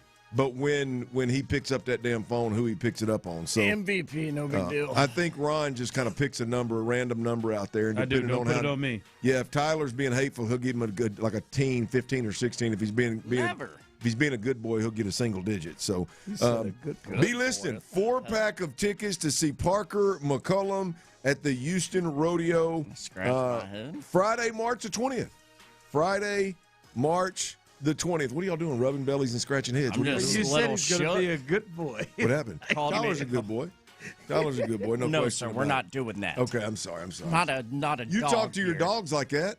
Yeah, they're good girls. There you go. See, it's in your blood. It's in your nature, man. Good boppers. That's good right. Boppers. Well, we talk a lot around here about the Texans, what they need to do, and then when they do something, we like to really dig into it. Is it good? It's bad? Is it ugly? What do we like? What do we not like? Where do they need to go next? Love that banter. Love having those conversations. Hell, I was still going back and forth this morning, Ron, with somebody about the O-line. The O-line video got posted of like there's no sugarcoating it. And I love it, by the way. I'm going back and forth with some old boy about, well, they did get Ariante Ursher, and I see, well, they got one. But they missed on a few. So that's good banter. But I'm going to tell you, Ron, and I think this offense in Houston leaves a lot to be desired. I think for us as fans, us as media members, and I'll be honest with you, I don't think that anybody in the uniform over there looks at this team and goes, yeah, man, we are lights out. We got an explosive group. It's time to go light the scoreboard up. Like I think it's the approach. The way they build the roster, kind of what they expect from this offense, I think it's pretty understood team-wide what they're looking at. But I'm going to tell you, man, and my point is I don't think C.J. Stroud is chomping at the bit to be in this offense. I think he's going to do the best that he can. I think he's going to do the best that he can. All right? But there's one player out there, boys, that I think is in hog heaven, and that is Dalton Schultz. I don't know if y'all heard this, but Dalton Schultz, he went on Jim Rome. And I didn't even know, to be honest with you, I didn't know Jim Rome was still around until Tyler said he was in the building the other day. I didn't know Jim Rome was still doing his thing on radio. Really? That's wild. You don't go into the jungle often. He's moved more digital, but yeah. Is that the deal? Is that what it is? And when Tyler said he was in the building the other day, I guess it was a month ago or so, 2 months ago maybe, I was like, really? What's Jim doing over there? He taking over? Yeah, he taking our spot or what? Right over there. He was at the Super Bowl. Well, then I saw him at Super Bowl. This was before that. But clones. But Jim Rome sounds just like Jim Rome 20 years ago. But Dalton Schultz went on with Jim Rome, and here's what how Dalton Schultz feels about his little contract extension and being here in Houston over the past couple of years, as well as moving forward for the next couple.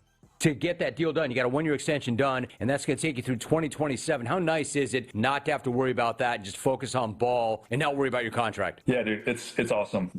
There was many years in my career that I was like, as soon as the season was done, that was like at the absolute forefront of my mind, stressing, worrying, where am I going to be? Where am I going to go? Like, am I going to have security for my family? Like, so I've spent my years doing that, and I'd say after the last contract that we just did with Houston, like that 3-year extension just really put me in a place mentally that was like fully at ease. And then obviously having gone through it, like at this point, dude, I'm just happy to be here. Like, I love Houston. I love the Texans. I love my teammates. I love everything that like has kind of been established here since D'Amico's gotten here. And I'm really excited to just kind of continue that and like hopefully build that into a Super Bowl season.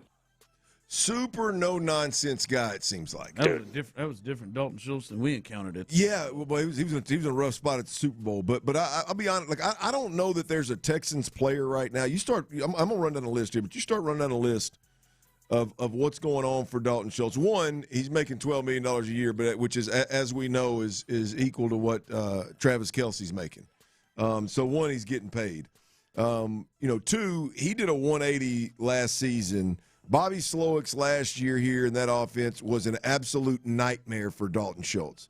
I was ready to get out of the Dalton Schultz business. It was hard to watch 86 play football on Sundays, if I'm being completely honest, and I think I made that very clear. Very clear. He did a 180 last season. Damn near had a career year from a statistics standpoint, and if you watched him play, was really, really good on multiple fronts. Right? I mean, you don't expect Dalton Schultz to go out there and be the lead back and do fullback things and decleat guys and pancake guys. I'm not saying that was the case by any means, but clearly went out there and felt like he fit and enjoyed and was being asked to do things that he is capable of doing at a high level. I mentioned had damn near had a career year last year, Ron. He has to feel like this year it's extremely possible to have even a better year, which would be a career year for him in this offense. I mean, this is an offense. This system is a great fit for him. He's mentioned that. It is a system that why is it a great fit for him? Because he said it. Not for me, but just because he said it. I'm just saying, when you watch what they want to do in this system, it's a great fit because, like, usually we look at like, oh man, the tight end, the Dalton Schultz in the middle of the field is like a safety valve. Yeah. Well, that's like number one. Yeah. That's like one of the number one things this offense wants to do is get it out quick right there, and he is a beneficiary of that immediately in this offense. Yeah, no question, and I think he was more referring to like the terminology and kind of the techniques and mechanics that they asked them to execute. He's aware of and good at, and it's a strength. But to your point, the offense this offense has always been very tight end friendly. I would argue that the one reason and one way that the sack and pressures on C.J. Stroud improved last year is because guys like Dalton Schultz became more of a priority. I would imagine that that's going to be even more of a priority in 2026. And that is if C.J. Stroud if he really leans in to this offense. So the great fit for Dalton Schultz in this offense has to have him absolutely through the roof excited. He doesn't have a lick of competition. No. I mean, there is nobody on this team that's going to take snaps from Dalton Schultz. No. Right? If Brevin Jordan can stay healthy, there'll be a Brevin Jordan package. You look at Foster Moreau, the guy they just brought in, along with Cade Stover, they're going to be inline tight ends that are going to be reserve guys, or they're going to be second or third options. They're never going to take reps or targets away from a guy like Dalton Schultz. So he's clearly the lead dog in that tight end room. Again, I would like for that to change. I would like for them to use a first-round pick on a tight end. I would like for them to bring a tight end in here that's not injury-prone, that brings a little something else to the table. David Njoku's one of them that I'd like, but I mean that's he's still out there. He's still out there. We talked about yeah. And another thing, he spoke about it there. Dalton Schultz sounds like a no-nonsense guy, Ron. On this team, one thing you ain't got to deal with is a bunch of silly stuff. I just this organization I talked a little earlier about how healthy it is. There's a lot of organizations out there you got to deal with You may be driving to the game on a Sunday afternoon, and Tyreek Hill's yanked over and handcuffed by a cop because he wouldn't whatever they were asking him for, he wouldn't do it. Right? You're liable to wake up on a Sunday morning and guys not be showing up, guys be jackassing around. We've all been there. We've all seen that. This organization seems to be full of professionals, and I just feel like Dalton Schultz is a guy that, outside of gaming, being probably a little bit too committed to the gaming community for my liking. Outside of that, he seems to be pretty straightforward, old boy. Yeah, no, and I enjoyed what we got from him in the Super Bowl. I enjoyed just absolutely it stuck with him, and he is. I just felt like there's going to be a lot of motivation coming from him, and I wonder how many of the guys out there feel that way. I feel like a Will Anderson probably feels that way. I feel like CJ probably feels that way. We've heard CJ. I feel like Nico's probably driving himself nuts because he wasn't available and didn't play. I feel like there's a lot of guys that have a lot of feelings very similar to Dalton Schultz, and if they were put into the Super Bowl spot, they would have been in a tough spot as well. Yeah, that would have that interview. If you hadn't heard it, Tyler, do we have that interview up somewhere? I'm sure we do on the website somewhere. The old Dalton Schultz from the Super Bowl. Oh yeah. Yeah, I mean, if you're a Texans fan and you ain't, that's exactly what you want. That's exactly what you want your players in general, but one of the veterans on your team. That's exactly how you want them to feel. And the coolest part about that interview for me, Ron, was that it seemed to be he was over there kikiing with them Dallas boys. Yeah. Right. There was clearly a history there with him and the Cowboys, yada yada yada. But when he got over there with us, man, it seemed like a Houston-centric conversation, and boy, his old dauber was down in an absolute hurry. So, yeah, it was good. If you hadn't heard that, go to our website, sportsradio610.com, and see if you can't grab that. That was a good time. Hey, let's flip over to the Astros real quick. I don't know if y'all saw this the other day. We hadn't talked much about it. This challenging strikes. Y'all seen any of that? I mean, I've seen it in minor leagues. I hadn't really seen it in spring training, but yeah, I've seen it a lot. I didn't think, Ron, that I was going to be a fan of it, but I think I'm here for it. I saw Altuve do it a couple of days ago. Altuve said he wasn't going to do it much. Well, hell, the first chance he got, he did it in spring training. He grabbed that old hat. Yeah. And it's quick, too. Well, it's quick. What I like about it is the ref there ain't no payback. You know what I mean? Like, there's I've seen refs get mad at players when the touching the hat thing didn't mean anything at the major league level, but everybody knew what it meant was I would challenge that strike. They're trying to show the umpire up. Show him up, yeah. Like right now, I'm sure it pisses the umpires off when they do it and they get questioned, especially when it ends up being a ball. But what are they going to do? They're going to get in the box the next one and ring him up again? I mean, because he can challenge it again. I don't know. I don't know that I'm for a lot of the technology being invited into Major League Baseball. I'm damn sure not a fan of doing away with the referee. I mean, the umpire across the board, and having the mechanic, the technology do the whole thing. But I really like the challenge. I like that. Yeah, I'm a little back and forth on it, man, because I like egregious calls being made, right? Like really egregious calls, like, I don't know, man, that was a home run, but we didn't call it one. Yeah. That was clearly fair. We didn't call that one, right? He was clearly out. We missed that one.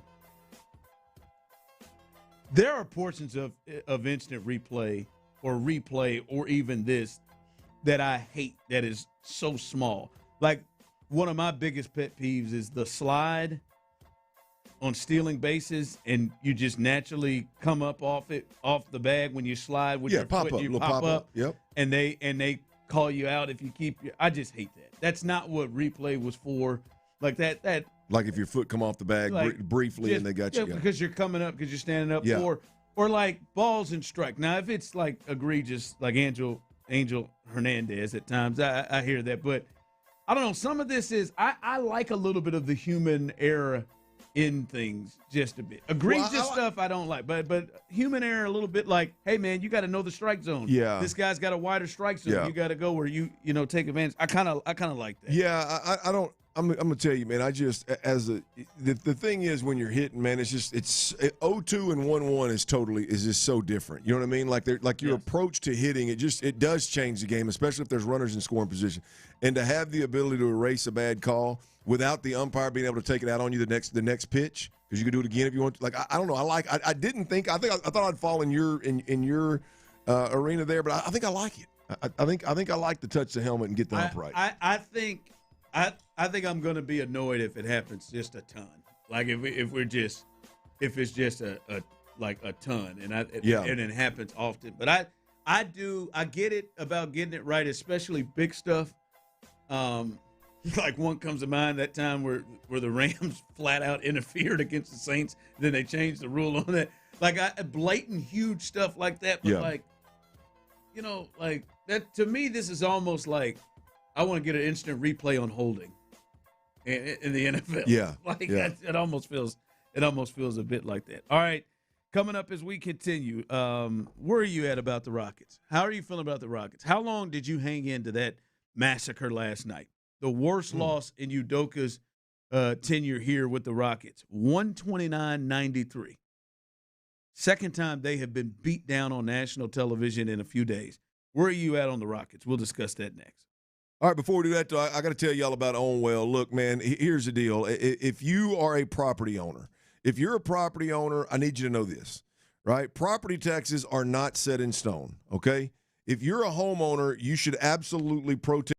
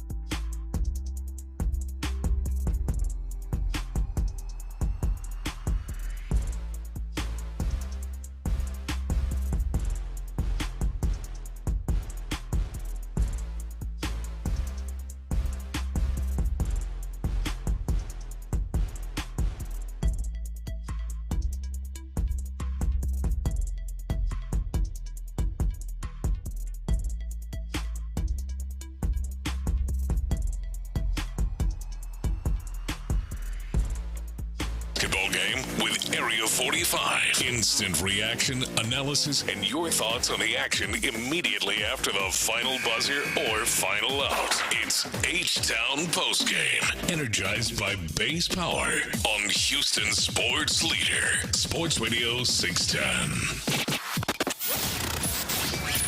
The Drive is powered by Mokaram Injury Lawyers. Heard in an accident? Call Mokaram Injury Lawyers at 281-222-2222. Sports Radio 610 presents The Drive with Stoerner and Hughley.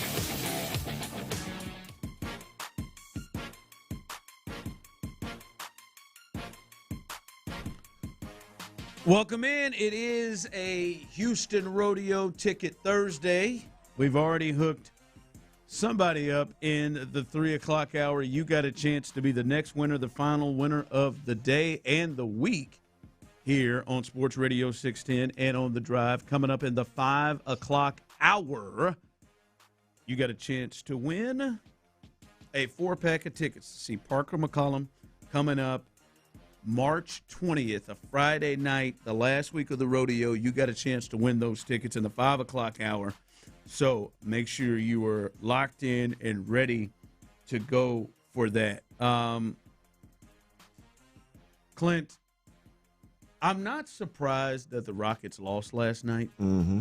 I told you, and if you remember what I was saying yesterday going into it, I think this is a big game. B. Scott was saying it yesterday. This is a big game. Two teams that got a lot to prove. The Nuggets want to make sure they're falling down. They were a 6 seed at the start of the day, albeit very, very tight in that 3 to 6 range, 7 range. They were a 6 seed coming in, and they had some struggles. They got their starters back yesterday. Aaron Gordon is back. They've got their starting 5 back in there. And then as we talked about the Rockets, they have struggled against a lot of the contending teams. If we look at it, they've won some games after the All-Star break, but they've, struggled with the Spurs, lost to the Knicks, lost to the Pistons, struggled with, after last night, they've lost 3 of 4 to the Nuggets, struggled with OKC. So that was a big game last night for them going into when the last time they were on national television, 145 to 120 Sunday night on NBC, they got embarrassed by the Spurs again. And Clint, I'm not surprised they lost, but I am borderline shocked, Clint, that an Ime Udoka team, with everything that he's about, with everything that he has built culture-wise, and he's done a great job of it since he's been here, to a point where we have completely new and different expectations for this Rockets team. Clint, I cannot believe they played with that effort. And it wasn't just that they got boat raced, right? It wasn't just their offense was that bad that nobody had over 16 points last night. But the amount of times they had turnovers and people just pieced it out and not get back. Yeah. That was the most surprising thing, and it makes you wonder, have we gotten to a point where with some of these guys that Udoka's voice is just going out the window? Because that didn't look like an Ime Udoka team. Yeah, it's just bad basketball, Ron. When the thing is, I would like to be able to lean into the, playing in Denver, playing in Colorado, the elevation change, the dead legs on a back-to-back night. But when you started this segment, you alluded to obviously the getting boat raced by the Spurs, and now you get boat raced by Denver. At some point, you just got to call a spade. And the reality of it is right now, this team is not a good basketball team. I'm not real sure what they're trying to accomplish offensively a good chunk of the time. Last night, again, the turnovers were a problem. 16 of them. Yes, last night, I don't remember this being a problem previously, but last night a major problem was what they do, start out 1 of 8 or 2 of 9 or something like that. Struggling at the line, from the line. I mean, that you can't go play a really good basketball team that's coached well, that's got some chemistry, that's got an identity. You can't go play that basketball team. Hell, you can't play them at home, but you damn sure can't play them on the road, turn the basketball over, and shoot the ball poorly from the free throw line on multiple occasions and expect to stay in there. And it ended up being, the second half ended up being an embarrassment if we're being honest. I'm looking right at him. The players were pathetic. They were awful. All right. I mean, Kevin had 11 last night. He wasn't. None of them were good. Reed bad. All right. Like none of them were. But for me, man, if you just say the things that they seem to struggle with, especially in this stretch, out loud, it's a lot of things that you would say a poor coach team does. Yeah.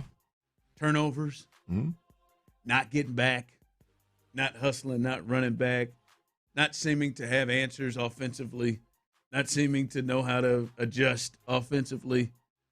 Like they just do a lot of things that you would walk into and say, hey, well, what was the preparation like going into this thing? And I do not give the excuse of a back-to-back. I do not. Like, that wasn't just tired, man. They just – I mean, they just weren't into it and didn't and never got out of it. We've seen back-to-backs where it's like, all right, yeah. Like, they're not in these games. Like, the gap is not supposed to be that wide between them and the Spurs and them and the Nuggets. I mean, they just weren't in those games, and those were games they needed for the standings. I heard Stephen A. say it this morning. He said they look like they're well on their way. They were 4 for 33 from three. They look like they're well on their way to getting bounced out of the first round. And I didn't think that, but right now they run into the. Now I think maybe they can take care of Phoenix, depending on what Phoenix comes in. But they run into the Minnesotas, the Nuggets could be one, like any of these teams in the grouping, and they play the way they're playing. And Şengün, man, I know I've been hard on him because of the expectation of his. But, I mean, that's one of the hallmarks. When you in basketball, you see a great player, a lot of good or great players go up against other good to great players. Yeah. They're bringing it, right? They're bringing it. It was Jokic up there, the one you're compared to a lot. That man had 10 and 2. Three assists. I just thank God you didn't bet anything on it. but we predicted it. We said it. We said it earlier in the week. Oh, they got the Raptors tonight. Maybe he'll explode. He didn't, 14 and 12. But we saw Jokic not doing nothing. Jokic had a triple-double through 3, and I don't even think they cared about playing him anymore. Yeah. That's just – I mean, you look at it, man, you could – like, he is regressing, like, clearly in a long sample size. And – another thing, when you look at the coach, somebody texted in, Ime is not it.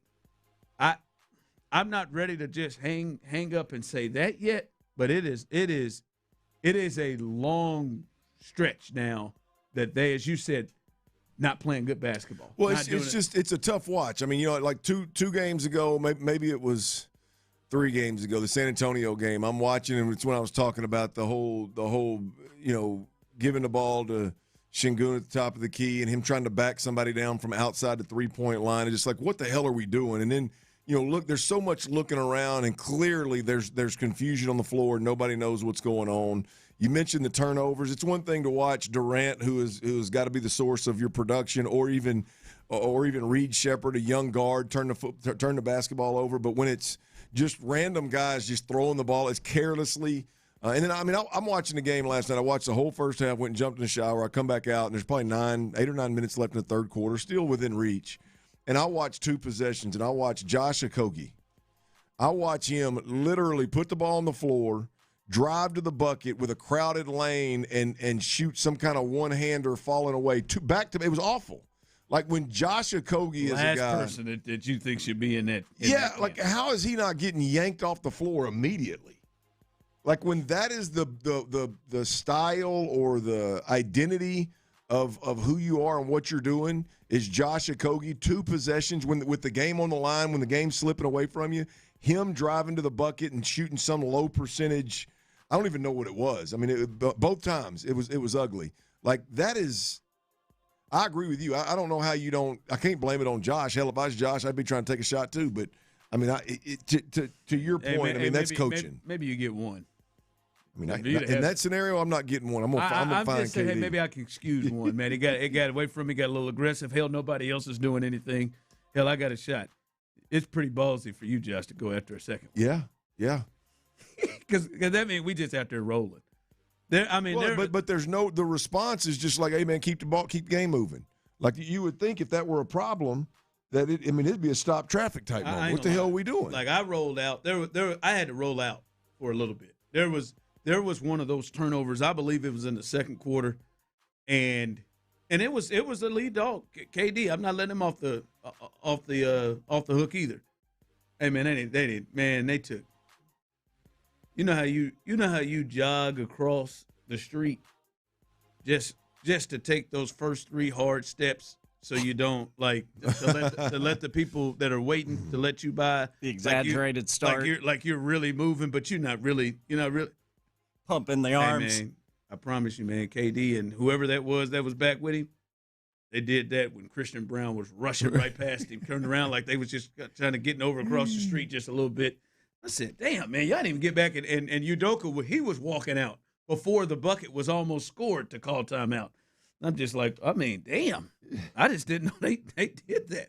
All right, coming up, some big news from the college basketball world as they head into the tournament I want to address. And we got to look at this Texans offense as it's projected right now, and what type of offense does this look like? Does this look like the type of offense that gets them where they want to get to? We'll discuss that next. Hey, it's March now. It's going to be a busy schedule for a lot of folks out there. You know what I'm talking about with them brackets and that ball being played. I know your schedule's packed, but your oil change needs to be a priority, man. Look, JiffyLube.com. There's 60 of them in and around our city of Houston. If you don't know where the one is nearest, you go to JiffyLube.com and find it. Here's the deal with Jiffy Lube. Look, you, your significant other, your kiddos, you got to make sure that car is serviced, right? I don't care if you stay in the car or you relax in the lobby when you're getting it done at Jiffy Lube. It's quick now. You got to get in and out. You can sit wherever you want. You can chill and relax wherever you want. But the truth of the matter is Jiffy Lube has been dominating the quick oil change industry since 1979. Here's another fact, right now.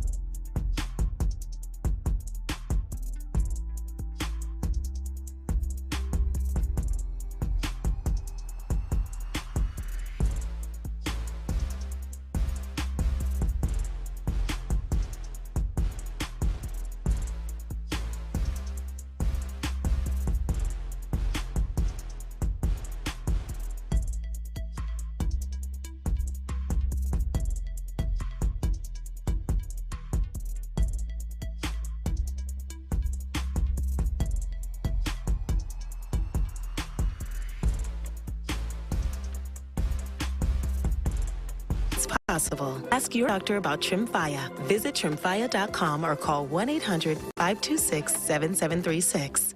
Get 10% off your first month of Blue Chew Gold with code 610 at BlueChew.com. The Sports Radio 610 text line is energized by Base Power. Save money and switch today at basepowercompany.com/610. Sports Radio 610 presents The Drive with Stoerner and Hughley. Hey, Tyler. What up, Ron? Selection Sunday coming up on Sunday. It's like one of the best days of my life. It's like 3 days away, man. I can't wait, man. Can you wait, Tyler? Are you jonesing beyond your Aggie ties? Yeah, I'm pretty excited, interested in. It's gonna be a fun tournament. We're going. We are going. We are going to Indy. We're going Tyler, are you going to the Final Four? Tyler, Clint, man. What? That's a good one, dude. What? I think we need somebody to capture some content, man. I'd love to, but no, I'll be holding down the fort. I'll pay for your plane ticket, and you can stay in Ron's room. Not sure that would. I'm still not sure that would work. Why not?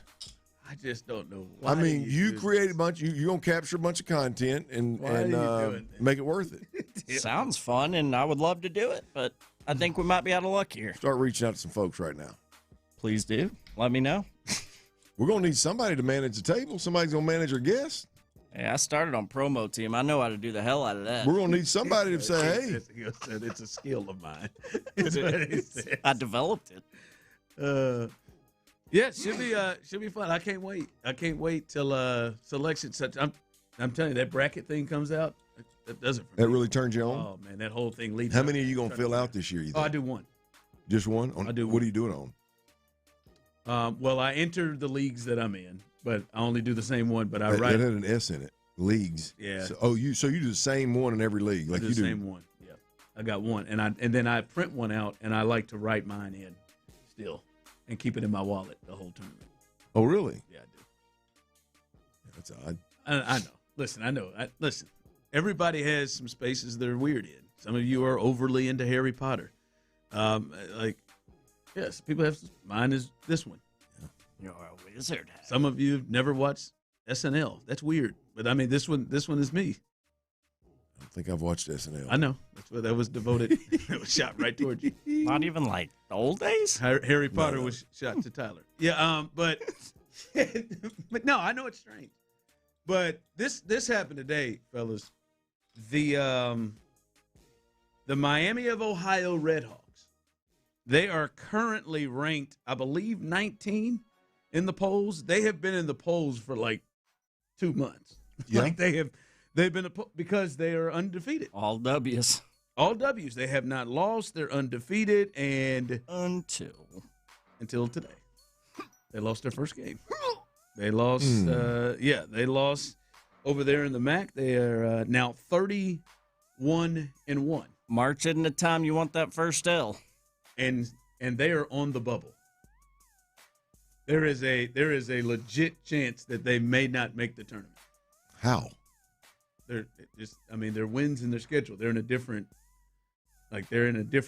lower conference, so they don't have great wins. Yeah, but if you got 31 of them, I think that trumps great, I'm with you. I think if they get left out of the tournament, which I don't think I think there have been 6 teams that have gone through the regular season undefeated. I don't think any of them have been left out. But obviously, all of them have had, better schedules, marquee wins than this, and they've been flirting with this a lot. Because there were some who thought they had to win their conference tournament to get the automatic bid. Well, obviously, they're not going to do that.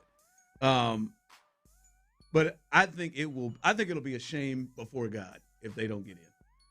And I don't mean to take this to our boss, but like he's an Auburn Tiger fan. I'm certain they lost today. I think they were 1 game above 500 entering in, and they're on the bubble. Like they can't make it over this team. They can't be 16-15, and I know, or 17-16, whatever they are. I know that the SEC is a really good conference. They can't get in over the Miami Redhawks, who are 31-0. Oh, you went with the bosses. Squad, huh? I looked up, and Joey Brackets had them as like the last team out. Auburn. The last team out. And I just said, okay.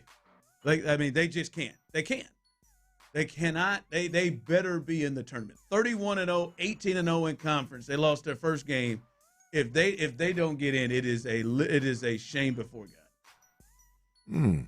You can't go 31-0. Like, I mean, even if you're in the Sun Belt, SWAC, I don't care what it is. Even if you're in those, and you're ranked. You can't be ranked top 20 in America and then not make the tournament.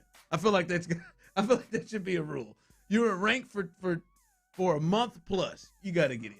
Well, you can't go undefeated in the regular season and not get in when there's 68 teams getting in. I mean, you got to be kidding me. If they put one of these mid-level Power 4 conferences. Yeah, I mean, what are we doing? That's a hell of a story. UMass, by the way, UMass is who beat them today. Yep. Is that that's old buddy that was coaching in South Carolina? What's his name? Is that Frank? Frank is his Frank first Martin? name. Frank Martin. Yeah, He is bald, isn't he? that's who it looked like. Yeah, big, tall. He's an intimidating cat now. I remember from Kansas State. Yeah, no, I had him in South Carolina. Yeah, he got to the Final Four with South Carolina, but at K-State he had Michael Beasley. Okay. Yeah, he had a crew rolling over at K-State. So it took a hell of a coach to beat him at UMass.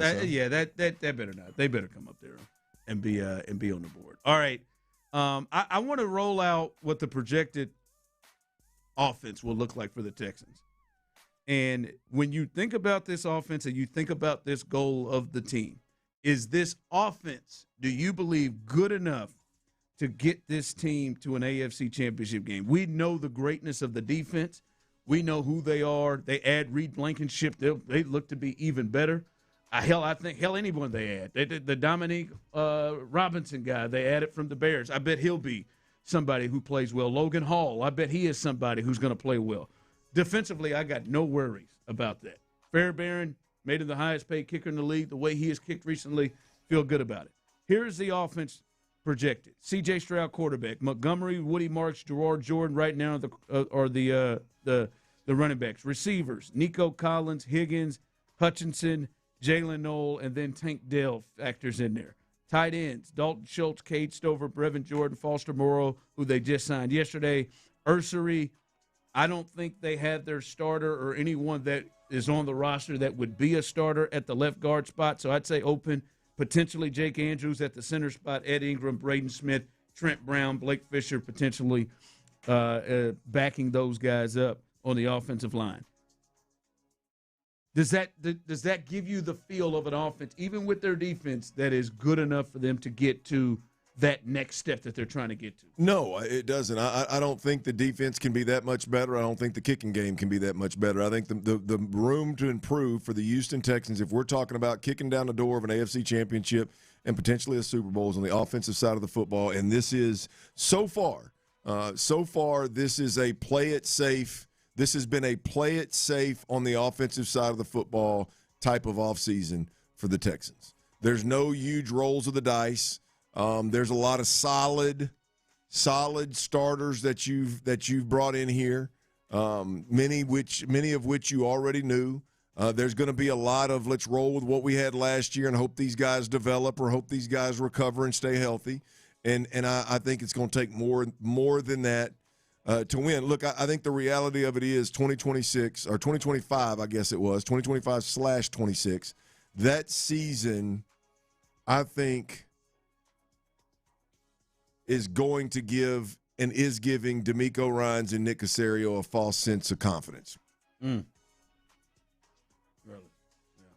Yeah. Yep. I think we're in a spot. Nick Caserio said it. I think Nick said it. Hey man, we could have beat anybody in the league, and we're right there. I think there is a belief that if we just get solid across the board, man. If we're just consistent. If we just raise the floor of our offense. Yeah, if we just stay out of trouble, if we just don't turn it over, if we just – and I think that approach is going to bite you in the ass. Last year, it was good enough you could get to the second round with. Next year – probably could have gotten past it if you just did that. Yeah, fair. So fair, yeah. I just think that's going to bite them in the ass in a big way in the next season. Yeah. No, you just look at it, Clint, and I think for the offense to be good, and you know the games we're talking about, right? They play teams like the Colts. I think they'll handle it. They play the Titans twice. They'll handle them. Hell, the Jags, they probably handle handle them at least one of the games and be very, very competitive, right? Like the teams around, like Chargers, those teams. But when they get in those games against, maybe those other 2, 3, 4 teams that are a little bit more balanced in what they're bringing to the table with an offense and a defense that can play, and they need to put up and nobody's saying like, all right, man, this is an offense got to put up 35 points, baby. They got.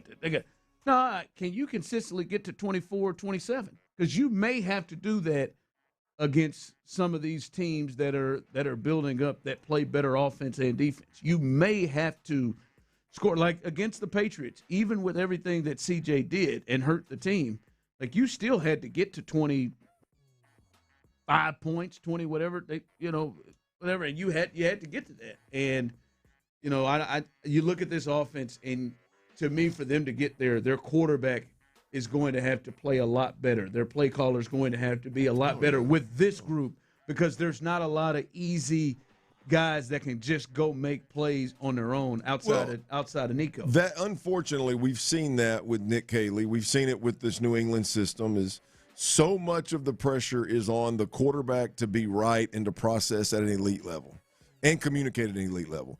And so much is on the coordinator to draw up the perfect play at the perfect time, when that happens, you produce obviously in a big way. But when all of your production or a huge chunk of your production is dependent on that, and you get nothing from hey, my guy's just simply better than yours. My O-line and my running back are simply more physical and more dominant than your defensive front and defensive line. Or my receiver is a guy that you can't touch in a phone booth, and we're gonna get him out on the edge a couple times in open space, and good luck tackling this guy, running back or tight end, or wide receiver. Like, there's just not enough of that in this offense, and it's so dependent. It's so dependent on Nick Caley and C.J. Stroud that I just don't know. Like you said, it's going to work against the lesser thans. It's going to work over a 17, game season, 18-week season. But when you got to line up and you got to go against teams that are just as good as you or better, they've got a good run game, good pass game. They got a good defense. They got enough defense to stop you. They're a better team, right? I mean, they're a great team. I'll say better, not better than the Texans, just a great team on the NFL front. And you get there and you got to go through 4 of the best. You're gonna have to have a squad that can answer the bell, and it is a lot to ask your quarterback to be right all the time and your coordinator to be that damn good, especially when you got 2 super young guys at each position. I think it's going to leave a lot to be desired, Ron. All right, coming up here, a little 5 o'clock fire. Remember, this is the point in which you have a chance to win our final 4-pack of tickets. See Parker McCollum coming up March 20th, Friday night. Your final opportunity to win a 4-pack of tickets. We'll do that coming up at some point in this hour. We'll give you some NFL news as we are still in free agency, and the Big 12 Conference may have a problem. They may have a problem. We'll discuss that coming up next. All right, I tell you, I don't know about the Big 12, but if you're out there and you're dealing with chronic joint pain, yes, you have a problem. Yeah, you've got a slight problem, but it's nowhere near as big a problem as a lot of folks are probably leading you to believe, right? Somebody's probably out there telling you that you need joint replacement surgery. It's not the case. Not the case. I mean, it may be, but at the end of the day, there's a good chance that's not the case. And what you need to do if you're dealing with chronic joint pain is you need to look up QC Kinetics right now. You need to look up QC Kinetics right now.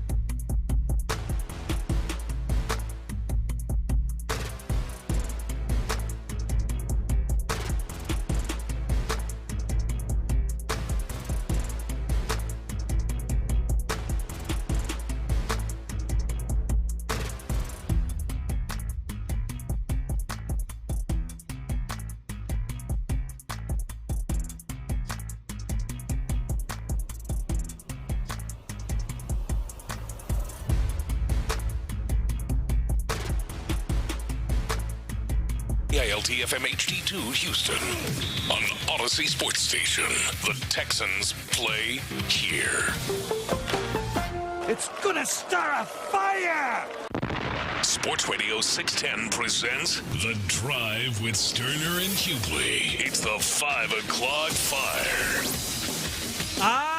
It is 5 o'clock. Congratulations. Hopefully you're off work. Luckily for you, old dirty show T-Mill, a.k.a. Psycho T, will have the latest. And the latest is you will have that opportunity coming up at some point in this hour. We got 3 segments in this hour. We got 5 o'clock fire right now. It could happen in the middle of 5 o'clock fire. It could happen coming right out of a break. It could happen in the second segment, the third segment. Who knows? It could happen right before we hand it off to Mark and John. But you got to be listening in the 5 o'clock hour for your chance to win Parker McCollum tickets for Friday, March 20th. We will give you the cue to call. This right now is not the cue to call. All right? You want to have a hell of a night, you can have a hell of a year, just like that song. But this is not the cue to call. Come on, somebody give me something for that. You're a pro. You are a pro. Who know that I didn't know that was hell of a year? Come on, man. Did you know it? It was smooth. That was a glorious moment. Who knew I had hell of a year? Nobody. I did not. And I just ran right through it. I was distracted. I didn't catch your great moment, that man. Was great. I guess I'll have to use the Odyssey app, AUDACY, to go back and check it out. Clint was still wiping. I'm just saying, I wasn't quite there, but I did get you. I did unload. I'm just saying, I got hell of a year, man. I banged that. I mixed that sucker right in. That's well done. Wove that in, man. Hell yeah, bro. It's a good one. I didn't know I had it. That's a good one now. I was thinking that might be the one that he sets the crowd off. I just got to. It's a good one, but no, he's got more than just. I mean, that'll. I don't know, man. A lot of his are. I mean, ballads. There's a real panty dropper kind of vibe with a lot of them, boys. Listen, ballads. There it is. Pull at them heartstrings. A good ballad. All right, but no, you got a chance to win that in this hour, 4-pack of tickets to see the Conroe Kid coming up at some point in the 5 o'clock hour. I hate I missed your moment, man. I'm sorry. Hell of a year. Nobody checked up. That's right. Don't worry. If you didn't know me before now, I will pat myself on the back. Don't fret. And I will bring the attention to my positive things. All right. Not a ton. Not any real big moves. Not going to bore you with some of the others, but not a ton going on day 3 of or day 4, 3 or 4, whatever it is, of free agency.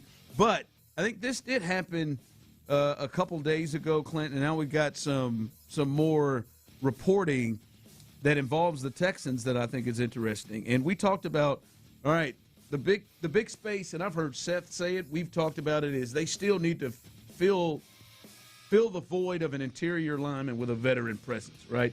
The left guard we feel like his open center could be. Well, we know the Browns, they are hell-bent on filling every single hole when it comes to their offensive line. They have reshaped and redone their entire offensive line.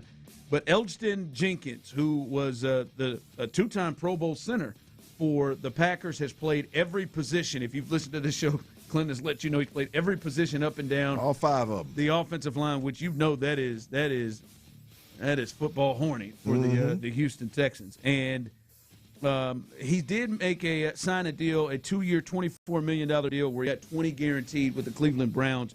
But Aaron Wilson is reporting that the Texans, they didn't want to trade for him because I think a lot of people knew he was going to be available. They didn't want to trade for him, but they did, according to Aaron Wilson, aggressively make a respectable contract offer to him that he declined in lieu of the offer that the Browns gave him, which was, again, 2 years, $24 million, 20 guaranteed.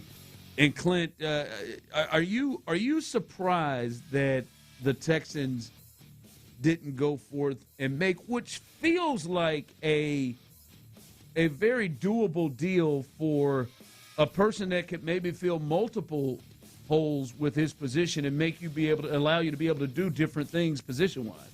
Yeah, well, this is a guy that I think would be right in line with Nick Caserio and the Texans. I mean, you want to talk about a guy that's cross-trained. He's literally played every position. Definitely guard center, could fill any void in that middle of the offensive line as you see fit. And Yeah, I mean, I was half joking when I said it, but I was spot on from the standpoint of this is a guy that it would not surprise me at all if the Texans didn't aggressively pursue. Now, define aggressively pursue, right?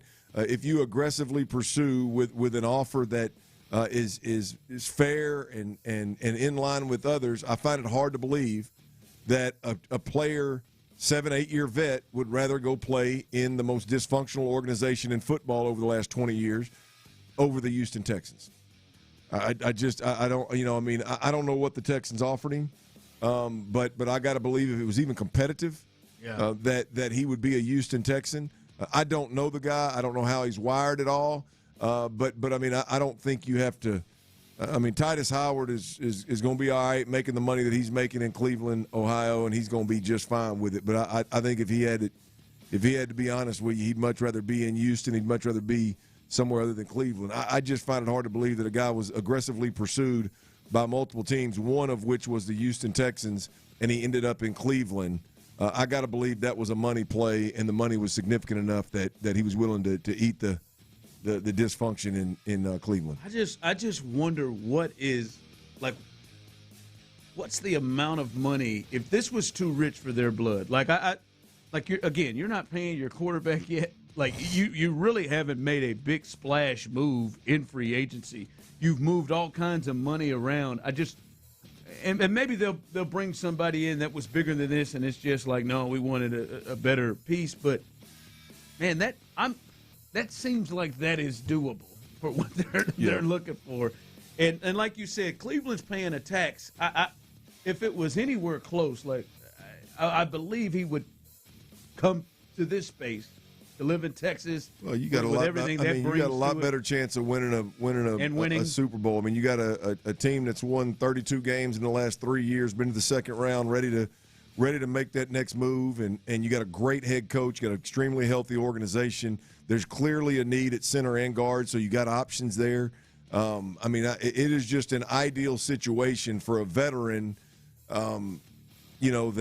that maybe wants to play guard or center. You got options there. I would like to think that for a guy that can fill that many voids, and they clearly wanted him because the statement is that they were aggressively pursuing him. Yeah. If you wanted him, I would like to think that $12 million a year would be in line with what the Texans would want to spend. Now, there was also, I believe, correct me if I'm wrong, Ron, but I believe he was released with an injury designation from Green Bay. And so, there could have been some level of physical, the injury-related situation that the Texans weren't comfortable with as well moving forward. But, again, if you're going to actively, aggressively pursue somebody and then lean on an injury designation as to why you didn't get the deal done, that seems a little bit odd too. There's no reason to actively and aggressively pursue somebody if an injury scares you. So, that's an interesting one to me. And to make an offer. Yeah. But I think the overall point, Ron, is that there's – with the Texans, there are guys of this ilk out there, centers and guards, in that anywhere from really the $6-7 million to $10-12 million a year range. I think there's some of those guys out there that, that may fit for the Texans. Now we'll see if they want to go spend that money. Well, and also we know that they are looking for an interior offer. They obviously feel they need to fill that void. 5 o'clock fire. All right, it is conference championship week. We already told you about the big news in college football that Miami of Ohio, 31-0, they lost for the first time all season and could be in jeopardy of not making the tournament. And in the Big 12 Conference, U of H, they're playing in Kansas City at this Big 12 Conference Championship tournament. And Clint, this is interesting. Texas Tech's Christian Anderson, who is now their best player because their other best player, last year's Big 12 Player of the Year, J.T. Toppin, who's torn his ACL. Christian Harris strained his muscle while slipping on the new glass floor at the Big 12 tournament, leaving the all-conference player to watch from the bench as number 7 Iowa State beat number 16 Texas Tech 75-53. Anderson went on to say, "I feel good," Anderson said afterwards. "Obviously, the floor is a bit slippery, so I think I just kind of misstepped and did a movement that caused me to slip, and it kind of ended up being an unnatural position. That's what it was. A lot of people have been complaining about this LED floor and how slippery it is. This is crazy. This is crazy, and I'm officially scared to death that at 8:30 tonight, when Darren Peterson and the Kansas Jayhawks take this floor, that Darren Peterson is going to be on this slippery-ass floor, and he is nobody's been hurt, more injured in mid-game more than Darren Peterson. It's going to look good, though, Ron. It's going to look good. Actually, it doesn't. This full gray court. Ron, if you don't like it, they change it. That's the whole point. It's that glass floor with those LED stuff on it where they with gray. Well, yeah, they can change it. They can change the color and make it sexier, but they can't. Look, this is the deal. You get away from the old school hardwood. I don't know. And this new technology and all that. I just don't want to be the first to play on it. I don't want to be the first to install it. I don't want to be the first to play on it. If something like this happens, you get guys injured, you're done. Just get the hardwood out there. Nobody has anything to complain about, and no injuries. No injuries can be blamed on the floor. This is day 3, and there's been a lot of complaining of footing. How slippery it is. Slippery it is. This is crazy. Oh God, Darren. I kind of want Kansas to lose in the first. I kind of want him to lose. Him to play 3 games there potentially. Tyler does not want him to lose tonight. Sorry, Tyler. Jayhawks are going to dominate tonight. I can feel it in my plums. Jesus. Hold on. I mean, he's He's going to slip himself into a cramp. Jesus, Lord. What are we doing here? How much did we test that out? Like, as soon as we tested that out, if we start to see enough slipping where these players are slipping, like, who do they test it out with? Like older guys? No, we're beyond testing. I mean, I'm just saying before we got on the floor to make this. Well, yeah. I mean, you could have. How about we play that 3-on-3 that Ice Cube's got? Let's get a deal with them. Let's play on this for a couple of years and figure out what. Dwight Howard Neo. Let's break it in here, boys, and see how this works. We'll pay y'all to play on it. Like, I mean, that's. I mean, how about some high school? I mean, there's a lot of high school gyms out there that can't afford a new floor. Man, go put that new glass in and let them play on it for a year and figure out what do some testing. Well, running around here slipping into the splits. People are just in the natural. Good God, man, you got to wear some surf shoes. I mean, you got to keep your feet tight together, man. Be technically and mechanically sound. Yes, man. I guess. Play the game like I did. 5 o'clock fire. Hustle hard. Okay, Rick. All right. All right. Veteran wide receiver Mike Evans, an Aggie, as I see Tyler wearing his Aggie stuff, officially was introduced as the new receiver and weapon for the 49ers. And Clinton, he came in there, he said he feels like they were a missing piece away, and damn it, he's that missing piece. I love it. Gig him. I know you love it. Do you still view Mike Evans as that? Like, do you view Mike? Yeah. Yeah, I mean, big body that can run like that, straight line guy. I mean, now if he can stay healthy, that's the key. Is can you stay healthy? But his game's not dependent, on, some kind of start and stop ability. His game's not dependent on some kind of certain level of twitch or explosion. I mean, it's line up, free release, run by somebody, and you're bigger and taller, so you can go up and make catches. Great ball, ball skills. So yeah, I don't know. I'm not overly concerned about Mike Evans. I do think this is a great fit. I mean, they do between their run game and their different pass game, their quick game, their creatives. I mean, they are really good within 10 yards of the line of scrimmage. They're really good running the football. Now they've got a guy that can take the top off of anything. They got a guy that you better keep a safety back, or you're going to have some real problems. And so, yeah, I like Mike Evans. I love Mike Evans. I think he's still got what he needs in the tank to do him. And really helped San Francisco. I hope you don't take this as disrespect, Tyler.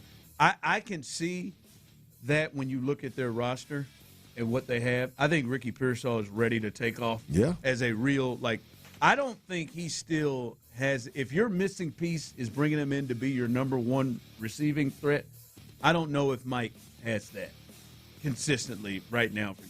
But if you're telling me we've got Christian McCaffrey, we got George Kittle still at tight end. We'll see how long it takes him to get back from his Achilles injury. But he's in the fold at some point this year. Ricky Pearsall was really coming on. He's another one that had kind of the Tank Dell situation where he was shot. But he's come back and played really, really well. And then Demarcus Robinson's a good third receiver, and you add him into that fold. like he doesn't have to be the number one weapon. For them, right? I don't think Christian McCaffrey's going to be his number one, but I like Ricky Pearsall. I like him. Kittle's real. I mean, obviously Kittle's a big part of it. Yeah, no, I think he is. We talked a lot about it around here, and I was wrong on Nico, but they play him like this, but I was wrong on like kind of where he was going to fit. Everybody kept waiting on him to be this run by you, this 50-50 guy that played 6'4", 6'5", and really that's not who he is. That is exactly who Mike Evans is. I mean, Mike Evans is a guy, you put him out wide, you got all these other guys that can move and line up in these weird formations, yada, yada, yada, and you got Mike out there by himself. You're not going to ask him to do – Ricky Pearsall is the guy that you're going to ask to do all the specialty creative routes that you want to run that take a certain skill set and a certain feel. Mike is not – I wouldn't say Mike's a one. He may produce like a one, but I think Mike is a specialty receiver, and I think in Shanahan's offense, I think – he's got several specialty guys. I think Mike's a specialty guy. I think and what he does, I think Kittle is a specialty guy. I think what's the fullback's name? Kyle Juszczyk. Juszczyk is a specialty guy. I think Christian McCaffrey's a specialty guy. And so when Deebo Samuel was there, he was a specialty guy. But to your point, I agree with you. I think Ricky Pearsall is the better overall route runner, feel for the game, kind of attack at all three levels. And you just let Mike do what he's done better, as good as anybody out there, and that is threaten deep consistently. I can't. Tyler won't be able to be objective. You think he continues this 1,000-yard streak? Obviously. If he can stay healthy, yes. Yeah. I mean, he would have last year if he stayed healthy. Yeah, wouldn't he? Would last year? Didn't he get hurt? Did he get it last year, or did he? He didn't get it, but he had a bad injury. Yeah, that's right. That can't I think if he stays healthy, I think he gets there. Yeah. All right, we'll see what that. Brock Purdy. I don't know if he's had a guy like this throwing up fade well. I do. He ain't. Mike's pretty good. That might take a little adjusting. I mean, as much as we like them Iowa State guys around here, he ain't had one of them there either. Yeah, no, you're right. There may be some adjusting. Hey, man, to throw it up. I'm certain for quarterbacks that messes with your head to, hey, man, just throw it up. He's open. Yeah. No, he's not. There are two people right there. No. Take it from a guy that did a lot of that. It ain't hard. Give me that. I dare you. Give me that look, and I'm letting it rip. All right, coming up, T-Mill's Best Bets. Folks, he is hot. 6 for 6 the last 2 days, 7 for 8 for the week. He is rolling, so stay tuned for that. And potentially somebody on this offense, we'll see where they are, but somebody could have a career year. We'll discuss that next. Before we get there, Clint, man, we got to talk about Onwell and what they're able to do in terms of protesting your property taxes. It's a hard job, and it can be tough for people who don't know it or aren't experts in it. And I know it's been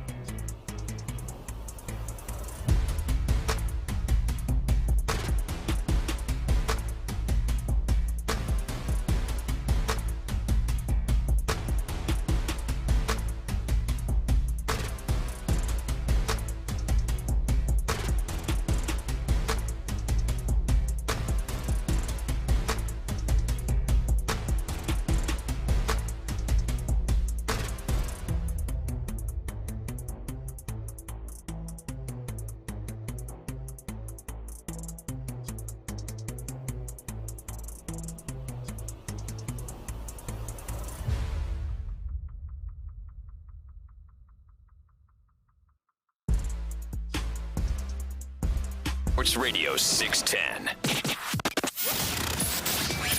The Drive is powered by Mokaram Injury Lawyers. Heard in an accident? Call Mokaram Injury Lawyers at 281-222-2222. Sports Radio 610 presents The Drive with Stoerner and Hughley. All right, a couple of things coming up. We will get to T Mill's best bets. He is 6 for 6 a little bit later on in this segment to win a little cash, so stay tuned for it. And also remember, at some point in this hour, you got a chance to win a 4-pack of tickets to Parker McCollum, as he will be live Rodeo March 20th on a Friday evening. That will happen at any point in this hour, so stay tuned and listen for that cue to call. But there's some big news in the NFL. This coming out, multiple reports. I've decided to go with Ian Rappaport. And the latest is former Arizona Cardinals quarterback and Oklahoma Sooner and Texas A&M Aggie. And crybaby. Allen, Texas. I don't know the name of it. Allen High School. Eagle, I think. Allen Eagle. And infant-sized. Hey, Pepto-Bismol suit that he wore on draft night. That was awful. He was an Aggie, though. He was an Aggie. Yeah. Was, yeah. I'm just giving it out. Pro Bowl quarterback Kyler Murray has signed Rookie of the Year?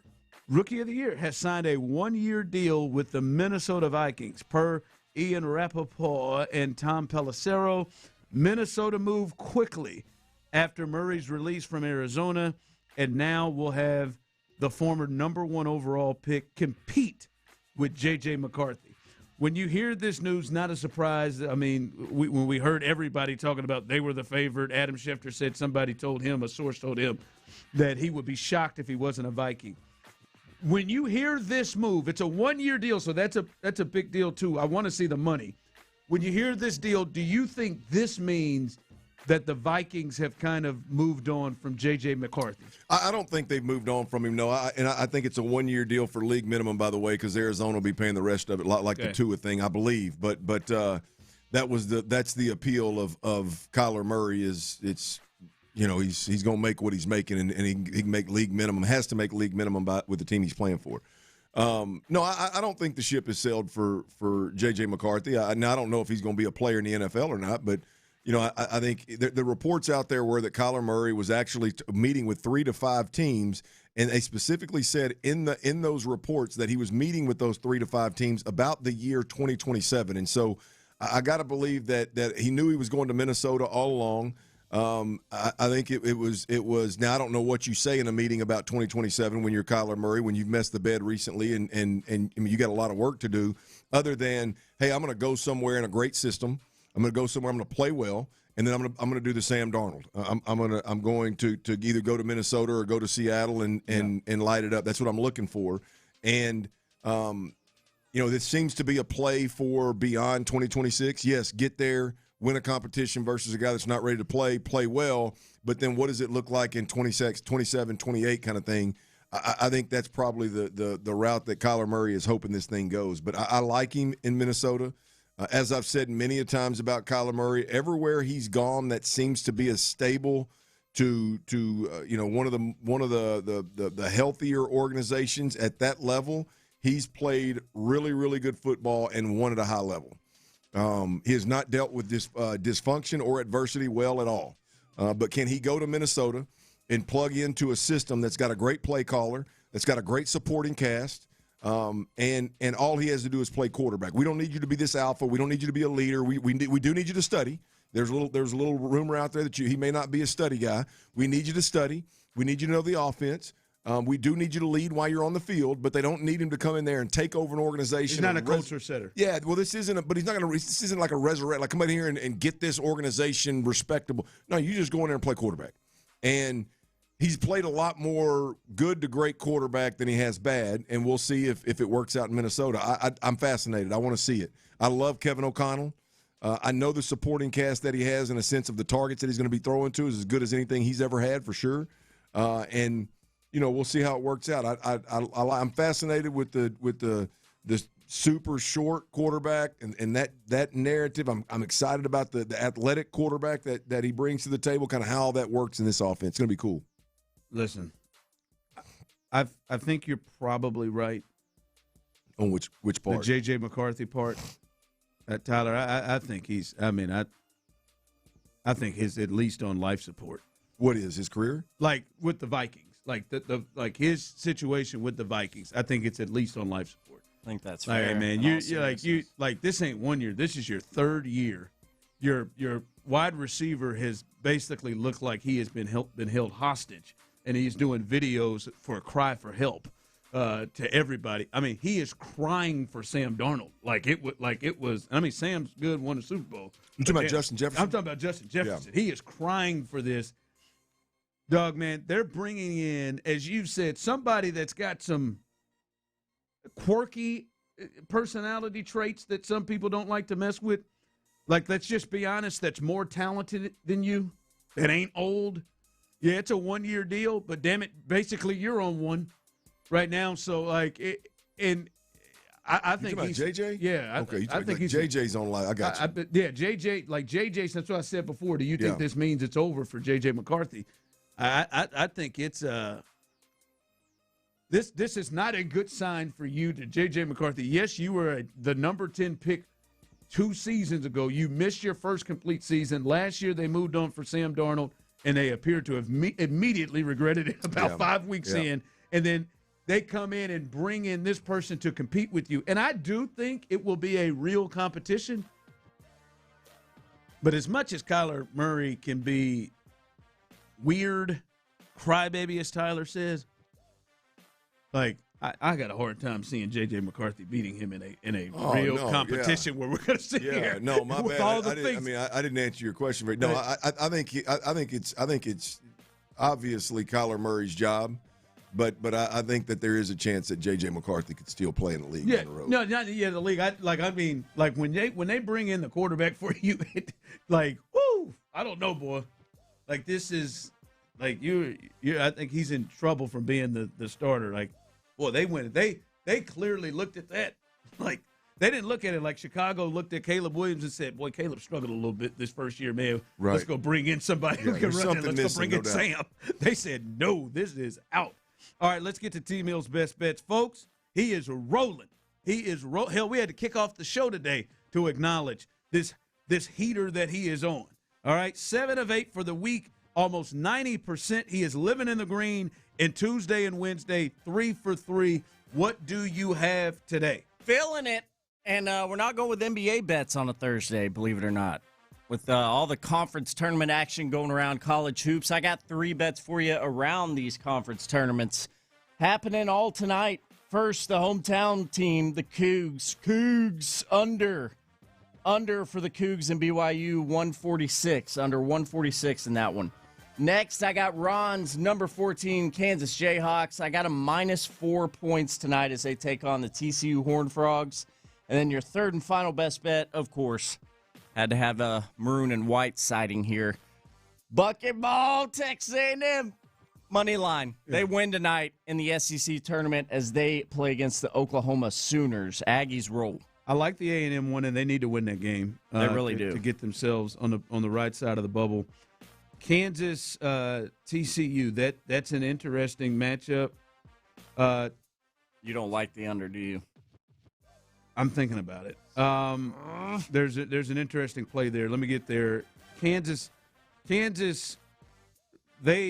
should not have beat TCU the first time they played. Some magic occurred in Allen Fieldhouse where you are fed up with your squad, aren't you? I'm not fed up with them. That game though, they were down by like 17 with like 9 minutes to go and down by like 9 or 10 with 3 or 4 minutes to go. Darren Peterson had 32 in the game, but he had a cramp hit him, and then he was trying to get out of the game with the cramp that hit him, and they threw a pass and hit him in his back that went out of bounds with like 2 minutes left. All right, I see what you're saying. Yeah, he hit a magic. He got fouled with 3 seconds left and made all 3 free throws, but couldn't stay in the game. Could only come in on offense because of his legs. And they came back and won that game. They had no business winning, so I'm going to assume that TCU's a little bit pissed. and have been. If anybody they wanted to play again, it'd be Kansas. But I think you should be okay there unless somebody gets killed on this floor. The BYU one, the under is interesting because BYU can score, right? They've scored over 100.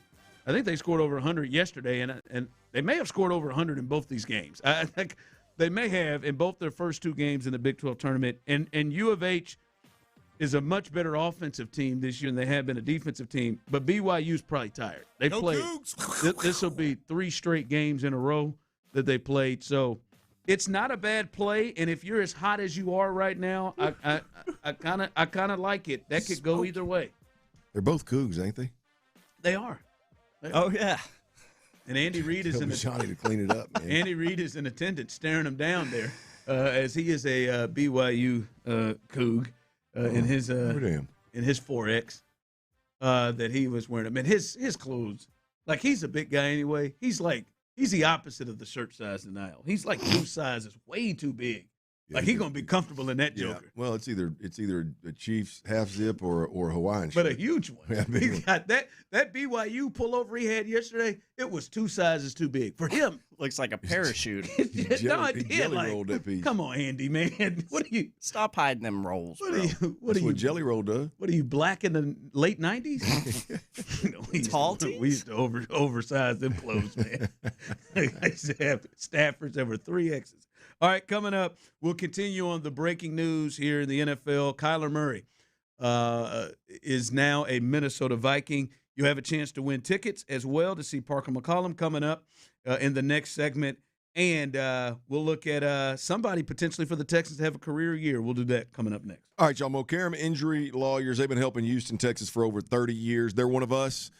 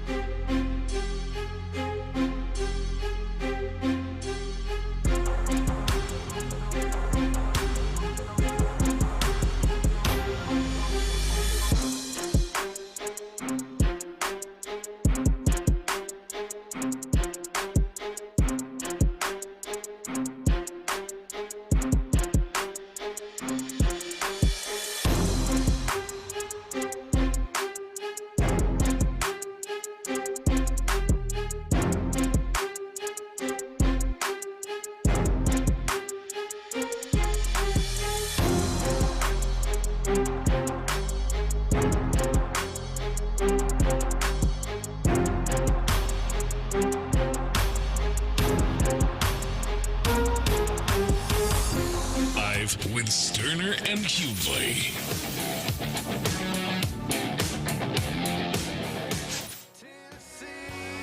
Kentucky, 'cause you ain't here to love me. I drink now that there's nothing to lose. I've been fighting with your memory. I hate. All right, let's do it. Caller number 9 for J.J. McCarthy. He needs it. Caller number 9, 713 09 713-572-4610. Phone lines are open. Tyler will take care of you. Caller number 9, your chance to win a 4-pack of tickets to see the local kid, Parker McCollum. He will be at the Houston Rodeo Friday, March 20th. Your chance right now to be the final winner of the day, not only on the drive, but on Sports Radio 610. Caller number 9, 713-572-4610. Parker McCollum, he will be here March 20th, Friday, the last week of the rodeo, one of the last performances. You got a chance to win those tickets right now. Caller number 9, Tyler will take care of you. Coming up behind us, Clint, Mark Vandermeer, and John Harris with Texans All Access. I saw this earlier. I saw Vandy put this out. Trent Brown will be live this evening with the fellows on Texans All Access, and we had a lot of fun talking with Trent Brown. He's a really good interview, and I know you love the fact that he is one of the players over the years that isn't robotic and feels comfortable enough just kind of being himself, and they trust to be himself because clearly nobody has told him any different. So, yeah. Well, look, we talk a lot about that offensive line. The quicker they can get guys in here that beat to the Trent Brown drum, the quicker they're going to be able to run the football. That mentality right there. I mean, if he could stay healthy, it'd be lock, stock, and barrel the starting right tackle for this team. It's just a matter of not staying healthy. But his not banking on it. Yeah. His approach to the game, man, Ron, is exactly what D'Amico wants. Hopefully that rubs off on some guys. Hopefully that, along with Braden Smith and a second year with Ed Ingram and all of the new guys, hopefully that wears on them a little bit. So yeah, big Trent Brown live this evening, and the Hall of Famer that makes a voice. Oh, the Hall of Famer John McClain. I almost did it again. Makes a voice of what? He said a walrus purr. I almost read it. A walrus purr. Almost read it all the way through. Tyler almost got me again. But John McClain, the general, the Hall of Famer, he will also join them tonight. And then Area 45 live at late for you, the best night sports show in all of Houston, 7 to 11. Patrick Creighton, Sean Bijani. Sean Bijani walked through here with real focus eyes. They probably built a fence today. They probably did.